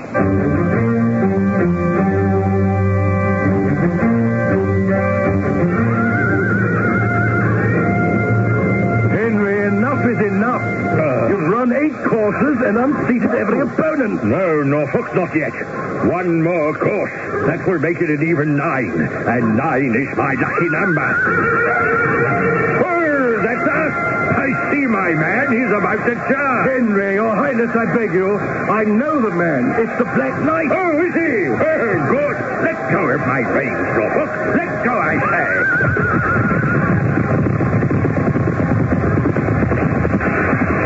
Help me! The king has been thrown from his horse. He's not moving. His helmet's been knocked off. He's staying wide. Squire, I'm really feeding him by the shoulders. You follow me, and we'll have him out of the course. I have him. Slowly now, slowly. There. Why did I let him run this course one time? Why did you, Your Grace? Henry insisted. He said 9 was his lucky number.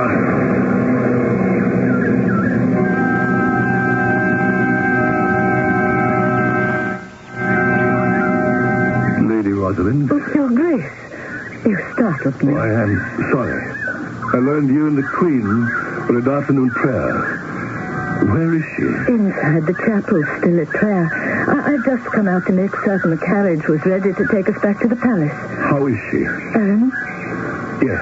How is she? Sometimes in great pain because of the coming baby. But she's been very careful to avoid any strain that might have, as in the past, produced the other miscarriages. I cannot decide what would be the best place to give her the news. Oh, the king. Yes. Certainly I cannot tell her as we stand here on the steps of the chapel. Perhaps I should wait until she has returned to her chambers. May I ride back to Hampton with you? Oh, no. She would suspect something immediately. The king has been hurt. Indeed. Oh, my lord. Mortally? Seriously. You cannot tell her here. You simply cannot. Anne is in such a nervous state. She could not cope with the distressing news. She's been like that since her last miscarriage. She won't weep. She won't cry. She bursts into uncontrollable laughter. The news of Henry's accident had better wait. It cannot. I must tell her. I've been ordered to. And I must return to him. He's still flat on his back. Henry needs... Norfolk, is that you? What did you just say? Your Majesty. Oh, Thomas Norfolk. Get up off your knees. It makes me feel ridiculous. What is it? What were you just saying about Henry? Why are you here? Oh, it's not true. No, it's not. Tell me it's not so. He's been hurt. Oh, Rosalind, help me. Please. Your Majesty. Today he ran 8 courses. Won them all. But you see, during the night, he was tilted from his horse. He is all right now. Please believe me. The doctors have all given him needs resting comfortably. Oh, Your Grace, support her. Let's see if we can bring her over to the bench behind the hedge. Come along, lady, come along. Hold on to me. I knew I should have waited. It was cruel to tell her so much at this time. Why did I? I'm better now. I can disregard these pains if I can know the truth. The moment you said Henry'd been hurt, Thomas, I just felt a wrench in my body as I never felt before. Henry sent me here especially, Anne, to reassure you.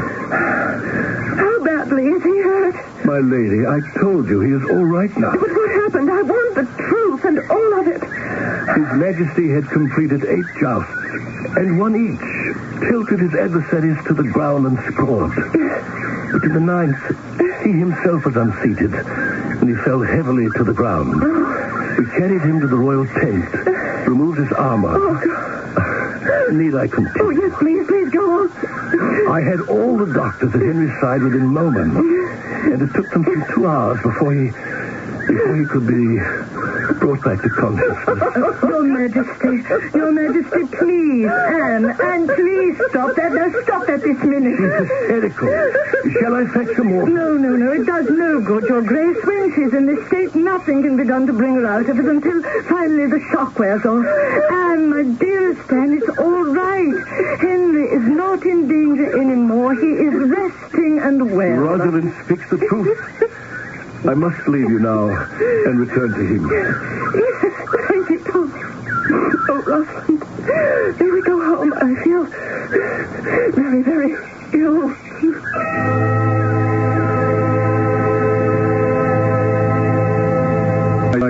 Rosalind, grieve not. Tis the Lord's will. Your Grace, how could he be so cruel to her? When did labor begin? Yesterday, after you left us at the chapel. Was the infant actually born? Yes, born dead. The 4th try. It is cruel. I hope she will have the courage to try again. If she's permitted to. Permitted? What does that mean? Aren't you aware of the youngest lady-in-waiting here? Oh, Jane Seymour. The king isn't serious about her, is he? I thought it was a mild flirtation during Anne's pregnancy. No, it's more than that. Has she been told yet about the boy? The midwives have just gone to a chamber to tell her. must go in to be with her. Please, give her my deepest regrets. Of course I shall, Your Grace. Norfolk!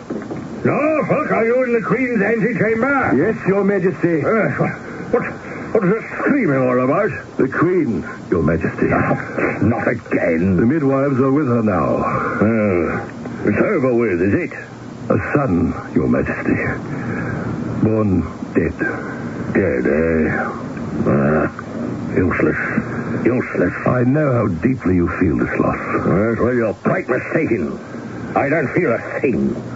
Are you going in to see her? Yes, when it suits me. Not before. May I venture a suggestion, Henry? Yes, venture away, Thomas. There's nothing gained whether we venture or not. I was talking to the French doctor at the court of Francis I. Yes, indeed. He's been aware, of course, of the Queen's many miscarriages, and it is his learned opinion that if your Royal Highness could, Well, could what? Well, this is a little difficult to put into words. Oh, Thomas rubbish. But Thomas Norfolk, the highest voice in Britain, the greatest admiral, well, a man who defied Wolsey and spoke up for my divorce from Catherine? Oh, no. Nothing is too difficult for you to say. Henry, if you could refrain from exerting your marital rights with the Queen for 6 months after a miscarriage or a deceased baby, the next child would be born and live. Yes, well, now, the weeping and wailing seems to have subsided in there, so I shall enter the Queen's bedchamber. Will you be kind to her, Henry? I will be patient. I will not remonstrate.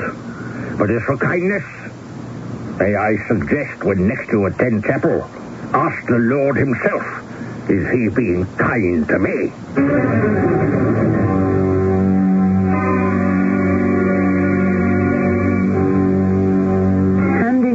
The kingdom from father to son was as crucial to all of Europe as it was to England. So long as men believe in the divine right of kings, the end of a royal line was the greatest tragedy that could befall any country. I shall return shortly with Act 2.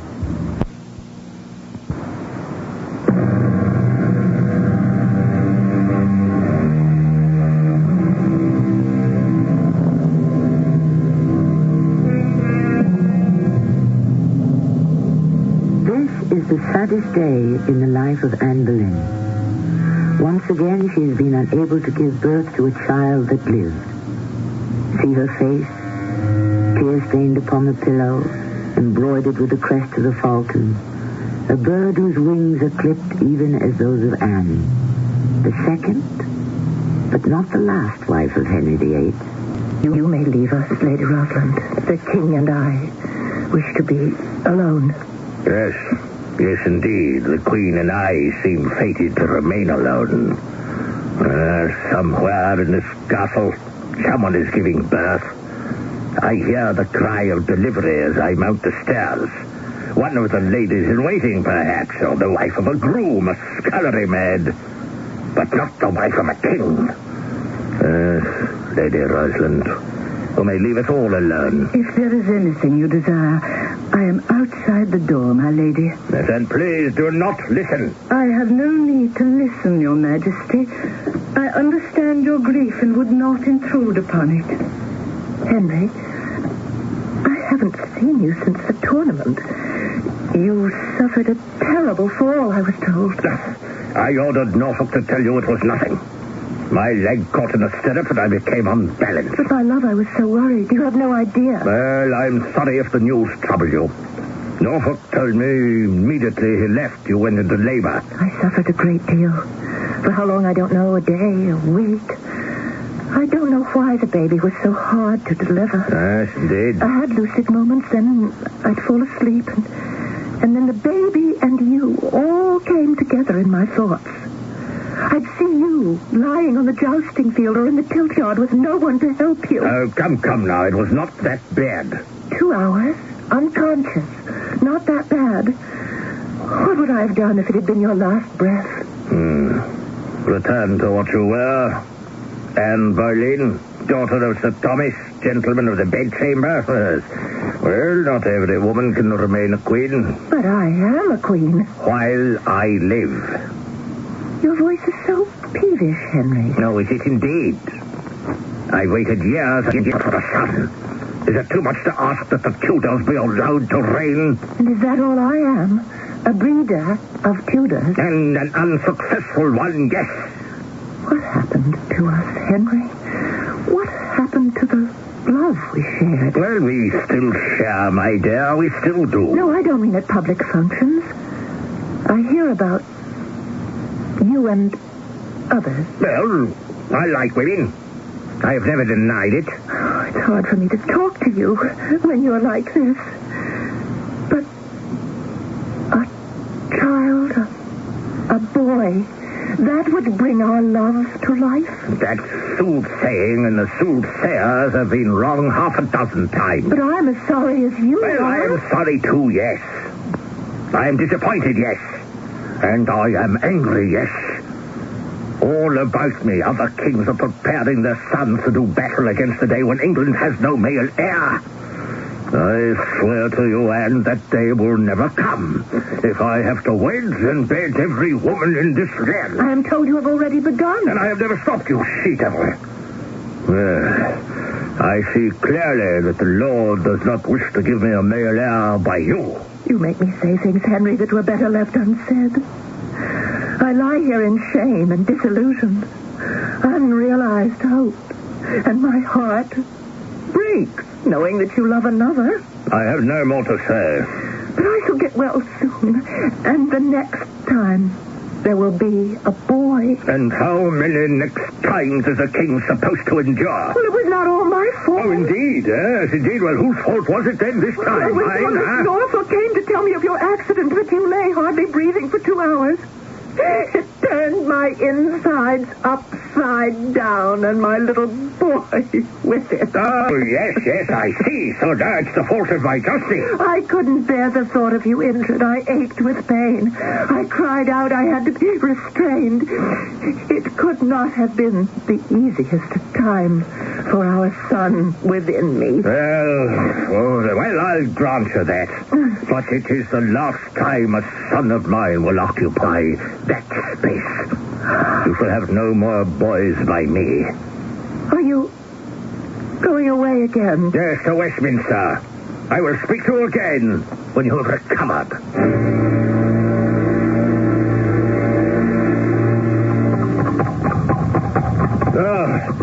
Women, Norfolk. You know what Anne had the nerve to say to me? Henry, calm yourself. Oh, to put it mildly, les majestés, huh? I made that woman, and I can break her. I was forced to marry her. You'd have me believe that? Yes, a sorcery bewitched me, but it's all over. Over and done with. It's because of young Jane Seymour, isn't it? Well, might be. She's a charming creature. I won't be punished if I marry her, I can assure you of that. Your Majesty, who has punished you? Who would dare? For a wise man, you talk like a fool. A man is denied a son. Is that not the Lord's displeasure and anger? Well, I shall marry a third time and please him and myself. To be realistic, Henry, do you think a second divorce is possible? It had better be. I shall consult Cromwell. He did very well the first time. I've got responsibilities. I must marry a woman who can produce a son.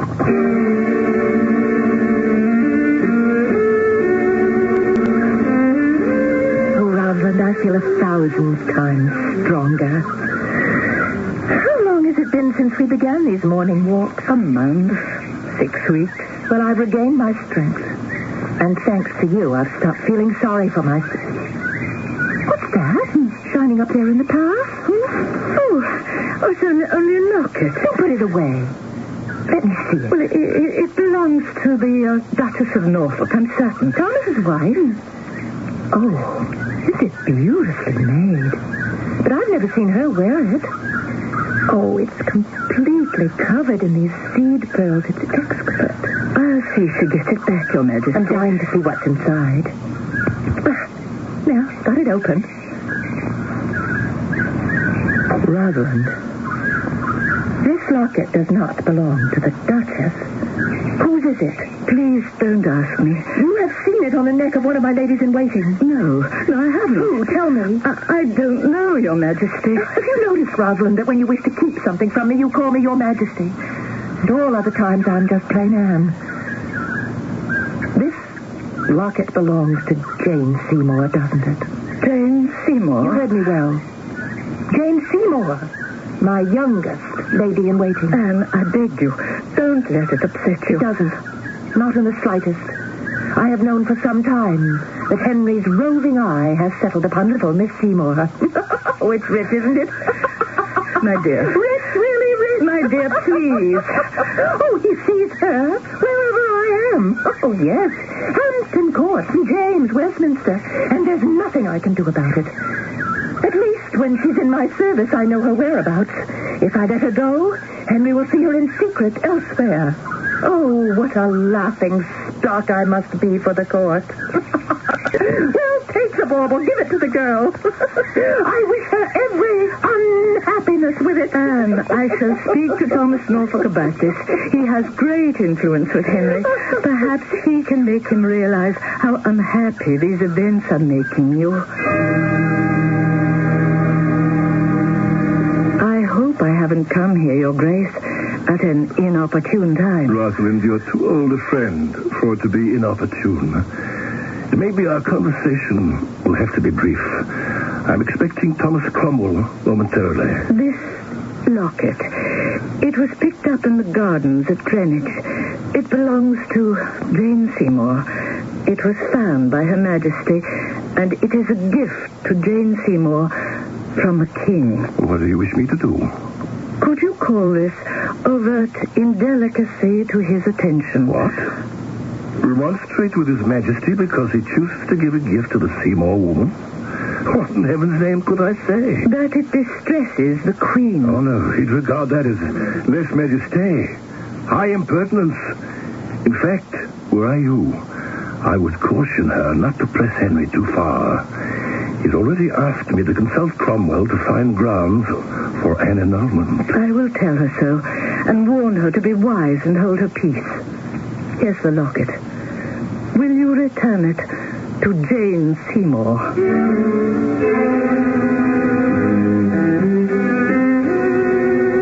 What do you say, Cromwell? It is very serious. Then you agree? The problem is, Norfolk, that had Anne Boleyn given birth to a son, there would have been no problem.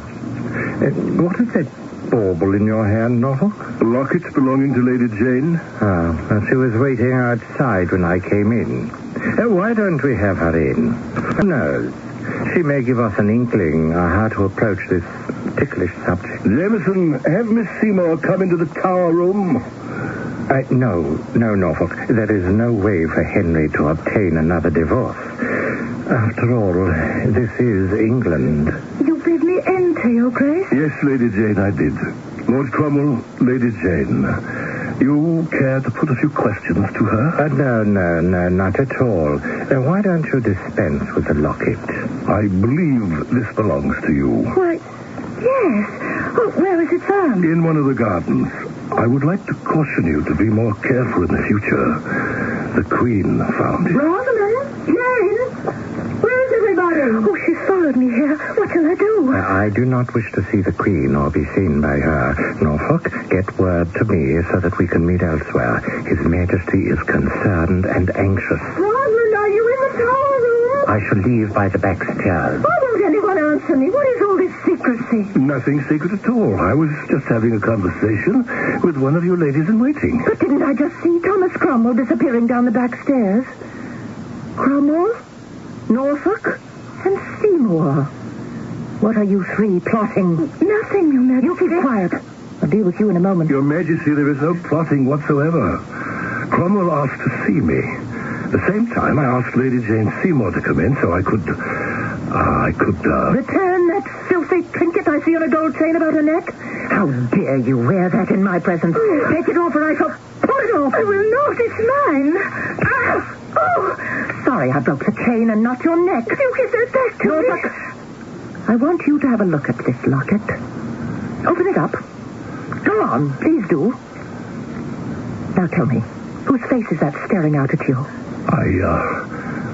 I don't know. You know, well, I know. And Jane knows. You give it back to me. I had it made. You have no right. I am the queen. And I have no right. Did you hear that, Norfolk? So, you had what is inside this locket made, did you, Lady Jane? You employed the court painter, did you? To paint the miniature for you? Norfolk, wouldn't you say it is quite an accurate representation of my husband? And the artist, none other than the great Holbein himself, wouldn't you say? You had Holbein paint the king's miniature for you, Lady Jane? Oh, you liar, you hussy. It's not my fault. The king gave it to me. Oh, did he now? And what did you give him in return? Oh, please, stand to me. Norfolk, what the devil is going on here?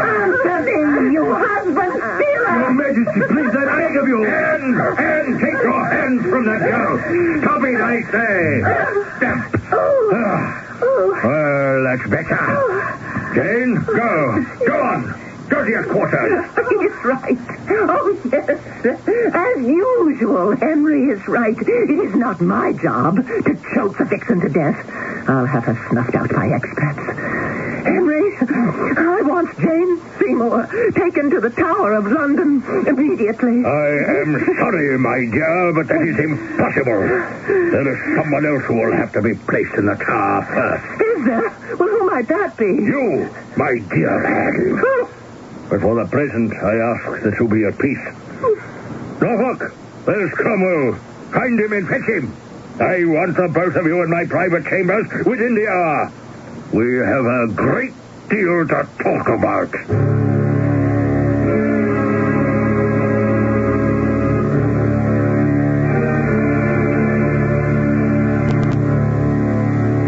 Henry and Cromwell did have much to talk about.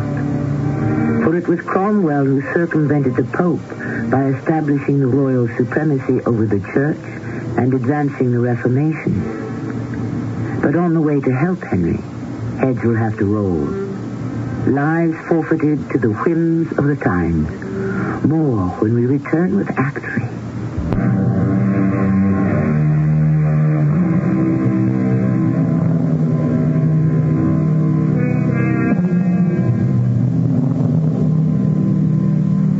It is unthinkable that the Tudor line should stop because no male heir exists.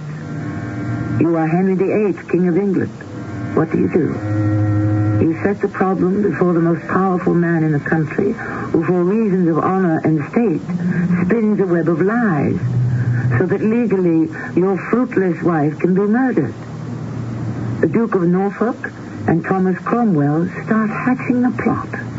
Cromwell, what options do we have so that Henry can divorce Anne and find himself a woman who will bear him a son? We have none. Not one alternative, Thomas. Divorce or annulment are out of the question. Only one plan remains. Anne must be discredited, fined treasonable, and die under the axe. Then Henry, a widower, can marry whom he pleases. Which means Jane Seymour, for she is the only woman who pleases him.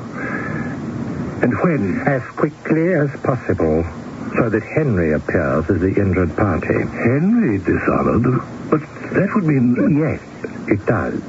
Anne Boleyn must be proven adulteress. Once proved, the battle is won. Not because adultery is ground for divorce, but illicit intrigue against the king is treason. How will you find witnesses? Or traitors? Yeah, those who cannot be frightened with threats will be bought. Do you really think Henry will believe that of his wife? If I believe it, he will. I shall be shocked, amazed, and grieved. The rest will follow. And where to begin?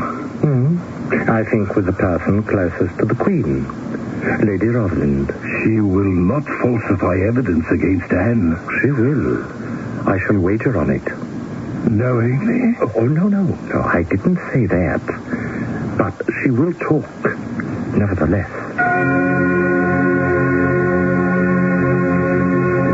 Lady Rosalind, It has come to my attention that the Queen has not always been as circumspect about her behavior as propriety would demand. That's untrue. She has always been meticulous in her treatment of those at court, carefully avoiding those who would make overtures. Well, have you been present when such overtures were made? Sometimes. They may be the same names offered to me, the ones you speak of. Harmless overtures, of course. Which ones would you single out? I don't think it's my place to name for you those who the Queen may find troublesome. Yes, true, but still... It seems to me, Lord Cromwell, you would do better by asking Her Majesty directly if anyone has given her offense. Well, if indeed the intentions were as harmless as you would have me believe. I find it strange you refuse to give me their names. Why are you being secretive, Lady Rosalind? Whom are you protecting? If this were not so ridiculous, I should be angry. Who, indeed? Do you wish me to name every foreign ambassador who has ever complimented Her Majesty? Only those of our court, if you please. Sir Henry Norris is an admirer, and has said so quite openly. The King encouraged him. Norris is the King's favourite. Sir William Brereton, Sir Francis Weston. Shall I go on? All admirers of the Queen openly expressed. Norris, Brereton, Weston, and what of those who are perhaps not peers? I simply do not understand the purpose of all this. Lady Rosalind, may I have the answer to my last question? Nobleman, or not so noble? Who else? Oh, yes. One day when we had returned from exercising the dogs in the park, there was Mark Smeaton standing in the Queen's presence chamber. Smeaton? The musician? Yes. He has always complimented Anne. I rather think he's in love with her. Ah? Why do you say that? Poor boy. You know he has an excellent voice, and he would compose ballads which she would have him sing to her. I think a bit of his heart went into them. Smeaton, eh? And anyone else? Lord Cromwell, I should be most embarrassed if any word of our conversation happened to reach the ears of the Queen. It's all so innocent, and I'm not even sure she is aware she's being complimented. You won't say anything to her, will you? You have my word, milady. I see those names on that fool's cap in your own hand, Cromwell. But I still cannot believe it. The list speaks for itself. My heart is broken. The next move is yours, Norfolk. The King must be told. Yes, I know. I'll do it now. Speak to you later. Jameson. Yes, Sir Bruce? We're going to the royal chamber. Hold your taper high and open the doors. Thomas, is that you? Yes, Henry. Norfolk. What is that list you're holding? Another cross, I'm afraid, Henry. One so very heavy, I wish I were not the bearer. You sound disturbed, Thomas.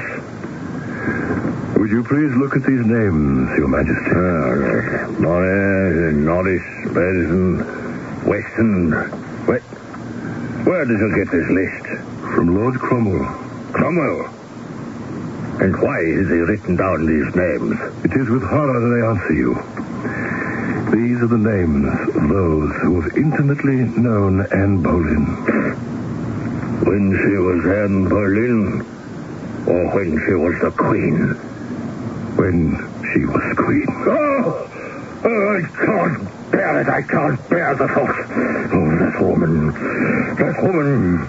You knew of this. No. I never dreamed such a thing, Henry. Never? Yes, of course. The days, the weeks when I was away jousting or at the hunt. She had all the opportunity. How learned Cromwell of this? Inquiries through her personal maids and ladies in waiting, I believe. Oh, the lies, the cheating.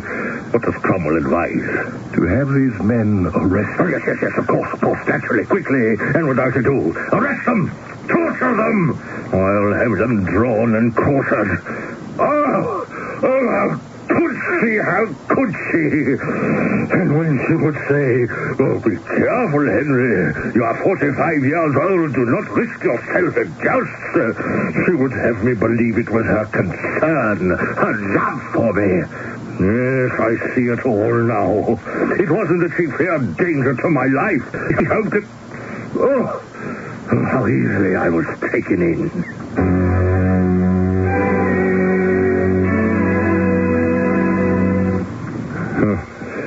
I'm a broken man, Thomas. Who is my friend anymore? They all deny it. But they are now in the tower, thinking it over. Yes, all of them, every single one of that list, huh? What of them? She has not yet been told. Not a whisper, not a rumor. She knows nothing, huh? It's the talk of all London. What the Queen may have overheard, I couldn't say. Yes, well, you and Cromwell will break the news to her today. Charge her with adultery and have her taken to the Tower. Today. This minute.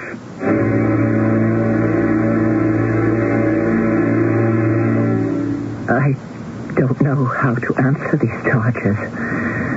Are these words, have you brought them to me from Henry himself? His orders were you were to be told this morning.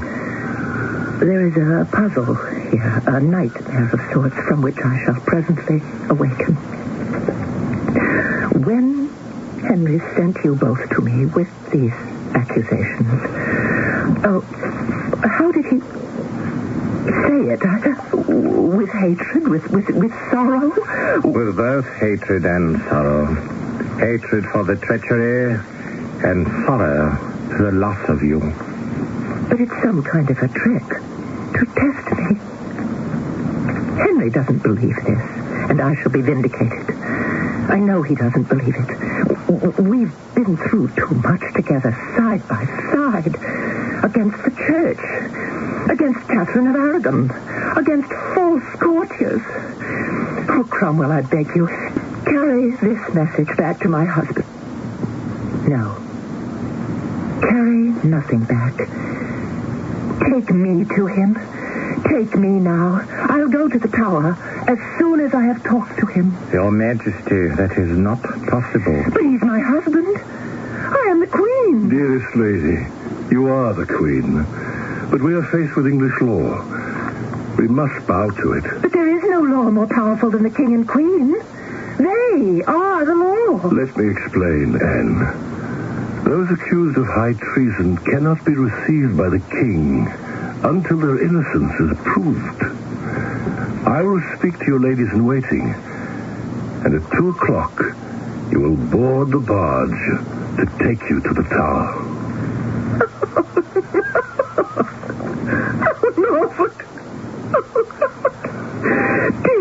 Dear Thomas. And you, too, Lord Cromwell. Will I be placed in a dungeon? No, madam. You will go to your lodging in the Tower. The same you waited in before your coronation. Oh, no. The same rooms. The same for coronation and beheading. Oh, good friend. I drop to my knees. My old friends. God help me, as I am not guilty. I pray, I beseech you, to beseech the King to be good to me. I was ever the King's truly wedded wife.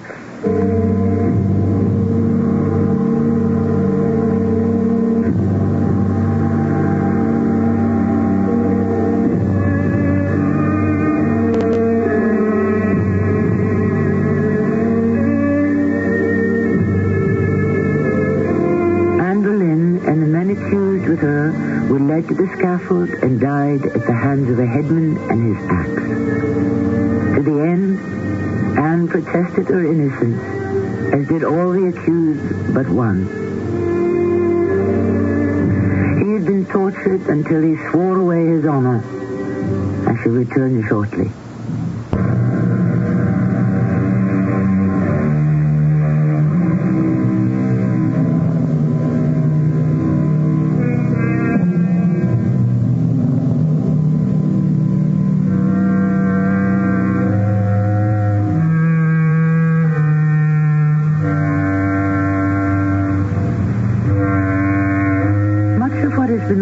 today has been based on available histories, word of mouth, handed down with hearsay.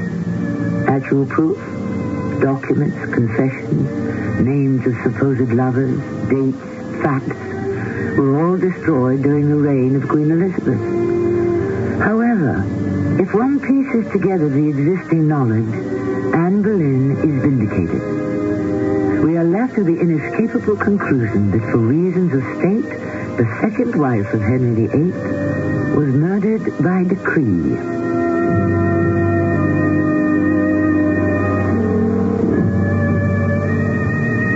Our cast included Marion Seldes, Earl Hammond, Carol Teitel, and Bernard Grant. The entire production was under the direction of Hyman Brown. And now, a preview of our next tale. If he will still look death in the face with such indifference on the eve of marriage, as he did eating cherries at dawn. So, that is why you're leaving Kampala. The man said he was at my service, didn't he? I don't like to keep anyone waiting. Why are you so determined to fire that last shot, Sergio? Because he slapped you? Or because when he shot you believed he missed killing you deliberately? Nicholson, it's getting late. I've one more bag to pack. And I don't want to miss the 6 o'clock coach. Suppose you find George in Madras. Suppose you arrange to fire that shot, and you miss. Then what? It is again his turn to fire at me. And if this time he does not miss, remember it is the eve of his wedding. He risks more than breakfast. Sergio, forget. CBS Radio Mystery Theater presents...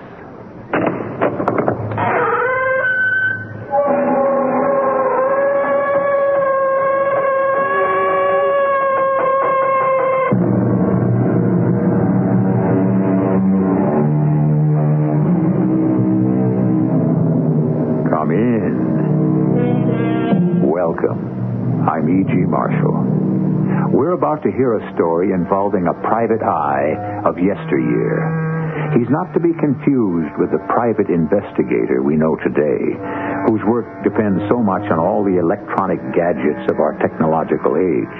No, this man lived in simpler times, back in the post-war 40s. He was really a man of the streets, and in Raymond Chandler's words, down these mean streets a man must go who is not himself mean, who is neither tarnished nor afraid. Nevertheless, sometimes he gets into trouble along the way. Take his gun, Dickie, under the left shoulder, and get his wallet while you're at it. Sure. Watch your hands, pal. I get nervous. Such a big gun and such a little guy. And what is your name, my friend? Colbridge. Ah, yes. Abner Colbridge. Private investigator. Private eye, huh? I thought he was a cop. And what are you investigating tonight, my friend? That's my problem. Are you acquainted with the young woman in green? That's your problem. To find out.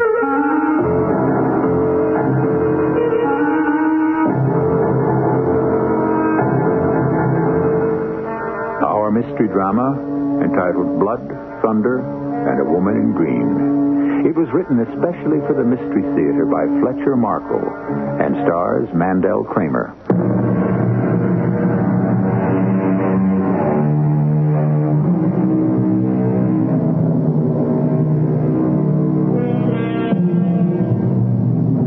We're going to meet a private eye in the course of a night's work that happened over 30 years ago.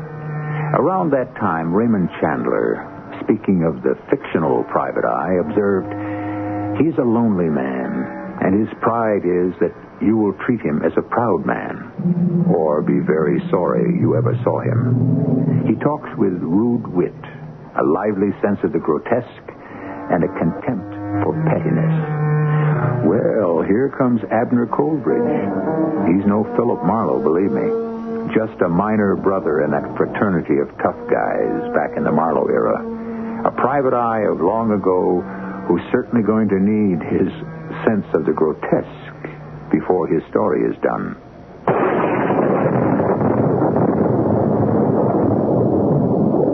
It was one of those nights. You're not doing anything, and you don't expect to be doing anything, and then all of a sudden, you're in a barrel of monkeys. Trouble.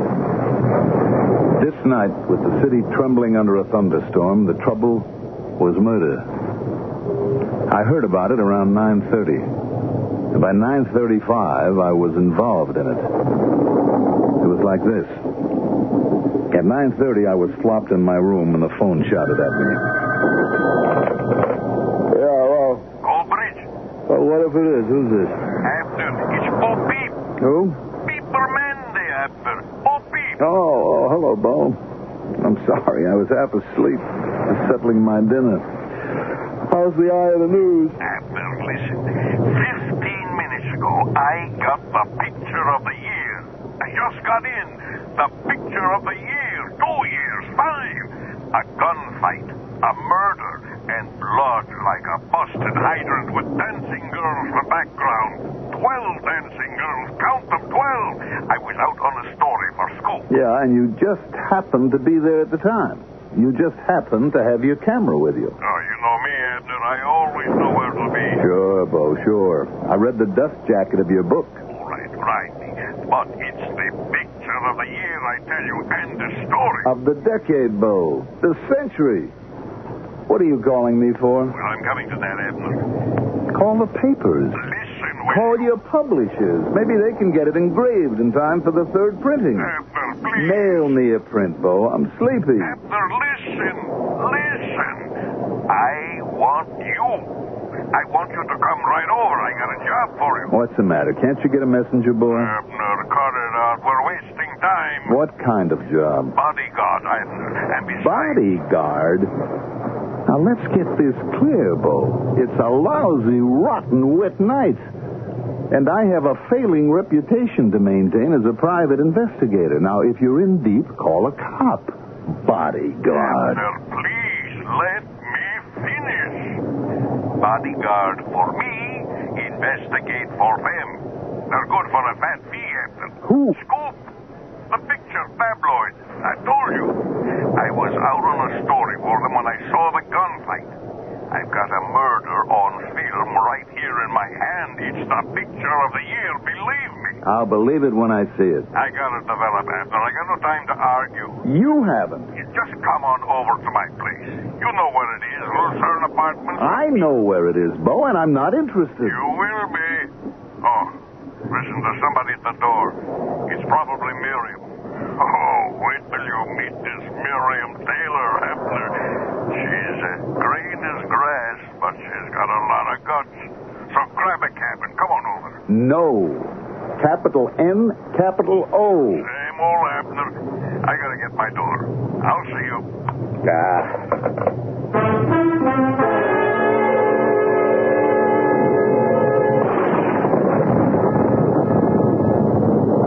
At 9:35, I was down on the street with my gun packed and my tie tied, hailing a cab.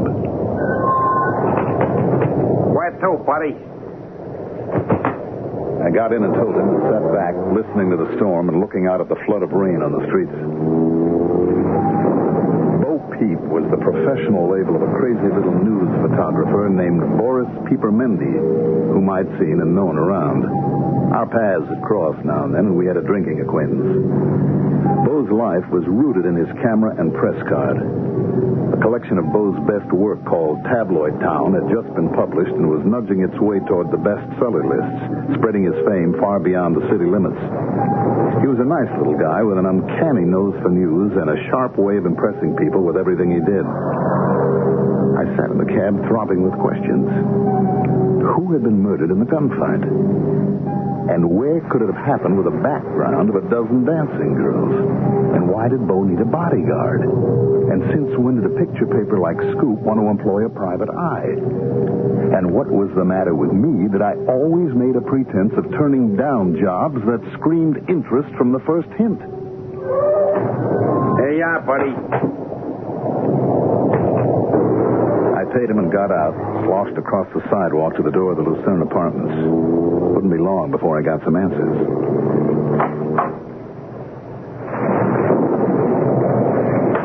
Bo Peep, 219. It was an old brownstone block, smelling of age and onions and rotting linoleum. But Bo had never been able to permit his living habits to keep up with his income. He stayed as close as he could to police headquarters, which was just around the corner. The elevator was up on another floor, and I only wanted the second, so I used the stairs. Little winds were rattling around the stairwell and through the high, hollow halls. One minute the storm seemed vague and remote, and the next minute like another planet coming down through the roof. 219 was a few doors down the hall to the left from the top of the stairs. There were 3 naked bulbs offering a hard white light at intervals along the hall, and the second one was over Bo's door. The door was slightly ajar, and from under it came a narrow, curling snake of red, sparkling in the strong light. Blood. Blood has a way of letting you know that your first guess wasn't wrong. I kicked the door open. Bo was lying half on his side and half on his back on the floor, feet toward me, and the door just grazed his foot on its way in. There was an injured speed graphic with a flashbulb attachment beside his outstretched left arm. His right arm was clutching at a red pulp of stomach where somebody had done terrible things with a knife. His body was warm, but he wasn't alive. I stepped back and looked up and down the hall. No one. I re-entered the room and closed the door behind me. I thought of Bo saying that he wanted a bodyguard, that there was no time to argue, that he had to develop, and that there was somebody at the door. It was a big room with a double bed and a side table with a telephone on it, a chest of drawers, an armchair, another smaller chair, a bookcase piled with magazines and newspapers, and a table loaded with cartons of flashbulbs and camera paraphernalia.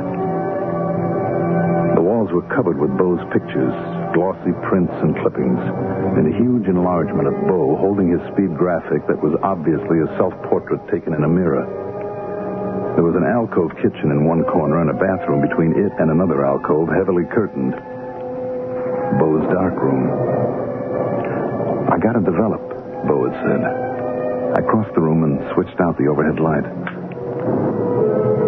Stepping across the body, I felt my way around the bed to the alcove curtain. I pulled it back, and then another curtain behind it. And the soft glow from a colored light revealed shelves of bottles and boxes of paper, enlarging and printing equipment, and a row of white trays on a table. The trays were empty. Then I heard a door closing in the front room. There was a tall man in a tuxedo standing at the door, smiling at me through a small beard. And there was a gray-faced kid in a brown suit standing behind him, pointing a .38 at me. Good evening, my friend. Hello. This is a rather sordid scene of crime and passion, is it not? Your hands up very high, please. Watch him, Dickie. I'm watching. Just what the devil is this? A good question. He has a gun, Dickie, under his left shoulder. Get it. Sure. And his wallet while you're at it. Uh-huh. Watch your hands, pal. I get nervous. Such a big gun and such a small guy. I'm not surprised. Now, listen, you... Dickie, restrain yourself. Now then, my friend, let us introduce ourselves. My name is William Shakespeare. What's yours? Sherlock Holmes. And that's little Bo Peep on the floor behind you.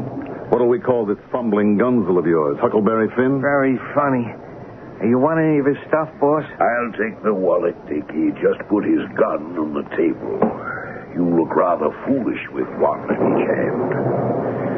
As I was saying, my friend, the name is Shakespeare for business purposes, just as our deceased companion called himself Bo Peep for his business purposes. What concerns me now is your name. Coleridge. For almost all purposes. My card's in the first flap of the wallet there. No need to mess up the rest of it. Ah, yes. Abner Coleridge. Private investigator. A private eye, huh? I thought he was a cop. And what are you investigating tonight, my friend? The distressing demise of Mr. Bo Peep. I wasn't.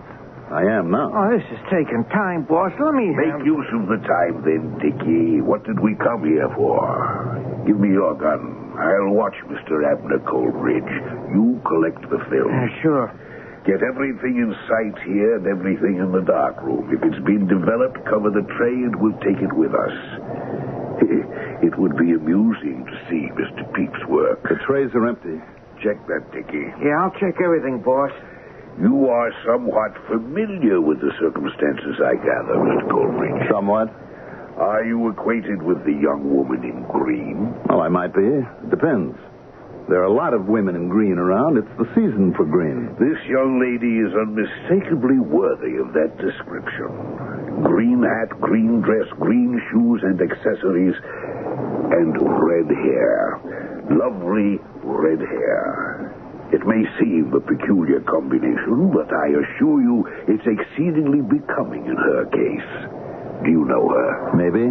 Nothing in the dark room. Very well. Collect all the other loose film in here. Gotcha.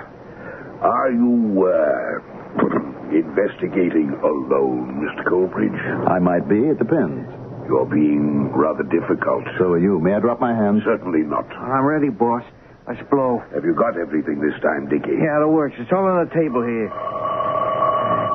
You want to answer that? No. Yes. Why not? Quiet, both of you. Hello? Hello? Is that you, Bo?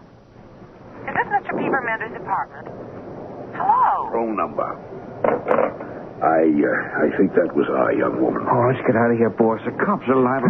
Look out, Dickie. He's diving for his gun. Sap him, Dickie. Sap him. Dad. Well, as Raymond Chandler said, some private eyes have no more personality than a blackjack. But when the latter hits the head of the former, it's not really a question of personality, is it? It's simply a question of survival.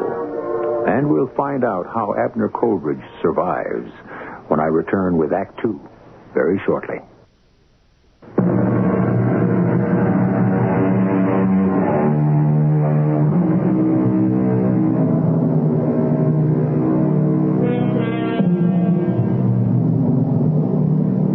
Abner Coleridge, a private eye at work in the post-war 40s, has answered a phone call for help from a photographer friend whose professional name is Bo Peep. Bo claims to have just taken a most unusual photograph. So unusual that he wants Abner to act as his bodyguard while he develops it. But by the time Abner gets to Bo Peep's apartment, his friend is dead, murdered.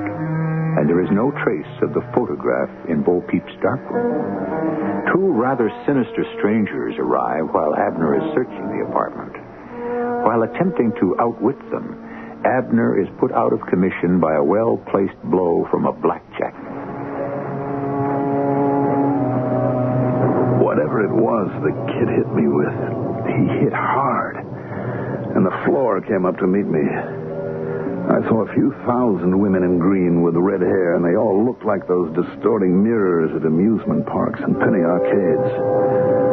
I saw William Shakespeare, the old and the new.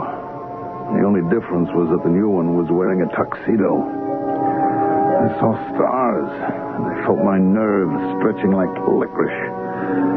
Smelled a thick, sweet smell and tasted the salt of sweat. Then I saw 12 dancing girls. Count them, 12. And they were on a billboard. And I saw them from the back seat of a car that was turning into an alley, and I heard a familiar voice. That Bo Peep must have been standing right about here when he got the picture. I was positive that I was conscious for a minute. Then I blacked out again.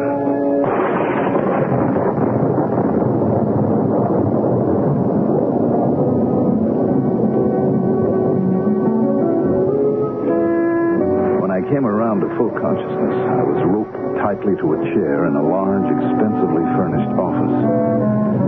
I could see several vague shapes in front of me talking indistinctly. I could hear music somewhere nearby, sounding like a dance band. My coat and shirt were wet and cold against my skin, and the back of my head felt like overtime in a steel mill. And somebody threw a glass of water in my face, and I knew why I was wet.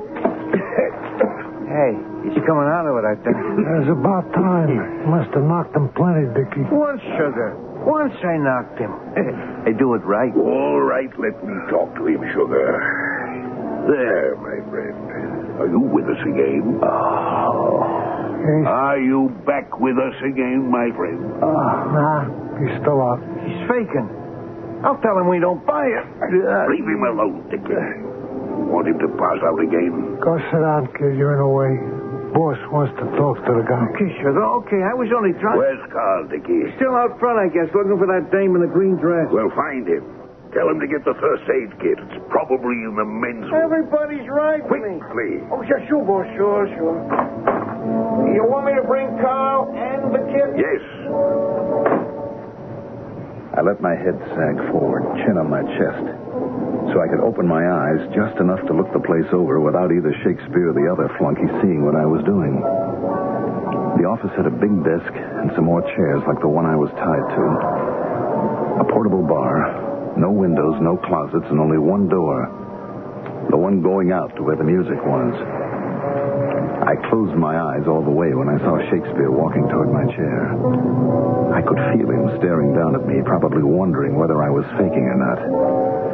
I tried to appear unconscious for his benefit and tried to stay fully conscious for mine. It's been quite a night for us all, Sugar. First Sammy, then Mr. Bo Peep. Now this one. What did you do with poor old Sammy, by the way? Just what you told us. We loaded Sam into the trunk of his car and drove it to the other side of town. Left it in the parking lot. What are your plans for this week? I haven't decided yet. I'm not sure where he fits in between the photographer and that young woman in green. What is her name, by the way? Taylor, I think. Yes. I have the impression this one is involved with her somehow, as well as with Mr. Bo Peep. Well, you know what they say about dead men, boss? Right so, yes. The only thing that worries me is how many tales this one may have told before Dickie and I ran into him tonight. We could always run over him, too, don't forget. You're not listening to me, Sugar. I want to keep him alive and well for the time being. Hey, you hear that? I don't know how well he is, but it's a cinch he's still alive. Yes, but first we need that first aid kit. He's bleeding heavily back here where Dickie knocked him, as you put it, with his blackjack. So, what's the big deal? The big deal, Sugar, is that I'm worried about who this man might have talked to about that photograph. It's very clear he knows something about it.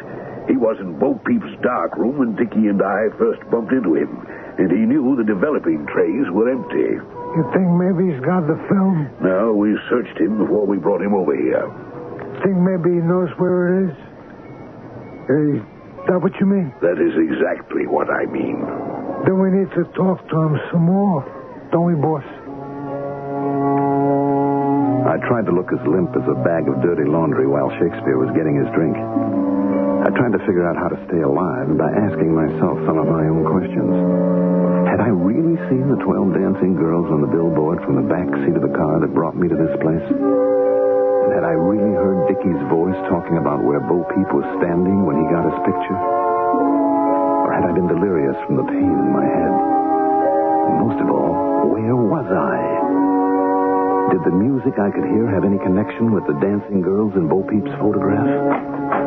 Here we are, boss. Carl and the kid. Sorry to keep you waiting, Chief. Now I see why you wanted the kit. You want me to... Just give it to me, Carl. Put it on the desk here. Sure. How's he doing?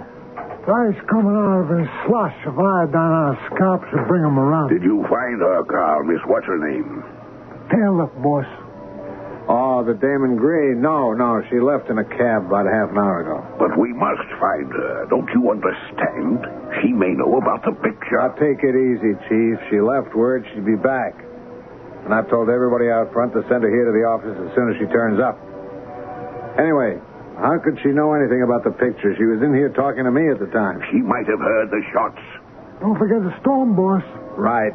If anybody heard the shots over all that thunder, we'd have had a visit from the cops long before now. You know, you're quite right, Carl. Yes, of course. It's been rather a disturbing evening. Now then, what about the film we brought back from Bo Peep's place? Marty's taking care of that. It's being developed by a friend of his, a guy we can trust. Marty's with him right now, and he'll call us on the private line after he's checked everything out. Good. Well, now let's get back to our friend here. Where's the iodine? Oh, right here, boss. You want me to slap some on? Yes, go ahead, Sugar. Pale, isn't he? He'll be all right. Oh, you sure knocked him, Dickie. Look at this mess. Once, Sugar. Once, honest. Here goes. Water, Dickie? Sure. Ready and waiting.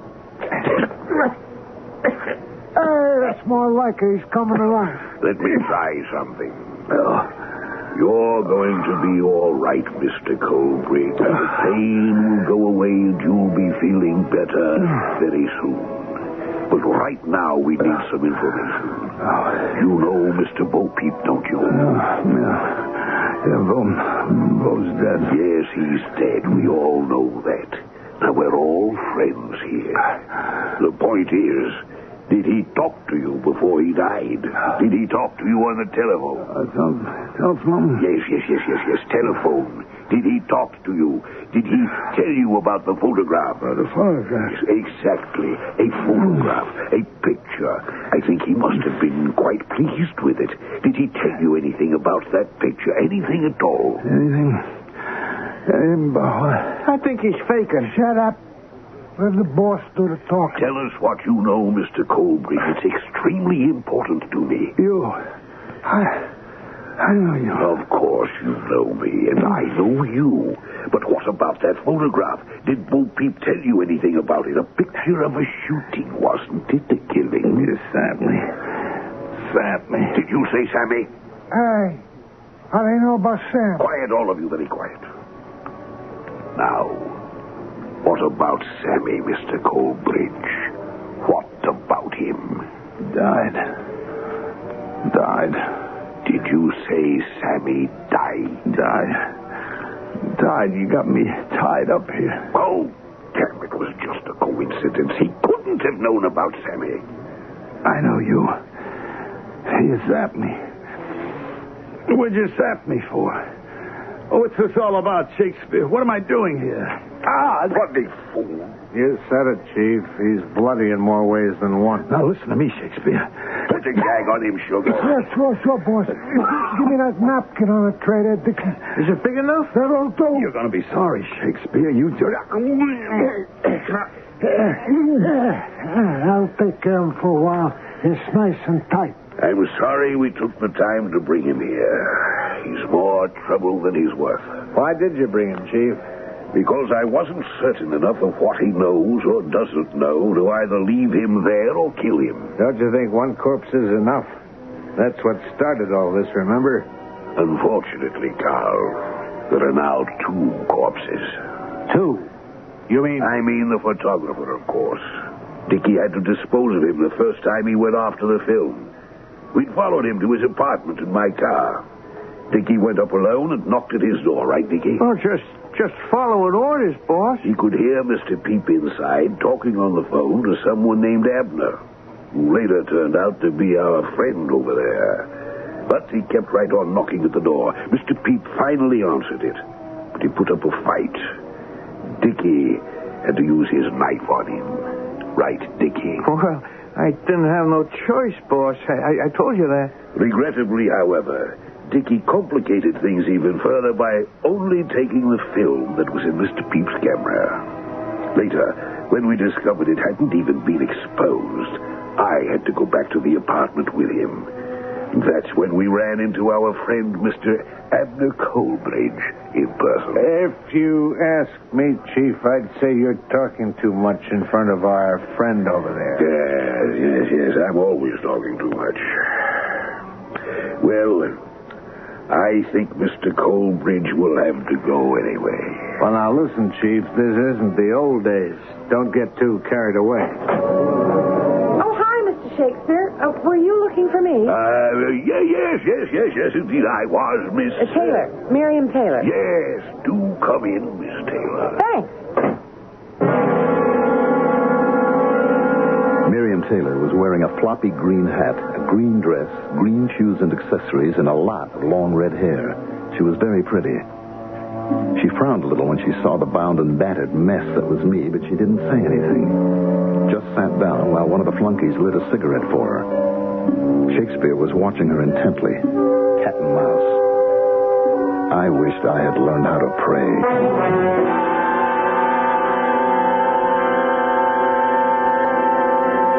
Well, so far we've had our share of blood and more than a little thunder.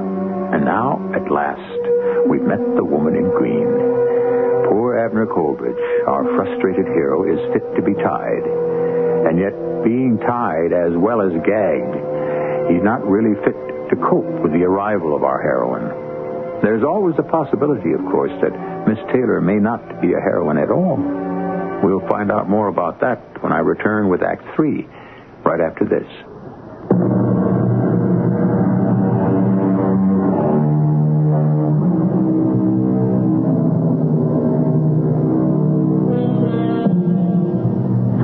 Ago, when World War II was over, we thought we were living in the best of times. But crime is always with us, in good times or bad. And even though we didn't have sophisticated bugging devices to invade our privacy back in the 40s, we still lived in the shadow of blackmail and the black market, and there was plenty of work for a private eye. Which brings us around to Abner Coleridge, our hero with a headache from a blackjack. So there I was, tied to a chair with a gag in my mouth, unable to do anything but wait and see what was going to fall into place between Shakespeare and his three flunkies and the young woman in green. Miss Miriam Taylor was just sitting there ignoring me, calmly smoking a cigarette and making small talk, when her name fell into place in my head from Bo Peep's phone call earlier that night. Besides, there's somebody at the door. It's probably Miriam. Oh, wait till you meet Miss Miriam Taylor after. She's green as grass, but she's got a lot of guts. I was just wondering whether it had been Miriam Taylor or Dickie at Bo Peep's door when the small talk in the office was interrupted by the telephone. I'll get it, Chief. Hello. Yeah, Marty, this is Carl. What's the word?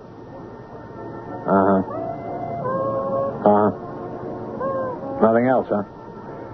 Oh, yeah, he's right here, Marty. I'll tell him myself. I'll see you later. Well, don't stand there just shaking your head at me, Carl. Tell me what he said. Somebody's wedding, 2 conventions, and a lot of pin-up girls. Nothing else, Chief. Nothing at all? Nope. That was it. Dickie? Yeah, boss? Step outside on the balcony, please, and stay by the door. We don't want to be disturbed. Gotcha. No more visitors, Dickie. Is that quite clear? I hear you, boss. Now then, Miss Taylor, how are you getting along? You and your photographer. Oh, we've got the makings of a good story, Mr. Shakespeare, but I just can't figure where Bo Peep's got to. Haven't seen him for hours. Is that so? Have you been looking for him? Oh, sure. I called him at our office, and I called his apartment, and he wasn't there. What do you suppose has happened to him? I just don't know. He must have gone out on another job. We only hire him by the hour for an assignment like this, you know. And there wasn't any definite time set, except for the big show at midnight, and it's almost midnight now, isn't it? Right so. But you were out for a while, too, weren't you, Miss Taylor? Well, yes, I was. I had another assignment myself. They keep us busy these days. So it would seem. Did you know that, we had a little trouble here tonight, Miss Taylor? Trouble? No, I didn't. Yes. We've been trying to locate a picture, a very valuable photograph. And this gentleman trussed up in the chair here has given us quite a spot of bother in connection with it. I didn't notice him, of course. Do you know who he is? Why, no, I've never seen him before. But surely his presence must have aroused your curiosity when you came in a few minutes ago. Yes, I'll admit I was a little puzzled. I mean, he looked so miserable. But I don't want to ask any questions. Oh, come now, Miss Taylor. It's part of your business to ask questions. I'm surprised at you. Well, after all, Mr. Shakespeare, there's a difference between public matters and private matters. I think it would be a most excellent idea if you did question this gentleman, Miss Taylor. Have a little chat with him. Interview him, shall we say? Hey, the storm's going to break in about 5 minutes, boss. You want to come out and take a look at things? Yes, indeed, Dickie. We'll be right there. Gotcha. Now, look, Chief. You're not going to leave these two here alone, are you? That's carrying all this a little too far. Never mind. I'll take off his gag, Sugar. Yeah, but listen, boss, you Don't can't just... tell me what I can't just, Sugar. I know exactly what I'm doing. Take it off. Okay. Now, gentlemen, we are going to leave Miss Taylor and Mr. Colbridge to themselves for a nice little chat.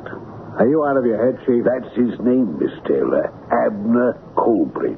Now, Sugar, come along. If you don't watch out, you're going to blow this whole thing wide open. I said never mind, Carl. Hurry along, Sugar. I don't got it, boss, but whatever you say. That's right, Sugar. Call us if you need us, Miss Taylor. We'll be right out here on the balcony. But please, Mr. Shakespeare, I don't understand. Just call us. I don't understand either.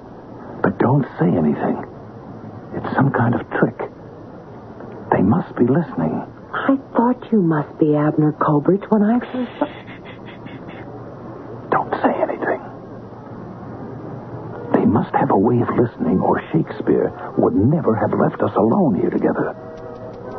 He's after a photograph, and he's desperate. He's trying every angle he can think of. That's a heavy door. Who can eavesdrop? It's also the only way out of here. I know that. But this place is almost soundproof. Is there a dictaphone or any kind of intercom over there on a desk? No. No, nothing at all like that. Just a couple of telephones. Either one of them off the hook? Nope. There's just no way they can hear us. Anyway, I'll whisper. It's got to be a trick of some sort. Now be careful. This is life and death stuff along about now. Oh, I know it's life and death. I've seen a sample of the death. I made a terrible mess of explaining myself a minute ago on purpose. I wanted to get involved. I came back here with that in mind. What's this all about? Where are we? And who are these people? And what was the picture Bo Peep got that caused all this? Who was murdered in the first place and what? Let me tell you. I've been waiting to talk to you for almost 2 hours, ever since Bo said he was going to call you. How did you know he called me? Because he called me first. Now, shut up and listen, Colbridge. Call me Abner. You're probably the last person who ever will. My name's Miriam. Taylor, yes, I heard. Who are you? I work for Scoop, the picture tabloid. I came here tonight with Bo Peep to do a story on... Came where? Where are we? We're in the upstairs office of a new nightclub called The Tempest. It's owned by that maniac who calls himself Shakespeare. The room we're in is on a sort of balcony overlooking the dance floor. And that's opening night you hear out there. Shakespeare's real name is Bulwer Townsend.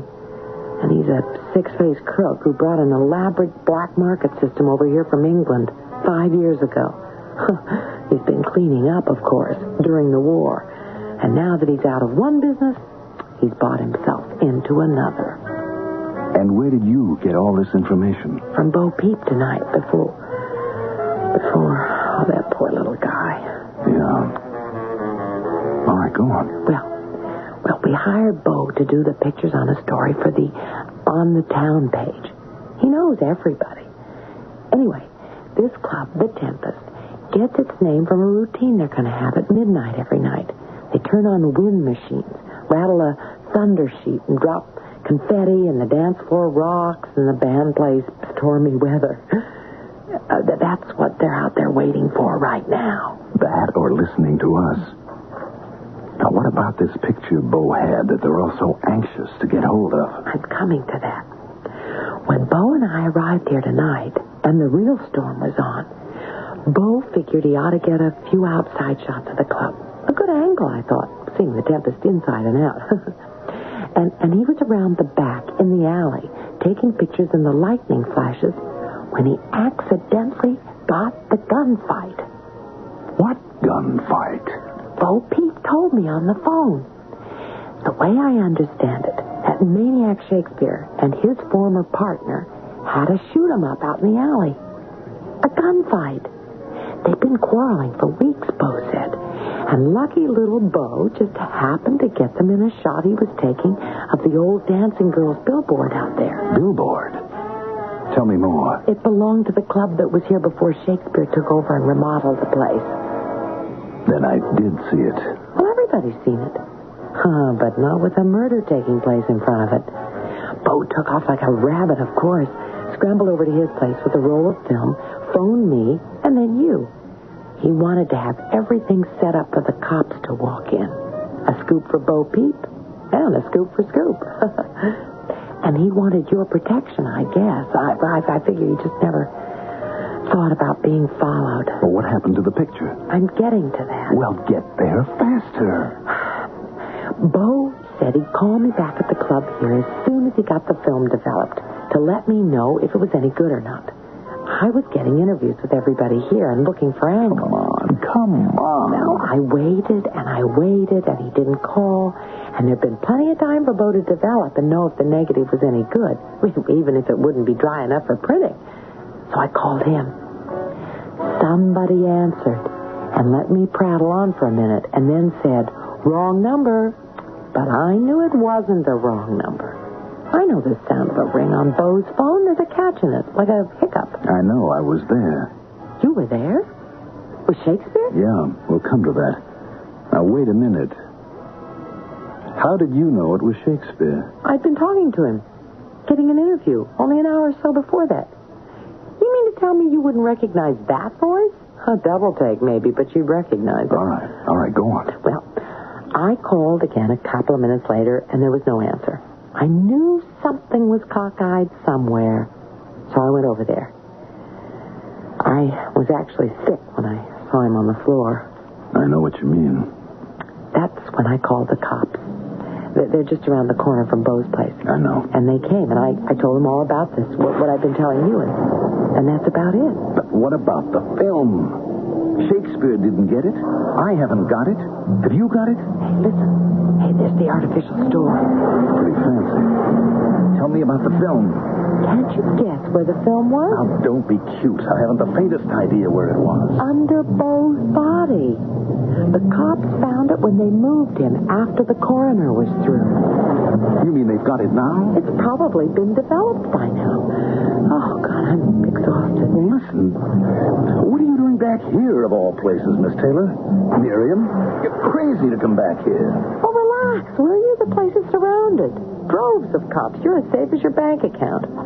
I came back here to follow the story from the inside. But what are they waiting for? What are they... Settle down, mister. They're waiting for the picture, that's all. They found Sammy Walston's body in the trunk of his car an hour ago. Sammy who? Walston. Shakespeare's partner, the guy who got the belly full of lead in front of the dancing girls and started all this. Oh, sorry. Correction. I guess Mr. Shakespeare started all this. Well, it certainly isn't ending up the way he wanted it to. Do you have any idea at all why he left us alone together in here? Who knows? Oh, maybe he thought he'd find out if we were, what is it they say in detective stories? In cahoots. Maybe he thought I'd untie you so we could try to escape, and then they'd nab us out on the balcony.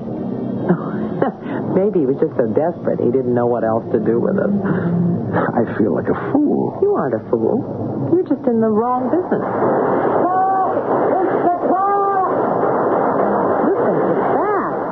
Bang, bang. Ooh, sweet music. They developed a picture. Well, untie me, will you? With pleasure. And we need to get you to a doctor.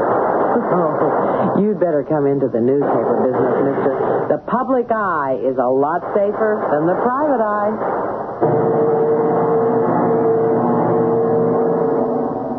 And so, as Raymond Chandler said, a private eye must always have a lively sense of the grotesque, especially if he's going to have to play second fiddle to a third party who happens to be a lady from the Fourth Estate. Not to mention having to let the cops rush in to do his work for him. Oh, well, maybe he needed to have a night off, just like the rest of us. I'll be back shortly.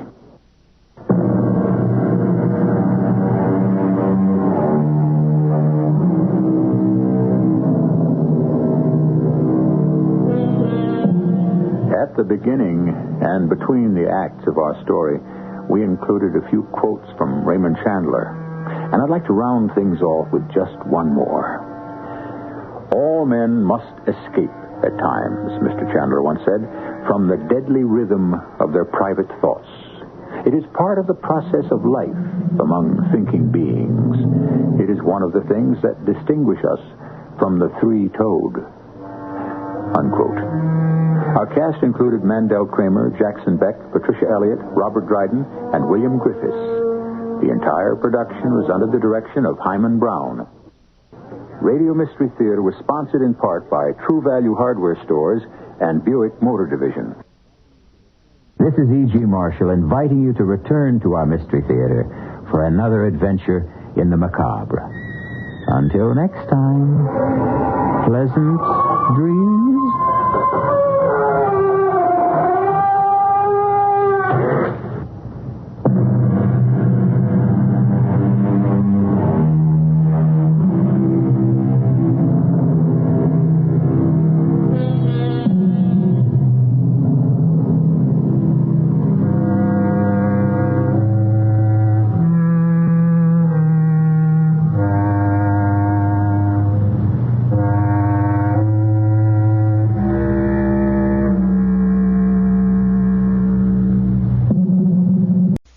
The CBS Radio Mystery Theater presents...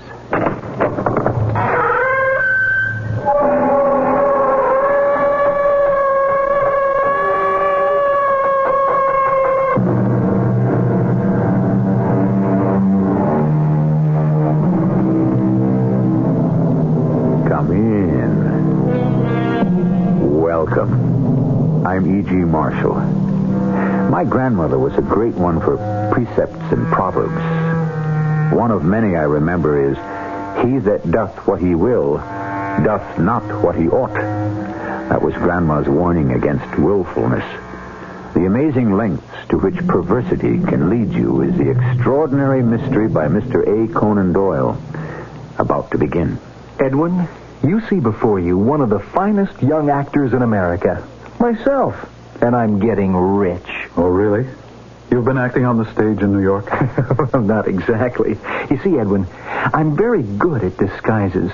So I act out a little part. I'm a young Englishman, a college student, what have you, to induce gentlemen of means to play cards with me. Card playing. That's where the money is.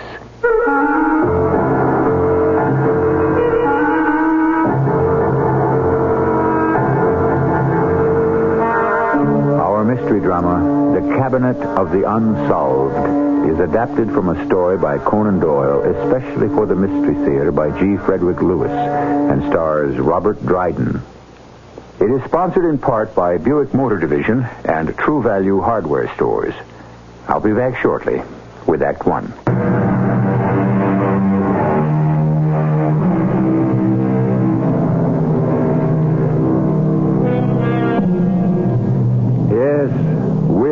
The cause of woe. Perversity, pig-headedness, obstinacy, all these principles of evil can lead a young man down a path from which there is no turning or returning. We are all born into this world the same way, but the roads we choose are too often our undoing, to which Inspector John Hilliard of Scotland Yard can well testify. There is a display cabinet at the yard marked Unsolved. In it are items of clothing, weapons, empty bottles of poison, a parasol, even a pocket Bible. Evidence still insufficient to bring the guilty of various crimes to justice. I had in my hand a letter just received, which at long last might be the key to solving the Manchester Express murder. A case which began in London's Euston Station at 4:30 one blustery March afternoon. Are you taking a Manchester Express, sir? Yes, we are. First-class coach, please. Are you the train guard? I am. If you and your lady will follow me, I'll find your compartment. Oh, one that is empty, if you please. My wife doesn't wish to be disturbed during the journey. I will if I can. But the 5 o'clock in Manchester is generally crowded. Hey, here we are. Hey, let's try this compartment door, shall we? Oh. I'm sorry, sir. I'm looking for a vacant compartment for this lady and gentleman. But that was a smoking compartment. That man in there was smoking a cigar. The lady cannot abide smoking. We'll give it another try. If we have to look sharp, the train's about to leave. This one is vacant, sir. May I hand you up your Gladstone bag? No, never mind. Well, in you go, madam. You'll have the entire compartment to yourselves. Now, you, sir. You sure you don't want a hand with that bag? I said no. Now shut the door.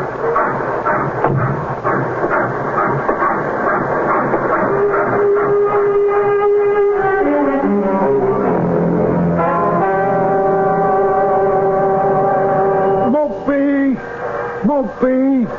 This station is Mopey. Hey, thank you. The train's 5 minutes late. We'll make it up before she pulls into Manchester. I say there, do you know that one of your compartment doors is open? Right behind you there. One in first class. Huh? Did someone just get off? Not at all. This door was open when you rose rolling in. Here, let's have a look, huh? That's strange. There was a man with a cigar in here, Houston. Nobody in here now. A short, red-faced man with a black beard smoking a big cigar. Oh, that's why I put the gentleman and lady in the next compartment. Oh, let's ask them. Perhaps they know something. Oh, my Lord. Will you look at this? Is he dead? There's a hole where the heart is. A bullet hole, I warn you. Lying there. Such a young fellow. Did he get on at Euston? Well, not to my knowledge. I've never seen this unfortunate young man before. As I say, I know I put a gentleman and a lady in his compartment. Are you quite sure, Jim? A lady? Well, look up there over your head. What do you see? A lady's parasol. Well, you're taller than I am. Would you reach it down from the luggage rack?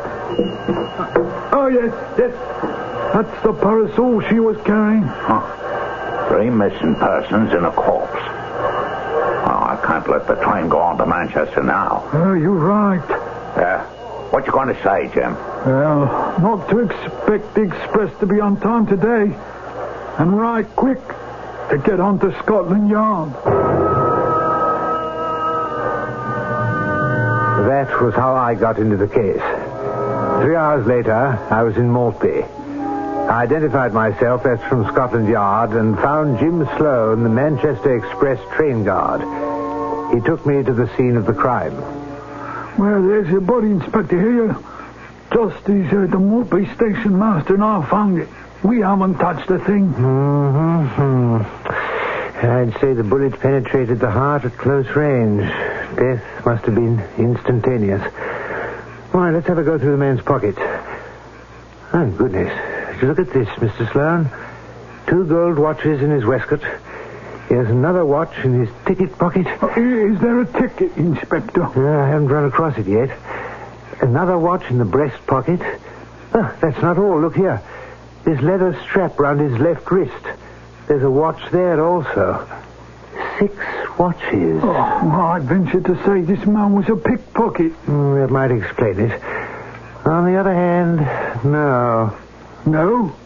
These 2 watches are American make. So is this one. They all are. Rochester Watch Company. Mason Watches, Elmira, New York. Well, now we're finding a few interesting items. A small circular mirror. A silver box with matches. 1 brown leather cigar case. I'd say whatever led to the young gentleman's death, the motive was certainly not robbery. And no railway ticket?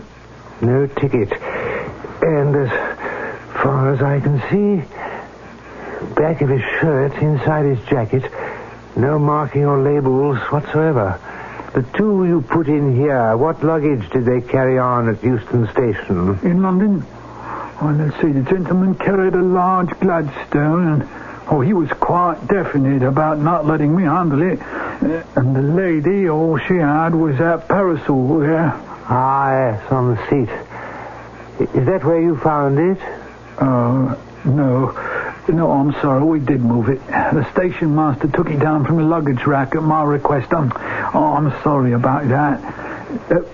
Will you be needing me any further, Inspector? Oh, yes. But I'll have the yard notify the Northern Railway people that I want you to remain here in Maltby. There'll be an inquest, and we shall need your evidence.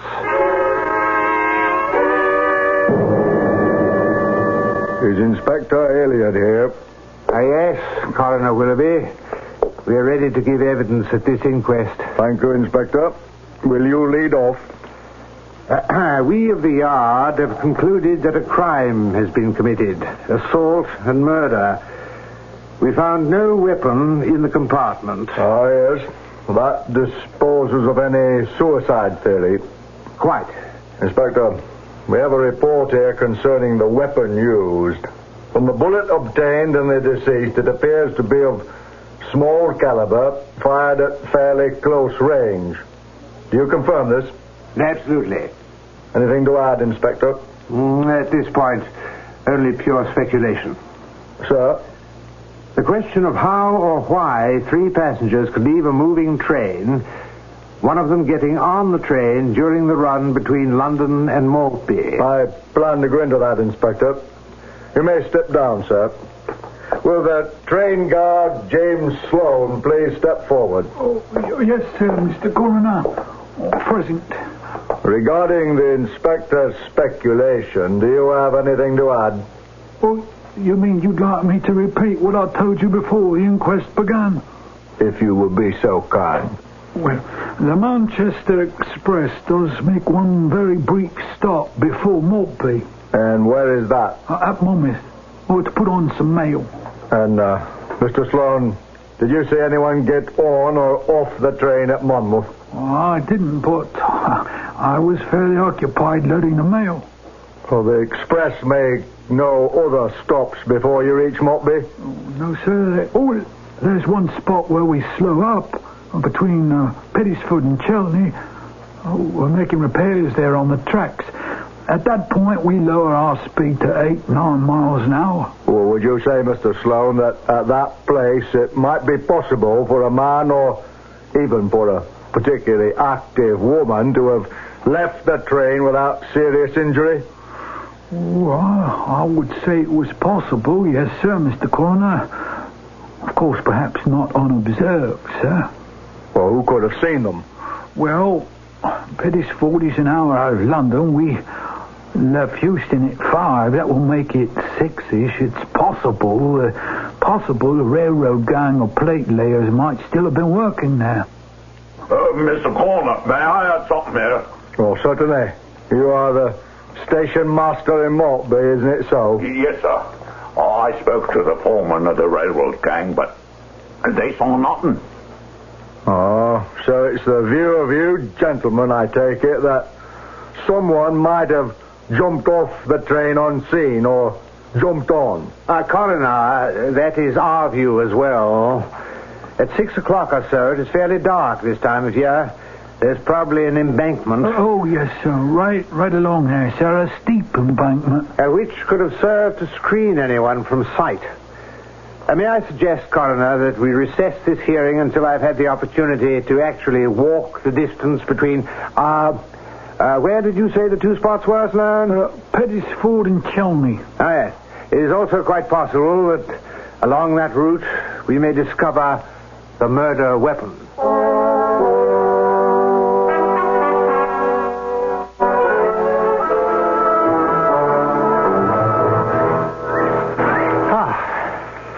How far have we come, Sloan? Well, I'd say from down here, Inspector, checking the markers on the tracks up there. We walk a bit over 3 miles. Another mile or so, we'll be at Pettisford. We've been walking quite the reverse of the direction the express took, right? Going due south. Oh, yes, Inspector. Where we started walking at Tony is where the Manchester Express again picks up its normal speed. Now, in about 100 yards or so is where the train slows up for the track gang. Ah, well, we haven't run across them. But, well, no, it's Sunday, sir. Nobody works on Sunday. So it is. You keeping your eyes open, Sloan? Indeed I am, sir. If there's a gun lying somewhere along here, it won't escape me. Wait a minute. What's this? Well, it's a pocket Bible, sir. Well. What's it say inside?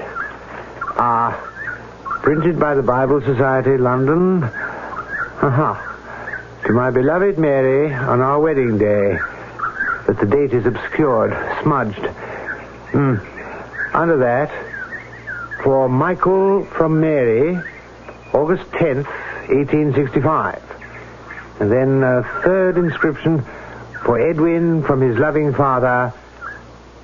No date. All first names. Oh, it's too bad. Oh, why is that, sir?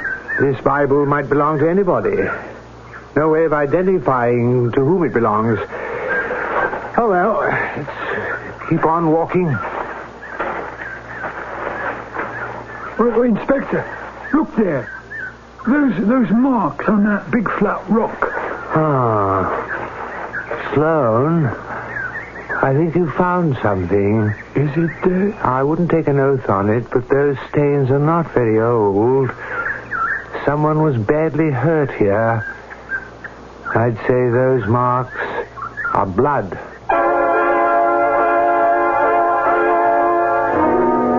Nothing can be more frustrating to students of sleuthing than mysterious disappearances. Couple that with a corpse that rode a train without a ticket, and you've got reason for a lot of head scratching by Inspector John Hilliard.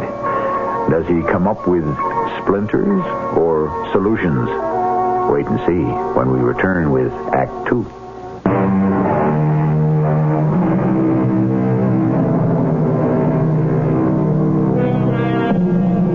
Remember the old saying, for want of a nail, the shoe is lost. For want of a shoe, the horse is lost. For want of a horse, the rider is lost. What does that tell us? Don't overlook the tiniest detail. It is that ability to probe and to question that has made Inspector Hilliard his reputation. And sometimes you add up 2 and 2, and 4 is not the answer. Inspector Hilliard, are you prepared for the resumption of our inquest into murder discovered in a first-class compartment of the Manchester Express? I am and I am not. Aren't we being a little cryptic, Inspector? Coroner Willoughby, we found no identification or manufacturer's labels on the garments worn by the deceased. No papers, some money, a strange small circular mirror, and 6 American pocket watches. Well, have you any theory how the deceased came to be inside the train compartment and yet apparently not visible when the train guard let in the gentleman and the lady? Yes, I have. He could have been concealed under the seat, which leads me to the second part of the theory. After the train left Euston Station in London, choosing to remain where he was, possibly the deceased overheard some secrets, which were of such a guilty nature that the man and woman dragged the victim from his hiding place and killed him. You put the death then down to an accident of meeting? Not the means. That was quite deliberate. But it is hardly likely the 3 could have met in that compartment by design, since Mr. Sloan, the train guard, was the one who opened the door of the compartment for them.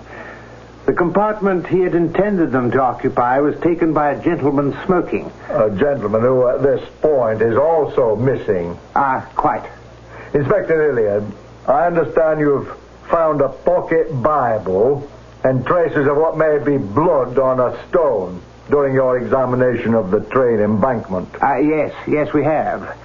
But so far as I can see at present, there's no connection with your coroner's inquiry here. The small Bible could have been dropped there by anyone. And even if the stains are identified as human, where would that lead us? I agree. Insufficient evidence to be meaningful to the purposes of this inquest. Anything else? I'm afraid not at this time.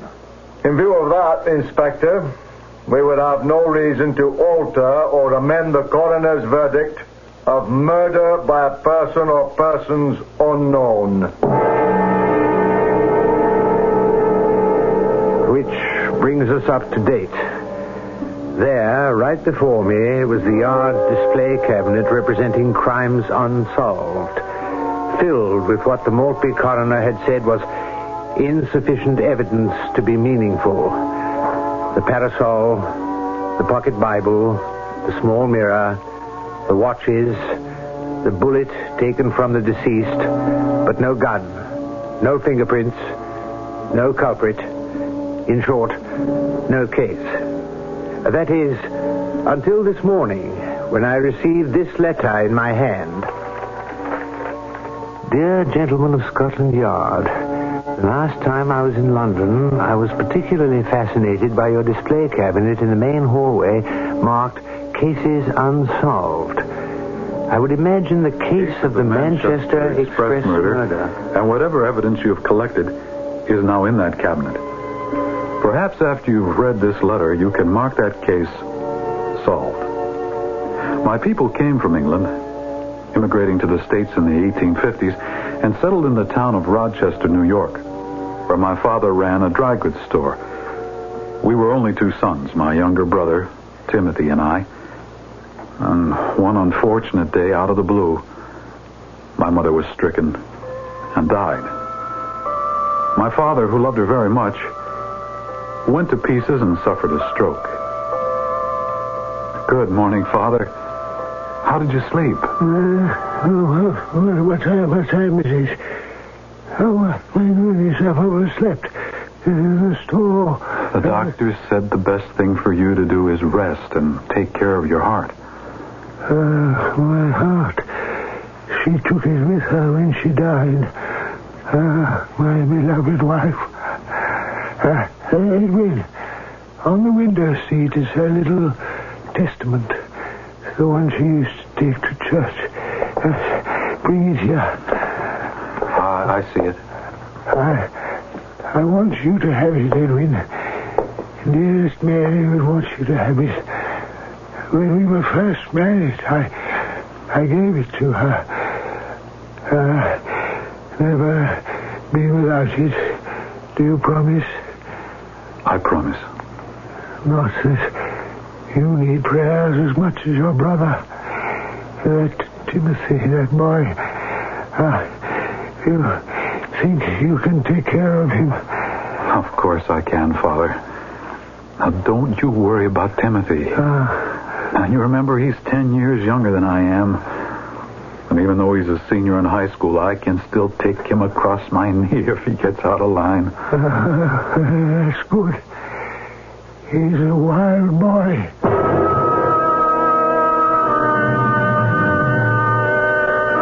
It's really about my younger brother, Timothy, that I'm writing you, gentlemen of Scotland Yard. He barely got through high school by the skin of his teeth. And then suddenly, he left home and went to New York City. My father was never again able to get out of bed. He'd ask about Timothy, and I'd make up stories about what a good job he had in the big city and so on. And then, one night... Timothy! Oh, come on in. Well, hello, Brother Edwin. I want you to meet my friend, Mac McGuire. Well, come in, both of you. Well, thank you. You see, Mac? I told you we'd be welcome. Well, how have you been, Edwin? Aren't you going to ask after Father? Of course I will. How is he, by the way? Well, he's had 2 more heart shocks. I keep him in bed. Oh, I know how it is. My father had a coronary and passed on when I was quite young. Ours is still alive, but barely. No, he asks after you every day, Timothy. Of course, he has no idea what you're up to in New York City. And do you? Well, I have a pretty good idea. You sound like I was doing something criminal. Mac and I play cards. That's all we do. We give card-playing lessons. You'd be surprised how much people will pay to learn that they have a lot to learn. Oh, Timothy. I want you to know, Edwin. May I call you Edwin? By all means. I try to take good care of Timothy here. Believe me, he's almost like a brother to me. Tell Edwin some of my accomplishments, Mac. Brother Edwin, you see before you one of the finest young actors in America. Myself. Really?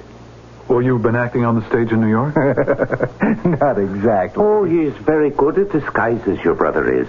He acts out little parts, pretends to be different people in order to induce gentlemen of means to join in a game of cards. It's a lot more fun than being a storekeeper, Edwin. Why did you come back to Rochester? Oh, just to have a place to rest our weary bones until the heat's off. Well, some of your card-playing clientele didn't feel they got their money's worth, huh? Look, Brother Edwin, we didn't come here to be criticized. I don't like the tone of your voice. Well, let me remind you, Brother Timothy. I'm still 10 years older than you are and a lot heavier. I can still give you one good thrashing. Now, you and Mr. McGuire are welcome to stay here for a time, but I warn you. Try any of your card sharping tricks in this town, and I'll hand you over to the police so fast it'll make your head swim. Brother or no brother? Father wanted to see Timothy, so we went up to his bedroom. I'll say this. It did a lot for him. Timothy was always the favorite. But he and Mac McGuire hadn't been in town a week when I got a call from the police. Timothy had been arrested for passing a forged check. I said I was sorry, didn't I? Being sorry isn't good enough, Timothy. I needed the money. Mac and I had this pigeon all staked out. He was aching for a game, just begging to have his feathers plucked. You needed a bankroll to cheat someone, and you didn't care how you got it. That's irresponsible, Timothy. I know I'm unreliable and crazy. And downright crooked. Now, I've squared it away with the police. The money's being returned. And you're leaving here first thing in the morning. Where's Mac? Your good friend? Oh, I saw him at the railroad station with his bag. He's smarter than you, Timothy. He's gone. I promise. I won't do anything like this again. Well, I hope so. But ever since we were kids together, you've left a trail of broken promises 10 miles long. Now, brother, you are going to do it my way. What way is that? I'm afraid just taking you as far as New York isn't far enough. I mean, have you any idea what this would do to Father if he ever found out that his son was almost jailed for passing a bum check? And I wouldn't like him to find that out. Well, I guarantee you he's not going to. I'll straighten out, I promise. Well, I'm not waiting for that. You're going to do as I say, or I'll take you down to headquarters right now, tell them I've changed my mind, and let them throw the book at you.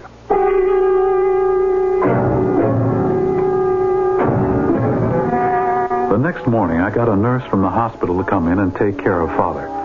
Told my assistant I'd be gone for a few days and to keep the store running. And I brought Timothy down to New York. I had a friend there, an exporter of American watches who needed a representative in England. Now, the idea of going to London appealed to Timothy. He had no trouble in talking himself into the job and agreed to go to London with a full case of samples at 15% commission on all sales. I remained with Timothy in New York until the boat sailed. Well, there goes the all-ashore signal. Edwin, thanks a lot for everything. I promise you I'm turning over a brand new leaf and become an honest man. Well, I hope so. And I know Father will be pleased as anything when I tell him you've got yourself a good job. Now, you take good care of him, will you, Edwin?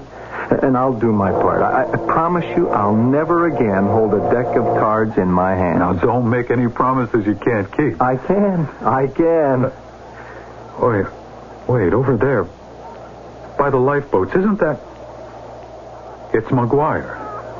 Who? Mr. McGuire.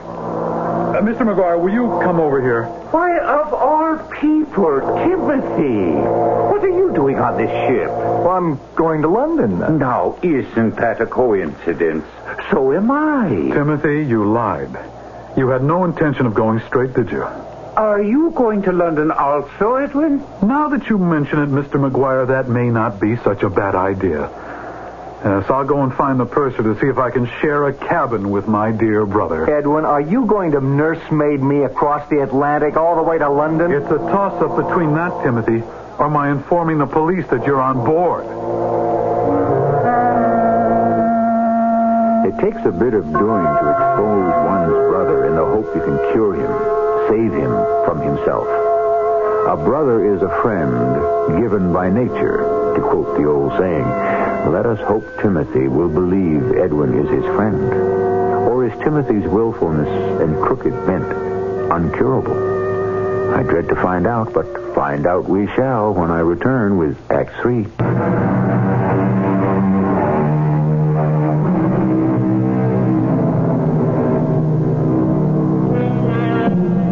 Where are we? Oh, yes.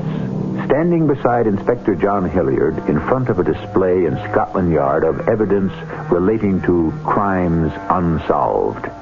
In his hand is a letter, perhaps the key to a mystery that has plagued the yard for years. 3 passengers disappeared from the Manchester Express one day, leaving only a corpse behind them and not enough clues for a solution. The word evidence derives from the Latin meaning to see more. Perhaps this letter the inspector is reading will enable him to see more. Gentlemen of Scotland Yard, if I've gone into some detail, it is because I want you to understand the predicament I was in. The ship sailed, and I shared the cabin with my brother. But as the days went on, I realized my hands were tied. Timothy had decided on the easy way, the wrong way to riches, and, well, he thought me a sanctimonious fool. Are you going to follow me all over the world, St. Edwin? Watch over me as if I were a child? Surely you must feel just a little bit idiotic. I'll tell you what I feel. I feel ashamed. I thank the Lord Mother's not with us any longer, and that Father need never know what his favorite son turned out to be. Now, if your lecture is over, I'd like to join some friends in the salon. Oh, Timothy, listen, please. Look, here's Mother's little Bible, remember? The one she used to take to church. Yes, I remember. Oh, for her sake, give it up, this life of yours. You still can. Put your hand on Mother's Bible and this time promise. Mac is waiting for me. I'd like to go now. You have a good job in London. You're a good salesman. I'm not cut out to be a salesman. Father was, you are, but not me. Why did you take this job?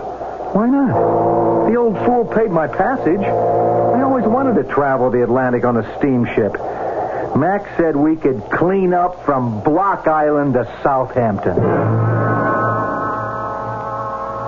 I couldn't give up. Somehow I had to make Timothy see the error of his ways. In the ship's salon, I found him and that McGuire playing poker with 2 passengers. Two lambs about to be fleeced. I knew that if I didn't warn them, I was no better than an accomplice. Gentlemen of Scotland Yard, as I walked over to the table, I kept saying to myself, this is the right thing to do. I'm not being a Judas betraying my brother. I'm saving him while there is still time. Hello, Edwin. Gentlemen, may I interrupt this game for a moment? No, you may not. Go away. We're playing and we do not wish to be disturbed. Your dear Timothy. Please, Edwin, will you go away? Now, don't make a nuisance of yourself. Timothy, will you get your brother out of here? This gentleman is Mac McGuire. Have you been introduced? You see, Mr. McGuire is one of the most notorious card sharpers in the United States. Prove it, you meddlesome idiot. Oh, I'd be glad to. I'll sue you for slander. Will somebody fetch a captain? Mr. McGuire, if you will turn up your right sleeve to the shoulder, well, go on. Don't you wish to sue me for slander? Well, go on, Timothy. Don't stop dealing the cards on my account. Why, gentlemen, look what we have here. Indeed, what have I picked up from my brother's lap? Well, do you know what this round little mirror is, gentlemen? Give that back to me. Oh, certainly, Timothy. Take it. Well, gentlemen, let me tell you how it works. One sits back a bit from the table, lays the mirror face up on the lap, and as you deal... why, you can see the face of every card you give your adversary. You see, one can learn a great deal about card sharping if one's brother is in the business. I'm getting out of here. The game's over, gentlemen. As I write this letter so many years later, I recall that Timothy was very quiet and reserved as we arrived in London. I installed him in a flat, and he seemed quite shaken by the scandal aboard ship. Or so I thought. He started the rounds of selling his American watches, and I was delighted he appeared to enjoy his work. It seemed to me he'd turned the corner, and I decided I could safely return to Rochester. I went along to the steamship line, purchased my ticket, and returned to the flat. Well, who just walked in the door if it isn't Brother Edwin? McGuire. What are you doing here? He's helping me pack, can't you see? Where are you going, Timothy, and why? Well, it's rather a long story, dear brother, and we don't have the time to tell it. A little problem has presented itself, so we thought this might be a good time to go up north and enjoy the country air. Have you been up to your old tricks with McGuire again? I thought you promised me that you would... We met purely by accident and just happened to get into a little game at the Railroad Hotel. Stupid loudmouth, all that shouting just because one of them bent down to tie his shoelace and found an extra ace on the floor. Hurry up, Timothy. Trains wait for no man. Tim's not leaving here. If he's broken the law, it's about time he paid for it. I'm locking this door. Give me that key, Brother Edwin. Now, don't be silly. Take your hands off me. Give me that key.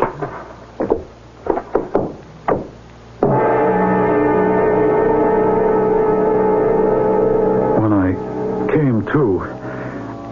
McGuire and Timothy were gone. I thought I'd heard Timothy say something about the Manchester Express. I pulled myself together and hailed a cab to Euston Station. The express had not yet left. I promised myself I'd go all the way to Manchester, find my brother, and do everything in my power to get him back on the straight and narrow. I found a compartment at the smoking inn, got inside, lit up a cigar, and waited for the train to leave. Oh, I'm sorry, sir. I was looking for an unoccupied compartment for this gentleman and lady. There's a man smoking in there. No, that won't do. The lady cannot abide smoking. Find us another one. It was McGuire, disguised, and standing behind him in a long cape was Timothy, made up to look like a woman, a wig and a black veil down his face. His disguise, complete with lady's parasol, didn't fool me for a moment. When we stopped at Monmouth to take on mail, I quickly changed compartments. There were no corridors between compartments like on American trains. The doors opened only to the platform, but nobody saw me. I should have locked our compartment door. Didn't I tell you, Timothy? Brother Edwin would find his way in here. Well, how's your jaw? Timothy, for heaven's sake, listen to me. I've been listening to you all my life. Preach, preach, preach. That's all I've ever heard. Oh, look at you. Wearing those ridiculous curls, a veil, pretending to be a woman. I had to wear all this. How do you think I could get by the cops? It's good, isn't it? Oh, Timothy, please come to your senses. Are you going to spend all your life cheating and running? Haven't you got more pride? What's happened to you? Oh, do I have to sit here the whole way to Manchester listening to this Boy Scout brother of yours? I'm not talking to you, McGuire. Well, that suits me fine. Just don't cross me. Oh, come on, Mac. You don't have to threaten anybody. He means well. It's just the way he is. You don't see yourself at all, do you, Timothy? The conductor's been around to punch tickets, so I'm taking this stuff off. I'll shove the wig and the veil and the cape into the Gladstone. Where'll I put the parasol? Timothy, you can't go on like this for the rest of your life, stealing people's money and having to skip town. I like this kind of life. There's excitement to it. Oh, you're so stupid you don't even see that you're being used. Why don't you go run a Sunday school, Brother Edwin? Don't listen to him, Timothy. I'm not. I can't breathe this stuff here with you two. What are you doing? Opening this window. Getting some fresh air. Give me that bag. What are you doing? There it goes. Out the window. What did you throw the bag out for? It's got all my costumes in it, everything. If nothing but disguises stands between you and jail, when we get to Manchester, to jail you'll go. Listen, you, he's my partner. You're not going to bully him. If prison's the only way to keep you out of Timothy's life, I'll make sure he gets there. You see this, Brother Edwin? Mac, don't do that. Put that gun away. I'd like you to leave this compartment right now. He can't get out now. The train's moving too fast. Just jump out the window after the bag. You know something, McGuire? You're crazy. I made a jump for McGuire's gun, and it went off, hitting Timothy right in the heart. He fell to the floor. We stood there, horrified. I knelt down and listened. He was dead. At that moment, the train started to slow down. Why, I don't know. McGuire saw his chance to escape, opened the compartment door and jumped. I jumped right after him. He wasn't going to get away from me. The two of us rolled down the embankment, and then I blacked out.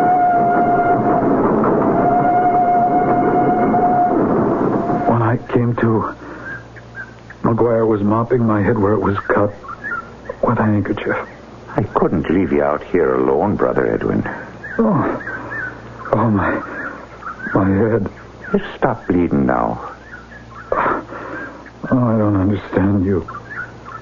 Or aren't you a dozen miles away? Well, now, I couldn't run off with you lying here at the bottom of this embankment. You shot Timothy. You had a hand in it. The gun wouldn't have gone off if you hadn't jumped me. Oh, good Lord, forgive me, so I did. My head's clearing now. Well, you crashed right into that rock. Oh, why are you still here, McGuire? You should have run away while I was unconscious. Oh, I couldn't do that. I'm a gambler, not a murderer. You could have bled to death. Oh, that would have made everything so simple for you. CBS Radio Mystery Theater presents...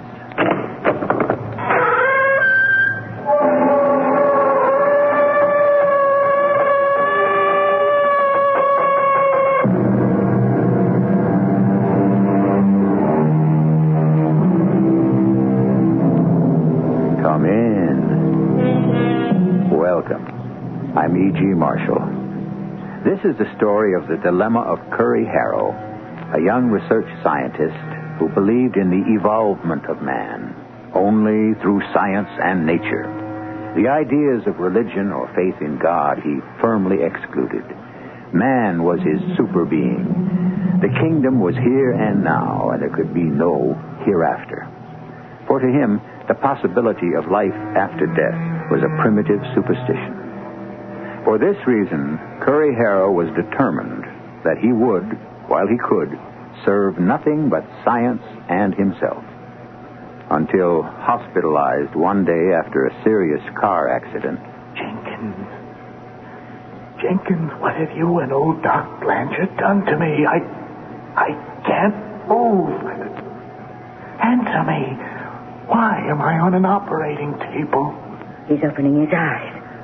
Dr. Blanchard, come back. I think Curry... Of course I'm opening my eyes. I'm talking to you, and you act like you don't hear a word. Blink your eyes. Nod your head.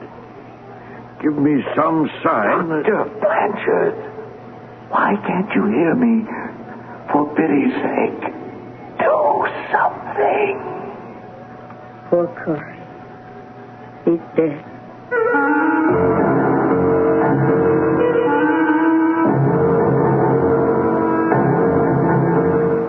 Our mystery drama, Beyond the Barrier, was especially written for the Mystery Theater by Stella Moss.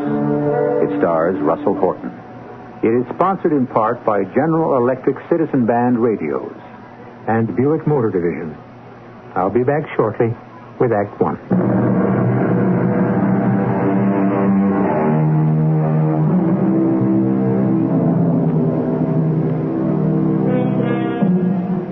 After a long, late session at work in his favorite place in the world, the science lab, Dr. Curry Harrow, young and brilliant research man, was driving home.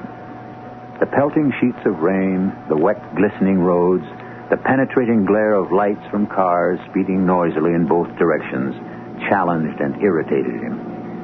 He turned on his radio, stepped hard on the accelerator, and began to hum along with the tune that came from his loudspeaker. Suddenly, where I lived, a jagged streak of lightning cut sharply across the darkness, and a mighty crash of thunder shook the air around me. Briefly, I saw white panic seize the face of a driver who had lost control of his speeding car. Like an arrow aimed at a bullseye target, he swerved mercilessly across the white line that divided traffic in two directions. Glass shattered, headlights tangled, the metal bodies of two cars wrenched and buckled into shapelessness, then ground to a halt. Inside my car, there was a splattering of blood, a tearing of muscle, of bone, and agony of pain. As I lost consciousness, my last thought was that I was not going home for dinner.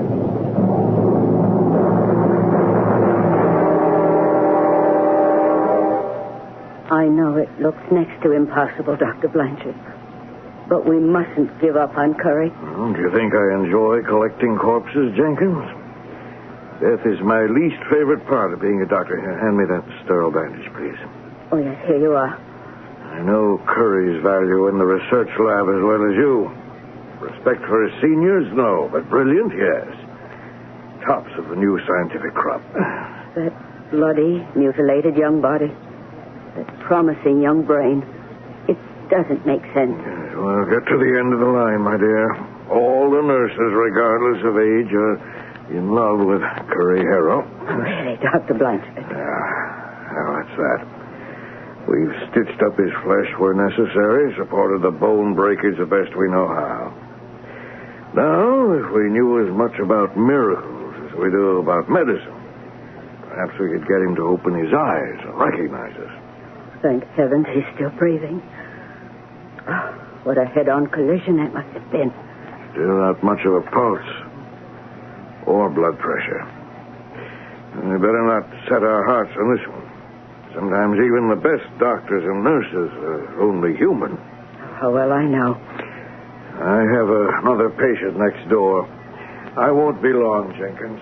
I'll wait till you get back, Doctor. I won't stir from his bedside. Hey, Jenkins, what is all this? What have you and old Doc Blanchard been doing to me? Why can't I move? What am I doing on an operating table? Stop tucking me in like a baby. Answer me, Jenkins. Curry, you're opening your eyes. Dr. Blanchard, come back quick. Of course I'm opening my eyes. Why shouldn't I? But why can't I move my arms, my legs? Don't stare like that, Curry. Please try to give some indication that you recognize me. Don't speak if you can't. Just blink your eyes. Or maybe you could nod your head a little. You're out of your mind. Here I am talking to you, and you act like you don't hear a word I'm saying. Cut it out, Jenkins. We're not playing games. Try, Curry. If you hear me at all, give me some sign. Okay. If that's what you want, I'll blink my eyes. Lids are like stone. I can't move them. Try to understand me, Curry. Try. You've been in a terrible car accident. Dr. Blanchard and I want to help you. I never felt better in my life except for this strange feeling of stiffness that I don't understand. What's even stranger? I'm having no trouble at all speaking to you, but you don't seem able to hear me. You'll be all right, Curry. But you must try to help us. Say something. Anything. Just do something. Oh, for Pete's sake, Jenkins, shut up. All right, so I can't blink my eyes. That doesn't mean I can't nod my head. I just need to... Your fingers, maybe. It doesn't have to be your eyes or your head. Can't do it. Not only my eyes, my whole head. I can't dodge. My head can't move. And my toes. And fingers. My legs. My arms. All of me. Jenkins, what have you and Dr. Blanchard done? No heartbeat. No pulse. Curry. Dr. Blanchard was right. We can't perform miracles. Shut up, Jenkins. Do you hear? No. No, you don't. You don't. Strange. That sound. It's not like any sound I know. It's inside me, as well as all around me. I'm being wrapped in it like in a soft cocoon, and this curious pressure against my inner body, as if something imprisoned there is trying to get out. What is it? You're crying, Jenkins. Why? It's something wonderful. I don't understand it, but look up, Jenkins. Look. Look, I'm not all cold and stiff anymore. I've got 2 cells. The one you're crying over down there, and the thing that was inside me and broke through. Look up here, Jenkins. I'm actually floating in mid-air. Any new developments with Curry, Jenkins? I'm doing fine, Dr. Blanchard. It's all over. It is not all over. You don't know what you're talking about. I'm sorry. We did the best we know how. Look up here, Dr. Blanchard. This way. I can see and hear them. Why can't they hear me and see me? Pull the sheet over his face, Jenkins. Don't do that. I know what. I'll touch you. I'll touch you both. You can't hear me or see me, but that doesn't mean you won't feel me when I touch you. Now. The whole staff will miss his fine work. I know I'll miss him. For lots of reasons. I'm touching you both, but you don't feel it. I can't seem to make physical contact. Let's go get some hot coffee, Jenkins. We both can use it. Wait. Don't go. Wait. They've gone. Why is it I'm not terrified? I know what. I'll touch my own hands and face. Maybe that will explain something. I can't make contact with myself either. What's happening? Why do I feel so formless, weightless, like a floating cloud? Dr. Blanchard, Jenkins, you can't just leave me here like this. I might be suspended in midair, unseen and unheard, forever. Don't be frightened, Curry. Who are you? Where are you hiding? I'm not hiding. I'm quite close to you. Your voice sounds familiar, but I can't quite place it. You will. In time. I was able to see Jenkins and Dr. Blanchard when I heard their voices. Why can't I see you? I'm on the other side of the door. I'll open it. The door is locked. Locked doors are no problem, Curry. Can I ask you a question? Of course. Only I can't promise to answer. I hear your voice, but not as I heard Jenkins and Dr. Blanchard, not as we understand what hearing a person's voice might mean ordinarily. Yes? It's as if I were picking up your thoughts in sound patterns before you actually speak the words. Don't you want to come through the door? Through the locked door? It's no problem. Just come through as if it weren't there. But that's not possible. Try it and see. Why are you hesitating? There's nothing to be afraid of. I've never been afraid of anything in all my life. That's the way I remember it, Curry. Just take a deep breath and come through. Float right through the locked door as if it weren't there. I'm moving toward it. It's almost as if I were flying. I'd feel better if I could understand it, if there were some kind of reasonable explanation. Through, Curry. Come through. A solid door, and I'm passing right through as if it wasn't there. Didn't you know you could trust me? Well, then where are you? You said you were on the other side of the door. I was. Then show yourself. Show yourself. What do you think I came through for? What's that? Where's that strange sound coming from? What's sweeping me through time and space, spinning me round and round like an overwound top? Does no one hear me? What's happening to me? I hear you, Harry Harrow. I'm a research scientist. I pride myself on understanding time, space, motion. But what's happening to me now defies description or understanding. Have patience, Curry. My mind is clearer, my senses keener, my memory more vivid than I'd ever known them to be. Yet no matter how I try, I understand nothing. Do you hear me? I must know what's happening to me. You have only to look closely. All your life is passing before you. Everything you ever did or said, every person you've ever known. All my life? That's why all these people, all these places... Over there. There's my younger brother, Jim. He was killed in the war. He was my mother's favorite. Was he? Jim? Wait a minute. It's Curry. He disappeared. Oh, but there in his place, just the way I remember him, there's Jim's dog, Bruce.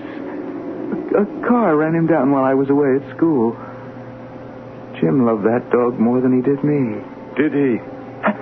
And over there's Aunt Janie and Uncle Bob. They went down together in a plane crash.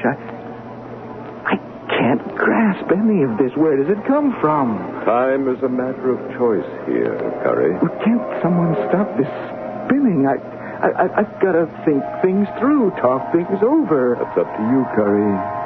Just as you wish. Cora, wait. It's Corey. I want to talk to you. It stopped. The whirling and spinning has stopped. That's what you wanted, or wasn't it? I think so. I'll be back after you've rested a while. But, Cora, where is she? Right here beside you, Curry. Right here. Beside you.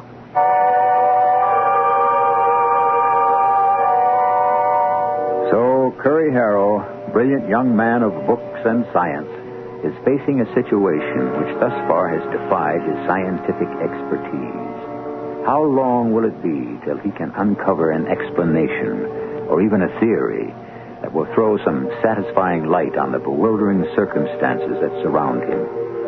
Or are there some things beyond the comprehension of even the most brilliant young scientific minds? I will return shortly with Act Two.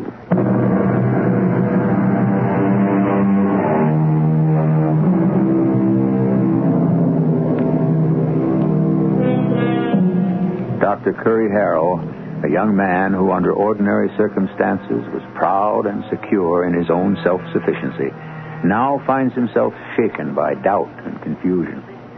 He is seized by a deep and intense feeling of loneliness as he moves through a realm of existence whose patterns of time, space, and motion are completely devoid of any comforting elements of familiarity.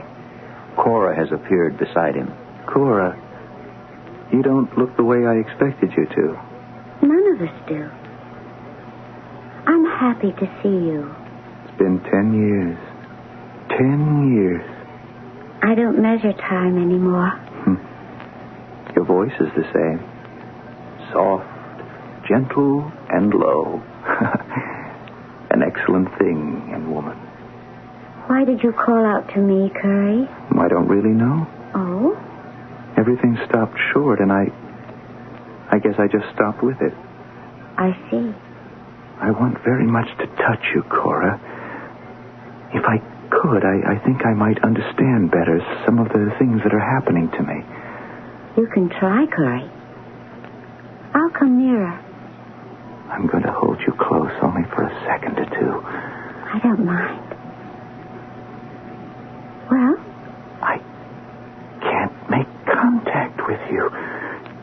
You're not tangible, Cora. There's no warm flesh or blood. There's only... Only what?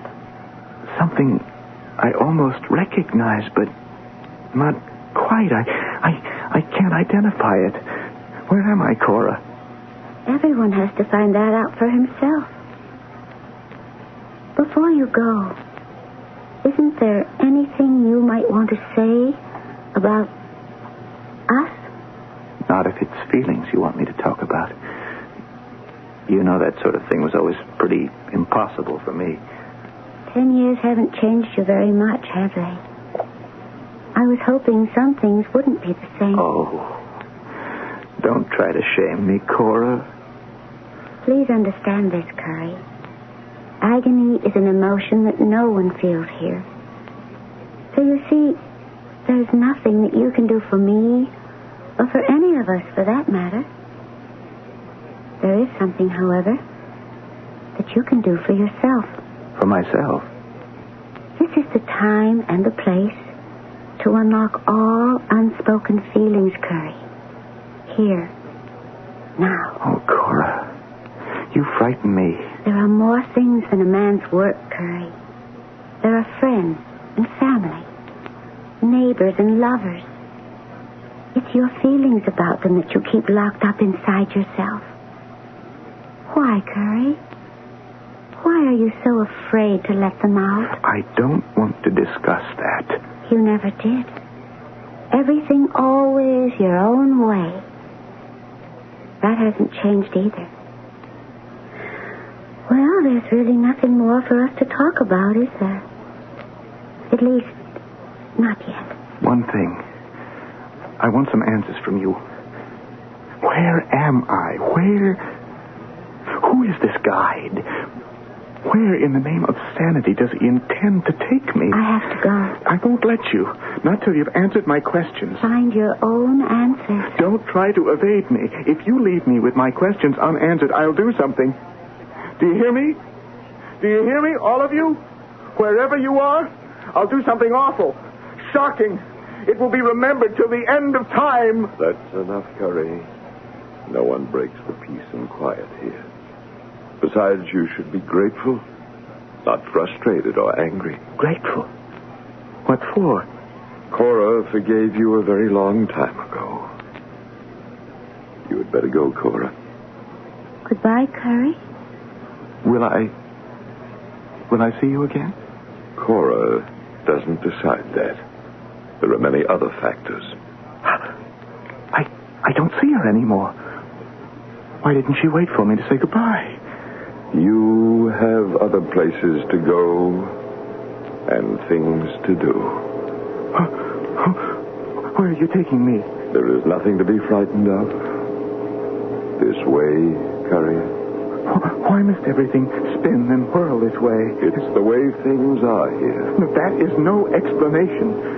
Those endless faces whizzing by, those places stirring up the past. They're things I haven't thought of for years. They shouldn't frighten you, Curry. No, I'm not frightened. I'm confused. I'm bewildered. Let me out of this. Whatever it is, I want out. Why, Curry? Is there something that troubles you in those reminders of the past? They're over and done with. They're sad, strange, far off, like shadows or echoes. Nobody can undo the past. Now, what use is it to unreel it like an old movie at breakneck speed? It can't accomplish anything. That remains to be seen. Look at them. Look at them whiz by like rockets or meteors, schoolmates, teachers, relatives.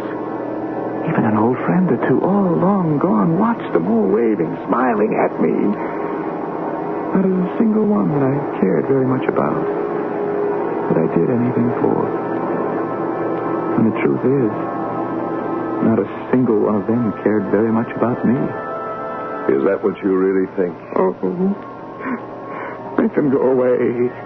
I've had all of it I can bear. It's phony. If any of them meant the least little bit of it, they'd do something to get me out of this. You never asked them. Oh, no. Not that. Look over there. My father, my dead father, is pushing himself out of his grave. Is he? Don't do that. Please, please don't. Don't do what, Curry? I thought I saw a corpse. Not this. So you said. But my father is formless, weightless, floating like Cora. Not a corpse. I was hoping you'd come, Curry. I'll be back whenever you're ready. I'm going to leave you two alone together. You don't seem very happy to see me, Curry. Or perhaps you're not picking up my thoughts. It takes a while to learn to hear things the way we do. Oh, I'm picking up your thoughts, all right. I learned all about that from Cora. Nice girl, Cora. I'd have welcomed her into the family. That was between her and me. I'm pleased to see you, son. I'm pleased you wanted to stop by and see me. Just so we understand each other. It happened. Just happened. I had nothing whatever to do with it. Nobody asked me, and I didn't tell them. You had no desire to see me? Are you sure? Why should I?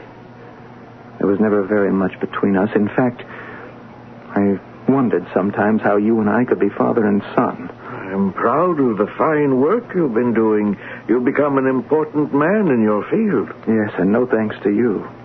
If you'd had your way, there'd have been one more banker in the family. Where were you when I really needed you? Doing everything you could to stand in my way. I said I was sorry. A father only wants to see his son grow and prosper. I thought... You thought banking was the top of the ladder. Because that's how you made it. Big wig Father Harrow. His way was the only good way, the only right way. Well, I'm glad of the chance to tell you there was a better way for me. Today, the top of the ladder is science, and I thrive on it. I not only love it, I'm one of the best. That's good, son. What's better is that I made it without you. On my own. So save your praise for someone else. I don't need it, and I don't want it. I can understand the way you feel, son.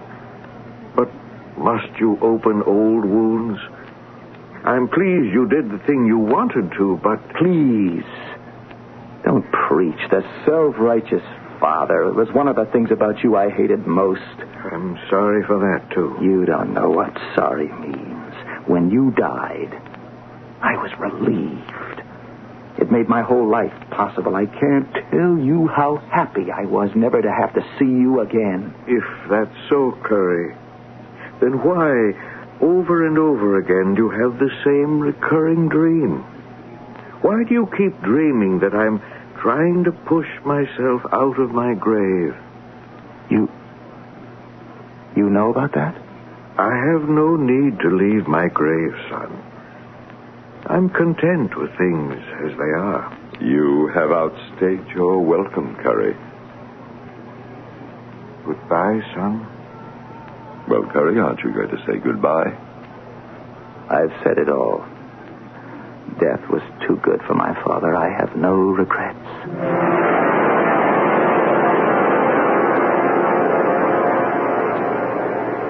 How quiet everything is. How motionless. As if every door and window everywhere in the world was tightly closed. No time in this place. No days. No months. No years. There is nothing. No one. Only Curry Harrow. Alone. And his thoughts, Curry. His thoughts. Alone. That worn-out word. Why does it stir a meaning that it never had before? We enter the world alone, and we leave it alone. there's something more. Yes, Curry. A human being never feels more alone than when he faces his innermost feelings. No. No, you can't make me do that. I think you want to. Stop standing in your own way. My father.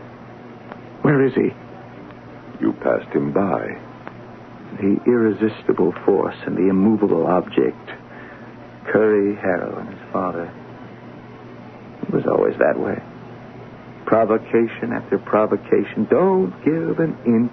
Perhaps you can guess why. Oh, I know what you're thinking, but I won't accept it. Never. Why not? Because it's not true. I am not like my father was. Not in the slightest. Maybe you just won't face up to it.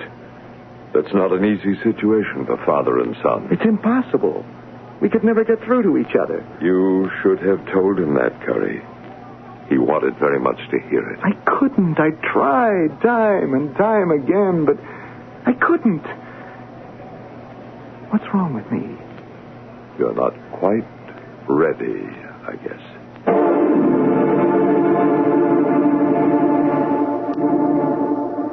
It has been said that to himself, everyone is an immortal. He may know that he's going to die, but he can never know that he is dead. Can this be at the root of Curry Harrow's difficulties? Or is it rather that learning itself, received into a mind by nature weak or viciously inclined, serves but to lead philosophers astray, where children would with ease discern the way?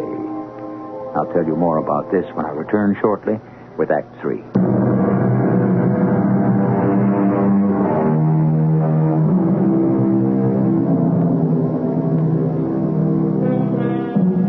How true is it that fear of danger is 10,000 times more terrifying than danger itself?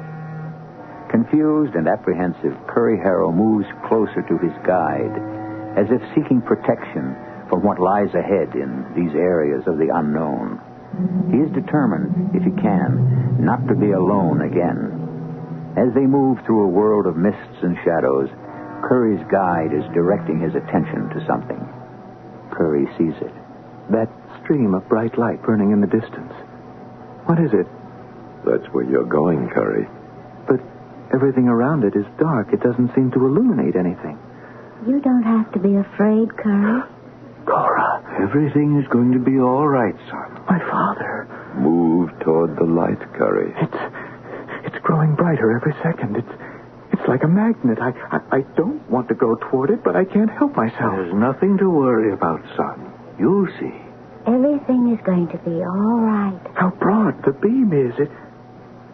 Yet it seems directed only at me. Take your time, Curry. There's no hurry. No hurry at all. I want to see Cora. You did see her. But where is she now? I just heard her voice, but I can't see her. And my father, why can't I see him either? You saw him, too. The light is blinding me. Try to understand, Curry. Just follow our voices. We'll show you the way. How warm it feels. As if I was being absorbed by a warm, bottomless sea of light, and it was the most natural thing in the world. Cora, Father, where are you leading me? This light, what is it? What is it doing to me? We're close by, Curry. We're never very far away, son. Why do I fear it? And at the same time, why does it fill me with such feelings of awe, such strange anticipation? Move toward it, Curry. Jenkins, Dr. Blanchard, if you really care about me, I need you. Your time has run out, Curry. Open your eyes. You will be able to see. No. Look up, Curry. Oh. Reach out. The hospital. My research lab. I must talk to Jenkins and Dr. Blanchard. It's important. Reach out, Curry. I can't. You can't make me. Whatever is behind that light is... I beg you, don't let it touch me. I couldn't bear it. Why not, Curry? I'm not ready. Not yet. It's all right, Curry. Nobody minds. This is not the first time that it's happened.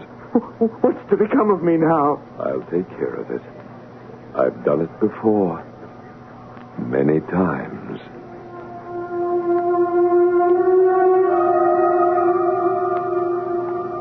How did we get into this narrow black passageway? It twists and turns like some crazy kind of corkscrew. I can hardly push through. Just let it happen, Curry. Every move is a struggle, as if I was fighting for something. My sense seems numb. There's almost no air in here. There's enough. Just breathe deeply. All these sharp-edged corners, we keep twisting and turning past. The darkness gets more like pitch all the time. I don't see how anyone could find his way out of here. Is that it? Is there no way out? One man does not have to understand everything, Curry. Some things don't need to be understood. They just are what they are. I want an answer. Is there no way out of here? Is that what this is? Do I twist and turn past promising corners that lead nowhere, struggling through this darkness until the end of time? In perpetual motion through infinite space? Time, space, motion. Aren't there any other things that matter to you? Yes. It's one more thing that I don't understand, but in the midst of all these extraordinary experiences, I have a most unusual yearning. One that I've never had before. I'd love to see something really familiar. The passageway is growing wider. You should move more easily now. Yes, and the darkness. What's happening to all that thick blackness? I've been fighting my way through. It's turning white. It's all turning white before my very eyes. Turn the corner, Curry. Why not? What have I got to lose? Suddenly, I'm impatient, as if... What is it, Curry? Why are you staring like that? I have no idea how we got here, but I do know where we are. That desk over there. You recognize it. Do I? That's the desk where they check the patient's charts. That's the closet where they keep some of the bandages and pills. And over there, look, it's the operating room. And here is the lab. You and I have been floating through the doors and walls and ceilings of the most important building I know. These white corridors are as familiar to me as my own name. Hold still a minute, Curry. Well, what are you pointing at? Down there. That table covered with a sheet. The one that Jenkins and Dr. Blanchard are standing next to? Oh, someone didn't pull through, I guess. I wonder who it is. Lift the sheet. That's odd. It's me under that sheet. Cold. Dead. And I'm floating in the air with you at the same time. Don't you think you ought to do something about it? Hey, Jenkins, Dr. Blanchard, don't let them take that body away. They don't hear me. Why not, Curry? What's that? That's the sound you heard when you left your body and floated in midair for the first time. Don't you remember? Oh, of course. After Dr. Blanchard and Jenkins pronounced me dead in the hospital. Strange, I should have forgotten that sound. I remember how Jenkins cried as I heard it. She's crying now. You know what you have to do. I'm not quite sure. Do it, Curry, while you're still formless and weightless. Help me. No one can help you. I wish Jenkins wouldn't cry like that. Get back into your body, Curry. There's no more time to waste. I'll try. Gently does it. You're going back into your body exactly the way you came out. It's working. It's actually working. I don't even have to try. I'm being drawn back inside bit by bit. No pain, no pressure. I'm actually going back into my body. As if I'll be leaving you with Jenkins and Dr. Blanchard. You'll be in good hands. Remember me to Cora and to my father. I'll miss them. I'll tell them that. This is it, Curry. The sheet that's covering Carrie's burial is moving. Don't just stand there, Jenkins. Pull the sheet off. Yeah. Curry's eyes, Dr. Blanchard. They're blinking. He's trying to nod his head and his fingers. Look, he's opening and closing them. Oh, it's fantastic, Dr. Blanchard. Those are the very signs of consciousness that I begged him to show me just before he died. What kind of foolish talk is that for an experienced nurse? He no more died than we did. We simply diagnosed his death prematurely. Mistake. Jenkins, Dr. Blanchard. What is it, Curry? The black corridors. Who painted them white? They were pitch black. Black corridors? White? His mind is wandering. Steady, my dear boy. He wants me to stay where I am, just like you. Well, I'm making up my own mind. It depends on... From this time, we do not pronounce him dead. Quickly, Jenkins, let's get him into intensive care.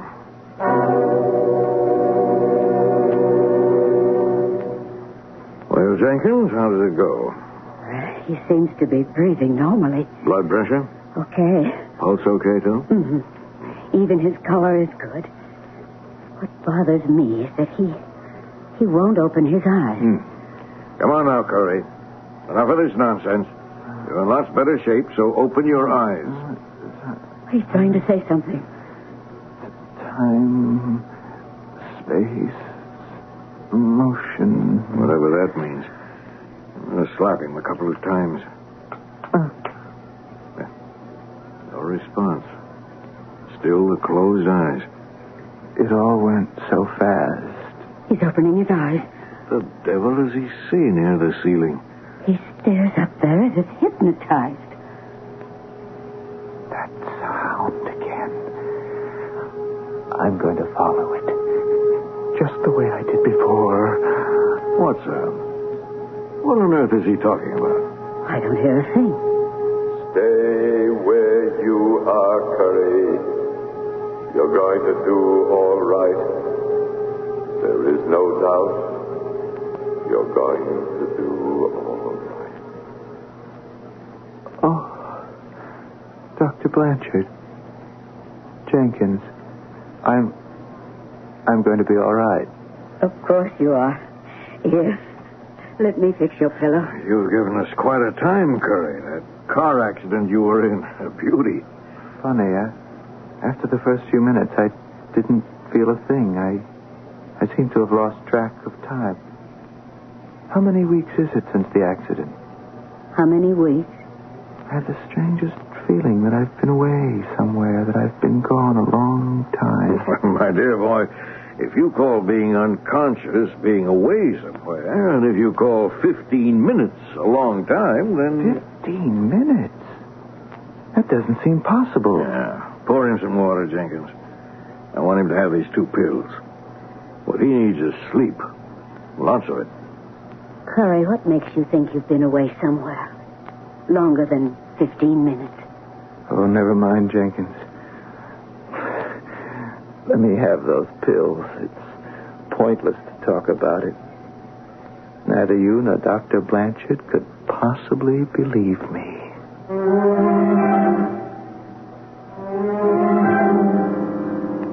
Curry Harrow recovered with astonishing speed from his car accident. Bones knit into place, muscles and tendons mended so quickly and thoroughly that the hospital staff has never stopped talking about it. Credit, of course, is given to Dr. Blanchard. But is that where all the credit is due? I will return shortly.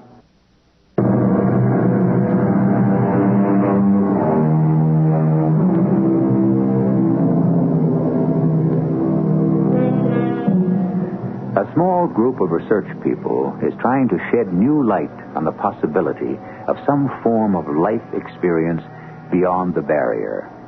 Their study is based on the testimony of several hundred subjects who were revived after being pronounced medically dead. All who were interviewed agree that a part of them continued to exist after the medical pronouncement and up to their resuscitation. Though not identical, their perceptions were much like Dr. Curry Harrell's. He, by the way, is lending his own talents to this fascinating research project. Our cast included Russell Horton, Arnold Moss, William Griffin, and E.V. Juster. The entire production was under the direction of Hyman Brown. And now, a preview of our next tale. The room had been fitted up as a chemical laboratory with glass stoppered bottles, Bunsen burners, and other scientific paraphernalia. Bartholomew Sholto sat in a wooden chair by a large table in the center of the room. One glance showed that he was dead, with a ghastly, inscrutable smile on his face. Look here, Watson. What do you make of this? Well, appears to be a thorn stuck in the skin just above the ear. Precisely. You may pluck it out, but be careful, for it's poisoned. Oh, dear. And read what's scrawled upon that torn sheet of paper. The sign of the four. In heaven's name, what does it mean, Holmes? Murder, Watson. Murder, vengeance. I have but to supply only 2 more links to have an entirely connected case. Radio Mystery Theater was sponsored in part by Contact, the 12-hour cold capsule. This is E.G. Marshall inviting you to return to our Mystery Theater for another adventure in the macabre. Until next time, pleasant dreams.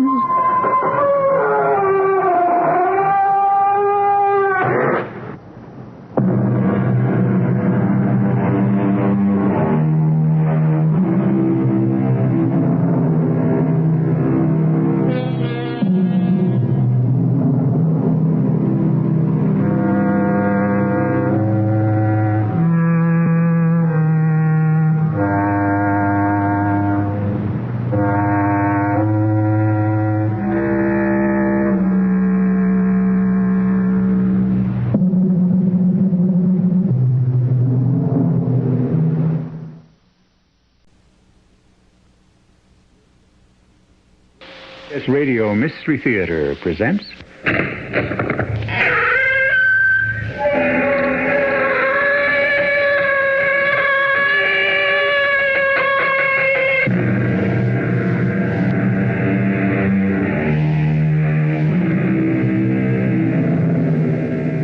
Come in. Welcome. I'm E.G. Marshall. What is a fairy tale? Suppose we say it's a beautiful little story that could never happen. For instance, Cinderella. Impossible. Why? Because of suddenly materializing fairy godmothers? No. Because of pumpkins that turn into coaches and vice versa? Definitely not. All of these are perfectly reasonable. What makes the story a fairy tale is the fact that royal princes do not marry kitchen maids in real life. I want you out of this house at once. Oh, please don't. I have no place to go. That's no concern of mine. Get out before I throw you out. Oh, I hate you. Your feelings are of no account to me. I wish you a fate worse than death. I'm sure you do. Oh, you're thinking a low, common, ignorant servant girl. What harm can she do? Well, I'll find a way. I swear to you, I'll find a way.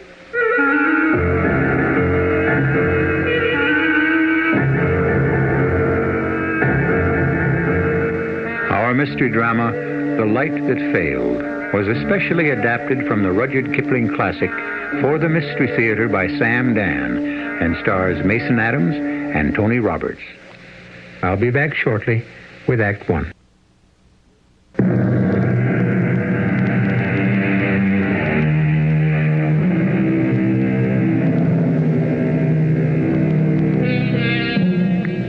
A story is many things to many people. The truth is that stories have lives of their very own. Sometimes the finished work may even baffle the author. Let us consider a work by Rudyard Kipling. If he were alive today, he might say, "What's going on here?" Well, Rudyard, what's going on is what you put in. However, we have taken the same poetic license with your story that you took with life. So, the time is 1882. The place is what used to be called the Anglo-Egyptian Sudan. The narrator is Gilbert Belling Torpenhow, a foreign correspondent for a string of British newspapers. I first met Dick Heldar in what was supposed to be the safety of the interior of a hollow square. You know, that's how the troops line up to repel an attack from all sides. The war correspondents, the doctor, all the folk who were useless during combat found themselves in the middle. But the crazed and fanatic followers of the Mahdi had broken through at several points, and so all of us had to pick up weapons and fight for our lives. I was standing shoulder to shoulder with a young man about my own age, and both of us were hacking away with sabers for dear life. Look out! I got him! On your left! I see him! Don't pull your arm back so far! What did you say? Duck! Above my arm! You exposed too much of yourself! Thanks. Look out! We'll get out. On your right! On your right! But I was too late. A huge tribesman, bleeding from a multitude of wounds, had brought a heavy sword down across the young man's head. But only because the native was mortally wounded had the sword turned in his hand so that the young man caught the flat of it instead of the edge.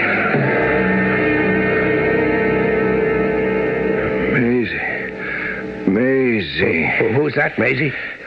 Thank you, Maisie, for the drink and for tying up my head. Oh. Huh? What? You can thank me for the drink and the doctor for the bandage. Where am I? Where are you? Well, you're not back in dear old London, that's for certain. Oh, what happened? You are in the Anglo-Egyptian Sudan, near a hellhole entitled Suakin. What are you doing here? Gilbert Belling Torpenhow, special correspondent of the Southern Newspaper Syndicate. Oh, is it? Well, could they have a war without the likes of me? I suppose so. You suppose so. Without me, your British public wouldn't know what was happening. And what they don't know doesn't exist. Ergo, quod erat demonstratum, or whatever. Without me, the war wouldn't exist. Oh, you're the Gilbert Belling Torpenhow. Guilty as charged, but you must call me Torp. And what shall I call you? Dick Helder. Well, you're not a soldier, you're not a correspondent. What are you doing out here? I'm an artist. Well, then, why aren't you back in a studio in London drinking champagne with nude models? I want to paint the war. Oh, I hope my head's going to stay on. I wonder if I can get out. Well, the doctor says you shouldn't try for a while. There. Oh, it's still there. What? My bag. Look inside. You'll find some sketches. I looked, and I saw, for the first time, I was the first to see the war sketches of Dick Helder. I'm not a critic, far from it. But what I saw, I knew was good. Not just good, but great. The man was a genius. Because this was the war. This was the truth. A star shell bursting above the camp. A slave now being captured by a British gunboat. A single soldier lying dead in the moonlight with his throat cut. Dozens, scores of sketches, drawings, watercolors, sanguines. It was the war and the men who made it. At rest, at work, drinking, fighting, killing, and being killed. Yes, this was the war. I would write 1,000 words to describe imperfectly what he could delineate with a single stroke of a pen or a brush. What do you think? I've seen worse. Do you have any money? No, not too much. My syndicate may be interested in taking on a war artist. Would they? I don't suppose you care much what you get. Well, money is really very unimportant. Oh, fine, because they'll pay practically nothing. They'll take advantage of you. What I want is my first chance. Well, I'll see what I can do. As soon as I could, I wired the syndicate. I've got a man here, great artist. And they replied, with their usual open-hearted generosity, "We'll take him on trial, expenses only. Send all his sketches." I knew I'd get my chance. Sorry so little money. Oh, if I come through this business alive, they'll sweat for it. They'll all sweat for it. All? Everybody. What's everybody got to do with it? Well, I've worked for nothing all my life. Your life has only begun. Sometimes I feel as though I've lived forever. Since the beginning of time, I feel that old. You don't look it. As I'll show them, everybody. And I must have lots of money. Why? Well, because it's no good without it. Money. That's what counts. And what about art? You worry about art, and I'll worry about money. And between us, we'll carry on to victory. I owe you a favor. The assignment from my syndicate? It may turn out to be a terrible disservice. Oh, no. Look, let's not talk about favors. In all that cutting and hacking during the last attack, we saved each other more times than we can count. What? Where are you going? To the telegraph office. And what for? I shan't tell you. You'd object. To what? To what I intend to do. You're a man of scruples. And you're not? I am an artist. Which means what? I do what has to be done. You have a bottle of whiskey your uncle sent you from London. The doctor says it's too soon after your clout across the head for you to think of whiskey. It isn't for me. It's for someone else. And don't ask for who, because I shall not tell you. Well, then you can't have the bottle. I won't aid or abet you in committing what I know is going to be a sin. It will be something sinful, won't it? Well, you would consider it sinful, I suppose. But you could prevent me from committing another sin, that of robbery, because if you don't give me the whiskey, I shall steal it from your kit. Oh, no, you won't, because I intend to guard it day and night. Oh, you're no match for me, Torp. You see, I was raised in a foster home by a Mrs. Jennett. Jennett? Isn't a Jennett a kind of a donkey? Yes. She had the mind and the morals of a female donkey, too. And when she hit you, you felt as if you were kicked by one. She was very economical.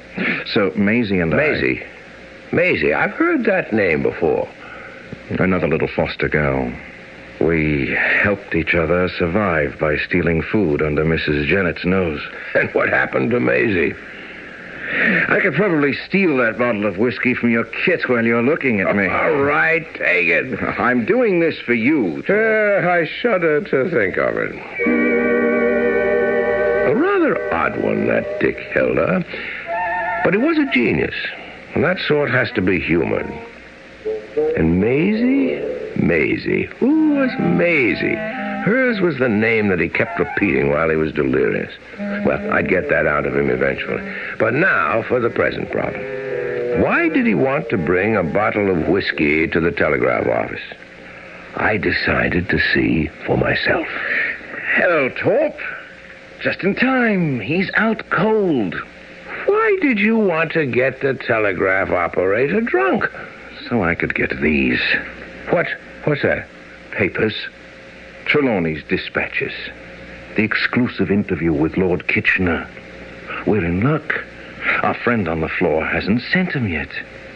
Read him. That's not really ethical. It's not ethical, or it's not really ethical. Well, they belong to Trelawney. Oh, what right has Trelawney to an exclusive interview with the Commander-in-Chief? What right has Trelawney to be here in the first place? Why, the man can hardly write his name. But still, It's only because Trelawney Sr. is a high muck-a-muck in the War Office. Influence. I can't steal it and say Kitchener gave me the interview. No, but you can read it, you can make sense of it, you can extract the facts from it, and you can send it out as your impressions of the progress of the war. Oh, now, Dick. And Kitchener will say, who is this Torpenhow with his fantastic insight into my very own brain? If you tempt me. If Trelawney were actually a war correspondent, if he deserved to be considered a writer. Besides, all's fair in love and war. I confess I didn't need too much more convincing. I thoroughly despised Malcolm Trelawney. I must say the article that appeared under my byline the following week was the making of me as a correspondent. Till this point, I was young and promising. Now, I had arrived. I was mature, a great practitioner of my art, and, heaven forgive me, I ate it up. But this isn't my story, it's Dick Heldar's. So, the war ended. We were all sent home. Dick had also achieved fame. His war sketches had caught the public fancy. We took rooms together in Mayfair. I shall have my share of the rent before the week's out. Wish you wouldn't worry about it. You have a reputation. You can sell anything you do. From here on, you'll make a fortune. I already have a fortune. You do? All those sketches. Close to 150. They're mine. I can sell them immediately. Well, Dick... Well, Dick, what? I already can count on £15,000. What do you think 15,000 is too optimistic? No, it may even be on the low side. Well, then what are you talking about? It's probably some acquaintance stopping in for a drink. Yes, sir. You do live on a high floor. 7 stories high, but 7 is a lucky number. My stars, I must say so. Have I the honor of addressing Mr. Dick Helda? Well, the honor is dubious. Enter. My name is Hubertus Valdemar. I am the head of the Southern Newspaper Syndicate. Oh, a man I most devoutly wish to see. Have a chair, Mr. Valdemar. Valdemar, V-A-L-D. Yes, that's what I said, Valdemar. This is Mr. Torpenhow. Ah, yes. I also admire Mr. Torpenhow. How do you do? I am here, Mr. Helda, to discuss our future business relationships.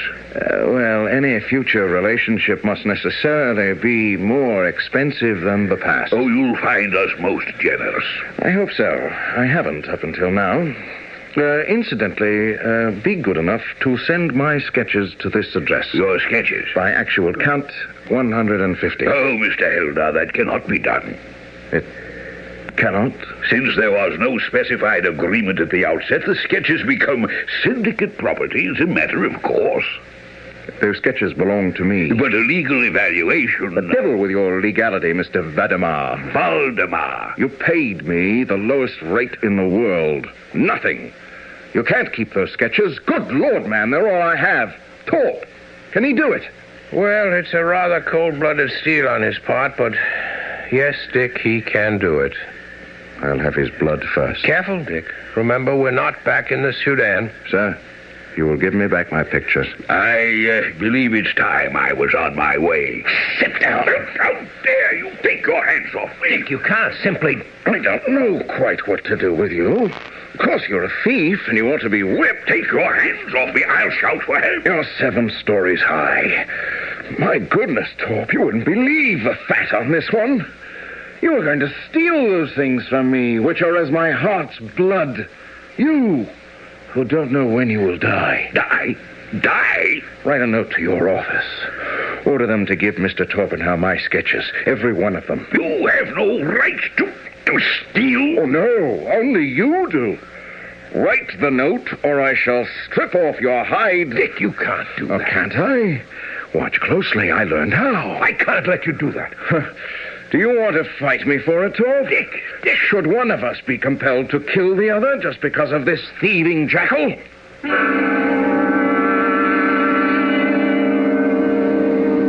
Who knows?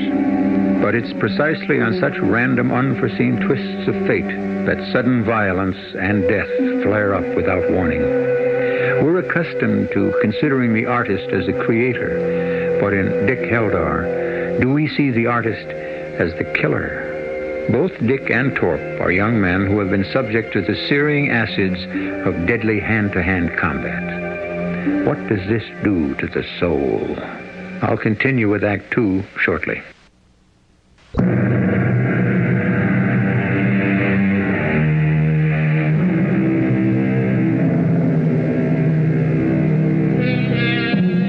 To whom does the work of art belong?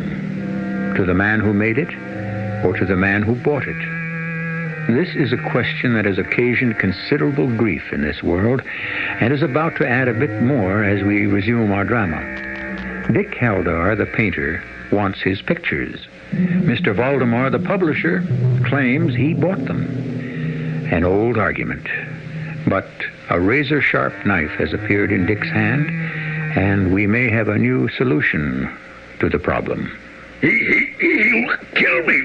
This maniac. He'll kill me. I must remind you once again, Dick, we're not back in the Sudan. Oh, we're always in the Sudan, Torp. Here the violence is better bred, hidden deeper, camouflaged more cleverly. But where is the real difference? Torp, as a friend, you have to help me. I can't help you kill him. Oh, I can do that alone quite nicely, thank you. Don't kill me. Don't kill me. Oh, of course not.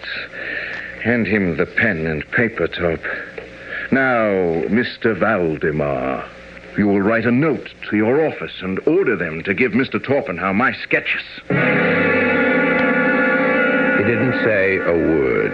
He looked deep into Dick's eyes, and there he saw death.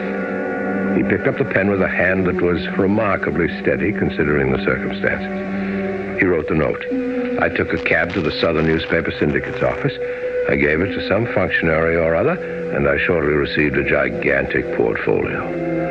I brought it back to the flat. Now, I do hope this will be a lesson to you, Mr. Valdemar. And should you ever worry me later with any nonsensical actions for assault or whatever, believe me, I'll catch you, manhandle you, and you will die. Now go. Vanish. Disappear. Out. Be sure I have seen the last of you, Mr. Valdemar. Valdemar! What a lawless breed these people are. Think of the hideous blackness of that man's mind. Have you all the sketches, Torp? Exactly 147. Well, that's close enough. Dick, I must say you begin well. He was interfering with me, Torp. What did the money mean to him? He's a man of wealth. But this is my work. It's everything to me, and he was going to steal them. I'm sorry now I didn't hit him. I should have killed him. The commissions began coming in so quickly, Dick could hardly keep track of them. The ladies, especially the ladies, couldn't get enough of him. He had that way of making their eyes gaze forth in a kind of dreamy reverie. Yes, every female wants to be known as a woman of mystery. And with one sure stroke, Dick could give them a most unfathomable air. I caught him finally on one of the rare nights when he wasn't being lionized somewhere. Well, how does success taste, Dick? Good. No, delicious. I want more. More. The lean years are past, gone for good, but never to be forgotten. Oh, I shall wallow in these fat ones. Careful, my friend. That way lies bad work. Oh, I love the power, the fun, the fuss. And above all, I love the money. Even though the people who make the fuss and pay the money are a queer gang. An amazingly queer lot. Well, I should think you have enough money now. Oh, no. Nowhere near enough. Well, then, Dick, you must tell me, what is enough? There are those men who have money, and then there are those men who have a fortune. And why would you want a fortune? For her. For whom? For Maisie. Huh? The mysterious Maisie. She won't have me until I'm fabulously wealthy and famous. Well, you're famous at any rate. Well, just a little.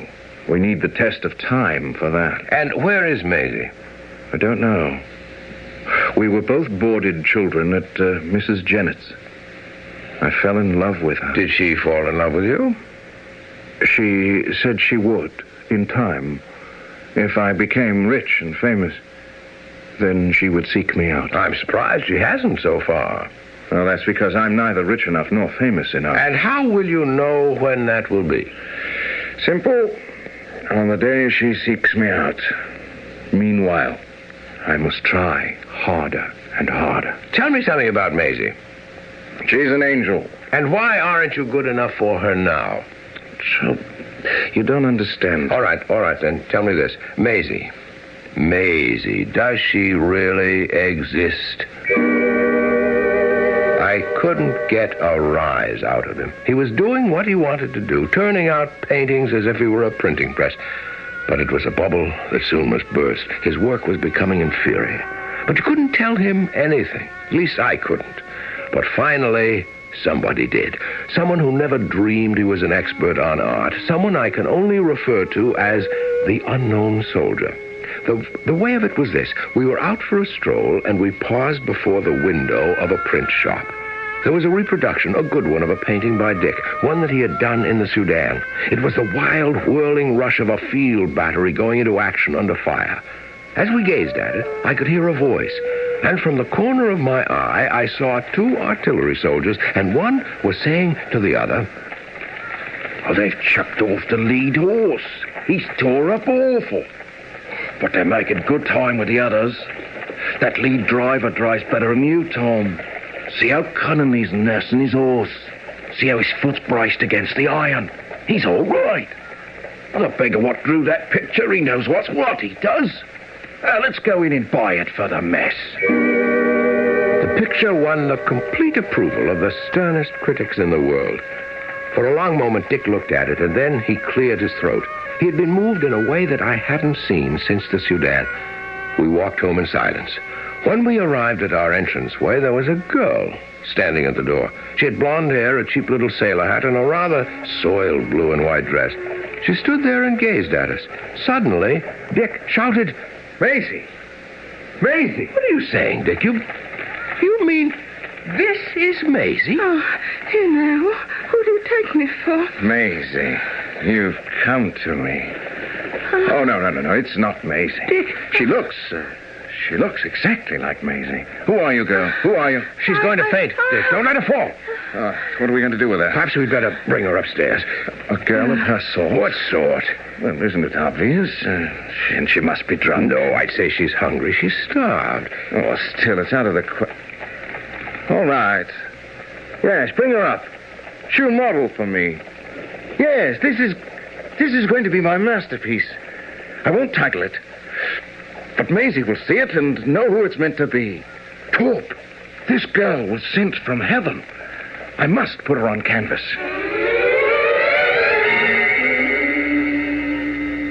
Are you feeling better? Oh, yes, thank you. There aren't many gentlemen that are as kind as you are. Thank you. When did you leave service? Oh, well, how'd you know I was in service? When you're scarred and chapped hands. Oh, I didn't like it. Turn your face to the window. What for? Because I say so. Listen to me. I'm an artist. I want to draw your head. What for? Because it's pretty. Huh? That's why you shall come here 3 times a week, and just for sitting still, I shall give you 3 quid each Friday. Just for sitting still? Nothing else? What's your name? Oh, Bessie. Bessie Broke. Stonebroke, if you like. Oh, what's your names? Oh, but there, no man ever gave me his real one yet. And the next time you come, Bessie, you needn't wear that paint. I have all the colors you're likely to need. Now, here's a sovereign to keep you. A sovereign? For me? Yes. And you'll be here tomorrow. Understand? Now, off with you. Yes, sir. Oh, yes, sir. You think she'll be back? Of course. She smells money. And Torp, you're not to think of her as a woman. She's my model. Nothing more. Oh, yes, sir. I will, sir. I said earlier that this is Dick Heldar's story. Well, it is. But part of it is mine. Bessie came back the next day, unpainted, clean. And when she found out that all she was expected to do was merely pose, a new light came into her eyes. And finally, one day she said, "Oh, it's too much money for sitting and doing nothing." You just sit there quietly now. Can't I be doing something with my hands? Keep them folded in your lap. I know. I meant your socks. Yours and Mr. Torpenhow's. And that's where it all began. She not only mended our socks, she did our clothes, she dusted the rooms. Indeed, she hated to go home. She kept finding things to do. Dick treated her like dirt. That is, he never noticed her, except as a model. But I couldn't help noticing how attractive she really was. How tender, how sympathetic. Dick would finish painting and go for a walk, but I would be in my room, writing. She would knock timidly and come in, ask me questions. So wanted to improve herself. And something was happening. Happening to me. She's only a girl from the slums, no breeding, no education, yet I couldn't help thinking that no other girl had ever really moved me. She sensed it. One day we were alone in the house. She brought me my socks, and as she handed them to me, and her fingers brushed against mine, before I knew it, she was in my arms. We were holding each other tightly, and we kissed. Bessie. Oh, sir. Sir, it isn't right for me to let you, but I can't help it. You're so kind. Bessie, I do feel great affection for you. Oh, sir. But, Bessie, I could never... Mr. Torpenhow, I'm not asking you to marry me. I know my place, but couldn't you take and live with me till your very own Miss Right comes along? I'm only Miss Wrong, I know. I could never be anything else, but... Oh, I'd work my hands to the bone for you. I'm not ugly to look at, you know. I'm so lonely. Oh, please say you will. What? Come in here. I need you. It's Dick. Oh, what does he want? He wants to see me. Oh, tell him you'll see him later. Oh, don't go to him now. Please, he'll ruin it. That's what he'll do, ruin it. Oh, Bessie, my dear, I'll be right back. No, wait. Oh, what kind of foolishness is going on in here? What the devil right of you to interfere? Doesn't your own common sense tell you it's impossible? For heaven's sake, Thorpe, whatever got into you? Dick, I oughtn't to have seen her moving about in these rooms like a housewife. It gives a lonely man ideas. Yes, and you've got to get rid of those ideas. Do you know how? Oh, Dick, I wish I did. Well, you're going to Germany to do a series on the army maneuvers tonight. Now, you can't stay and resist the devil. Success requires flight. Immediately. Pack your bag. Mr. Torpenhow, you're not leaving. Yes, he has a special assignment. I'm asking him. And I'm answering. Oh, please. You may leave now, Bessie. Be back here tomorrow at 11 sharp. I hate you. And your feelings are of no account to me. You'll pay for what you've done to me. Bessie, I do have to leave. I do. Oh, you took away my only chance for happiness, Mr. Heldar. But you'll pay. Oh, you're thinking, she's only a low and common girl. What can she do to a gentleman like me? But I'll find something. I'll do something. Something worse than death.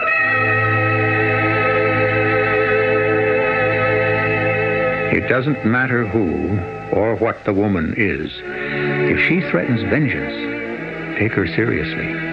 For women excel at this particular game. And before the third act is over, she will have found her revenge. A diabolical revenge that will be something worse than death. Let's all prepare for it. And I shall return with it in just a few moments.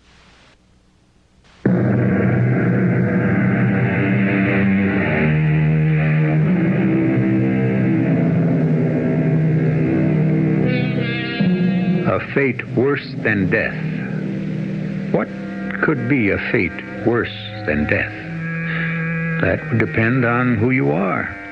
Before we speculate further, let us remember that the threat has been made by a very insignificant low-class servant girl. And while these distinctions may be blurred or even non-existent in our democratic society, our story takes place in Victorian England. And here is our storyteller, once again, Gilbert Torpenhow. Well, of course, it was madness on my part. Complete madness, a sudden seizure. How could I possibly marry a girl like Bessie? After a few days, I returned home. I didn't know what to expect. But there was Bessie posing as if nothing had happened. And there was Dick painting, as usual. Dick, it's magnificent. Quiet. I have to catch this little shadow. I can't be quiet. I can't. This is Bessie. Oh, no, it's Maisie. It's Maisie. You haven't painted like this since the Sudan. You didn't paint like this even in the Sudan. This is a masterpiece. Oh, confound you, Torp. You've broken my concentration. Come on, Bessie. Hello, Bessie. Be here 11 sharp tomorrow, you hear? Doesn't say much, does she? No. And it's a blessed relief. Oh, how she must hate us both. Doesn't matter. So, You like it. Oh, this picture will make you.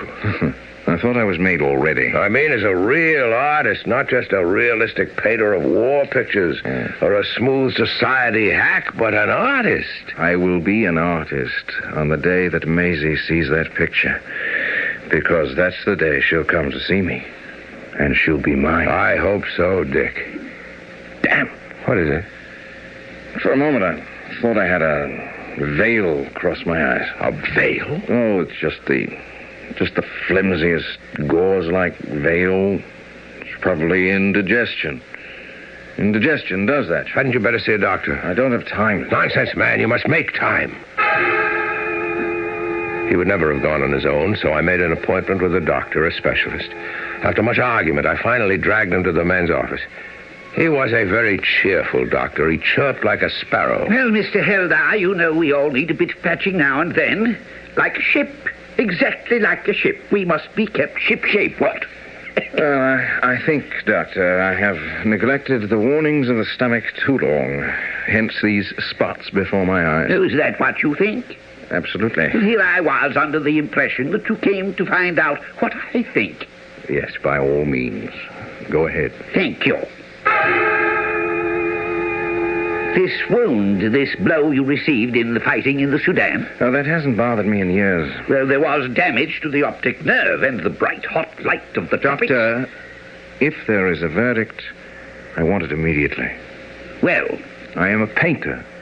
I have no time to waste. Tell me.